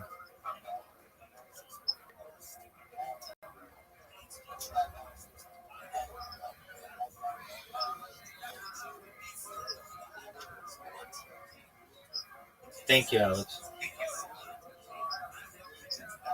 Alex, if you didn't see, check your Twitter. I sent you an example of what your link tree should look like. I'll take it down. Okay, thank you. I'm trying to make one. Excellent. That'll give you a list of all the social media that we're looking for someone to make. Excellent. Thank you for the opportunity. I sincerely appreciate it. My name is Rabbi Rothschild. I stream my life 24 hours a day, 7 days a week, 365 days a year for world peace. I'm live right now on more than 20 different YouTube streams. You can see in the purple pill, I posted an opportunity for you to see what I do. There's a link there. Please join Discord if you have the opportunity. You should know that Bill Gates coined the phrase in the 1990s, content is king, and I'm making it true today. I'm the king of the internet. Why do I say that? My life is a real life Truman Show, a real big brother. You should know that in 2018, The Economist magazine stated that data had overtaken petroleum as Earth's source. And I have more data archived on the internet than any person ever, which is going to make me an extremely influential person in the future. And if and when that happens, I want to make sure every single person in here is rewarded. I don't want your money. I want to be able to make sure that you are financially independent. I want to make sure your friends and family help, and I want you to be able to start these and philanthropic organizations of your own. Additionally, you should know that I talk about ending world technologies such as agricultural, drone, floating greenhouses, saltwater greenhouses, hydroponics, vertical farming, cloud seeding. I want to help end world thirst. Cryptocurrency is worth about $100, and one of the things that we do is we build wells in developing nations like Nigeria for the benefit of the less fortunate. Additionally, I'm an advocate for the Lifestyle program. Most importantly, I'm an advocate for desalination. If you want to connect with me, if you're a reply guy, need a friend, come to my. I'm live 24/7. Additionally, if you have the Upper Discord, We're a community. I'm live. Big Step is Discord 27 as well. I live in their Discord. I sleep in their Discord. I eat in their Discord. Absolutely every aspect of my life is essentially conveyed via that Discord. Again, thank you so much for the opportunity. And with that, the next person go. Thank you again. Man, that guy's a goat. Real goat. Goat life. Chance of all the things That Discord, he is all over the place. He is aggressive on the show. He is stepping big. We are all big steppers. Late night Lion joined. We're all real people. We are doxed. He is super doxed. I'm super bullish on you, brother, and I've been meaning to get in there and talk with you a little bit more, just one-on-one. But I'm definitely gonna pop in there and just hang out a little bit later, man. So some of these other sweet projects, you know, Bart Simpson, you're up here, speaker. I think we should just go on and let you go. Yo, what's up, guys? You guys are good. Rabbi, I love what you said. I'm definitely gonna tap in with you. I'm definitely gonna, check that out and join the Discord and everything. But I wanted to talk about PC. PC is another project I'm kind of bullish on. I'm bullish on it. Bitcoin's very mascot, kind of.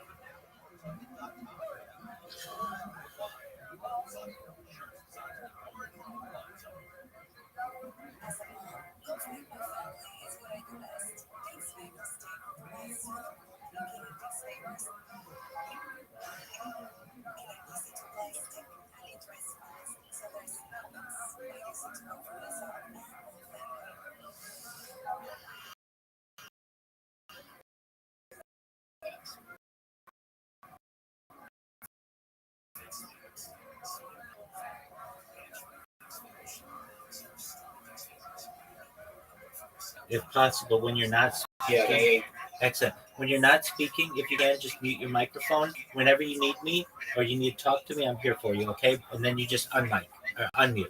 Make sense?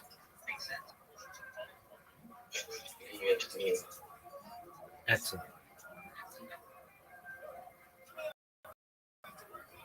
I appreciate it. If you can hear me, the reason why I'm doing shilling on Twitter Spaces, and I don't want to get cut off guard by getting conversation at the same time. So.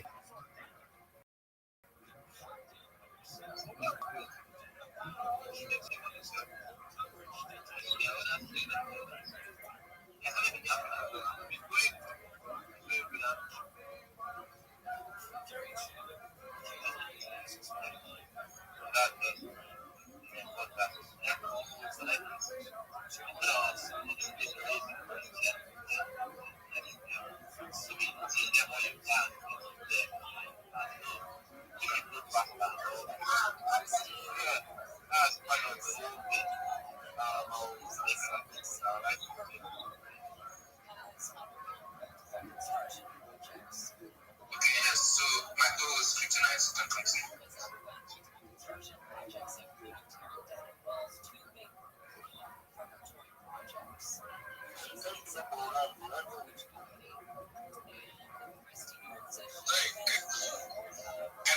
Can I go on?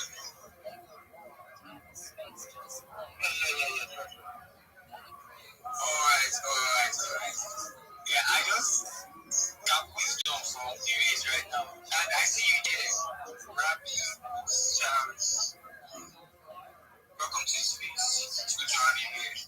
And can somebody please accept the mic of F1 base? Because I've been trying to accept this mic, but is it not a speaker? I'll be right back.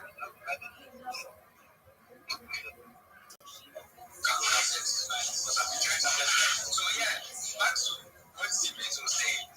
He said we can pivot into yapping.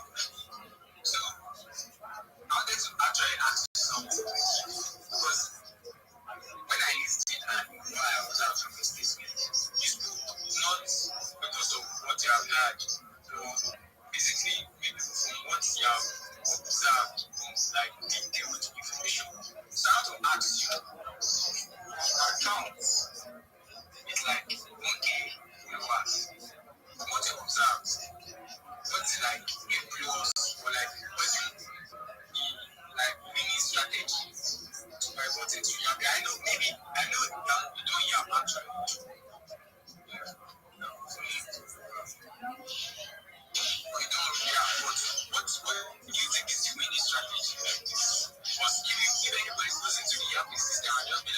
Yapping project. You actually cry from what I was at. So, what's the winning strategy? So, if anybody's going to, you know, good year, this project doesn't give me just 1 or 2 months. I'm not sure you make it. What I was at. So, just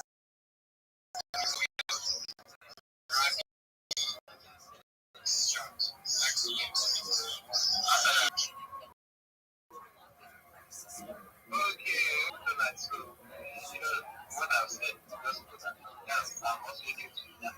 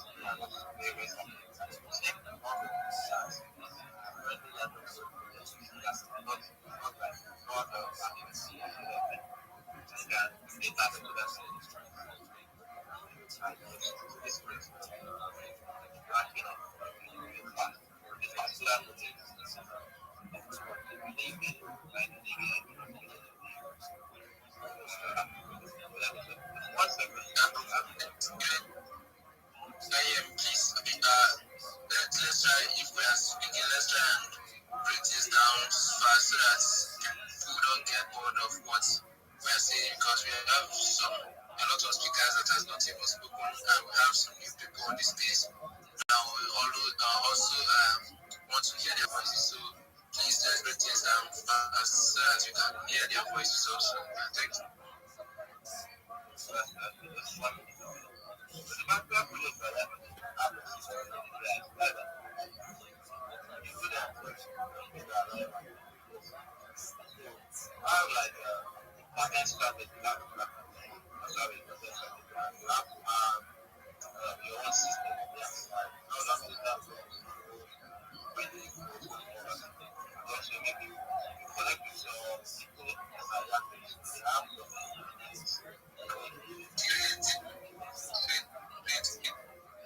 Yes, wait, Jesus, bro. You want plus for the quiz. Jesus Christ. You know, you might do just insert an earpiece, because it seems like you were a radio, bro.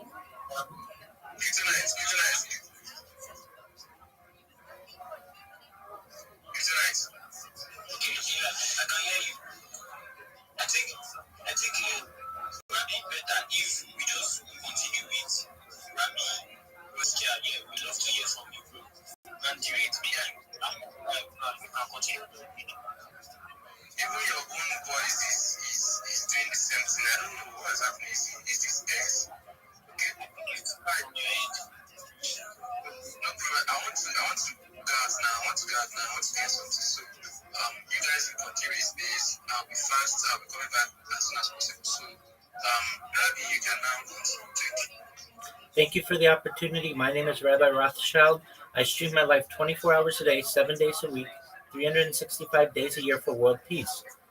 I've been streaming since the pandemic. This is more than 4 years from multiple camera angles and 360 degrees.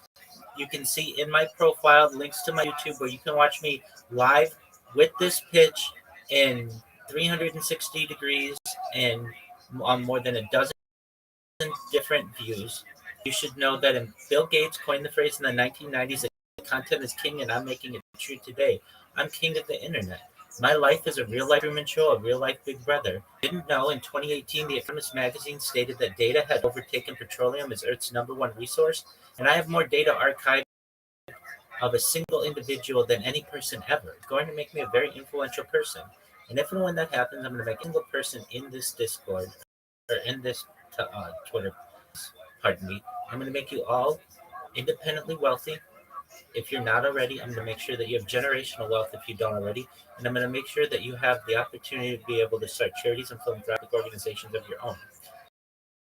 I don't want you ever have to work again. And when I go viral, I'm going to make sure of that. You're all recorded on my stream, and I'm going to help all your friends, all your family. Additionally, I want to help the world by ending world hunger through the use of technology such as agriculture drones, floating greenhouses, saltwater greenhouses, hydroponics, vertical farming, cloud seeding. I want to help end world thirst. I'm sponsored by a cryptocurrency that's worth about $100 million. And one of the things that we do is we build wells in developing nations, such as Nigeria, for the benefit of the less fortunate. Additionally, I'm an advocate for the Life Straw program and, most importantly, desalination technology, where we pump our seawater onto land to make it drinkable. If you want to connect with me, feel free to join my Discord. My DMs are open if you want to connect as well. If you're a reply guy or a marketing manager, come to me. I'll help you. We'll get you a job. We'll get you a really nice contract. Uh, More than anything, though, of streaming my life and wanting to make you all rich, I'm here to be a positive individual in your life. I'm here to have an optimistic view on the future, and I'm here to give people hope. So if there's anything I can ever do for you to support you, support your friends, support your family, please let me know. Thank you for the opportunity to share that. Days, your team is, you are straight out of the 100, I'll give it 110. So your energy was 110 out of 100. Your energy was massive. Yeah, it's good to have you, bro. So I like to actually ask you some questions. Go ahead. Can you pronounce the name so I can identify you better? Most certainly. My name is Rabbi Rothschild. Rabbi is the Hebrew word for teacher. Rothschild is my last name. Wow, it's good to have you here. Yeah, and we actually have this space every Tuesday of the week at 8 p.m. So 8 p.m. every Tuesday. If I really recommend you follow each and every of the speaker here and the co-host, so you don't miss the notification. And every Tuesday 8 p.m. No excuses, no excuses whatsoever. Tune in here and we here educate ourselves, and we are not just hosting spaces. We are a family. We are a Web3 family. All of us here, we are a Web3 family. I see you, Muhammad. Yeah, welcome to space. I see you, Lord Raju. Welcome to space. It's really good to have you all here. And today we are having a here and you. Yeah, giveaway. Tune in if you want to. Yeah, more about that giveaway. So yeah, I basically have questions to ask everybody basically because Web3 is an ecosystem. Web3 is as a universe basically.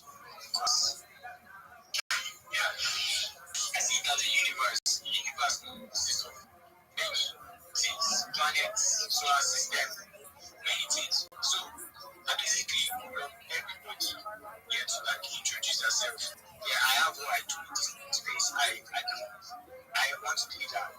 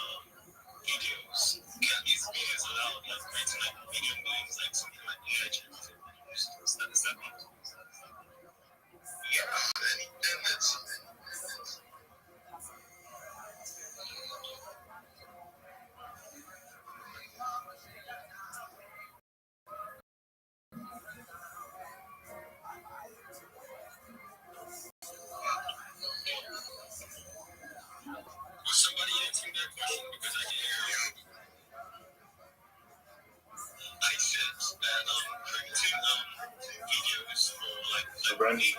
So you're in boss. Yes, sir. I'm back. Excellent, big dog.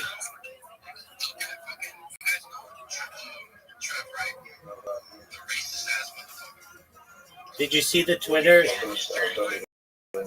Did you see the Twitter message I sent you? Yes, I saw it, but my network is not different, but I was able to check it out. The only thing I've not done is to put a profile picture. Okay, well, if you haven't looked at that link tree yet, then you're not done. You don't have a Flickr account. You don't have a Pinterest account. You don't have a Tumblr account. You need those.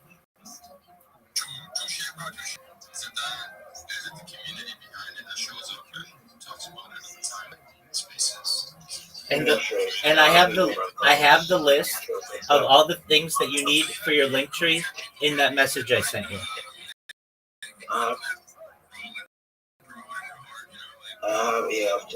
Okay, if you've created all that, then I'll take a look at it. I'll send you my Linktree account. Yeah, when you're done. Yeah, I'll send you the username. My network. Yeah. Okay, send me the link. Not just XD tree or thread or whatever. Send me the link. Send me the link to your link tree.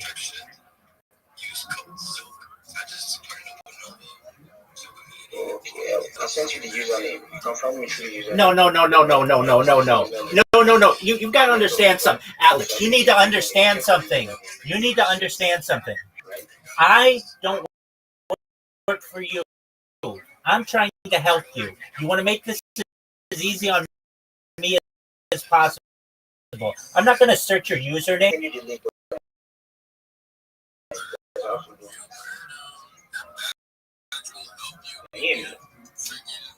Right now. Send me the link. I'll take a look.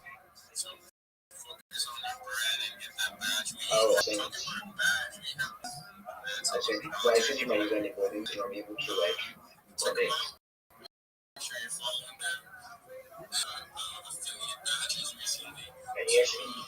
You don't send a username of Linktree to someone. You send them your Linktree.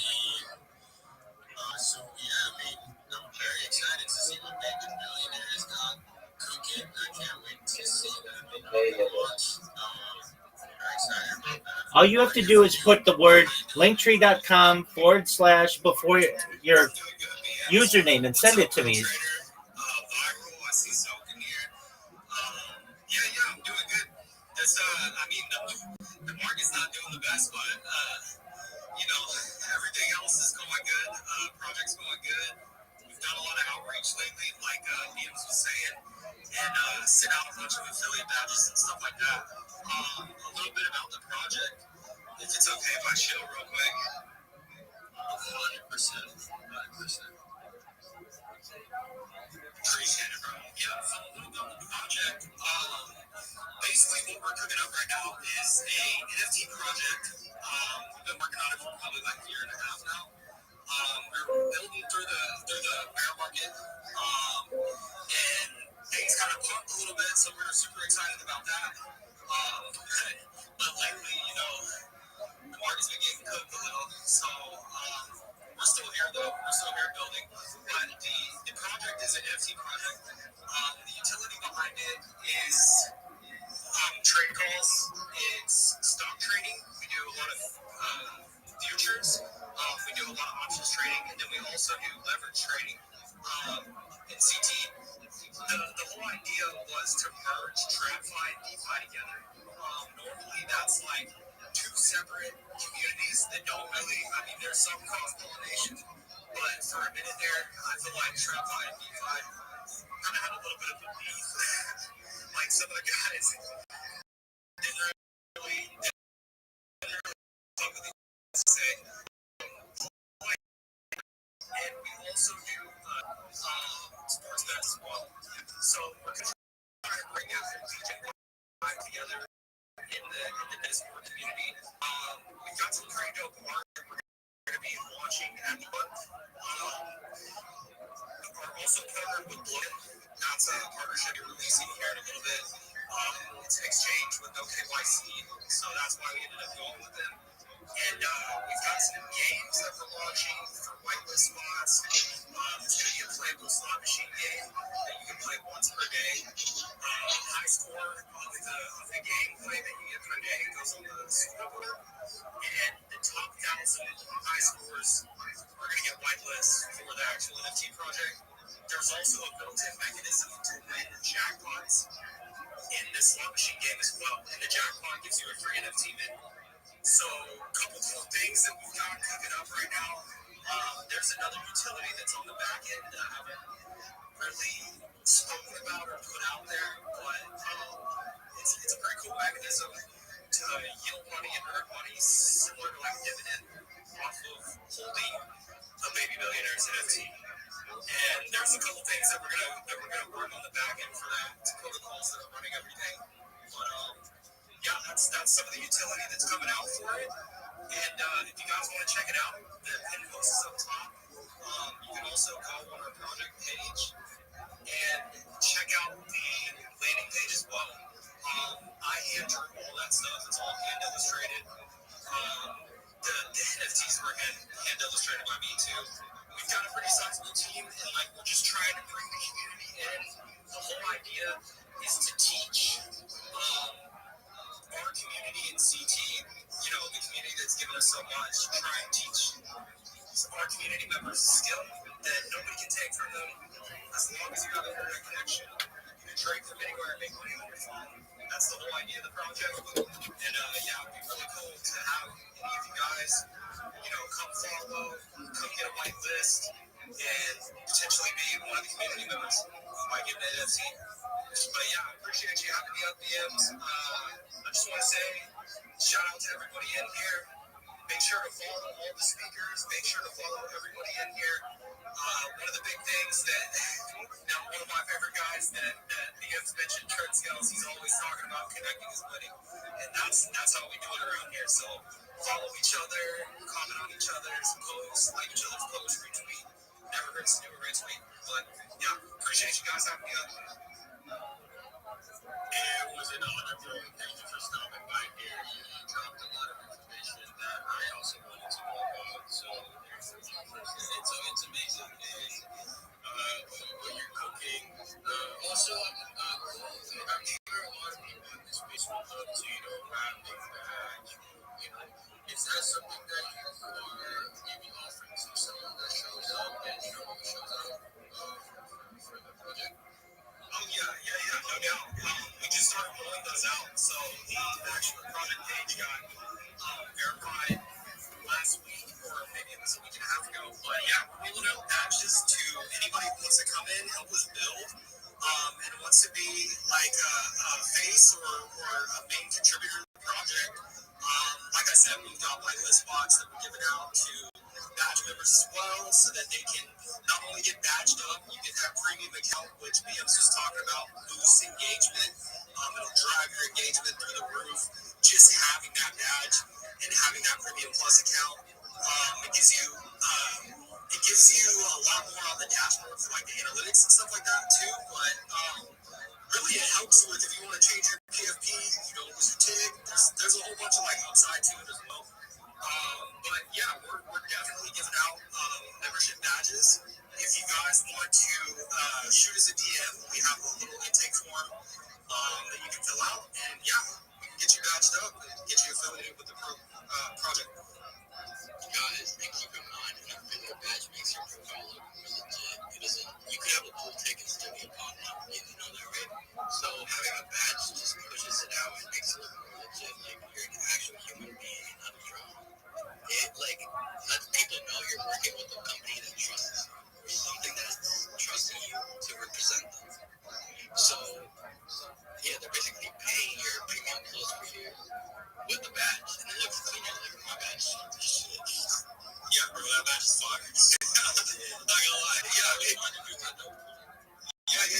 we'll definitely check it out. We've got, like I said, we've got our community members in the Discord. Everybody in our community and everybody that we're trying to like do some outreach to is all traders.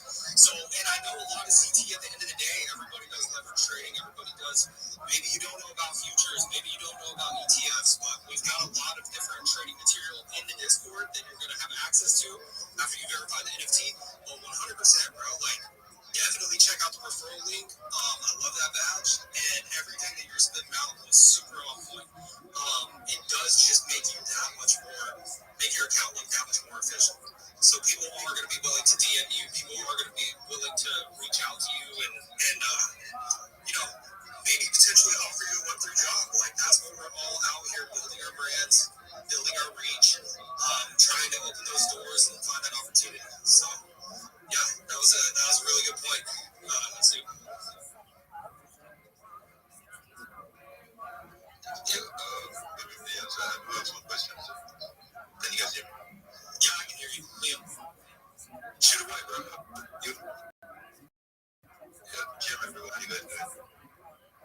Your big video is like you say about the company, sports betting, I think. About the what? What was that? I didn't hear you. Kind of cut out.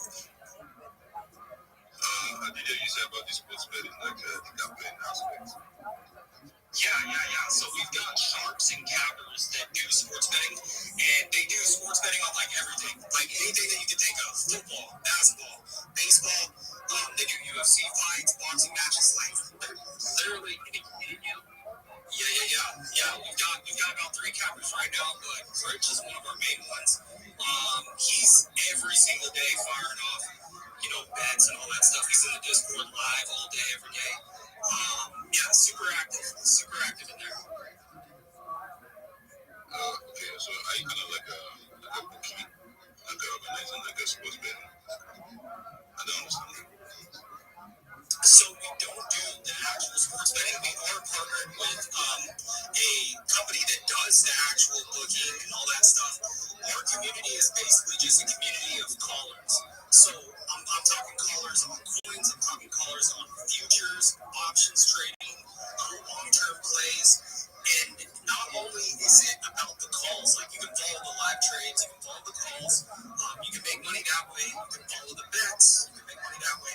But it's also technical analysis material, learning material, so you can learn these skills for yourself, how to go research bets, how to go research and make a watch list on coins that you have, companies that you're interested in, industries that you're interested in, like navigating and sourcing high quality information to make informed decisions with your coins, with your money, rolling your assets into whatever, that's really what we're doing is the go-to place for building your portfolio. And if that's through CT, crypto, if that's through coins, if that's through DeFi, that's one way of doing it. If it's through legacy finance, stock trading, ETFs, futures, any of that stuff, that's one way to do it. And then the second way is sports betting, and that's another really lucrative way to generate income, and then you can rotate that capital into whatever you want to put it into. So that's kind of the idea with it. We are partnered with, like I said, Bluefin Exchange. They do a lot of trading in there. They've got a really good user interface as well. And then we do have partners for the sports betting as well, where you get rewards, you get all this stuff. Every platform that we're trying to partner with is really seamless integration, setting up the accounts, connecting your wallets, and also I think to talk about the rewards that you get for actually that volume, bringing in that that money to the exchange. You get rewards based on that. So. Very cool. I was because I'm a civil that I have gambler, so I was curious. I do check for the value. I think we need to get in touch. Yeah, I appreciate that. Yeah, like I said, DMs are always open. So if any of you guys want to reach out, we do have the affiliate badges that we're batting people up with. Any questions that you guys have on sports betting, options, crypto, shoot over. We've got people that will love to answer those questions. If I can't answer it personally, we'll hand you off to one of the team members that is a little more knowledgeable in that domain. So we'd appreciate that.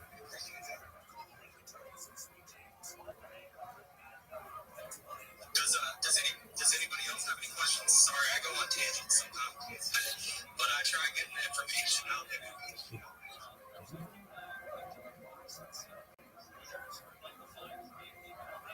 When is the mint happening? Yeah. So the mint is actually happening the 25th of November. So the end of the month. You know what I'm talking. We've only got a certain amount of days left. It's coming quick. We're doing an in-house mint. So everything is built in-house. We've got an in-house dashboard as well that we're running all the NFTs through. The whole idea is to bring back that 2021, 2022 NFT bull cycle vibe. We're trying to make it really unique with the actual mint, with the actual user interface, bringing games into the picture, we've got the drip bot in our Discord, so we've got quests that you can earn whitelist. We're just trying to integrate that whole vibe of NFT, the NFT bull run last time, and kind of bring that vibe back to CT. So 25th is the midday. This is an alpha that I haven't really dropped with anybody else, but there's 20 one-of-one baby billionaires in the collection. These are IRL billionaires turned into a baby version. So it's 20 real-life billionaires turned into a baby version. They're one-of-ones. There's also some pretty badass, unique one-of-ones in there as well that look a lot different than the rest of the collection. But yeah, we wanted to add some unique aspects to it. A lot of really cool traits with the actual generative collection as well. And then we've got some more ideas for stuff that we're going to fill on top of it from there. But yeah, 25th is on midday. Sweet. Thank you. I've been tuning in for that. Are these the billionaires that I'm seeing? Matthew and yeah, Paul Monterey. So these guys are part of the team. Matthew and Paul are animators. So we've got guys that are creating animation content for us, gifts, sticker packs, all that stuff. Monterey is actually one of our moderators in our Discord channel. He's been helping out. He's been a lot of help. We've got our community up, and we've got people in there as well. But yeah, these are what they're going to look like. So if you guys want to check out a little preview of what the actual NFT is going to look like, go check out their PMPs. Give them a follow too. All these guys are really good guys.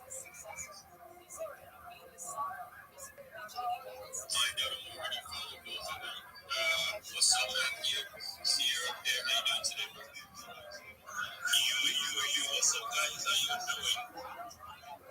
Doing good, bro. How you doing? I'm really very excited. Very excited.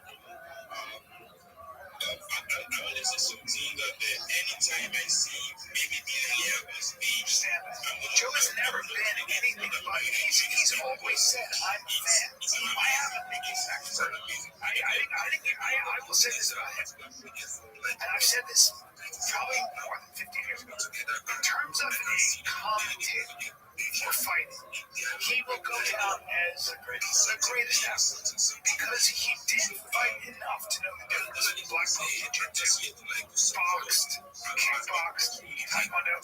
Like we see it in experience in the he loves the game. He's really more fights than he's probably watched CJ more fights than anyone on the planet. He's obsessed with it. The passion for it. The wellness is in it. I would ask her if he's not an expert. Who was an expert that made fight? She knows in order to be an expert in my world, we can do that. That's fine. Yeah, that's fine. In order to be an expert in my world, you have to fight. Okay, that's fine. There's no argument. Okay, that's fine. I disagree. I think you can be an expert in that fight. I'm considered Roman an expert, Hero an expert, Thomas an expert. But now, I also taekwondo, karate, jiu-jitsu, wrestling is not fighting. So if someone does have a fight coming up, you don't have to check if they're doing jiu-jitsu or wrestling. Have a fight with them, you don't have a fight. Some of those animations on there are make the website intuitive. So some of those animations on the actual website are creations.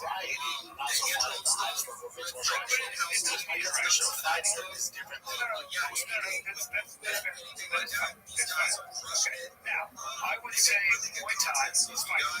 I would say boxing is fine. Yes. Hesitate to reach out. They are vetted. They are the guys. Because you can shut off. You get fucking Work speaks for itself. So if you guys do it, okay, on the final page, I'm sure you'll see a bunch of animations. So this is just an opinion and a point of view that I don't have any problem with. And I've never heard Joe say anything about being a fighter. I've only heard him be reverential. I'll into another example. When Goldberg asked Joe, what would you do in that situation, Joe?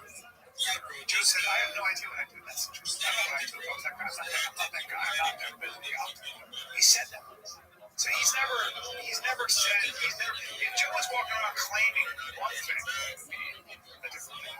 But this is the point. Do you know if Joe actually fought in the kickboxing title? Yeah, he can't. So that's. I don't think he fought competitively. I don't think he's for fighting kickboxing. Yeah. So that's what I heard on his podcast before, like when I said like when he used to fight. So one time I was like, if it's someone that's kind of odd to say that he's a fighter, but then he did mention that he did fight him. I don't know what that means. You know, it's an actual competition. It's hard. I don't know. It's like Guinness Tucky and some smoke or bomb. Consider that they said that things, you know, they girlfriends tell me that. It's not really about being all the years, not just the fights, but it's the back end, they got a lot going on, so you gotta just get people that. It's very different thing. Very far different. Especially when you're in that. Especially when you're on the Mount Rushmore, like Ronda's earned the right to have this opinion. Now she was some newcomer, she's the only one that was able to beat Ronda. Her life has been sports on the highest level. She's a prominent in the Olympics. In judo, that's very difficult. It's so difficult. I don't think people understand it. And then she went out to me like she had gone out to break the ceiling, earth shattering trailblazer. I would never get any kind of. I would never have any. Like I've never had. I would do it. It's like, oh, it's rock off here. That's what someone written to on Shop Shows. I mean, I don't know what to say. I'm going to laugh. Because I'm going to have a something bad. I wouldn't. I mean, obviously, I'm getting it. I'm going to fit it. And you're a fighter. I'm going to have myself a little.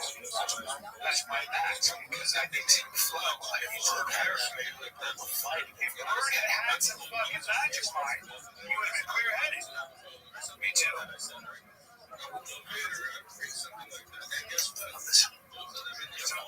This really doesn't. You need to pick me up for real. Choose. I will talk about this. That's my max. They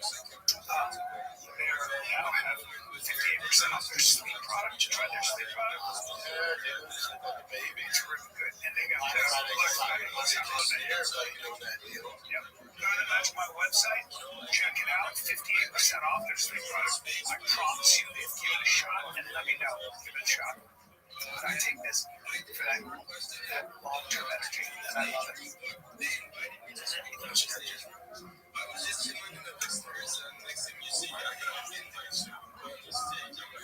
Auto parts. I want auto parts, but I want friendly staff rented. I want things that are in stock. I want windshield wipers. They want to test my battery while I'm still in the car. I don't know anything about cars. How do I get auto parts? Dude, I know one place like that. O'Reilly Auto Parts. Thousands of parts and accessories in stock in their store online. So you don't have to wait for you to jam. So whether you're a rookie or a freaking pro, you'll find the ones at O'Reilly Auto Parts are a one-stop shop. Everything's knowledgeable and helpful. This one's super friendly. Stop by O'Reilly Auto Parts today. Visit them at O'ReillyAuto.com/fighter. That's O'ReillyAuto.com/fighter. This November, action is free on Pluto TV. Go on the run with Jack Reacher. Suspect is a drink. Then buckle up for Drive, World War Z. We save Wallace and Charlie's Angels. Damn, I hate to fly. Launches sci-fi adventure with development and mayhem and tropic thunder.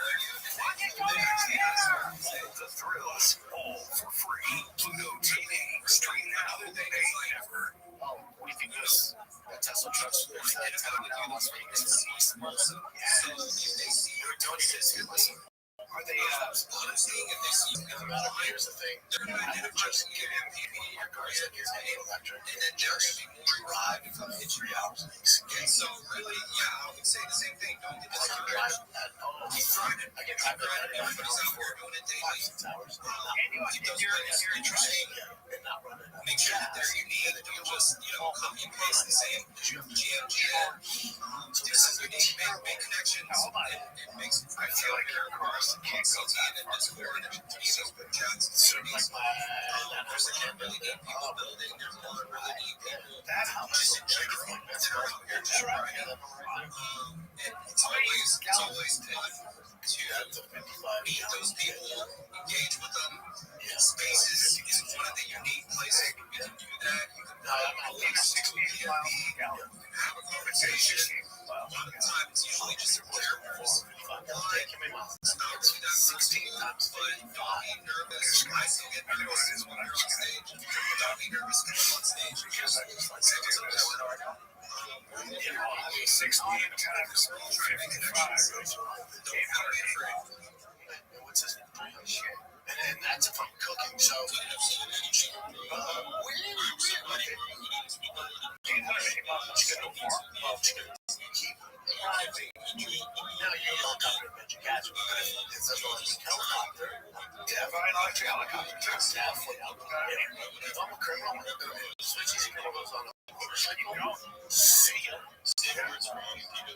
that Tesla's gonna slow down. Its battery guys are gonna pull over. Now it's just a big paperweight. Now I'm headed to Vegas for my single bill, and that's 1,050 horsepower. I think it's about 3 hours. I catch it there. And then also it's gonna get worse battery power because it's so hot, so the hotter you get, the worse. You don't say. Battery power. That's what's really hot in the summer area. You're gonna get worse. Now that's cooler. You get better. That's all that's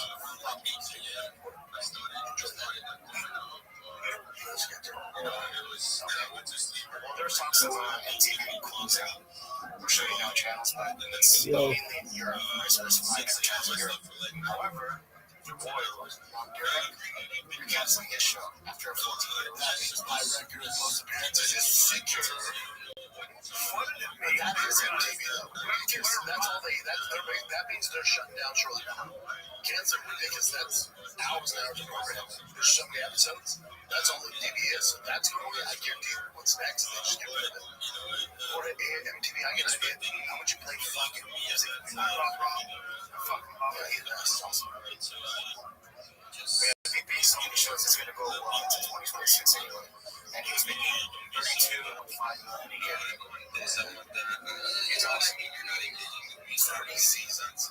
30 seasons. Dude, what a great run. Great 30 freaking seasons. He made a ton of money. Oh, he made all the money. My buddy did things about this. Coach Pops and I'm like, dude, Rob's money.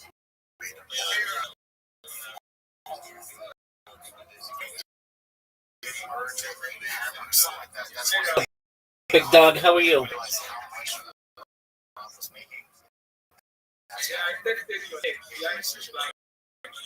All right.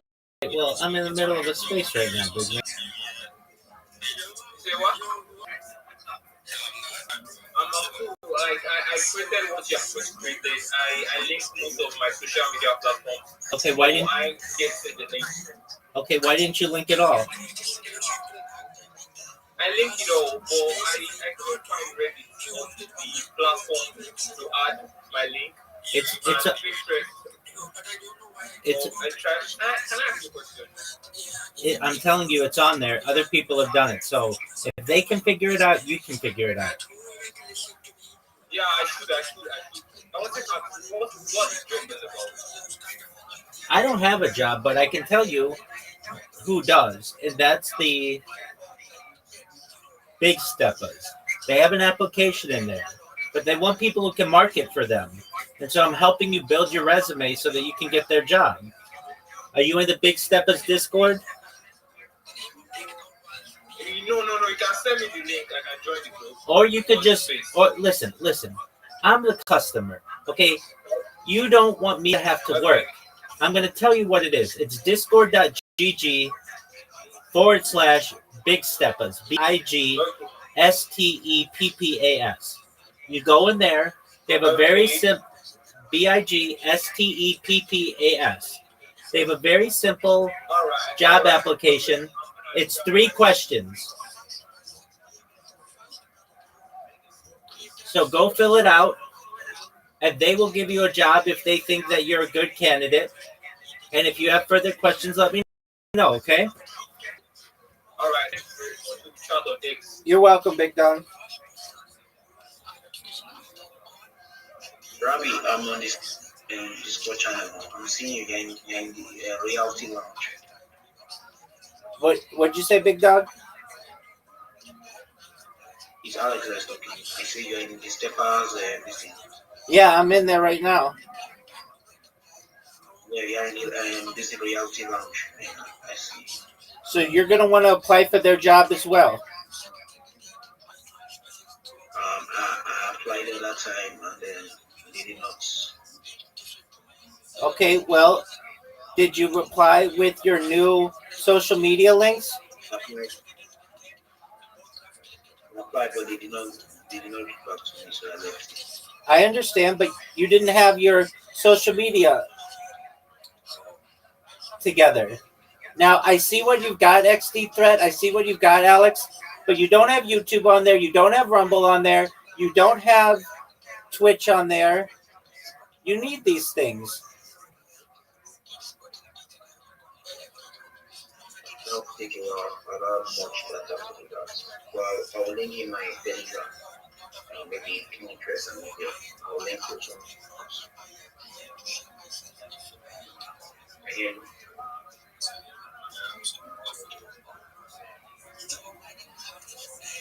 USA.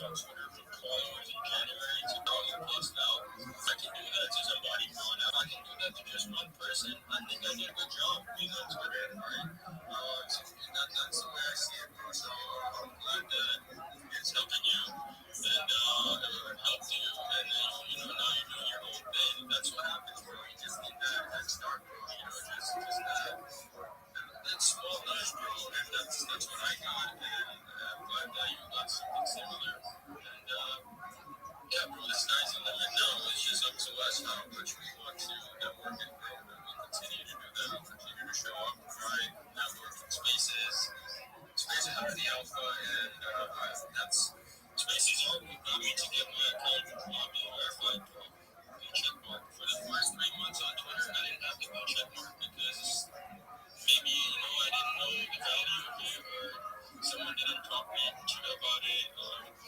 so when I joined one space and I was on the speaker, the topic was why are you using Twitter for 3 months without a blue check mark and you have 200 followers? It was just about me there that I listened as well. If I had just ignored it, maybe I wouldn't be here today. So the execution part is always going to be with us.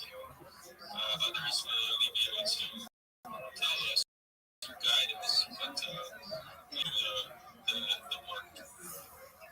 So thank you for sharing that. It's really, really nice to hear that. I'm sure someone in the space enjoyed that as well, and it's really, really good.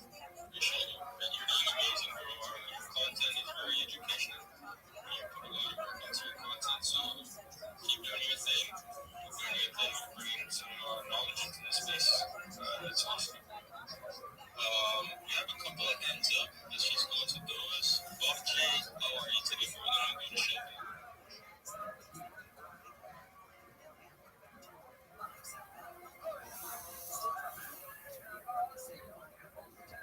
Bob J, are you there?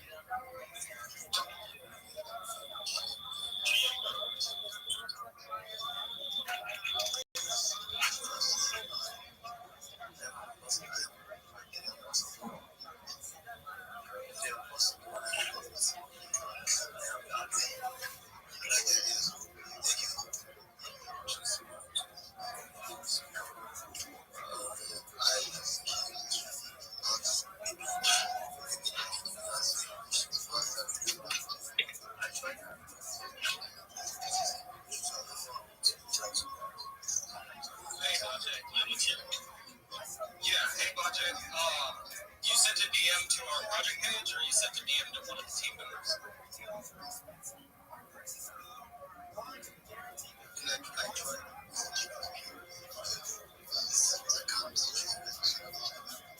Oh, I see. Direct messages are off. We can send you a DM. We were getting spam a little bit, so we kind of turned the DMs off for a while because people were spamming us. But yeah, I can definitely reach out to you directly and send you a DM. But see, this is the kind of stuff that we were talking about earlier. Me was saying it too. You'll never get these opportunities or have these conversations if you don't pop up here and kind of say something. And maybe it's because DMs are, taken off, or you can't actually reach out to the person. So, yeah, I'll shoot you over a DM right now. Appreciate you coming.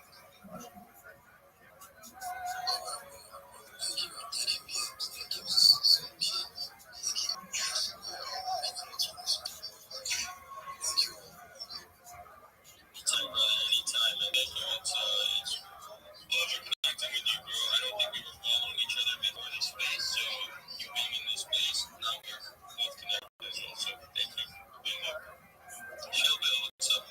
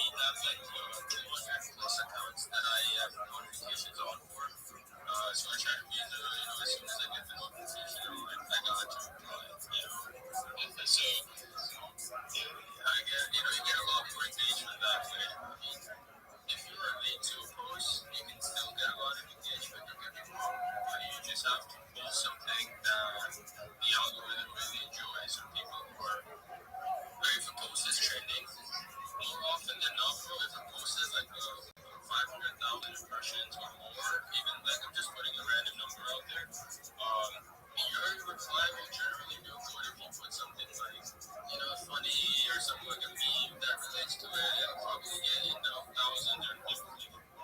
It just, that's what I've experienced from here. But if you're just barely you're being the first one on the post, that guarantees you engagement 100%. Everyone that's on that post coming after you will see your reply first. You'll either get a like from them, people will come to your profile, people will follow, or some people will text you and say, bro, you got nothing better to do. You're so quick, you're a bot, that also happens. And today somebody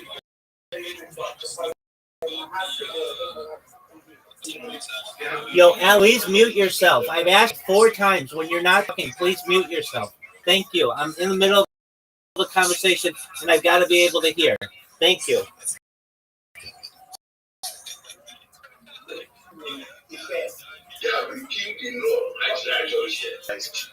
Alex, you don't mute yourself in the next 5 seconds, I'm going to mute you. 5, 4, 3, 2, 1. Alex, I need you to mute yourself, my man.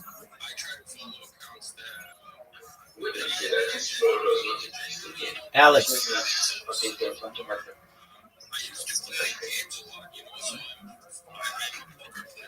I follow a lot of poker accounts or gaming accounts or sports accounts and stuff like that, right?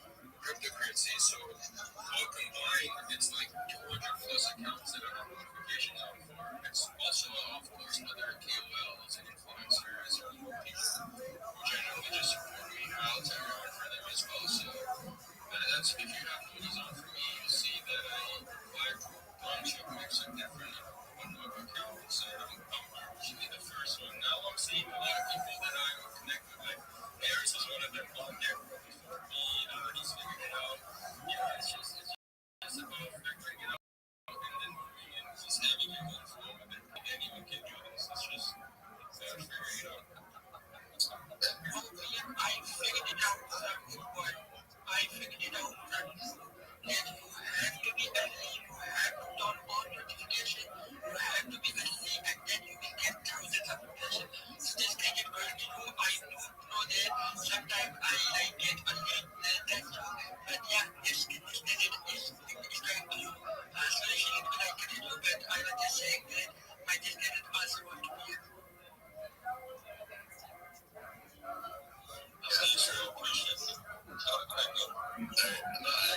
That's great. It's secret sauce. That's some good information, especially when you're starting out. You have to go out algorithm. This is like great information. Something that's actually used in this world. So I appreciate that. So, while I'm here, I'd like to introduce you guys to our ecosystem. Are you guys able to? Absolutely. I'm sure the head of operations for Six Pack Land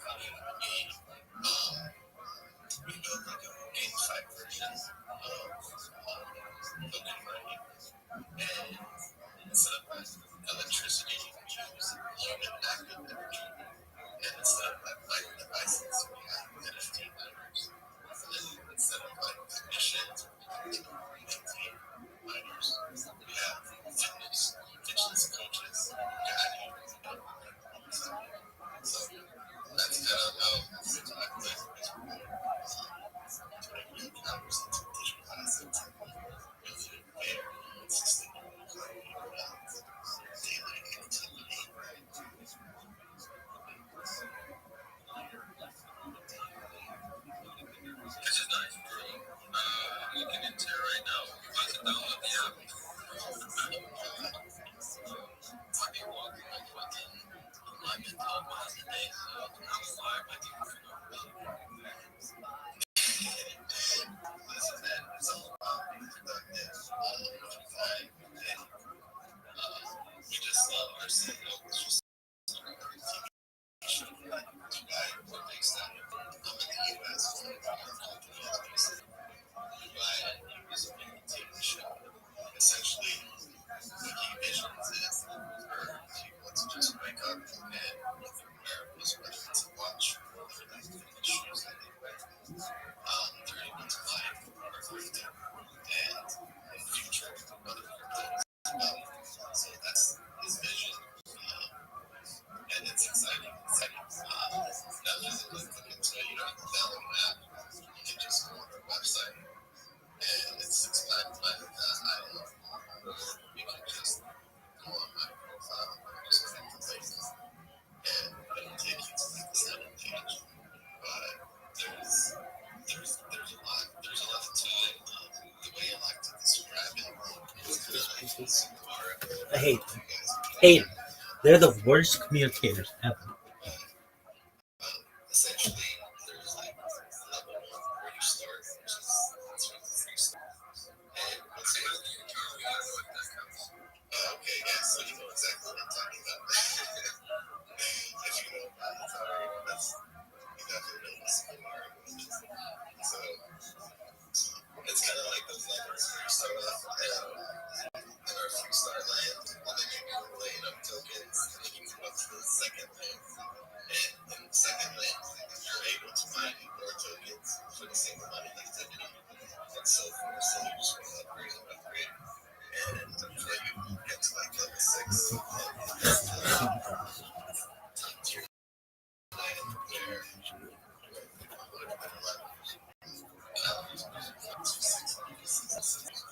This is the worst. Showbill, I fucking hate you with every ounce of my passion and soul. You are the worst. Yeah, you have, dog. I'd be fucking talking about gravity batteries at this point, ass. No one.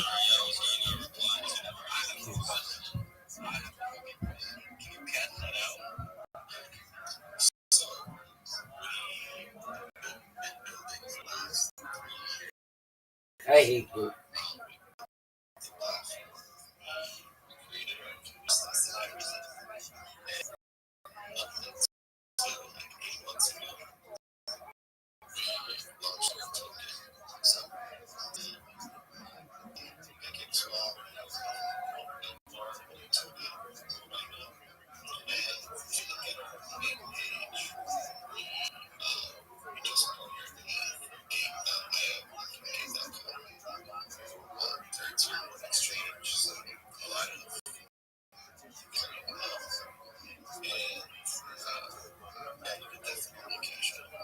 Cool. Worst story ever.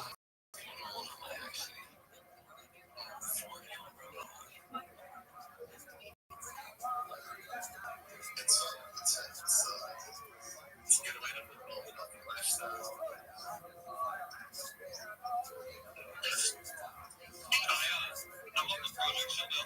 This is really interesting. Workout project where we rank points based off of. Sorry, somebody was asking about it in the background. But yeah, I really like what you guys are building. Definitely gonna give it a follow and check it out. But hey guys, I just wanted to let y'all know I gotta hop off. I appreciate you having me on DMs Zoom. Appreciate all the projects that came up and showed. Definitely gonna check out your guys' stuff at Six Pack. It's awesome. But yeah, I gotta run, guys. Catch y'all later. Easy.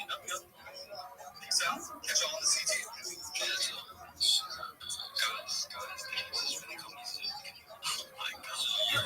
I'm cool, bro. That goes. Yeah.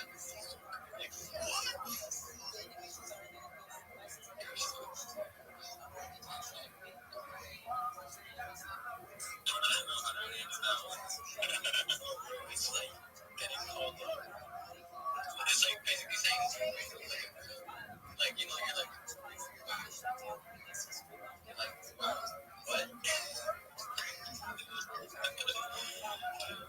My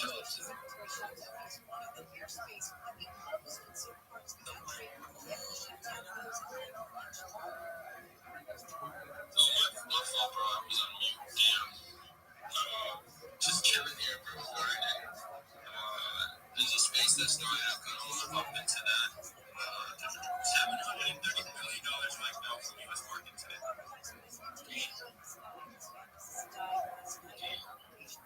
Just a post by Watchers Group. I don't know if you guys are following this account, but I'm going to put it up in the Jumbotron. Notifications on it from their post. Like 500 to 1,000 impressions. Their post goes crazy, but in a minute they got like 64 comments, 172 likes. Yeah, it's good.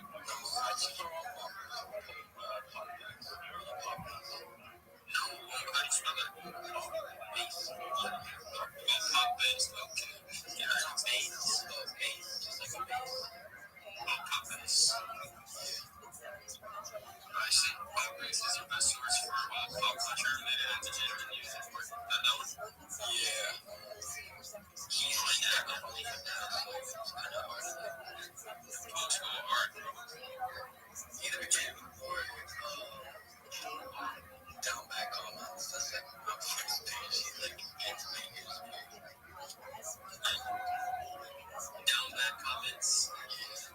Yeah. I don't even know what this is. Hello? Nobody's on. They're mostly like Twitter. Yeah. That's what my other niches on my other account. 20K. So I feel like taking that reply that somebody said to me, you know, you broke your heart. I'm very good at I don't want to post that. That's nice. I hate all these people. I hate you. Let me talk.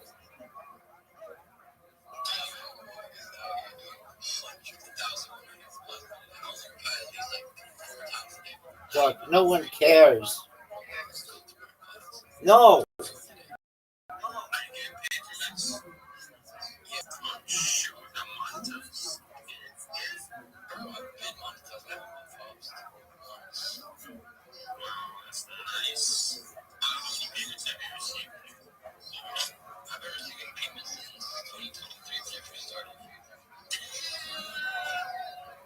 You want to know how much creator earnings I have? Yeah, I kind of want to do that. Alright, let me take a guess. Since 2023, you've made about $5 grand. No. Okay. 15x that?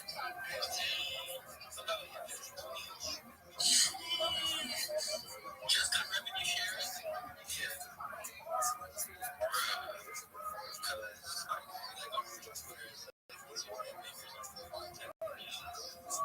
So like every post I used to make on this account was like related posts or like reposts and all that shit. Like it's making posts. So everything would bang. I used to get like 100K likes, 50K likes, 40K likes. And that's not true. Wow. That was before I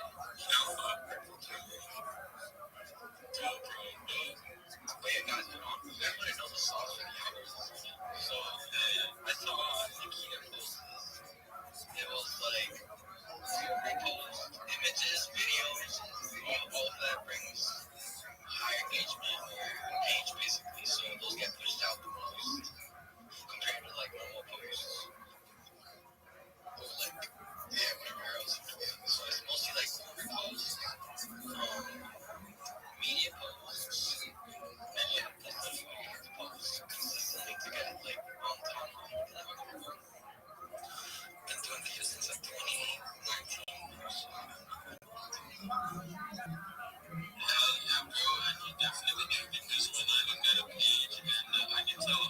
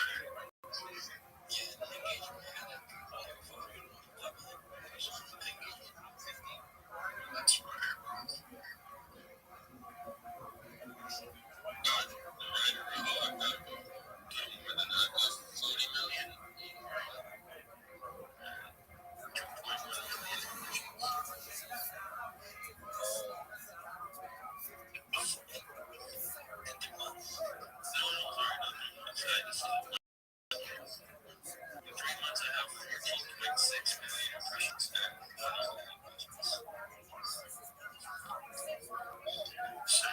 it's definitely coming. What do you call it?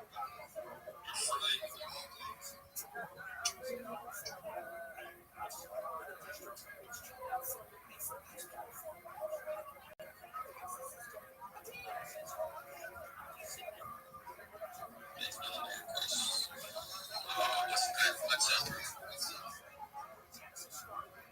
Apologies, was that to me? Roger, that was for you. How are you today? I'm well. Every day's a holiday, every meal's a feast. Thank you so much for the opportunity. Do you mind if I share my project with you? Let us hear it. Go for it. Thank you so much. I'm Rabbi Rothschild.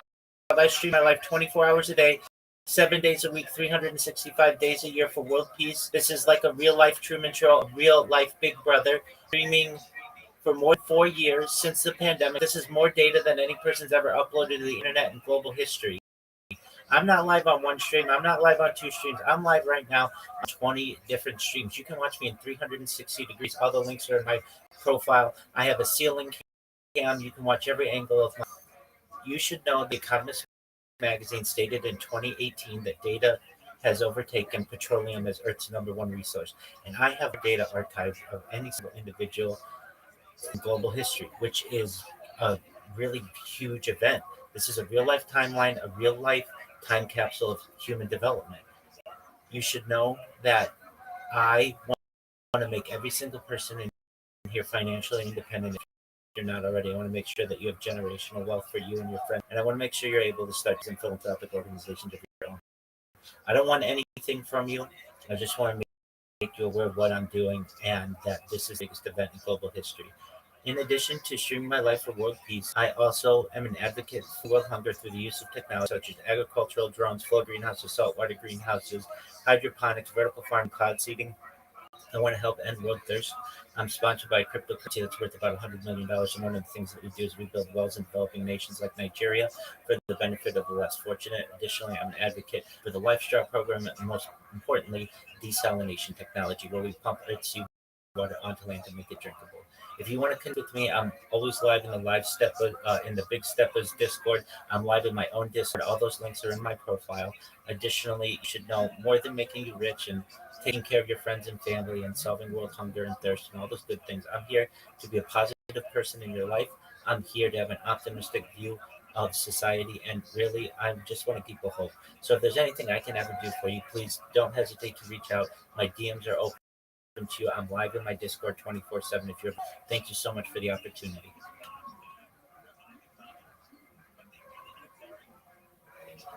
Damn, fucking bro.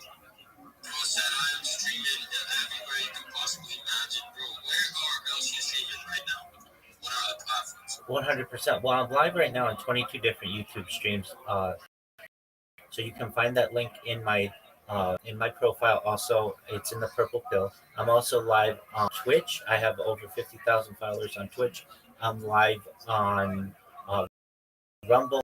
I'm live in a pump fund right now. I'm my own Twitter space. I've been doing video Twitter spaces 24/7 February. So like literally I've been doing more Twitter spaces than anybody. And you can watch my life live in there. I'm live on D Live. I'm live on Trovo. I'm live on a bunch of different platforms that are big in Asia. Not a lot of people follow, like Africa TV, which is big in South Korea, and like Billy, which is big in China. I literally have more data archived than any person ever. I have more social media than any person ever. I have over 100 YouTube accounts, over 200 Instagram accounts, over 500 Twitch accounts, over 1,000 TikTok accounts, over 2,000 Twitter accounts, over 5,000 Blue Sky accounts, and over 10,000 Kick accounts. I'm the most archived individual ever. This is the biggest event in global history. And people find out about this, they really go back to any moment of any day, essentially, for the last 4 years, and not just see what was going on in my life, but see what was going on in global history. Exciting for the world. People are going to not just study me from a social level, but they'll study me at an academic level to see my heartbeats per minute, all my biometrics, my circadian rhythms, all those aspects of human development. But then, in addition, AI is going to be used, and they're going to use me as essentially an example. I have more data archived on one individual ever, and I'm essentially the a perfect opportunity for them to build models on. And I know that this is a huge event. Not everybody knows about it, and I'm making you aware, and I appreciate the opportunity. Absolutely, brother. The chances that champions and you did nothing but became a champion here. You know, just came up here and you just bro, well done. I feel like I got a lot of data in my hands as well. Not about others, but just myself. A lot of content that I'm uploading in YouTube. I got probably like 15 YouTube accounts. I got I don't have 2,000 of any accounts, but yeah, I got one Twitch. I used to have one Twitch. I don't know if it's still there. Probably gonna figure out my login, but I'm sure I can. Other than that, bro, yeah, bro, just data is important, right? Data is we can do a lot with data. We can tell a lot of stories with data. We can analyze it and see what we gotta do. Our next move can be based off of data solely. Right. So yeah, bro. Can't wait to hear about you. Can't wait to hear about your different spaces. I'm gonna check you out on what's your you said you got 50,000 on Twitch. Yeah, I'm Viral Rabbi on Twitch. But the best way to see what I do is to go to the link you've posted in the purple pill. I tagged you in it. Additionally, if you have the opportunity, just look in my profile. There's a YouTube link. I dare you to look at that right now. You'll say, "Oh my word! I've never seen someone on more than one YouTube account simultaneously." I'm on 20 different accounts right now. That's an incredible. To click links. That's one thing about me. You'll never see me like clicking links. But like search you up by like your name. I'll search you up. My name, Rabbi Rothschild, in YouTube right now and filter by live. See, I'm live on 20 different YouTube streams.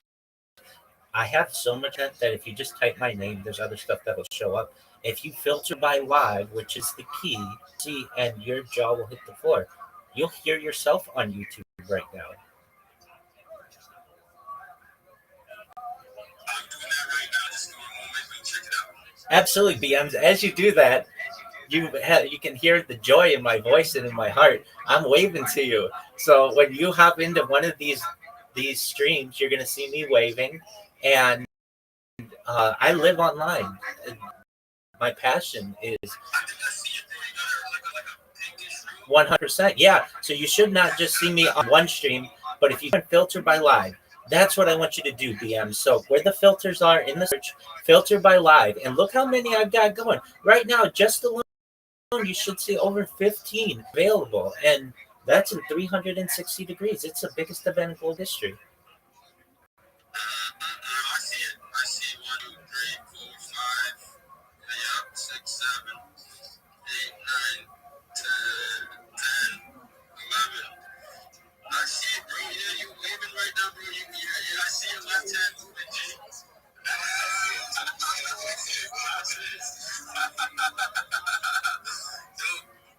Dope, dope, dope. 100%. A generation or two ago, I would have been a diarist, someone who writes a diary, or a journalist, someone who writes in a journal. But I just use the opportunity that we have before us of being able to use video to be able to archive human existence. And it's not just a story of what I do. I have a radio in the background 24/7 so that you can literally go back to any day of the last 4 years and know what was going on in world events. We've seen three different Olympic Games. We've seen the World Cup, the Women's World Cup, of course, three different Super Bowls, three different World Series, all of that good stuff. Every sporting event of which you can think. We've seen the death of a queen, the birth of AI, the coronation of a king, and everything in between. We've seen assassinations and assassination attempts. I've been in earthquakes. What's exciting about this stream is not only that it's a timeline and time capsule of human achievement, but in addition, I was streaming before large language models became mainstream. I was an early adopter of ChatGPT in November 2022. I was using it when it launched November 30th, 2022, and now we've seen the effect that they've had on society. And generations to come will want to know what life was like before we had LLMs in our daily activities and what life has been ever since. And I've been able to capture that. So, with that, I really appreciate the opportunity to share with the room what I do. And again, more than anything, if you reach out to me, connect with me, join my Discord. I'm always live there. If you have the opportunity, join the Big Steppers Discord. I'm live there as well. I'm live in a bunch of different other Discords as well. And if I can ever do anything to help anybody here, please let me know.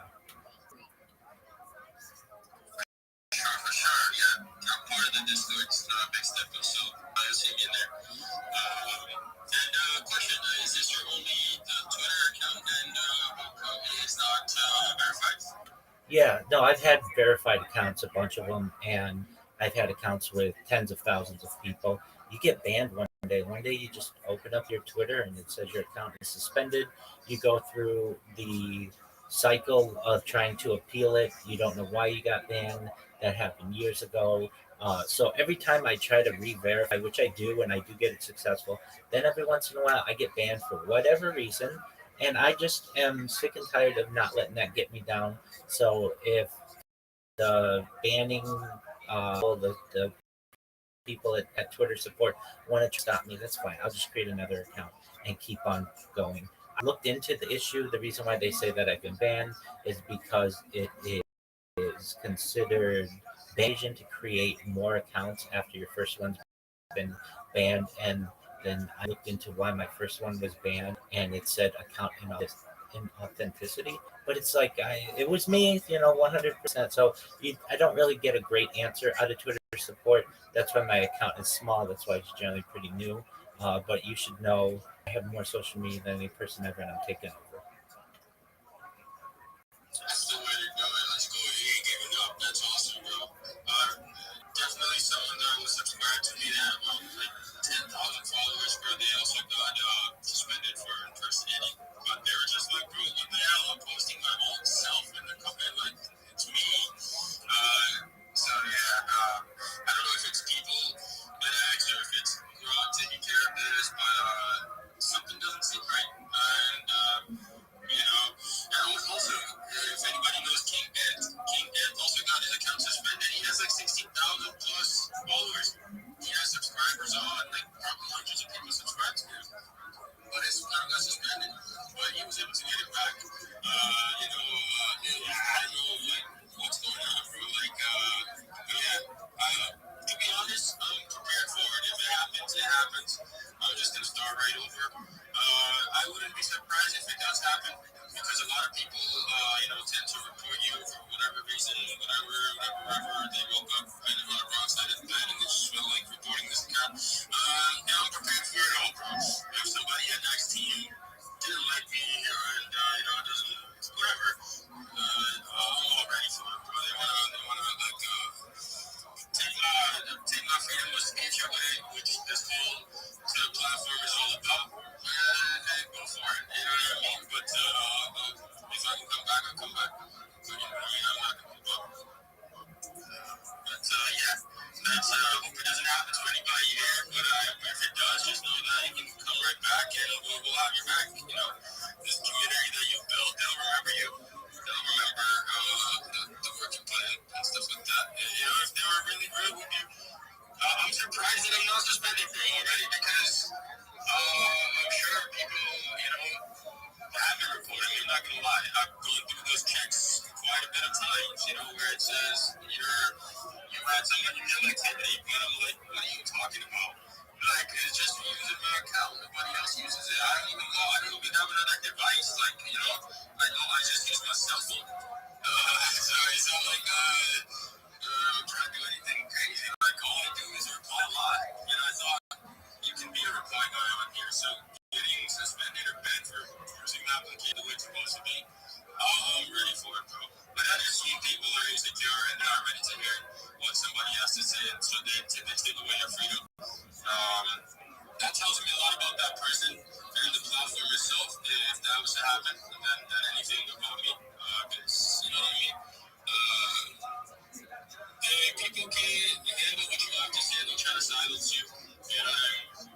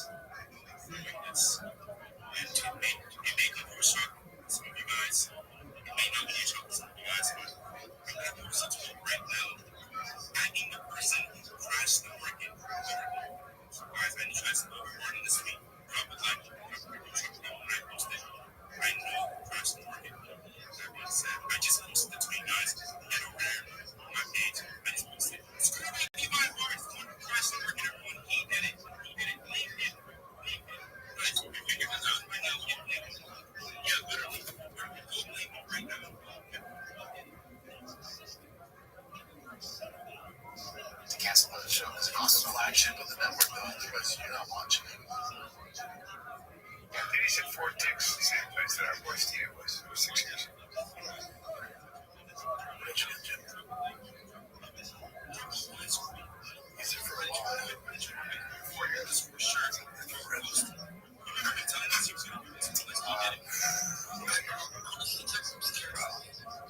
So a lot of times, So now sent this to us. It's some dad finding out that their 2 sons threw a poor guy's house, but he's no obviously. Here's like the footage of it.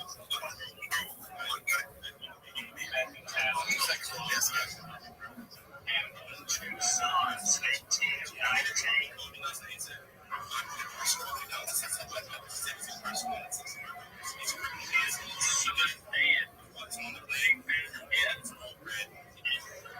Nobody realized that they're going to find out that the cops in here are going to call them. These kids are a DJ. Dude, I didn't know what I'd do.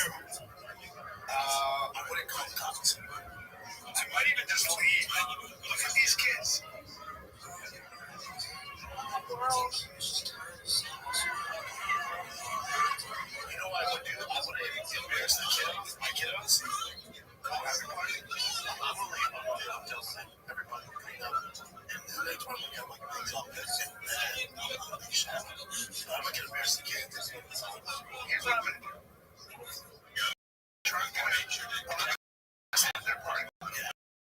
You don't call class. I don't want to come. And I'm gonna see if they took care of it. Yeah. If I come back and everything is pristine, I might just be like, hey, you want to see a cool video? That. The next time you do it, you'll go. And the only reason that everything is okay is because I'm not missing anything and nothing is broken. Yeah. Did you ever throw any house parties? Never. I did. I threw a house party. And I told Peter, hey, you go upstairs. That's where my mom and dad sleep. And someone went and slept me in my dad's bed. Had sex in my dad's bed. Of course they did. It's high school. And then I stayed up all night with him. Be out there cleaning up. It was just like me. Got everybody out. The house was spotless. I jumped into the backyard, everything. Dad comes home. Someone come, I just want to cool off his beer, put it in the ice chest, you know, like where the freezer's at. So I didn't check it. But as it gets nice, it's not coming out. He opens it up, and there's beer there. And I goes, what the hell is this? Freaking Jay, and I want to try beer. I didn't know if I like it. I guess you gotta make it ice cold. So we left it in there. My neck goes. He just goes, Mom, yeah. I forgot he said, here, let me take this up. It's not a take care of it. He probably knew that. Think about it. He's probably like, all right, house is smoking. It's spotless. Like, I washed the sheets, I cleaned it. Don't have to do it. No, I was up all night. Fucking sons, 18 and 19, dumb little fuckers. Hired a DJ. That's a huge party. That's a party. But you know what? Come on, man. Got the house. Yeah, one time I'd be super pissed if they wrecked anything. Like, if their kids were stolen. Now there's you're not going to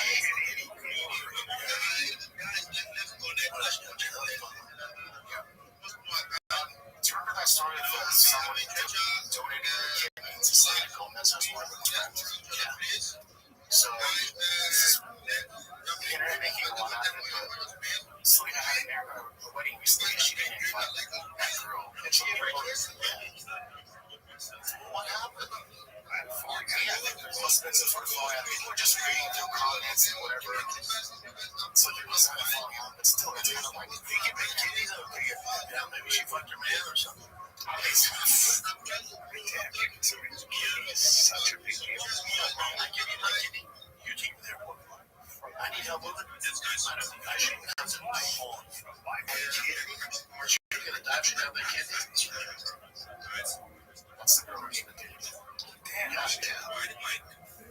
what's her name? Francine. You know her. Do you really? Yes, she's an amazing actress. And she's, I worked with her. How I Met Your Mother. She's amazing. I worked with her. She's your core. She She's beautiful and she's awesome and she's fucking talented. Your wife is, dude, she's talented. What's her name? Sierra, my son's here. Oh yeah, I work with And his friend. She's pretty beautiful. She's so talented. I worked with her. She's talented. Now, she gave up her kidney, and then they don't talk. Damn, I didn't know she was that too. What a good human being. And she looks like that. And she's talented.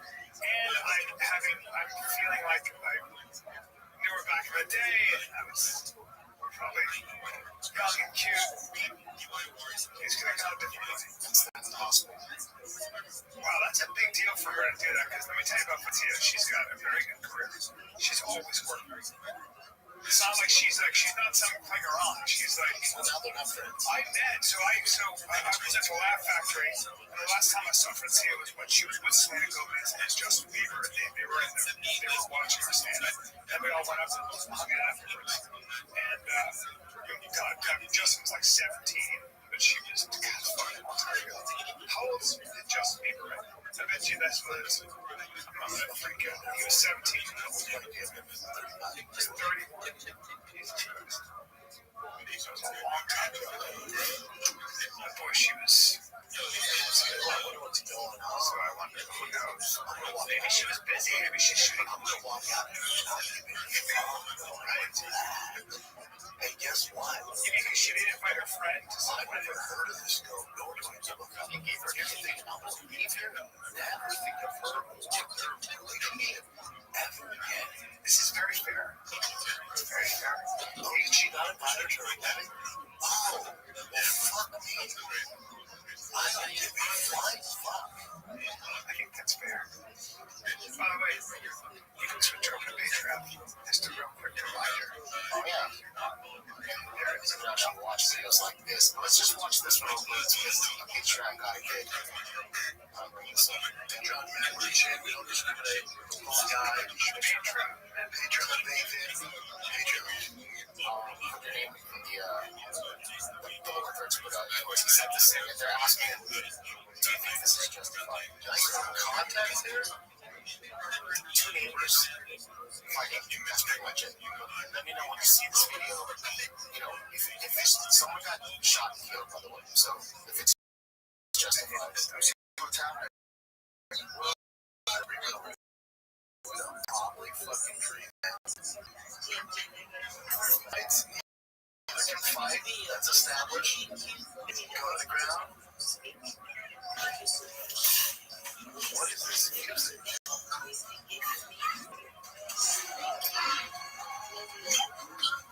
I assume the whole guy on the ground has the gun.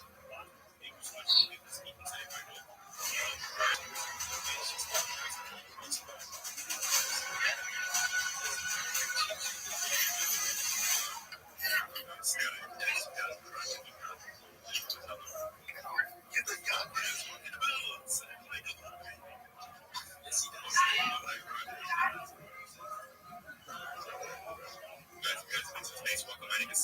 And that's when the video stops.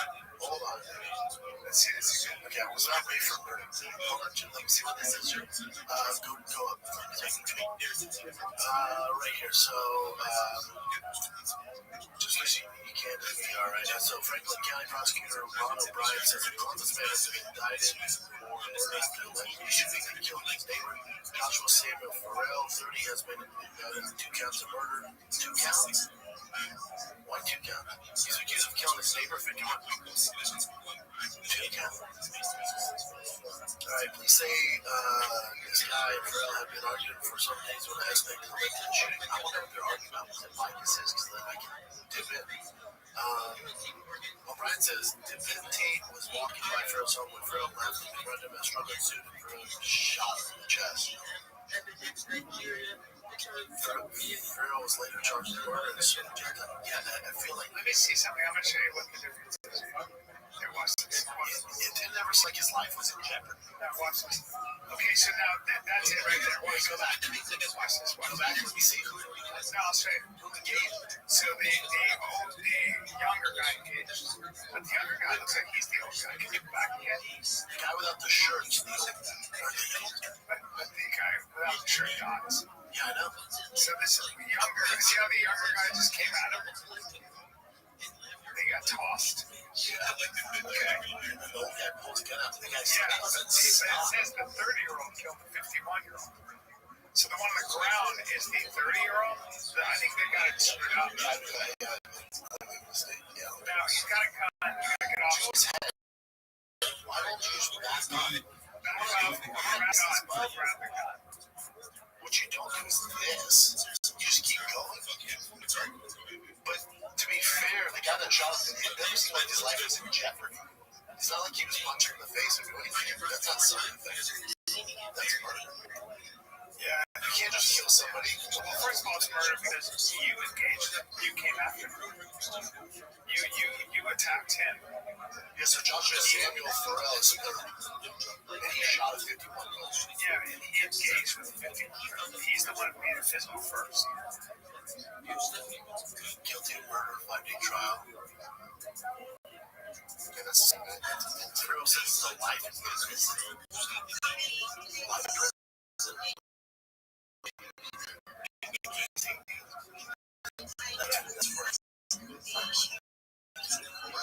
Correct. You can't shoot. But also, you did fuck up. Like, you can't do that. You just can't. That was really dumb. Also, you're never in jeopardy. He looks old. That's not the video I would say. There's a different video. That's the two same holes. I mean, the video sucks, so it's hard to see what actually what's this. I just tell him, I thought, okay, go back. This girl just talking about how she had this amazing day and how just this fresh.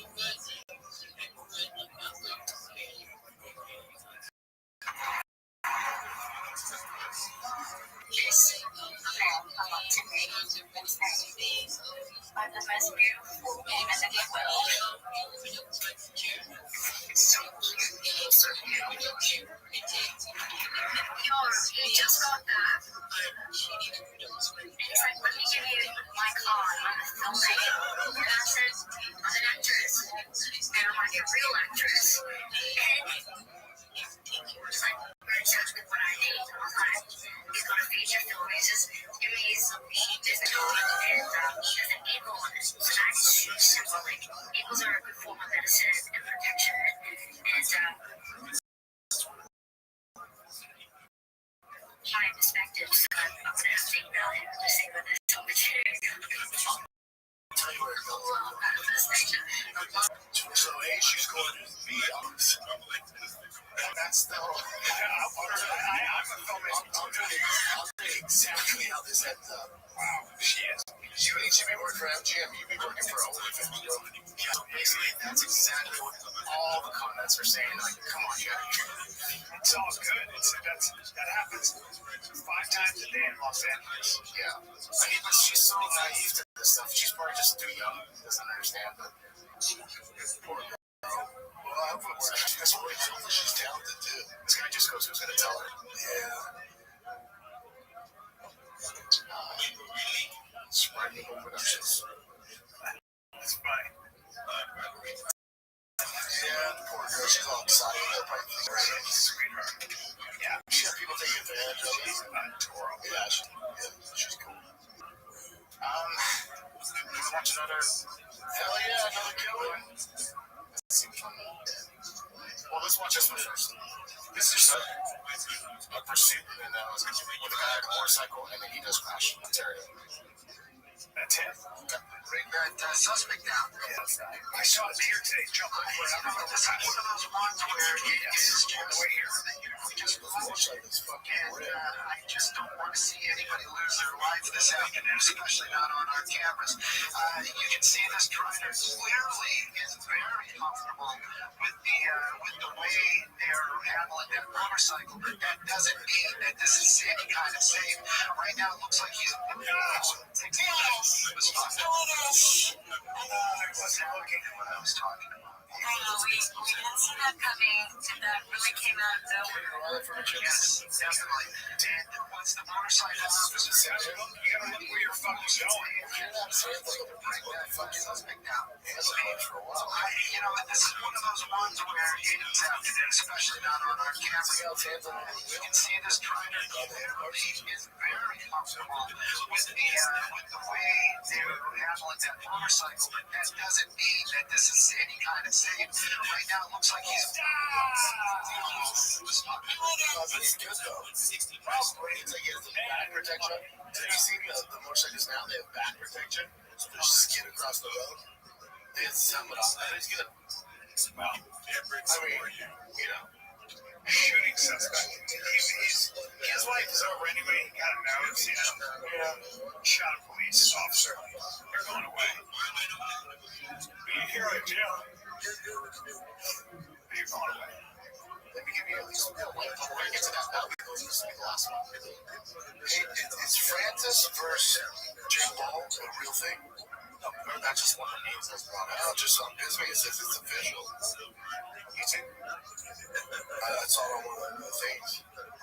See it right there? Jake Paul versus Francis. He's just saying it. Question mark. Oh, wow. Just chill. It says it's happening. Jake Paul might be fighting Francis McDonald, which is just absolutely bloody ridiculous. If you know the situation, you're supposed to be boxing Javante Tank Davis, a man that weighs 133 pounds or 135. Regardless, it's a man that is way, way smaller than Jake Paul. So that is just ridiculous. People have lost on that before anyway. And now it turns out that Javante Davis has some allegations about domestic abuse. I don't know too much about the situation, but apparently Netflix hold control of that fight. It says, here's a tweet I'm reading from my coverage. As reported to November 14th, Netflix exhibition in jeopardy due to the latest allegations against Javante. Sources tell Ring Magazine that December 12th and 19th were possibilities and fear on potential opponents. At least she's not harboring any resentment towards the judges. It's absolutely true. Like, you are people, we are people too. Just because we don't have $1 million and we don't have speaking deals doesn't mean that we don't have lives. It doesn't mean that we don't have important things to do. I'm friends with these guys. I become friends with Ray and Jen. And Bill, the security guy, because I am ready forever. And no one, they told me that these people went out last night drinking in New York City until 3 o'clock in the morning. And that is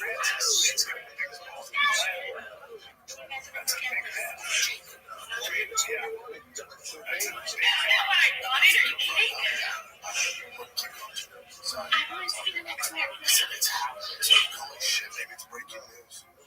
This one. So, I don't know if I play this game. Man shot, they're hitting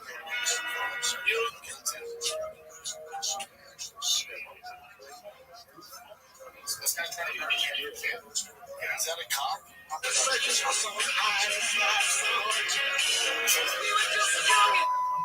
Work every day, but it's costing us. 501 can bring in grant money, real contracts, no jail, no funeral. And that's malpractice stuff. We don't know that paperwork. Paperwork's easier than bond hearings. You're already organizing, promoting, putting in work every day, but it's costing.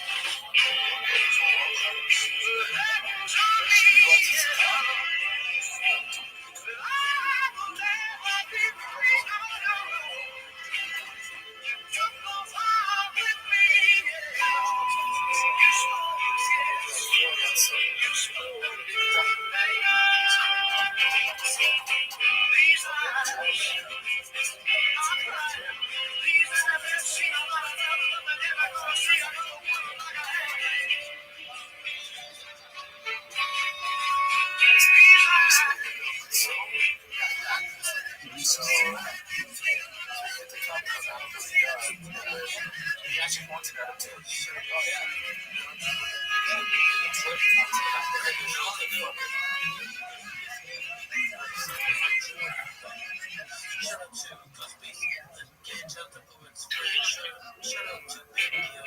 Scorpio, and shout out to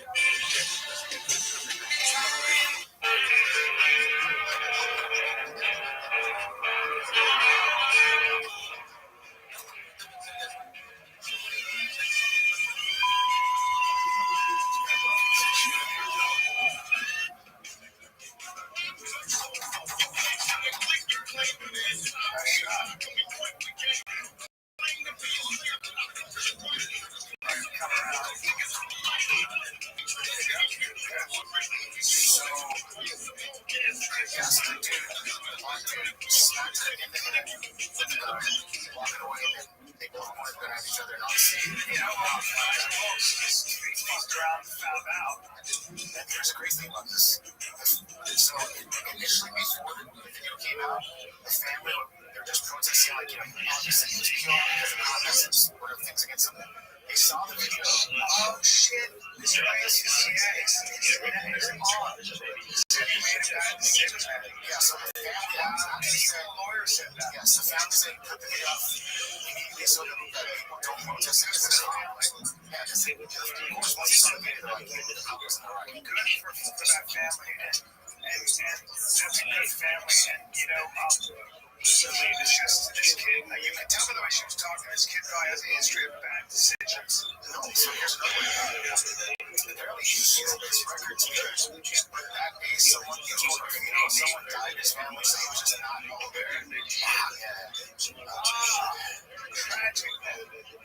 Tragic. He just fucked up. He tried smacking someone's face with that. You can't do it in general. Hold on, I just see some heroin. That's what let's keep going. So that's something the picture showing us to show Brian. I think this is in Taiwan. So Taiwan, this shit is really great. It's a serum. It's a serum. Just takes 2 weeks to take it.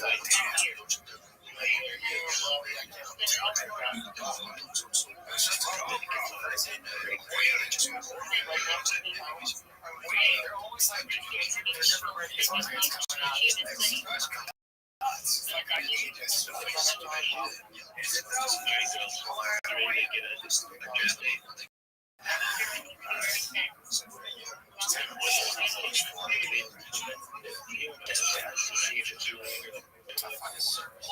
This one was another one someone showed just watch it. I don't understand.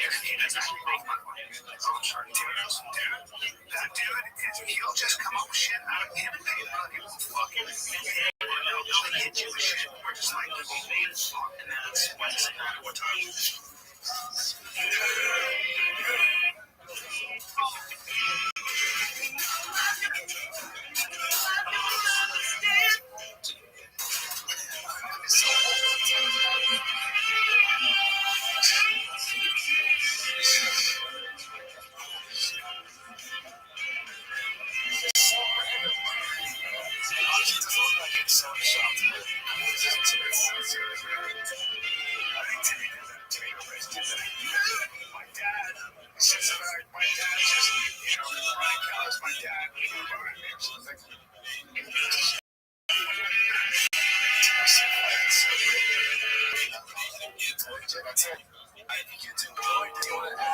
Patreon.com/TFATK. We love you guys. Shop for free there. Extended episodes, Q&As, bonus content. It's only $5 freaking bucks. Finger me in the afternoon. I'm cold, bitch.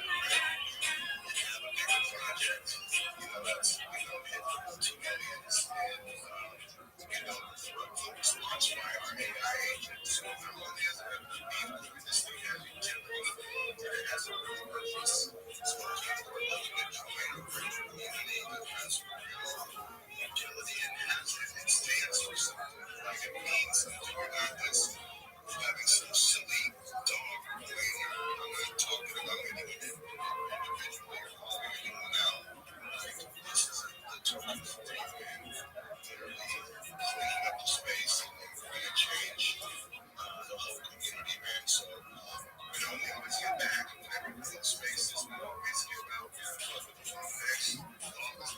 He's actually doing our NFTs as well. Basically minted, so it's like more collaborating. You're in your team, and you're legit, and you're really about like taking care of the community, because that's what it's really about. You're not selfishly watching points to get money. Man, what the fuck would you do? Absolutely. I help push your chart. I help spin out all those NFTs. I bought big collateral. And I do that all the people's coins too. If you're legitimately doing the right thing, man, we absolutely support that. We want to support communities that are and we want to eliminate bullshit. And you can run, man, you know what it feels like. It's absolutely terrible. And so, yeah, man, that's who we are. And we're building a movement, you guys. So, if I could, out of respect, always ask you for a closest question. I know I'm being in the space, but I always do. Always on these days, in the Jumbotron, out of respect, if I can, they drop, who we are and what we're about. And he'll bring it back to follow this, man. And all the movement. And like I said, I know a lot of you guys in the space here. And I support you. You know, anyone. We also have a coin called it's the first thing they're on that way. Pretty much, you know, we had 100,000 and we're coming back down and we're going back up. So it's, yeah, we just love to be in the spaces, man. And two people or two teams, man. So we can have a little help, let me know. And it's good to be up here, you guys. Stories, please go check Rothschild out, man. Like I said, we're 94% bonded, about to fly as soon as we can have a lobby, so if you're looking for a token in a community that's legit, please follow us and come out with us. Shout out to our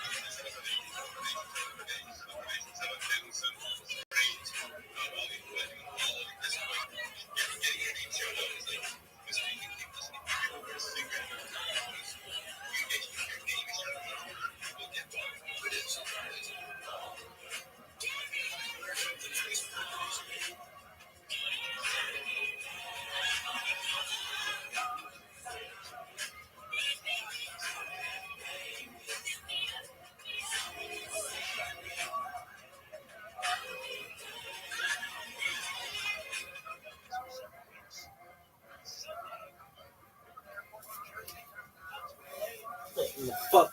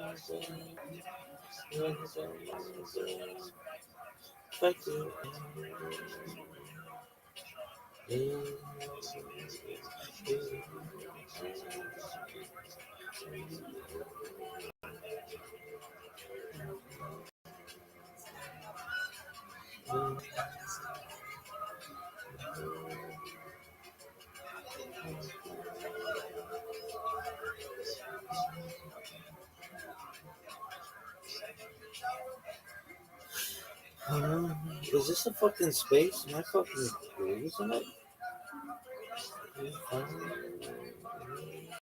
But they tell me I'm actually faithful. And look what I'm able. Let's fight till the end. Come on, let me in on this bitch.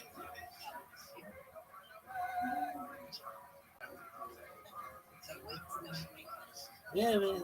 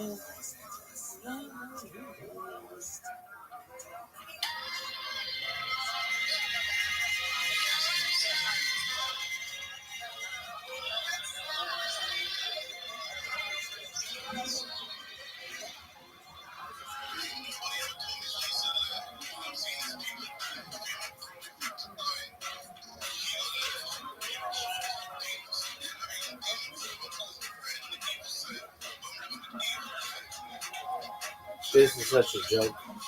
These people bought themselves. This is such a joke.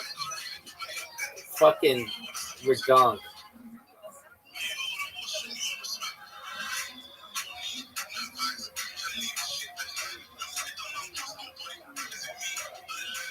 This shit should be illegal.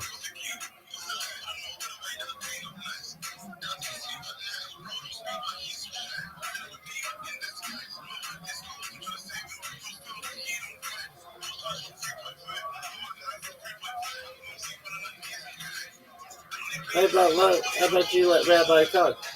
How about we don't listen to your stupid ass song that sucks? How about you let me talk?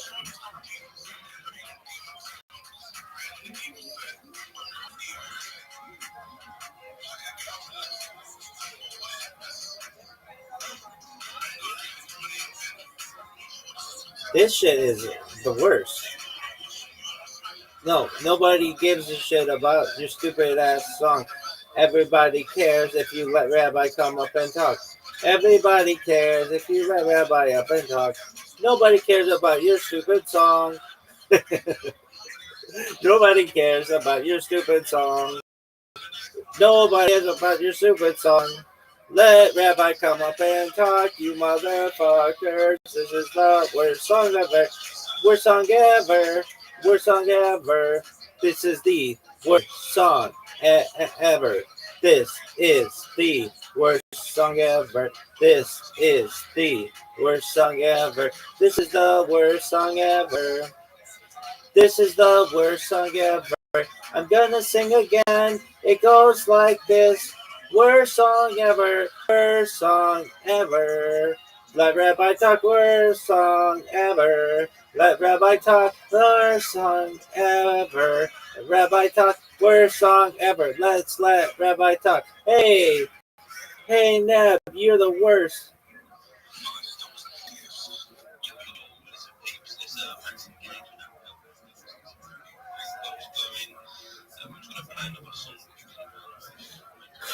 Do you know about the Beatles? They're from your fucking country and they're amazing and they're better than that shit.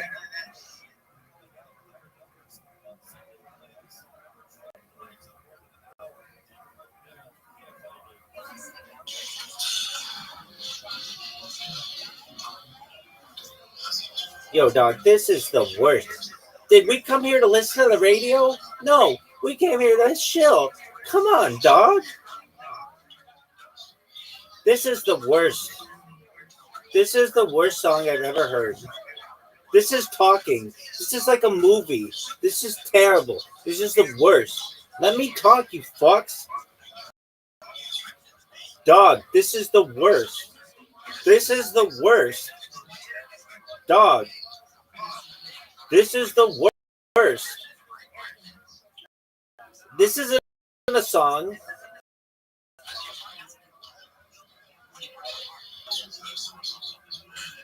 This song sucks. Dog, if you're hosting one of these fucking spaces, you need your bots to come in because this is all fucking bullshit. Thank you.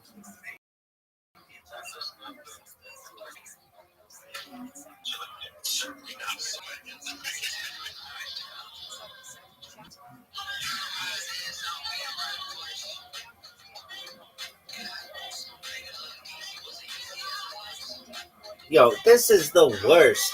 Did we want to listen to this? Hey, listen to Spotify if you want this bullshit. There's Rabbi here, and he wants to shit like a motherfucker. You're lucky you're going to get the long one, but probably just the short one because everything sucks. Get stupid MIT grads jerking themselves off like doofuses. This is the worst. I'm going to sing the song just like you. It goes like this. This is the worst song. This is the worst song. This is the worst song, and everybody knows it. This is the worst song. This is the worst song. This is the worst song, and everybody knows it. This is the worst song. This is the worst song. This is the worst song, and everybody knows it. This is the worst song. This is the worst song. This is the worst song, and everybody knows it. Worst song. Worst song. Worst. This is the worst song. Everybody knows it. This is the worst song. This is the worst song. This is the worst song, and everybody. This is the worst song. This is the worst song. This is the worst song, and everybody knows it. This is the worst song. This is the worst song. This is the worst song, and everybody knows it. This is the worst song, and everybody knows it. This is the worst song, and everybody knows it. Everybody knows it. I know it. You know it. Everybody knows it. This is the worst song. This is the worst song. This is the worst song, and everybody knows it. This is the worst song I've ever heard. This is the worst song I've ever heard. Let Rabbi talk, you dumb motherfuckers. Let Rabbi talk, you dumb motherfuckers. This is the worst song. This is the worst song. This is the worst song, and everybody knows it. This is the worst. This is the worst song. This is the worst song, and everybody knows it. This is the worst song, and everybody knows it. This is the worst song, and everybody knows it. 8 hours until the waiver wire. Hey, how about you let, hey, how about you let Rabbi talk? Because this is the worst song ever. Everybody hates the song, Let Rabbi Talk. Let Rabbi talk. Everybody let Rabbi talk, you dumb motherfuckers. Rabbi wants to talk. Rabbi wants to talk. Rabbi wants to talk, and you're motherfuckers. Rabbi wants to talk. Rabbi wants to talk. Rabbi wants to talk, you lame motherfuckers. Rabbi wants to talk. Rabbi wants to talk. Rabbi wants to talk, you lame motherfuckers. Rabbi wants to talk. Rabbi wants to talk. Rabbi wants to talk, you lame motherfuckers. Rabbi wants to talk. Rabbi wants to talk. Rabbi wants to talk, you lame motherfuckers. Rabbi wants to talk. Rabbi wants to talk. Rabbi wants to talk, you lame motherfuckers. Come on, you little bitches. You guys are the worst. This is the worst. Yo, no one wants to hear your song. This is terrible. No one wants to hear your song.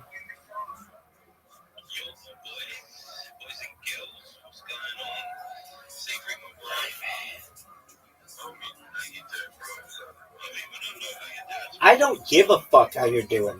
I really don't. I don't care. Your fucking dog could have died today, and while that sucks, I don't want to hear about it. Tell me about your fucking project. Unless it's an NFT for your fucking dog that you can you can reference within 30 seconds. Shut the fuck up. Nobody gives a shit.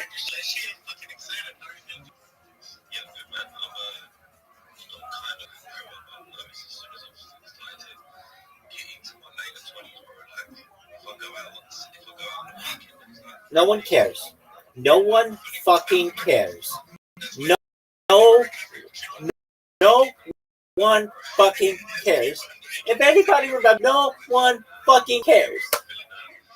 This sucks. No one fucking cares. It's the worst. Come on, dog. Let me talk, you fucks.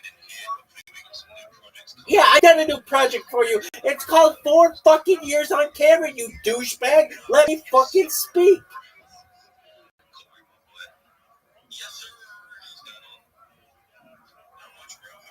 Dog, I don't give a shit about these people. No, I don't care. I do not give a flying fuck. They're the worst.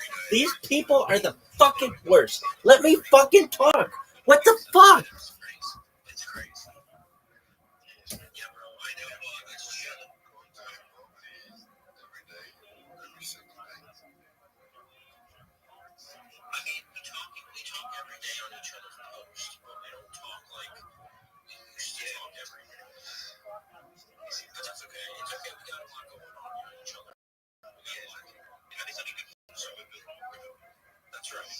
For sure. But I know it's chill. I'm actually on my way out for dinner, so I'm going to listen. But if you need to drop me down, no, for sure you can drop me down first because I'm going to be just kind of going down in here. So, yeah, that's a good word. I get money to do with that.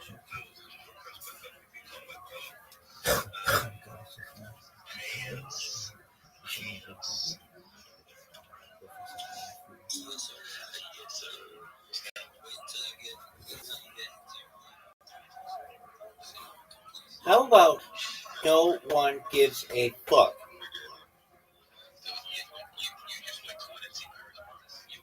Look, I hope that there is a terrorist attack at NFT Paris if you motherfuckers do not allow me to speak.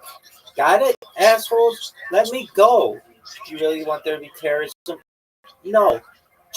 Just know that my dick is the bomb. Come on, you motherfuckers. Oh.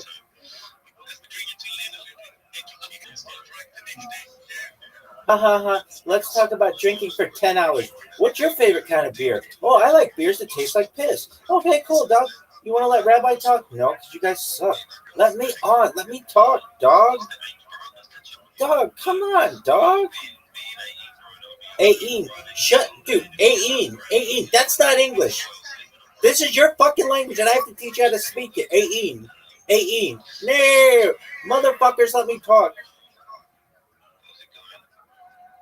Ain? That's not English. That's garbage. How about you let Rabbi talk, you fucks? Oh, cool. Rabbi's here. This motherfucker's amazing.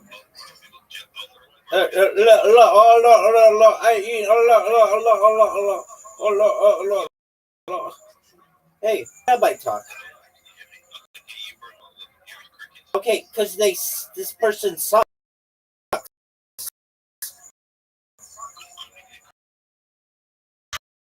How stupid are these motherfuckers? This motherfucker's in the jungle trying to chill at NFT. Talk to me! I've been on camera for 4 years, you fuck!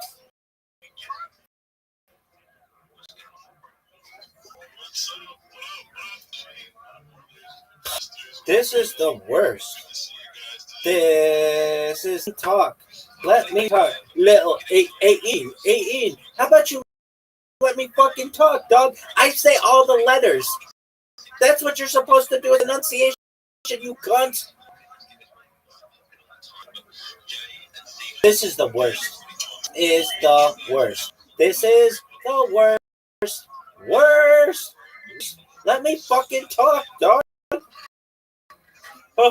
This is the worst. Start rolling through these motherfuckers. This is the worst. You assholes are terrible. You're terrible at your job. Yo, what up? Oh, that's Brandon. Brandon slaying dick like it's going out of style. He's amazing and everybody knows it. I know it. You know it. Everybody knows it. Brandon's the only person who fucking gets it. He's not like the most of the world right now. Why? Because he gets it. Just stay here, and when you need me, let me know. Dog. I have a pit bull in my cleavage. Allegedly. Doug, are you gonna let me speak? No. Doug, no one gives a shit. If you say GM, I hate you. Doug, they're fine, okay? This thing hosts a space someday. It's gonna go like this. I want everybody to know I'm fine. Okay, if you come up here and you ask me how I'm doing, you get thrown back to the wall. Okay? No one gives a shit. This is about efficiency. Okay? It's about efficiency. Don't come on and be like, hey, how are you? Because guess what? You watch my fucking streams and you know how I am. Dumbass, why don't you let me talk? What is the fucking problem, people? Yo, what's going on, bro? How about we just say that to each other all fucking day? Jim, what's going on? Jim, what's going on? What's new? What's the alpha? Jim. Hey, how about this? Shut the fuck and tell me what your fucking pick is, and then shut the fuck up. These people are the worst. These people are the worst. You're not grinding shit, dog. You suck. Legend. Hey, how about this? How about you shut the fuck up? Hey, Keith David, shut the fuck up. No, that's that other guy. That other David guy. Shut the fuck up. This is the worst. Larry David. No, not him. This is the worst. Worst. I hate you. I would just go on here and just be like, I fucking hate you with a passion. I hate the way that you speak and you communicate. It sucks and everybody knows it. Get to the fucking point. Okay. Fuckers dick and talk.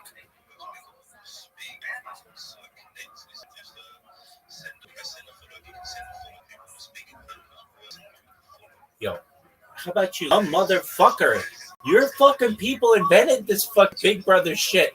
Let me talk, you fuck. This is the worst.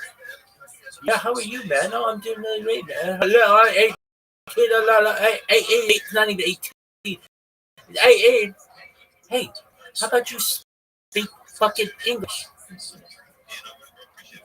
What accent do you have? Saturdays? It's Saturdays, dog. How about you fucking call on me? I'll teach you how to speak, baby.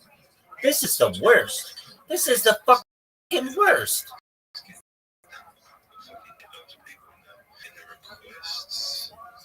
Shitload. How about it's shitloads? Let me talk, fuck. I hate you. Hey, guy, I hate you. I see you little spaces. Well, dog, quit stalking this motherfucker and let him chill. Come on, dog. If I'm gonna have a space, this is it. This is what it is. You get 60 seconds to shill your fucking project, and then it's next. Unless they think you're really cool. It's like Kill Tony. Do it like Kill Tony.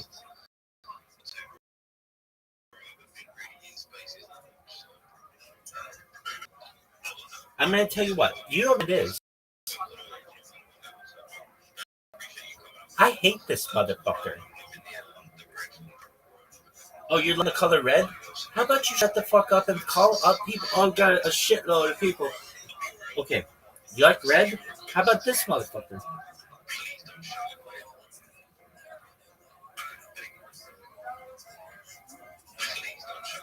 I hate you.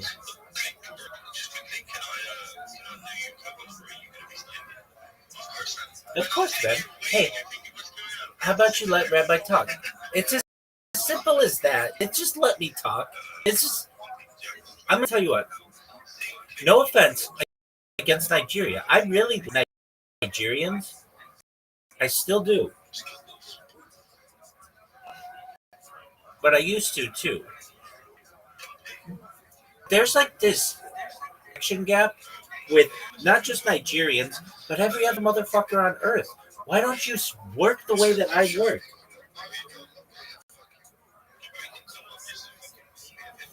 You have something against Nigerians? No, I'm trying to help as many of these motherfuckers as I can. I have some British. They burned down our fucking house. Fuck these mothers. Let me talk, you cunts. This is the worst. This is the worst. This is the worst. I hate this. I fucking hate you. How about that? How about that? I fucking hate you. How about rotate? Okay, let Rabbi come up.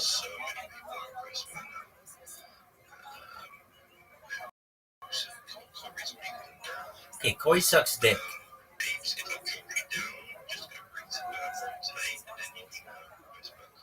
No one wants that motherfucker to speak anymore.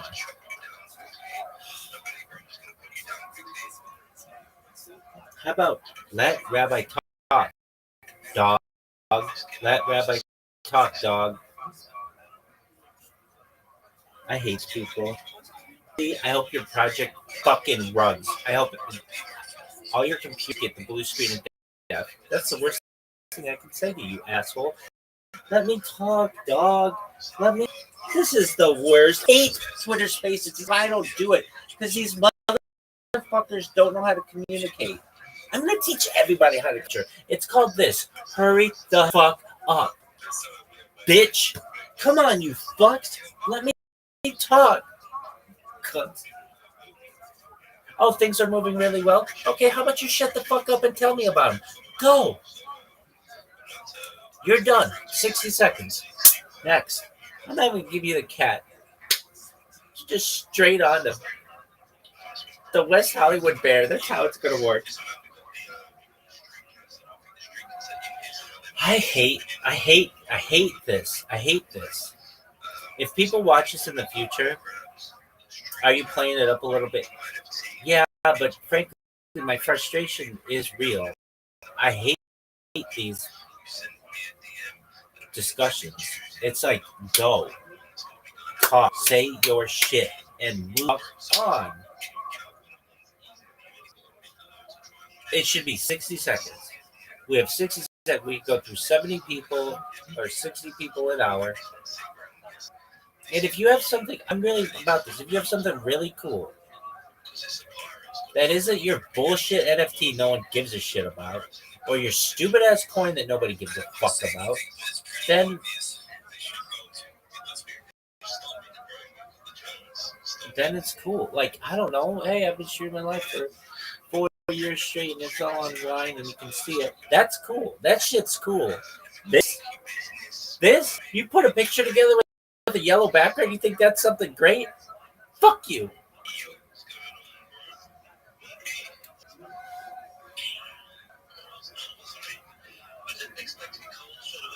You didn't expect to be called straight away? Then why in the fuck is your hand up, you cunt? Dog, you gotta be ready for this shit. This is worse. I hate these people. I hate them. Hey, listen here, Grum. How about you fucking say your shit and leave? I hate these people. I hate them with a passion. They're gonna hear their shit and they're gonna be like, yeah, we wasted our time asking how is everyone.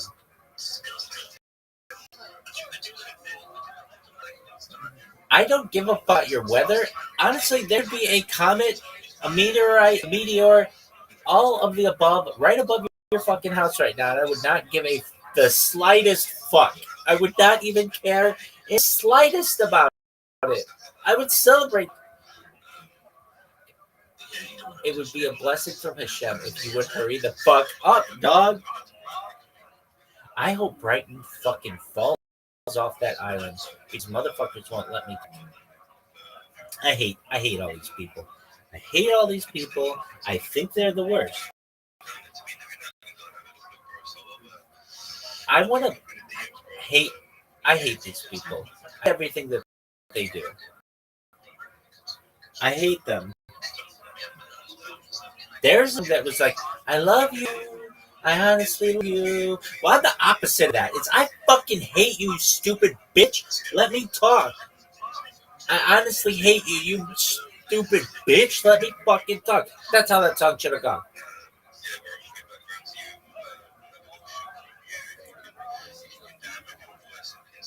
Dog, I hate this person. I hate their fucking king. I hate their fucking queen.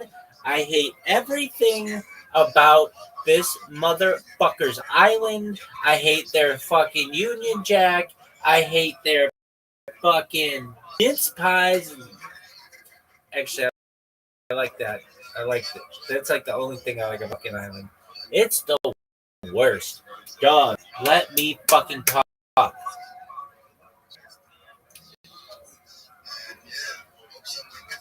Dude, these fucking giveaways such jokes. I think they should be illegal. It shouldn't be called a giveaway. It's called a gift. We're gifting somebody some shit. Because if you call it a giveaway and then we only like people who have big tits, well, then don't we all? Come on, motherfucker, let me talk.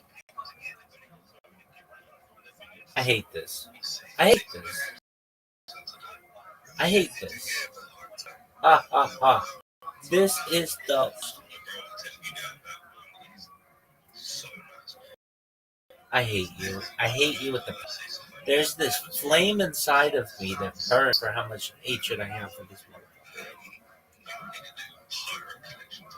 Doug, no one gives a shit about pirates. They care about rabbis right now. This is the worst. This is the absolute fucking worst. Look.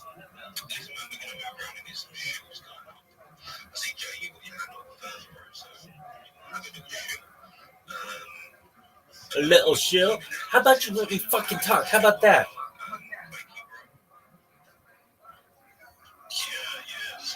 Doug, do you want to talk about Santa Claus machines and cold shock therapy? Or do you want to continue jerking yourself off raw?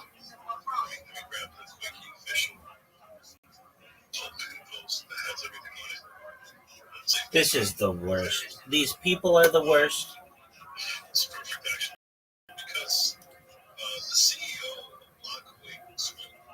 What are these CEOs? They're sleeping on. Fuck your CEO. You are the worst. You're so sucks dick, and I hate everyone. No one cares about IRL events.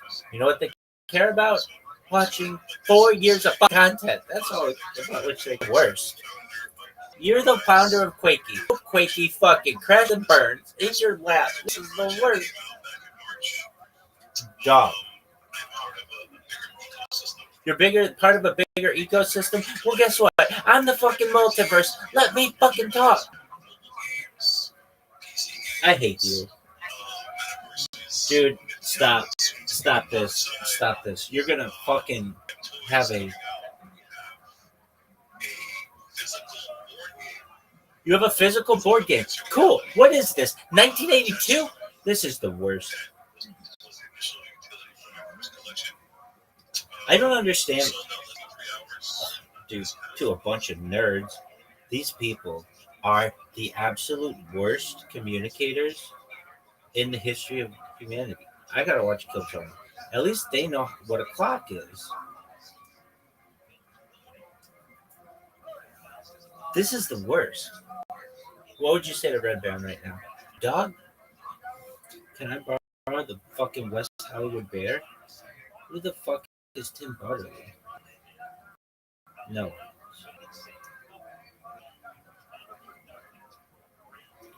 This is the worst. These people are so bad.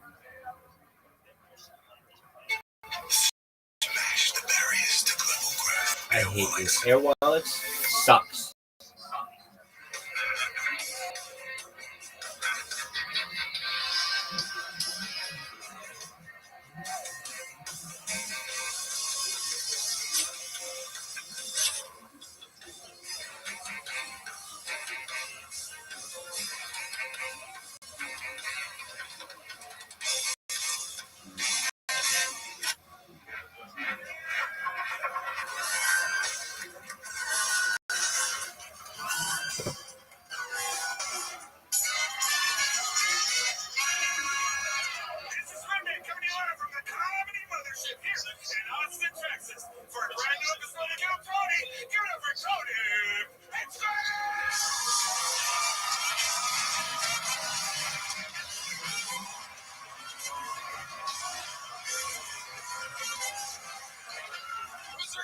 best fucking night of their lives, huh?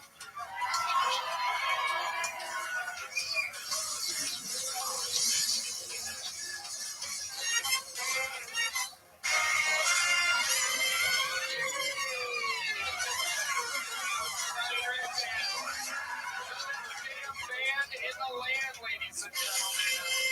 Wow. Unbelievable. That's the great Fernando Castillo, Raul Vallejo, and Carlos Sosa. How we doing, everybody? I think we just lost you there. Got real quiet. You guys happy to be here?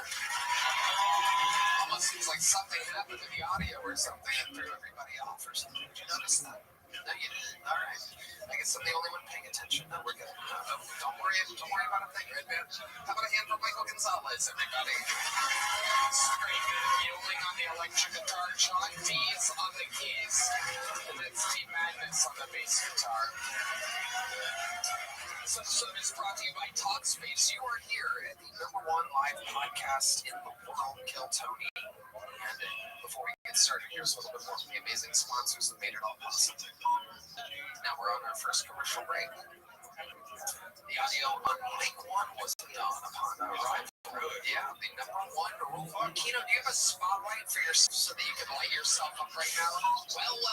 Hello there. This podcast is sponsored by Blue Chew. Guys, enter the room. Tip first. Blue Chew isn't just a tablet, it's a cheat code for your crotch. Stronger, harder, faster, longer lasting, like someone gave your downstairs a pep talk. Nothing makes you more of a legend than Blue Chew. Discover your options at BlueChew.com. And we've got a special deal for our listeners.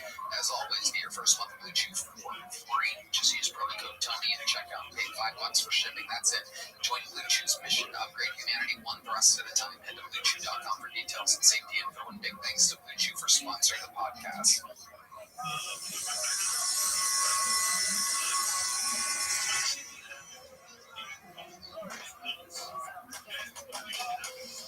I hate these people. They don't even know how good my fantasy football team played this week. They were so sick.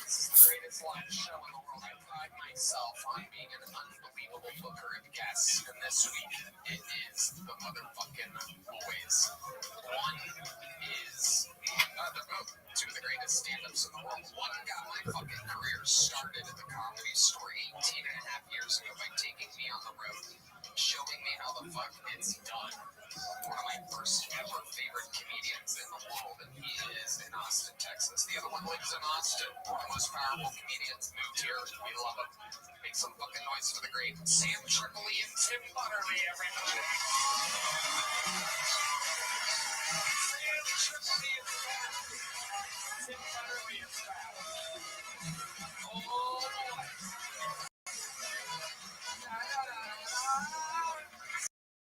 Sam Tripoli, the Tinfoil Hat Podcast, the Pro Podcast, the Deep Waters Podcast.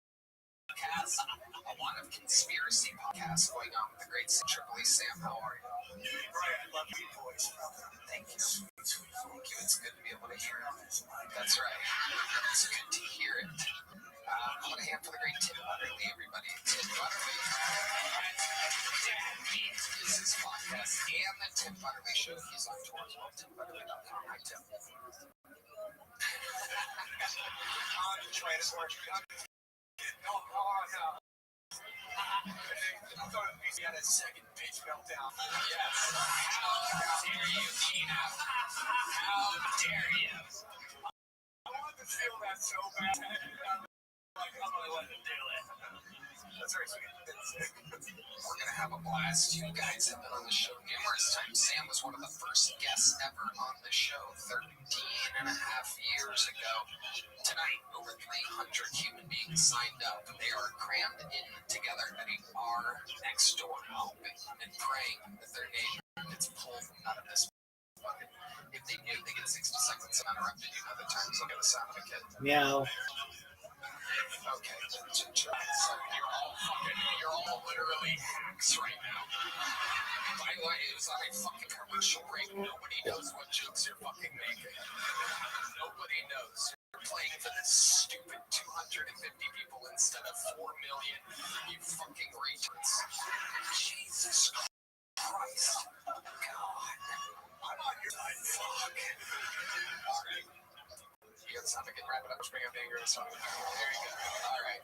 I'm going to let this pedophile pick the first. There's a blatant pedo in the front. All right. Send it. One word name. That's going to be fun. Vigo Wrangle, that comedian, ladies, it's great golden ticket winners. Literally what many say, including myself, the greatest Kildoni golden ticket winner of all time. Ladies and gentlemen, this is a brand new minute from the super powerful Martin Phillips, everybody. Are you fucking serious? Yo, this guy's better than that fucking Canadian.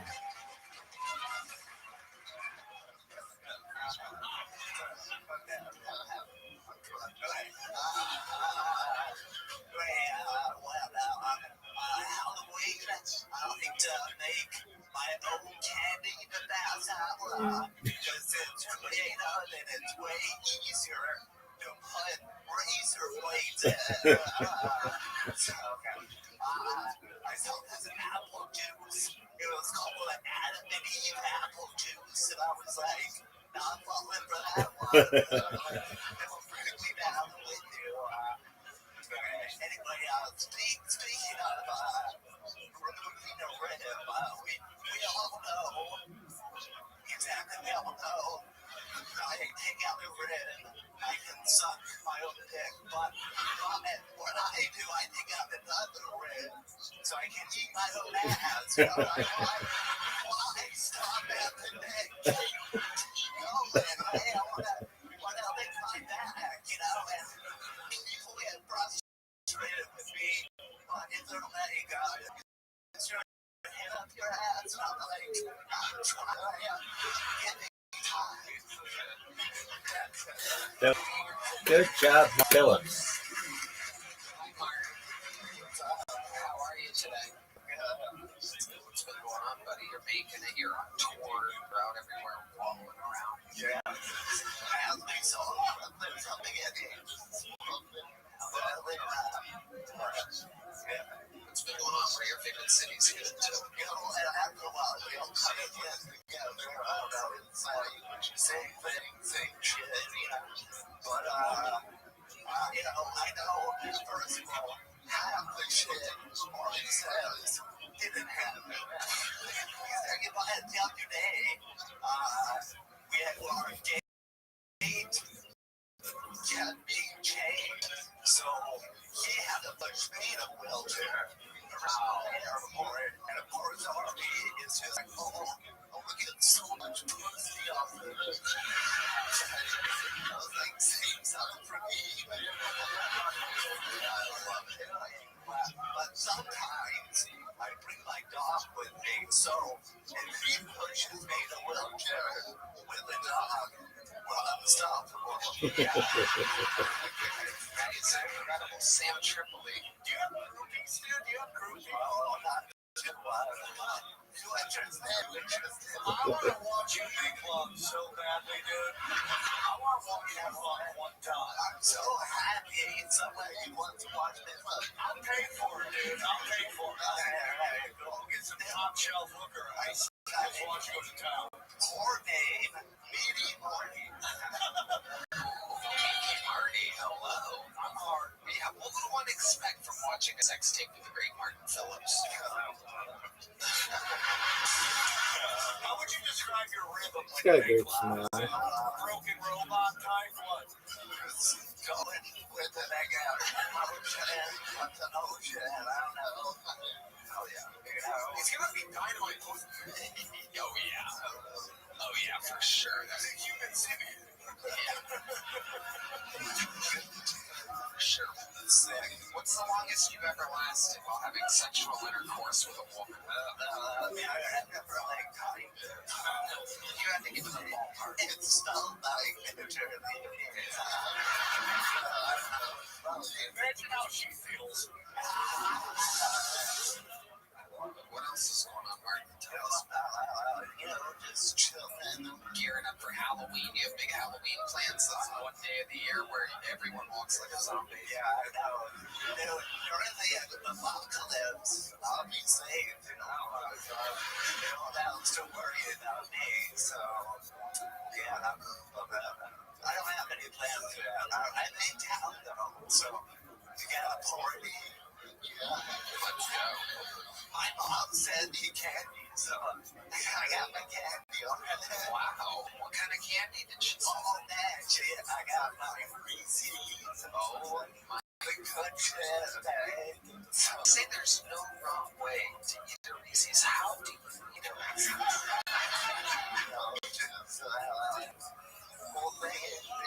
Wow.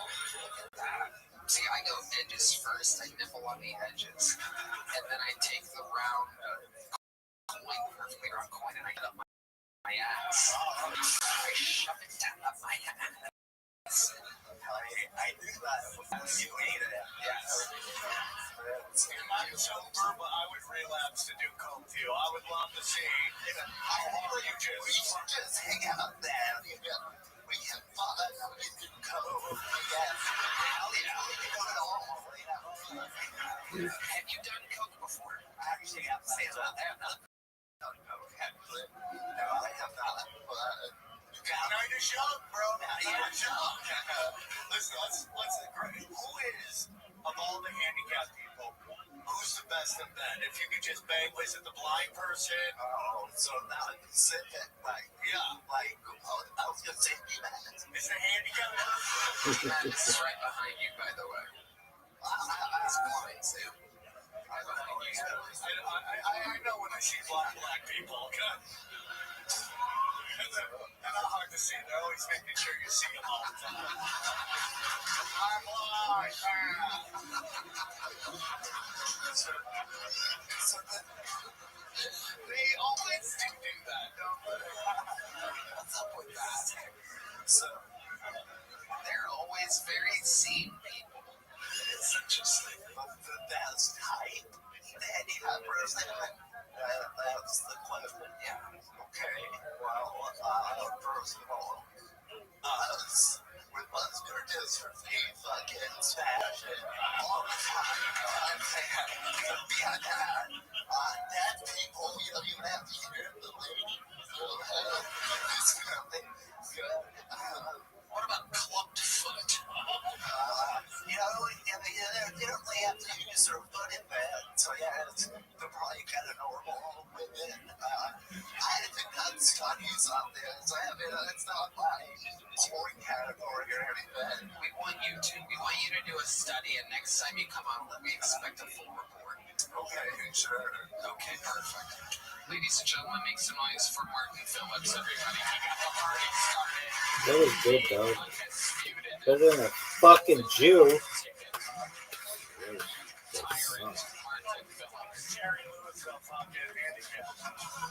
His name is a one-word name. It is written in over and over and over again. What up, Miss Aquarius? How you living, girl? This person is going to be like, I can tell you, I've been. How was work? How was work? That was good. Excellent.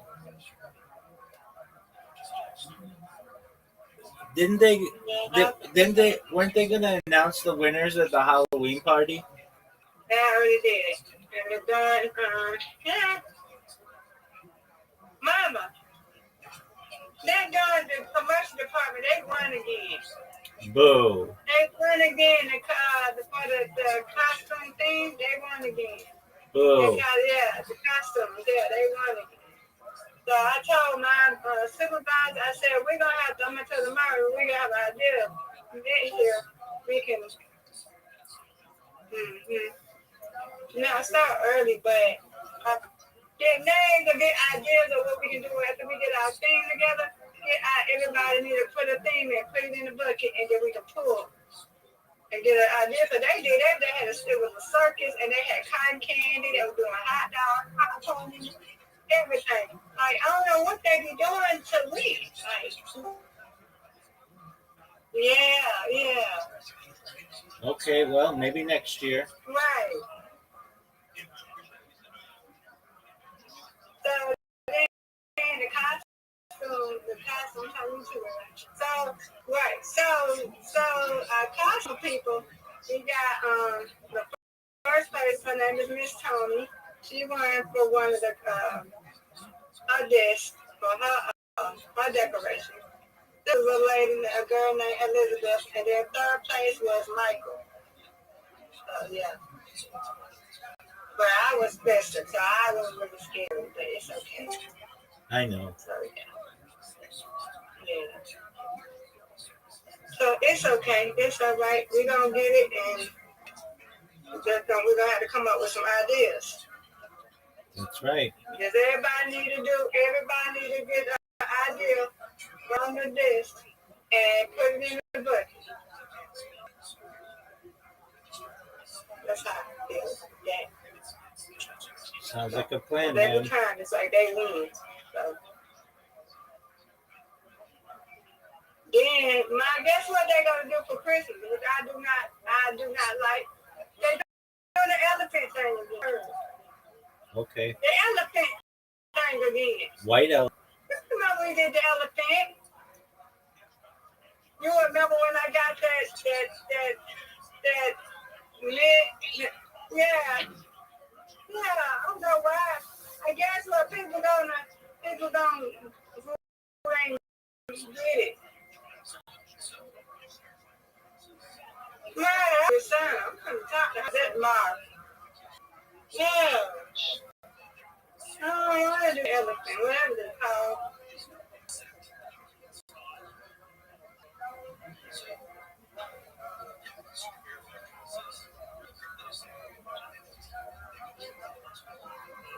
No, I don't have to. Yeah, me and Margie gonna be ashamed of gifts, but I understand. Cause I don't get her no either. All she wants is a gift card. She loves GameStop. So that's all I get her. It's the easy thing. I told her, give me another book. Yeah, I don't like it. Now, what is it called? The white elephant? Yeah, the white elephant. I think that's what it's called. Right, the white elephant. Yeah.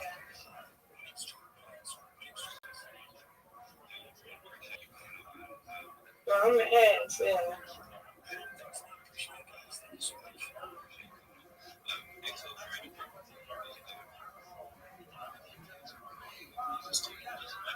Yeah.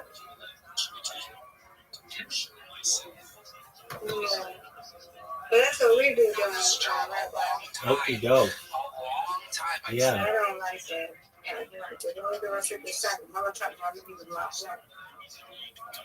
Right. Then everybody gets what they want. Yeah, I want to do Secret Santa. But we're not doing it. Yeah, we're doing the white elephant. Or whatever the heck that's called. It's also called Yankee Swap or Nasty Xmas. You know what I'm talking about? I don't like it. I've seen it on television.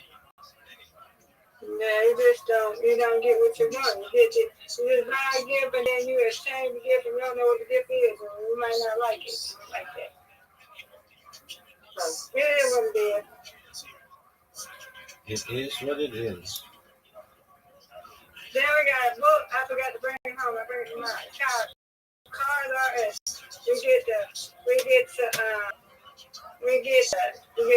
It's a free or whatever. So we get the user code, like QR code. You do that, and then you can get a ice maker, camp chair, a beach wagon. But you never got beach wagon. I don't know how long it is. I'm gonna get that beach wagon, a solar charger. None of that. And so whatever you get sparkles, I might just get sparkles. Or towards whatever. Okay. Yeah. What kind of book do you want? What kind of book? Something with like that family and stuff like that. Shit got me right. I forgot whatever it is. It's up in my room. Remember, I thought I showed it to you. But I thought to get me another book or something. I'm gonna get her GameStop gift card. Oh, that's right. That's right.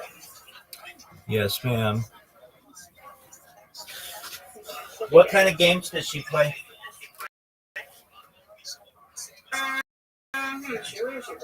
Oh, she's cool. She's cool. I think it's like Call of Duty. Something. She's cool. Well, her boyfriend's cool. Yeah, what you been telling me to get? She's cool. Her boyfriend's cool. She's neat. Yeah, I never met her boyfriend, but I know she won't. Just give me a GameStop gift card. Okay, there you go. We go over her birthday. Yeah. She's like. Yeah, that's right. That's you all the time on this game gift card. I said, okay. And she likes the game, so okay. Easy for me. Word, girl. And then get a piece of candy. I gave you all favorite candy. That's it. What's your favorite candy? Huh? What's your favorite candy? It's up again. She loves Snickers, and what does she like? Reese's. Yeah. No, Hershey's. One of them. But that's all I see her eating Snickers, so hey.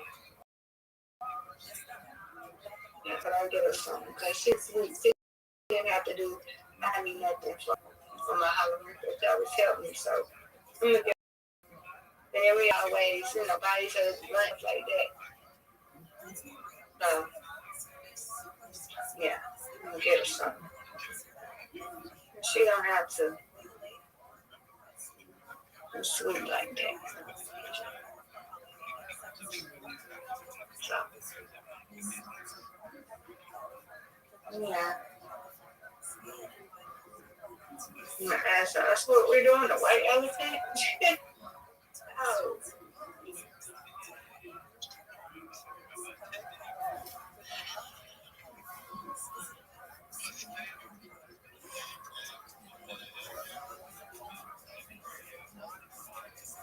Name out and I see the handwriting, the fucking energy of this. This should be interesting. I gotta take out a paper or something.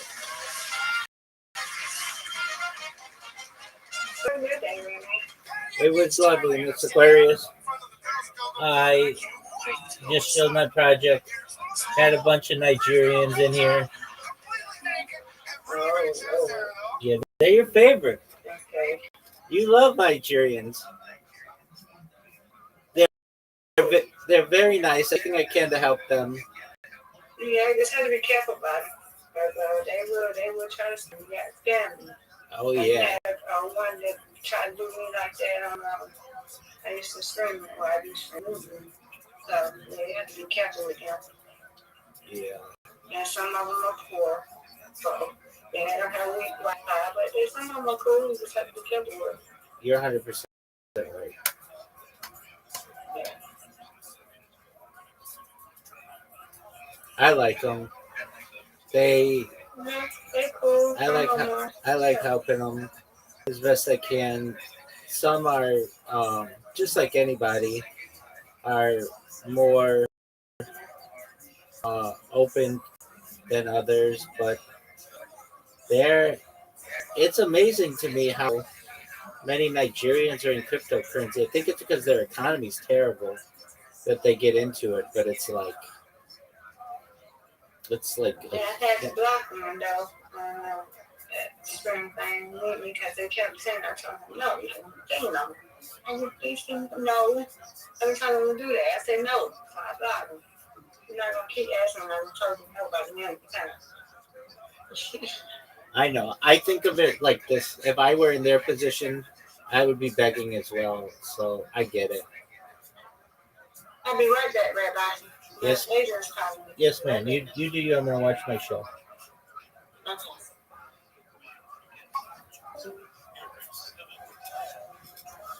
Name, it is written in ink over and over and over again. If we did a handwriting study on what this person is going to be like, I can tell you, I've been doing this job a long time.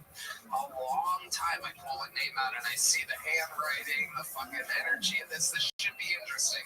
Make some noise, everyone, for Stevie.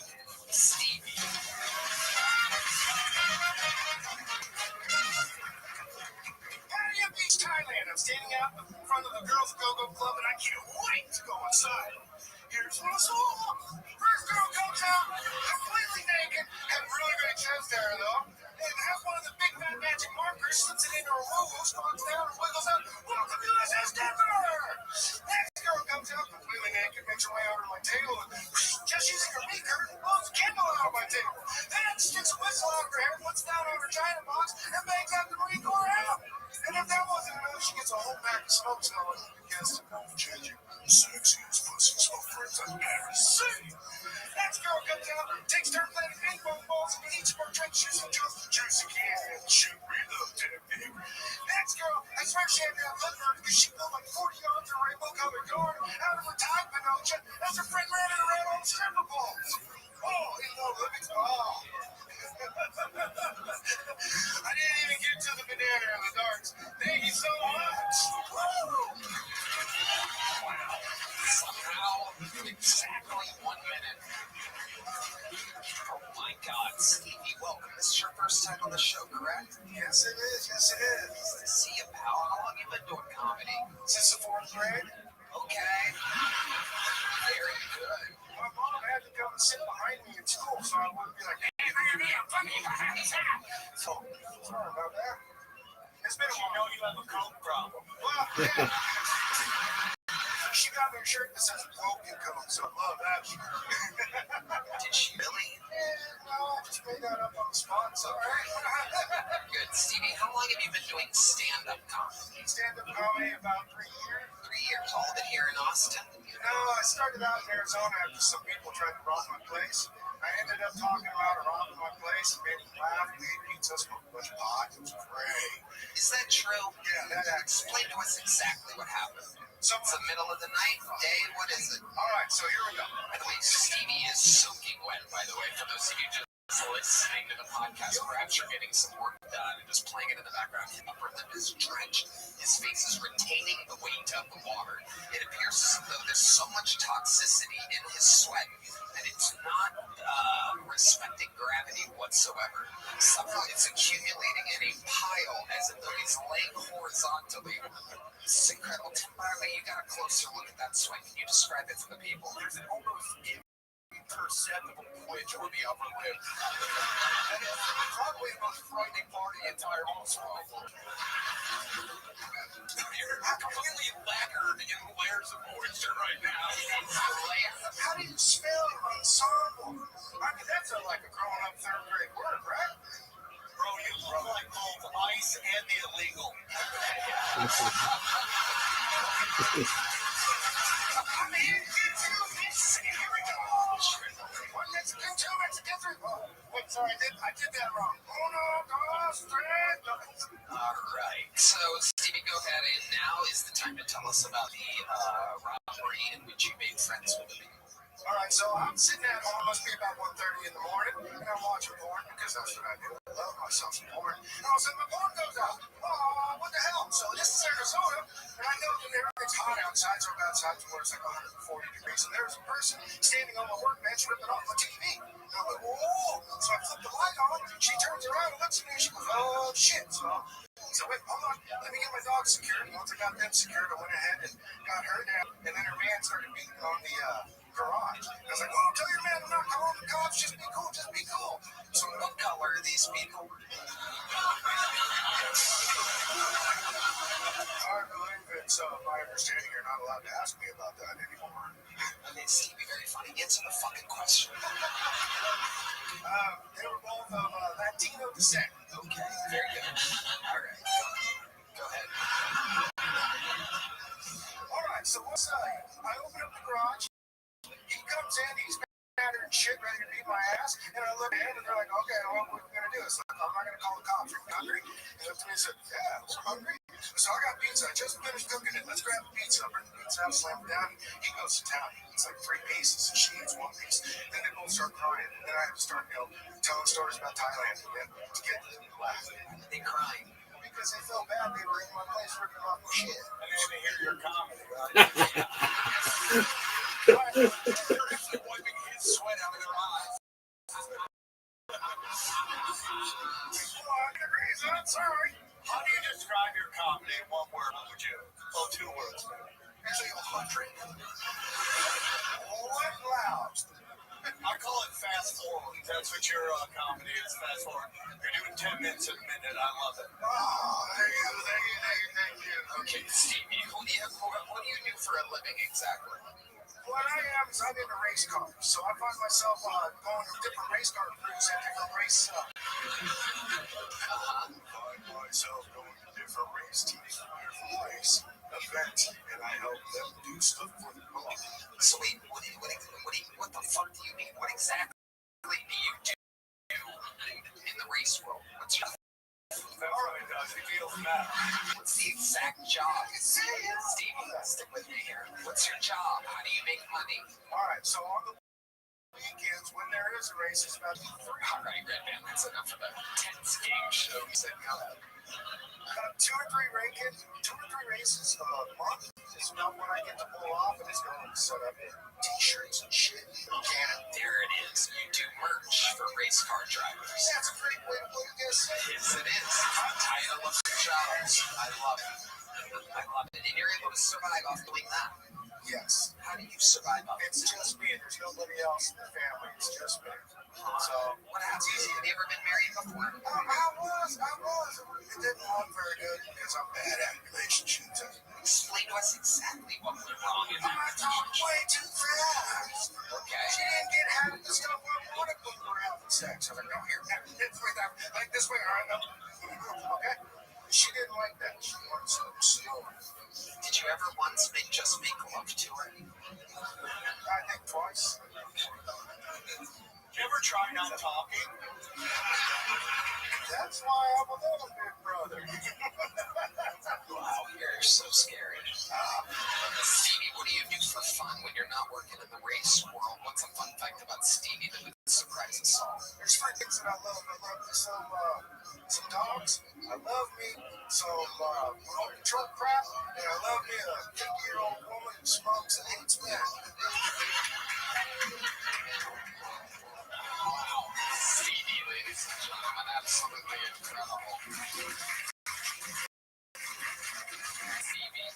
Yes, sir. Yeah. One more crazy fun fact about your life that would surprise us about you. I fought wildfire. You fought wildfire? Just one? Yeah, I got to spend some time on a hotshot crew and actually run around the nation fighting wildfire. They hung up from a helicopter.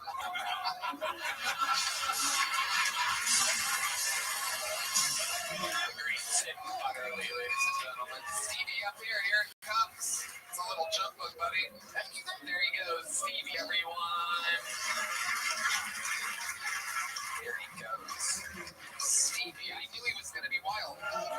Oh, the great Heidi. Let me just remind everyone that I kind of guessed that. If you remember me saying he wrote his name 1,000 times over itself, I mean, that literally, he is that handwriting. You see what I'm fucking crazy? You see how manic is that? That's ransom song, right? Yeah, exactly. Well. Hello there. This podcast is sponsored by Blue Chew, guys. Enter the room. Blue Chew isn't just a tablet, it's a cheat code for your crotch. Stronger, harder, faster, longer lasting, like someone gave your downstairs a pep talk.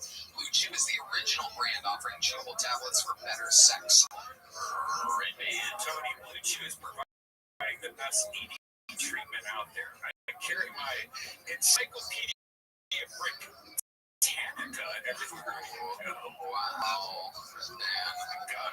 This isn't just about the woman's legacy or third legacy. Different group chat talking about, when you get down, they're talking about how it gets up. It makes you more of a legend than a little Blue Chew. Discover your options at BlueChew.com. We've got a special deal for our listeners. As always, get your first month of Blue Chew for free. Just use promo code Tony at checkout. Pay $5 for shipping. That's it. Join Blue Chew's mission to upgrade humanity one rest at a time. Head to BlueChew.com for details and the info. And big thanks to Blue Chew for sponsoring the podcast. This podcast is sponsored by Zipper. You can consistently find exactly what it is that you're looking for. We're talking anything a modern day Vanna White. Imagine how much time you'd save. Well, you may never instantly find these things. If you're hiring, you can find qualified candidates right away, time and time again with ZipRecruiter. And today you can try it for free at ZipRecruiter.com/GoTony. Right, man. Tony, I think ZipRecruiter is so awesome. They're the best hiring site out there. ZipRecruiter's powerful matching technology works fast to find top talent. With ZipRecruiter's advanced resume database, you can unlock top candidates' contact info instantly. So, no wonder ZipRecruiter is the #1 rated hiring site based on G2. G2? Wow, want to know right away how many qualified candidates are in your area? Look no further than ZipRecruiter. 4 out of 5 employers use ZipRecruiter get a quality candidate within the first day. And right now, you can try it for ZipRecruiter.com/GoTony. Again, that's ZipRecruiter.com/GoTony. ZipRecruiter, the smartest way to hire. All right, everybody, your next fucking poll, we're going to meet her all together. Make some noise for Annie Teacher or Teacher.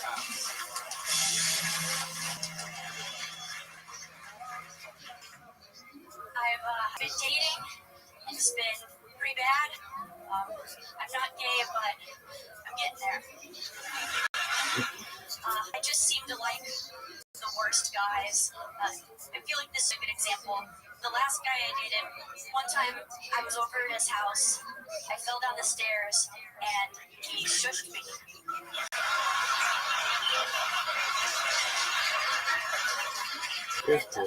Funny and cute. And I know what you're thinking. Wow, you were dating someone with a 2-story home. I messed up.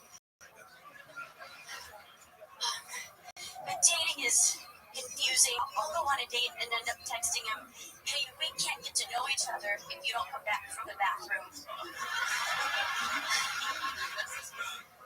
And I am done telling them about it.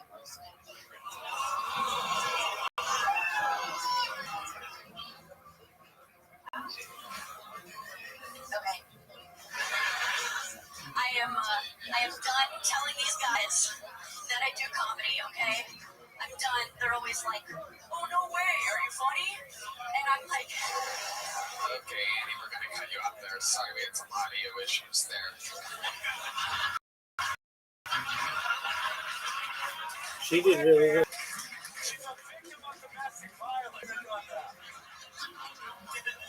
Annie, that was a fantastic set. Congratulations on another hand.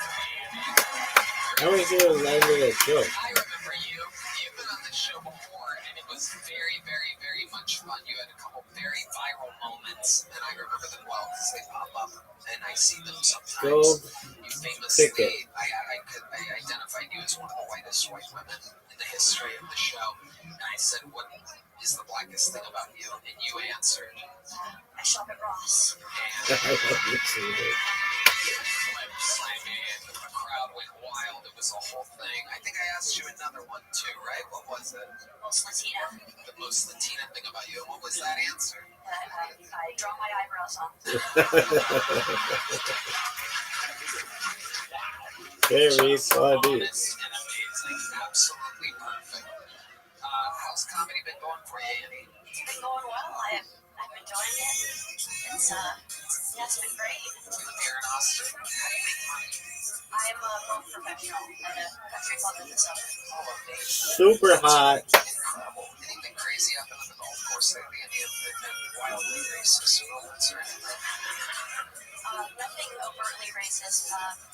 I saw somebody go backwards. You're a golfer, right? Yeah. So he had 1 foot out of the bunker, 1 foot in. There was a hill behind him. He was trying to get out of the bunker. Exactly. And he went for the shot, fell backwards down the hill. Amazing. I love it. Did you tell him?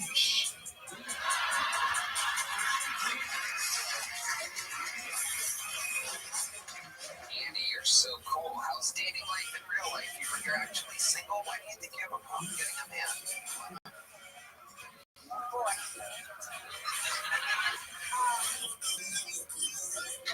What's the last date you went on? When was that? That was in January. Okay. What exactly did you do in January? When did you meet this guy? Then we went on Hinge, and What do you do? We took you to a restaurant or something? we got drinks, and I was pretty bored. Okay, why exactly? What is that going to stop?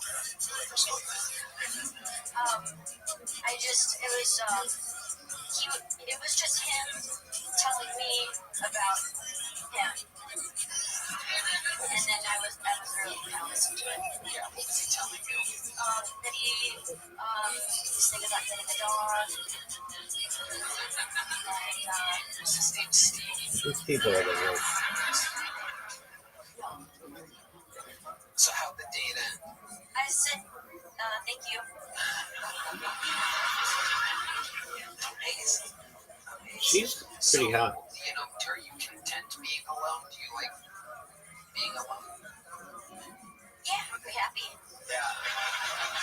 What do you do to kill the time? How do you make like homemade candles or something? Yes. It's very sad, and I do it. Yeah, just me and the wax.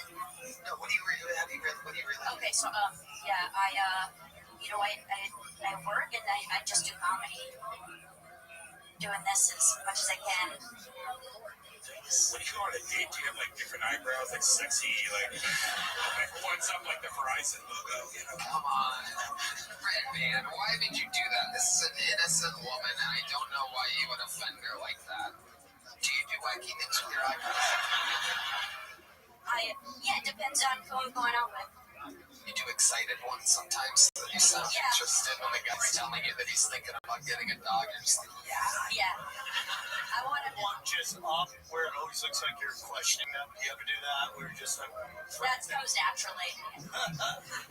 Sam's Armenian, so if you went on a date with him, you could just take a Sharpie and just go one big line across. Love it. Annie, I found your set to be incredible, so incredible. Have you been on the mic here? Is Adam the booker here seen you? I went on the open mic last week and I got called back and I just did it before this. Perfect. So everything's happening exactly as I think it should be going. This is correct. Adam has good taste. You're good enough for Adam to like you. What's the longest set you've done? 20 minutes. Red Man. you lived FDR on the Secret Show Thursday. Boom. And you already have a big choke bug, right, Annie? You already have one of these, right? Boom. There goes Annie Tight Shirt, everyone. That could be She could be one big. of the top young rising comedians in the world. That's how it works. We're coming here. She's already like a 20s chick out there. Could be the next So superstar. she's a Could be an big insane bitch. person. It's Rise James Carmen, everybody.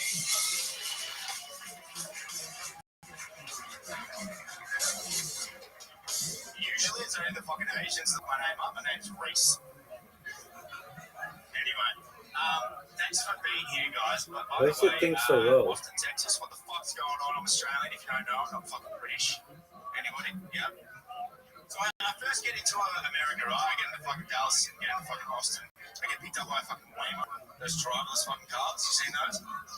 I don't want to fucking get picked up by a Waymo. I want to get picked up by a Mexican with a cracked window. Your homeless people out here are fucking pretty wild. I mean, I'm in fucking Melbourne, right? Melbourne's got a lot of homeless people. Your homeless people are very specific. I got asked for 54 cents. I had to do the conversion in my head. It worked out to be about $1.30. That's about 30 cents over my empathy budget, bro. And that's, I think, about all I got because I didn't think I was getting paid tonight, motherfucker. I was doing 4 shots next door in fucking Shakespeare, so. Alright. 8 cuss words in 60 seconds. Reese? Is that what you're saying? Yeah, Reese, bro, yes. Reese. Spelled R-E-E-C-E-Y-S.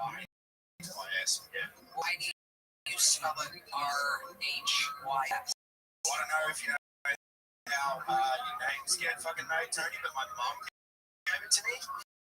Yeah, but you get mad every time somebody doesn't call that Reese, even though it literally isn't spelled like the name Reese. Yeah, it's Welsh. You know where Wales is?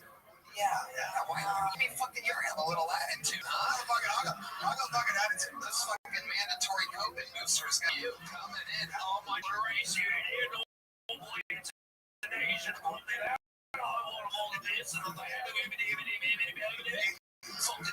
fucking that. You're on testosterone? I'm not, but I've got a lot. Okay, alright. I guess so. Okay, so, Reese, where exactly are you from? I'm from Melbourne, Australia, man. Thank you very much for this opportunity. This is really sick. I did not think this was going to happen. My girlfriend's backstage with me. Love you.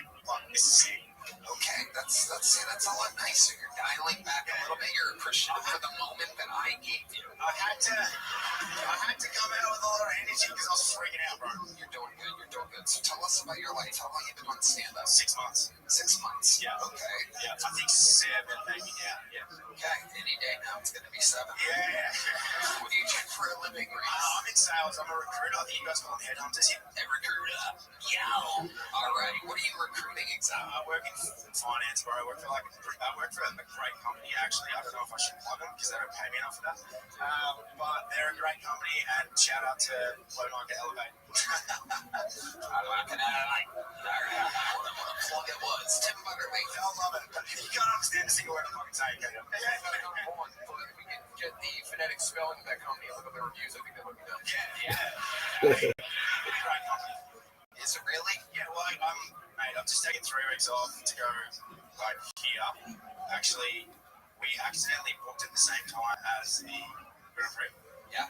And I wanted to come specifically to Austin to do comedy and to go to the mothership. And this is the most expensive trip ever, but it's so good. And they gave me I've got good time off, good people, good support. So yeah. Okay. How long have you been with this girlfriend? Years. We've been together for a year. Okay. Does she do stand-up too? No, she doesn't. She just has to listen to my bullshit every fucking day. What does she do? She manages a really big. She's a big dog. Yeah, she's actually on the screens at BFTs in around the world. Internationally, we went to the one in maybe this morning. I don't know.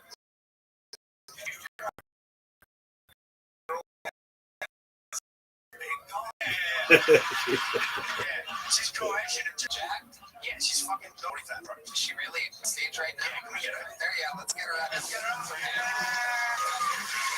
She's in her there. What's her name? Laura Matatag. Laura Matatag.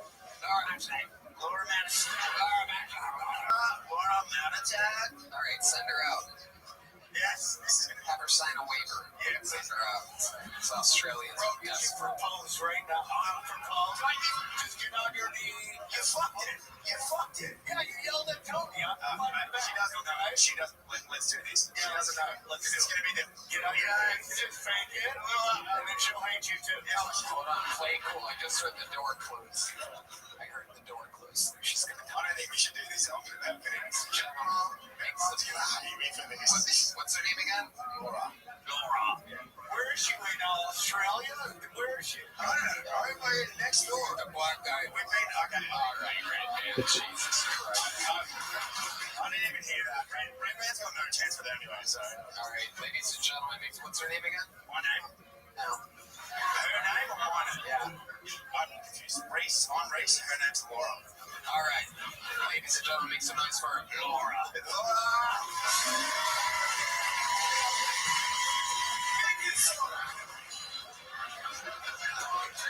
What's going on? She doesn't want to come up? She's next door. Oh, cool. Oh, it's okay. You said she's backstage. Well, actually, apparently, if you get an Aussie to do a shoey, it's like a major thing, yeah? All right, Reese. No? Don't do one? You want to do one? I'll do a fucking shoey. I don't give a shit. All right, let's do a shoey. You got a beer? Yeah, give me a beer. All right, we need a beer. You got a beer back there, Heidi? Has any Aussie done a shoey? Yeah, like 10 times. No, let's not do it. Listen. No, I want to do it now. I want to make you drink a beer out of your fucking shoe. Whoa. It's the big dog, ladies and gentlemen. Whoa. Look at this happy couple. My goodness. I don't know how we manifest. Hi. Oh, God. You didn't manifest anything. Not bad. My random curiosity, you said that she was built like a house or whatever, and so you're a muscle mommy. Yeah, you're going to call them 40% body fat. Can you flex for us? Wait, what do I want you to flex? What do you got? Let's see that fucking cock, right?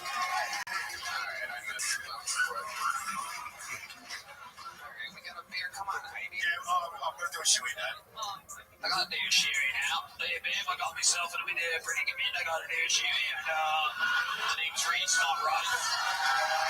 Wow. Yeah. I heard tits real. What? I heard tits. Yeah, her tits are real, and the place is made out of cotton candy. Do the fucking shimmy, bro. Jesus Christ. Oh, her tits real? I've never seen anything quite like that before. It's running out of plates. Wow. Representing Australia. That's what they're famous for, ladies and gentlemen. Those of you that don't know, that is their contribution to planet Earth. Drinking a beer out of a shoe. That's my second showing. My first showing was last night at Shakespeare's. Wow. Yeah. Look at that. So my name's Shoes. Now, you can call your girlfriend cunt and she laughs, right? Is that how? It depends. Hang on. You go like a cunt. It's like a... Show me good, then show me. Alright, so Tony, you're a fucking cunt. That's good? Yeah, not bad. Okay. Yeah. And then you go, babe, you're fucking a hot cunt. Yeah. Alright, I'm kind of sick of you guys. Is it because you haven't found love yet? I'm gonna throw two little joke books at the same time. Let's see if you guys can catch them. Ready? 1, 2, 3. Count it. That counts.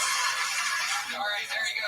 Reach, James, Corbin, congratulations to the Australian couple that really gave us no interesting content of any kind. That interview was what I call bad, but we did our best. Heidi ended up having bigger mommy and tits than his girlfriend. Muscles are real. Ladies and gentlemen, your next bucket full goes by the name of Danny Yang, everybody. We're going to meet Danny Yang right now here on Kyoto.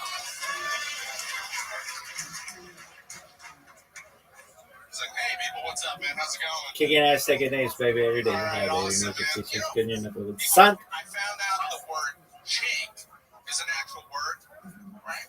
Not just a common greeting that it had in high school. Yeah. No, seriously, man. Chink, if you look it up, man, it means dent or crack, right? Yeah. But the common phrase is chink in the armor, which was kind of disconcerting because, like, earlier this year, like, when I went to, like, the Renaissance Fair, right? Yeah, because, like, I went as a knight, right? I went as a knight, right? Yeah. And then somebody's getting humor apparently in this crowd is the chink in the armor. But, I don't know. So what happens, right? They tell me, like, you have to go as something a little bit more Asian appropriate, right? So, next year I'm not going to go as a knight, right? I'm going to go as a king. Yeah, obviously a short king, because that's Asian. But, thank you. So we got that. Okay. Thank you, people. All right, Danny Yang. So bad word you were saying. Oh, come. Hi, Danny. How are you? How long have you been doing stand-up? Give or take like 13 years. 13 years. Wow. Where at? San Francisco. Oh, my God. You're telling me San Francisco. Okay.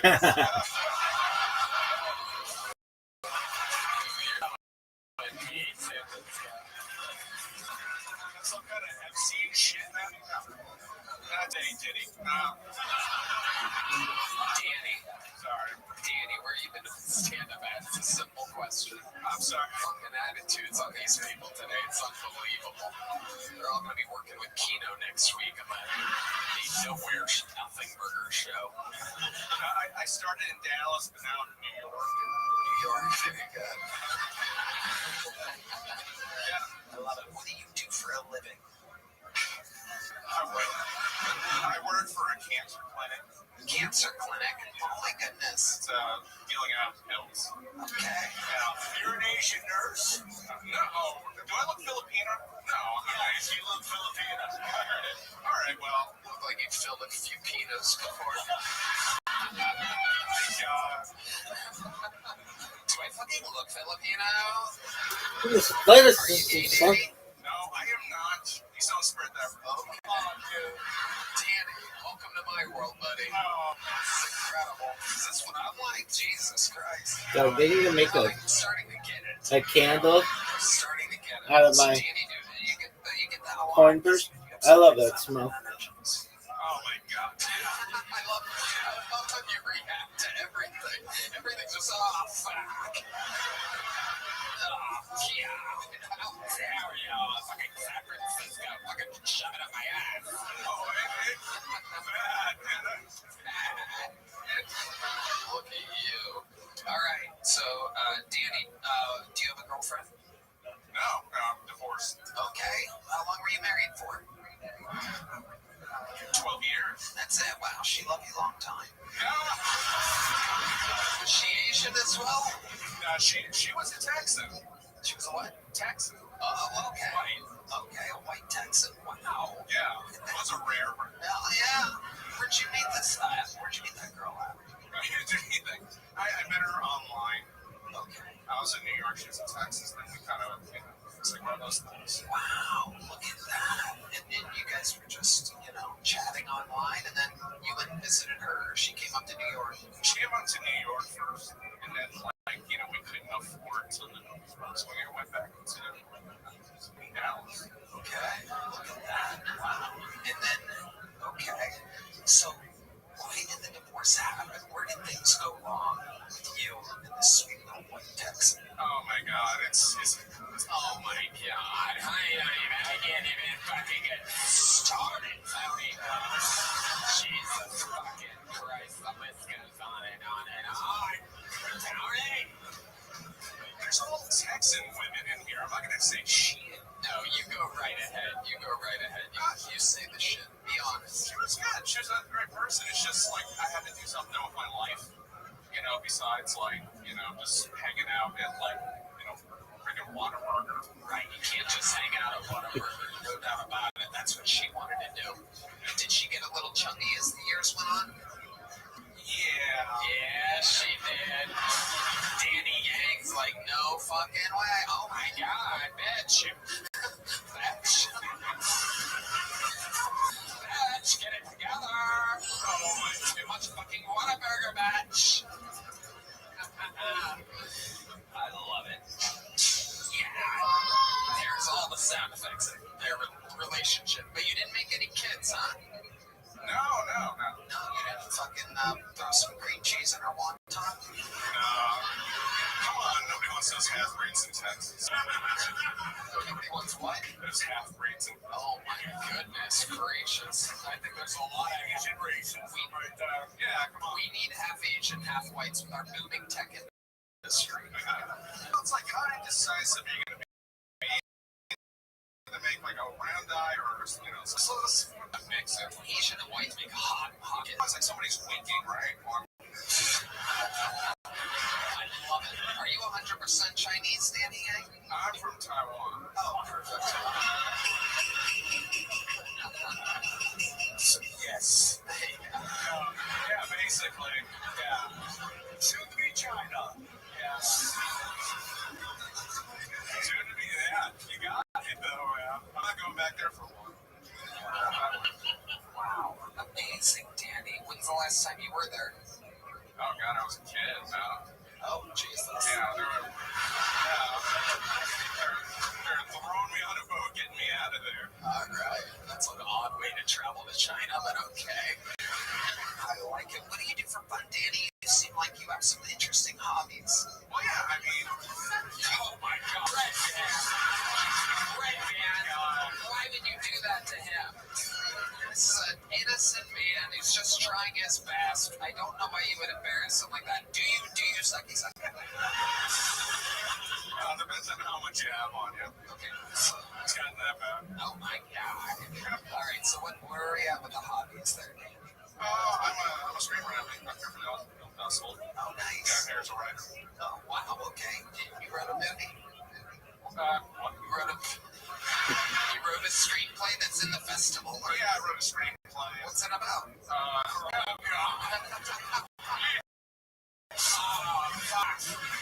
Tony! Why do you ask me? Let's I'm fucking straight up Danny Yang.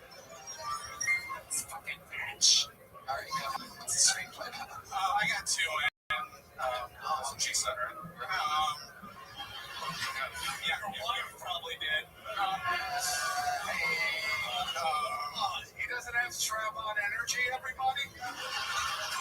actually have a dick. I don't need a strap on now. I mean, in your butt. All right, they're called cucumbers, you know. Yeah, my God. What the hell? What the hell? I love you, Danny. You're a funny guy, dude. I have to go to San Francisco now, man. Oh my God, let's go. You know? Let's go. You told it love. Love us and lost. That's it. Yeah.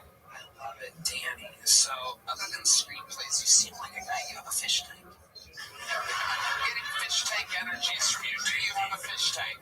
No, I don't have a fish tank. Don't have a fish tank. Have you ever? No, my dad had one. Your dad had one. That's what I'm feeling. I was feeling fish tanks. Clearly coming from another karaoke song. I like that Elvis.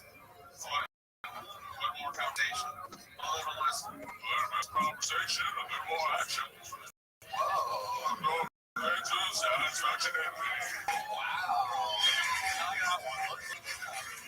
And Gangnam Style, obviously.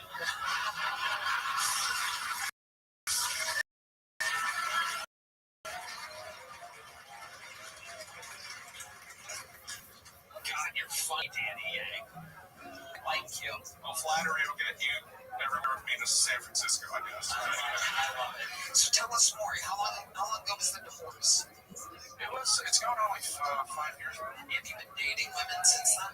Oh, not the gay rumors, man. Have you been dating women since the divorce? No, I've been on a few dates and they've been horrible. What's new? Really? Can you tell us about a bad date? Can you give us an example of like something or one that just went that you hated? Well, I kind of went on one where it was like another comedian, but like she would not like engage her jokes.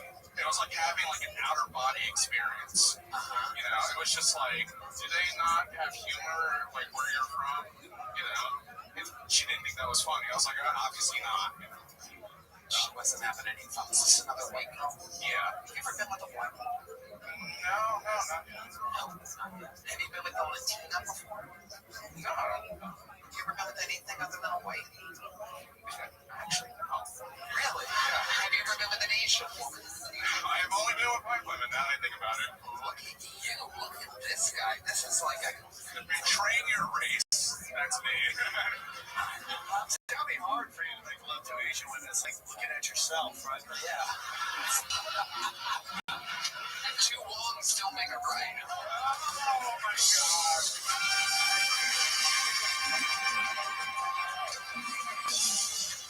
Danny, I feel like I could talk to you forever. How long are you in Austin for? Probably until like Halloween, November 1st. I'd love to have you on Secret Show Thursday. Oh, yeah. Thank you so much. Make some noise for Danny. Yay, everybody.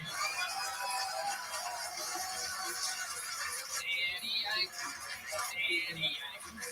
All right, we're having fun. How about a hand for Heidi? She has a new podcast, Love On with the Great Valerie Vaughn. You love Heidi. Look at Heidi fixing Kino's problems for him with some duct tape. The #1 live podcast in the world, brought to you by duct tape.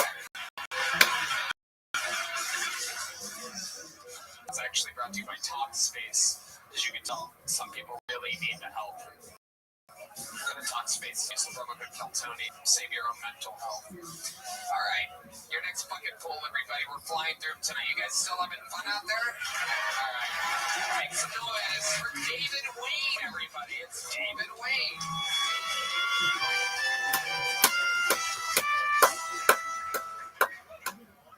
I used to have a job where I read a lot of police reports, and sometimes in the police reports, the arresting officer would write the narrative. My body-worn camera was active during the arrest. They never wrote out that whole phrase. They would abbreviate it. So it would read, my BWC was active during the arrest.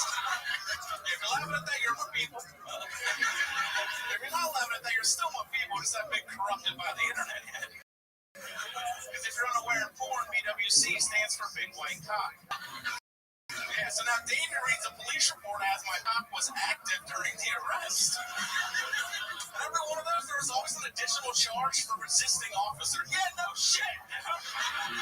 This guy's going to be holding his nightstick and his baton. He was yelling out wild shit like blue juice matter. It's crazy.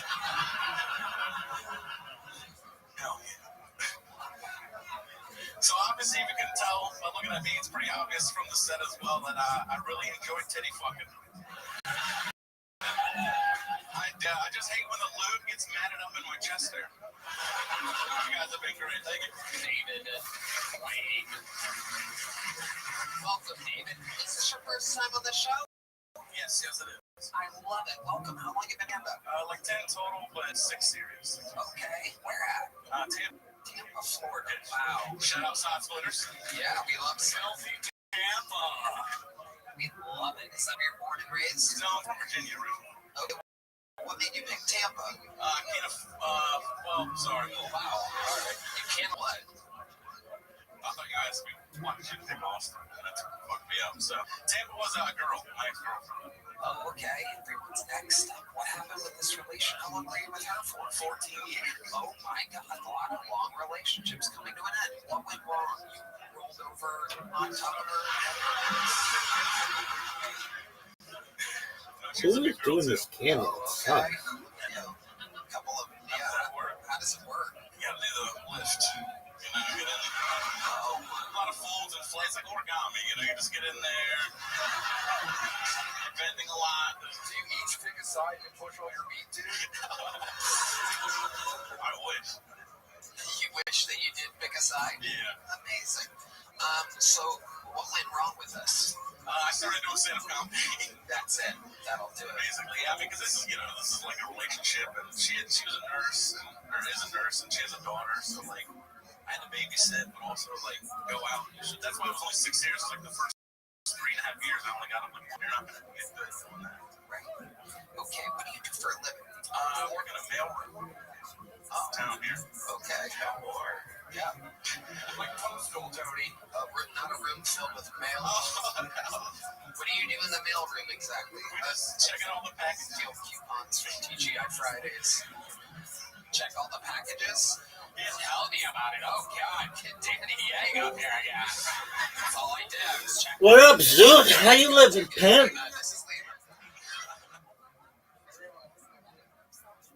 Zoot, how are you? Yeah, I'm good. What's new? I grabbed an idea. I have an idea. You know Genius? You know what Genius is? The songs, and the lyrics, and how it analyzes the songs and references to that, the songs. Okay. Lyrics. What is this? Do you know what Genius is? No. You never heard of Genius? I'm not in the context you're referencing. What do you mean? You never heard of the website Genius? Is it, you mean Music Genius? Yeah. Okay, it's not called Genius. It's called Music Genius. No, it's called Genius. Look, are you sure about that? Or Rap. It's called Rap Genius. It's just called Genius. No one calls it that. Sorry? I'm looking this up right now. Yeah, I got an idea.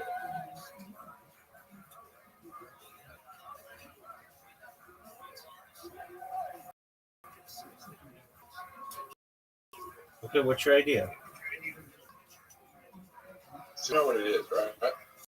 Oh, it is Genius. Yeah, you know what it is. No.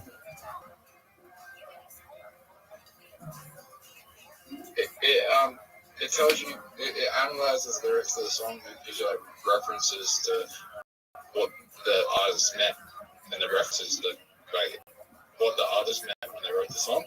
I gotcha. Right? I always use a website called Song Facts, but I know what you're talking about. We should do the same thing that they do with Genius, but we should do it for stand-up. So it references what the jokes they are talking about. It's a Because great. there are moments where some stand-up comedians and you're just like, I don't get what they're referring to, but everyone's laughing. Also, comedy can be there's moments in history that people just won't get, Right? Because like they weren't there, like people didn't live through that experience. Like when, like you're watching, like you know what? Like, if I show, like, Dude, I understand. I understand what you're saying. Good idea. If I showed Dave Chappelle to an 18-year-old, like talking about R. Kelly and Michael Jackson, he didn't grow up during that era, and he has no idea he doesn't really know what was going on during that era. But on the side, and then he can see references to that, he might find it more fun. I think it's a great idea. He has that record. I think it's a great idea. How are you going to stop doing it? Yeah. Well, they're not going to stand like that. No one's stand up yet. Yeah, but they'll very easily just transition it to stand up as well. Will they? Yeah, I mean, once they saw you started to get popular, they'll just stand up, and there's nothing that you can do to protect yourself against that. Yeah, but people go. Of course, but people are going to go. People are still going to use the original version, right? The point going to people use the original version. Not necessarily. Songfax has been around a lot longer than Genius, and obviously you use Genius because it's a simpler name. Yeah, I'm just saying that like, I don't think they would. Like, people are going to go. It's going to attract the people that are more into stand-up than music. Okay. I think stand-up's a niche audience that usually way more people into music than stand-up. Yeah, no, I get it. But what stops Genius from just saying, we've now done music and we've done podcasts?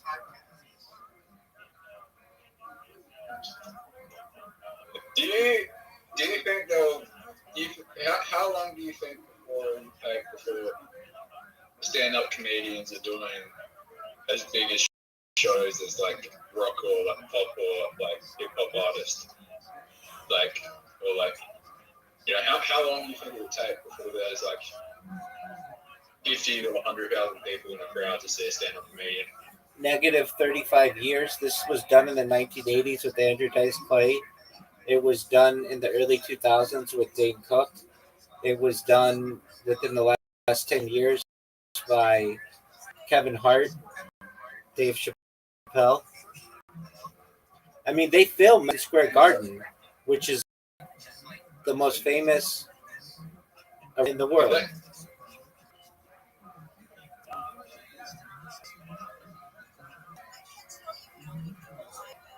Shane Gillis did a football stadium of 80,000 people earlier this year. Did it? Yeah.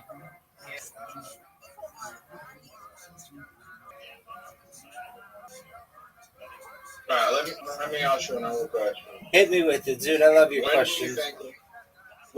When do you think there's going to be a cult, like a Coachella type event for stand-up comedians? There already is. So there was the Riyadh Comedy Festival. Are you familiar with that?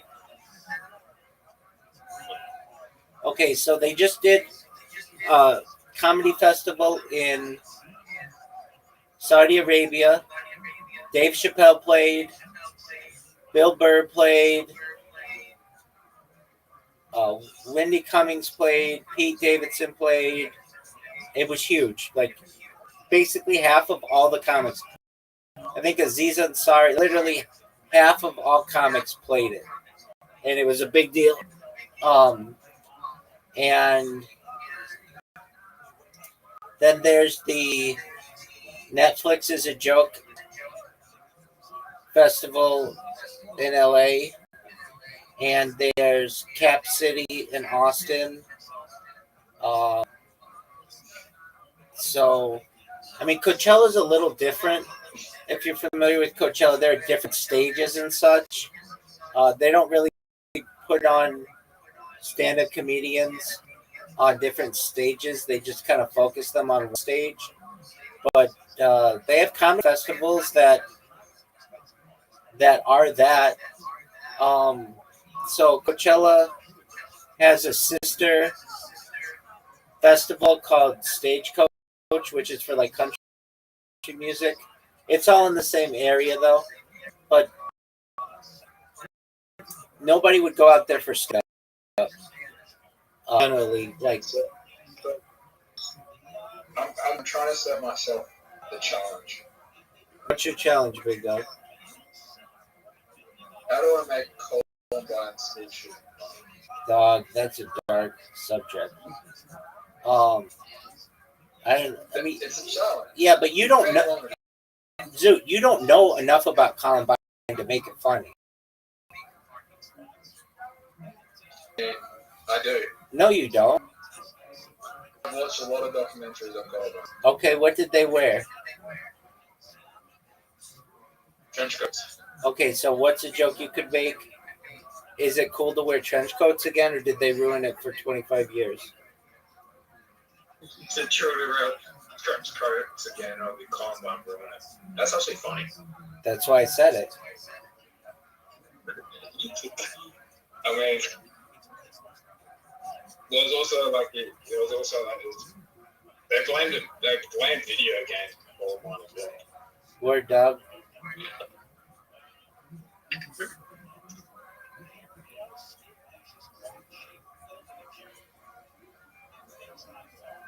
I mean, it's kind of a funny joke to say, like, when I was a kid, there was this thing known as a trench coat mafia. But I really haven't heard much from them since the late 90s. Have you?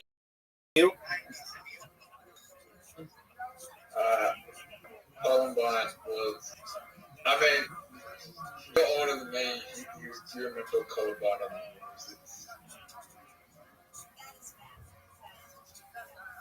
I mean, I remember the Dark Knight shooting, Dark Knight Rises shooting. I was 16 years old. Right. I can't remember what took place, but I know it was training for the Dark Knight Rises, which is like, it's so hard for me to watch the Dark Knight Rises after that event. Like, it kind of ruins the movie. No, both of those took place 10 miles of each other. Yeah. Here's the Dark Knight Rises, right? If the Batman trilogy good, everyone would hate that movie because of the shooting. Like, imagine he showed up and went to a movie and the movie was shit. Like, everyone would be going to see that movie because there was a shooting that took place, but the movie's shit. You know, they'll be like, imagine if that took place during a horror film and the horror film was shit. Everyone would be going to see that horror film because people shot when they were watching that horror film. Like, you could make a shittiest horror film, but if someone shoots up, you can make the shittiest horror film ever. But the best marketing is if someone goes and does a shooting during a horror film.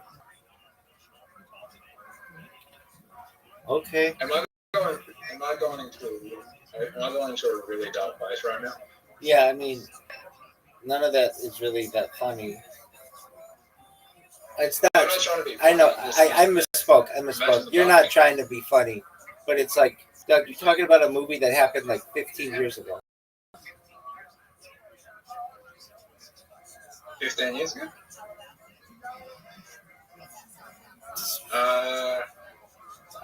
10 years ago. 10 to 15. 13 years ago. It's not funny. I know it's not funny. There's nothing about that. There could be a really dark joke, though. Oh, like a really dark joke. I don't even know if it's funny, but you could say, I was doing some research recently, and I learned that the Columbine shooting took place about 10 miles away from the Dark Knight Rises shooting. And it got me to think,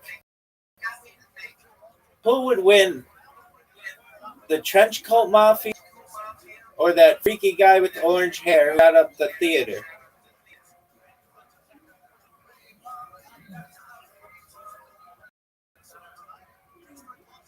Okay.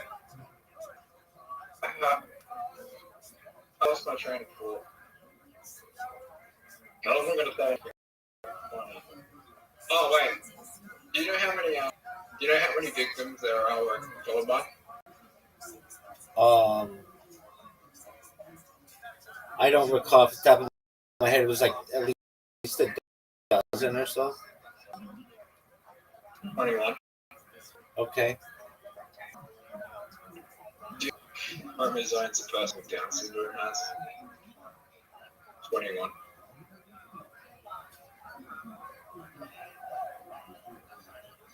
Are you sure about that?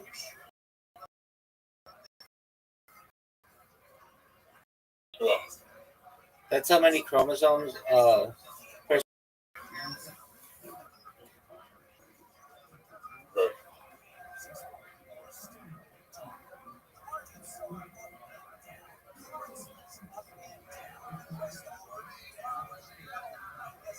there's 21 or 22. Yeah, I think it's 22. No, it's 20. Hold on. 21. It is 21. So they're missing 2?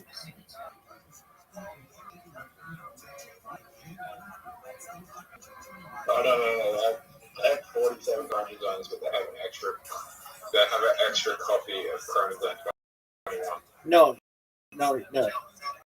Yeah, exactly. It's not, they don't have 21 chromosomes.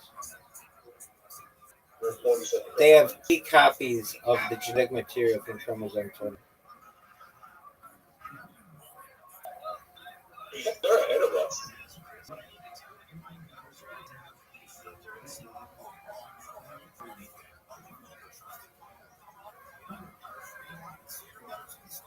Yeah, like I know this is like a science. So they have 47 chromosomes instead of the usual 46. So this is kind of a fun, kind of. I mean, to anybody watching this in the future, I don't think this shit is that funny. But Zoot has a dark ass sense of humor, and he comes in here with fucking Columbine jokes and Down syndrome. So I gotta roll with what I got. All right, here we go. If you weren't aware, someone with Down syndrome has 47 chromosomes, which got me to thinking, what are the makeups of people with like 44 chromosomes or 26 chromosomes? I want to see what these people look like. And then you could go into like, maybe they can breathe underwater. Maybe they can jump really high. Maybe someone with 12 chromosomes fast. I don't know. And then what if you keep increasing it? What happens? What if you gave someone 150 chromosomes? They have like triple the arm strength normal human? So if you could have extra chromosome, like extra 21 chromosome, like an extra chromosome in chromosome 21, right? Uh-huh. There's multiple, like, what would it be like if you had like the first chromosome, like double the first chromosome, or double the second chromosome? Yeah, I looked this up before. It generally just kills you. Like a lot of this shit is not like genetically stable, so the people just end up dying. But for some reason, with the 47th chromosome, body will live through. I mean, like 21st chromosome. Well, they have 47 chromosomes. Like the body will continue to live with that. But if you had like, I don't know, 55 chromosomes or something, like the body not survive, the baby will be dead on arrival or whatever. So we'll have extra chromosomes. No, we have 46, No, sorry. 20, Sorry, 23 pairs. We all have 46 chromosomes, but they don't seem to have an extra chromosome, is what I'm going to say. Sorry, I rushed sometimes what I say. All right, yeah, that's correct. To my knowledge. I'm not a fucking expert on that. 47 chromosomes. So everyone has 46 chromosomes except people who are down syndrome. 47. They're ahead of us. Okay. Right. They're not ahead of us. No, they're ahead of us. No, they're not ahead of us. They have like a genetic disability. You're obsessed with Down syndrome. You're obsessed with. Can you get rid of? No. Wait. Can you get rid of chromosomes? Not to my knowledge, not without perhaps some type. I mean, like they're in all your cells, so all your cells have to be like differentiated.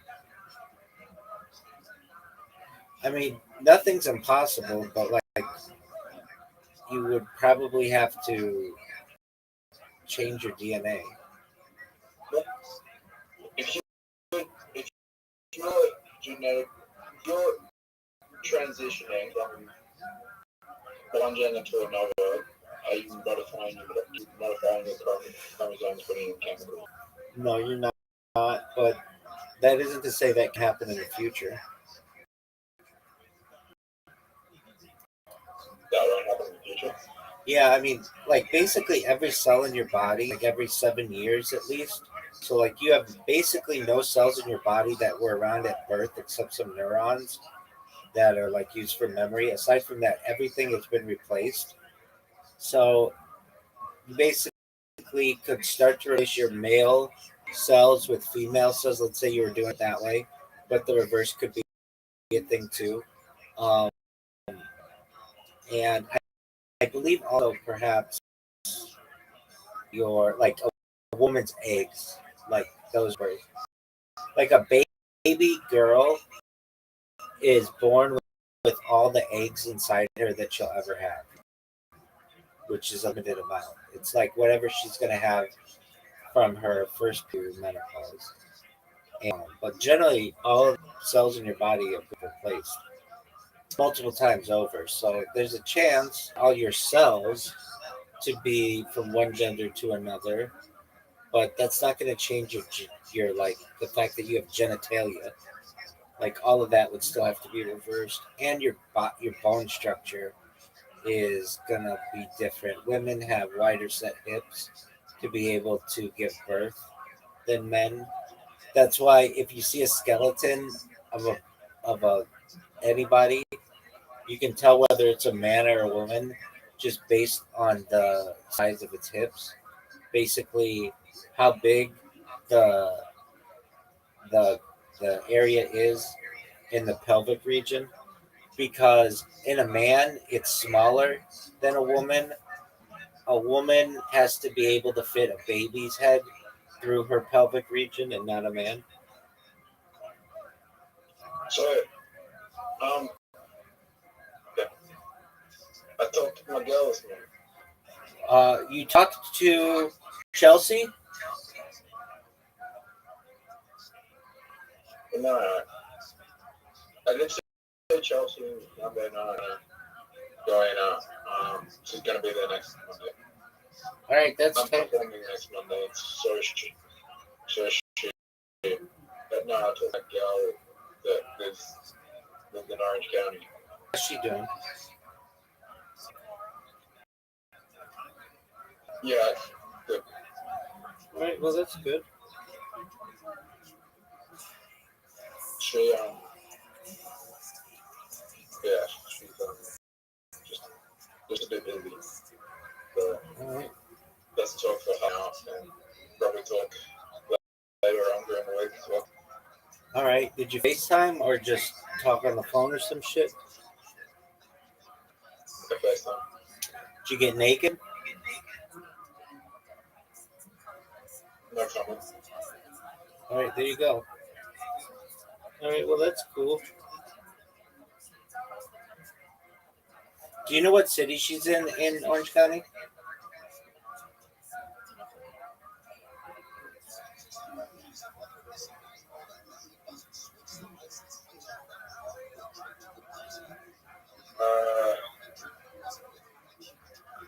No. If I said it, would you know it?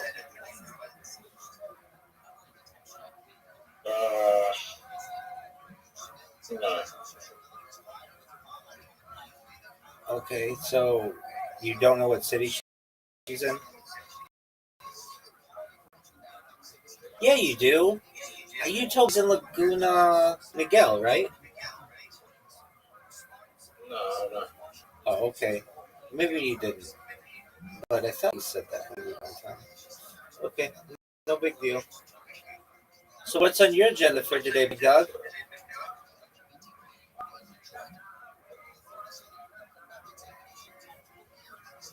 No. Okay, well, I'm in the middle of a Twitter space, and these motherfucking British won't fucking shut the fuck up to let me chill myself.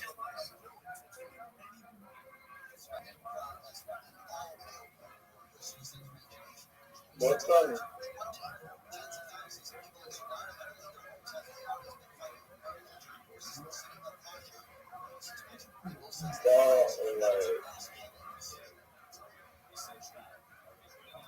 Dude, what the fuck are you saying? You're just talking words. Speak English.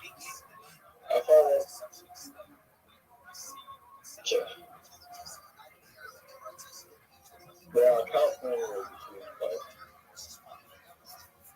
Yeah, I mean, it's really just two main corridors.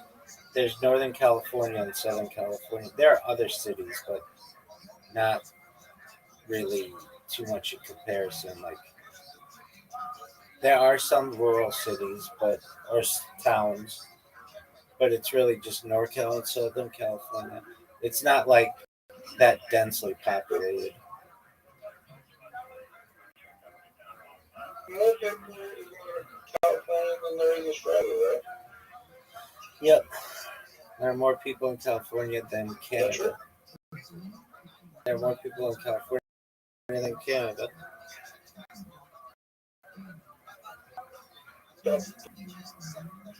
Yeah. Is Are there enough houses for people in California? not even close. It's more major issues are the housing crisis. It's not even close. It's super expensive. What people do is they come here from a country. They have their whole family live with them. Everybody lives at home, and then they pay off the mortgage, and then they go have like go buy another house, and then they all live there, and then they pay off that mortgage. And but I mean, it takes generations to. But if you're just two people, like two regular people who don't have a bunch of people living in your house, it's like impossible to buy a house. I mean, the when I first moved in to the house to my house in Irvine, it was worth $600,000, and now it's worth like $1.4 million. I mean, it's like more than doubled. And like at one time, I was looking at houses. No, I didn't buy it. No, the people who own it. And when I first started looking at houses, like a $300,000 house in not even in Irvine per se, but just in Orange County is worth about $2 million, and that's within like 15 years or so. It's become extremely expensive, especially because foreign investment, just like Australia, we get a lot of Chinese investors. We get a lot of people from other countries who come here to live, and have a better life. I mean, there aren't a lot of places that are so desirable from a climate perspective. Have you ever owned property? Like real estate? No. Like cars? Yeah. Rabbi, what do you think the next big opportunity is for people under the age of 35? You know, I'd say 5 years ago. It's cryptocurrency. It's cryptocurrency. It's still crypto. It's still cryptocurrency. And if you get your shit together, you'd be in these Twitter spaces with me, and you'd hear. It's still cryptocurrency, dog. Solana's like, I mean, even though it's recently, Solana's like 12x in the last 2 years. I somewhat agree. I think, honestly, I don't feel like it's, but I think it's late for that life-changing games that there's hundreds and thousands of access. They're just not there anymore. I disagree with you, dude. Every day on Pump Fund, these motherfuckers rug coins and make huge fads. Yeah, you just said what? You just said the issue. They rug coins. It's not an investment. It's a scheme. It's like Solana, Pump Fund,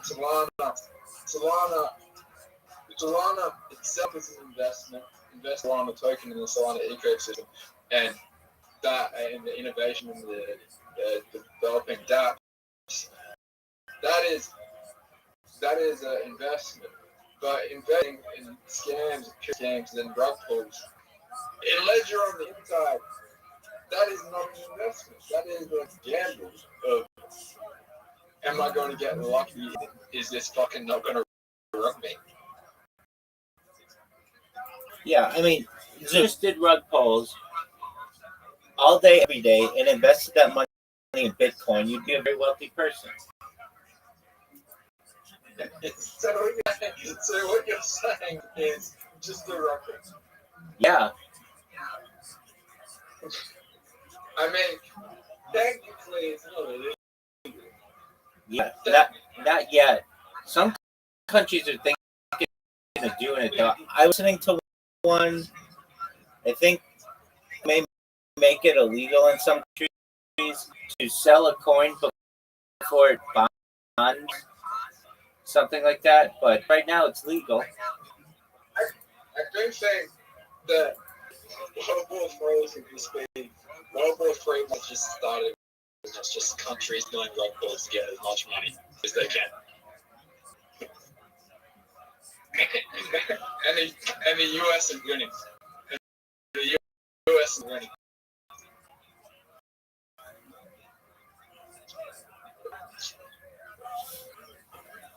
But Rabbi, what's that? China might not be far behind. No, they're not. It's race. It's the US, number one rug pullers, followed by China, and then That's correct. I'm gonna say my rug pullers. All right, shout I out. don't know. Shout out to Yoshi. Yoshi.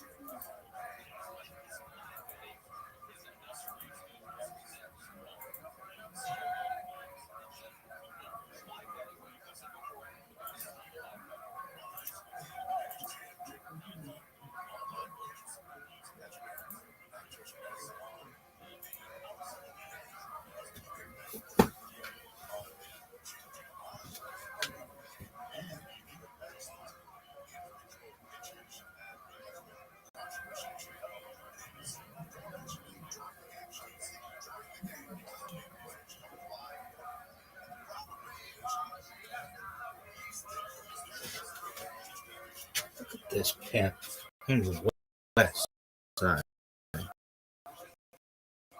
What is this bullshit? Why does it do this? Are you fucking serious? This is the worst. I gotta take a whiz.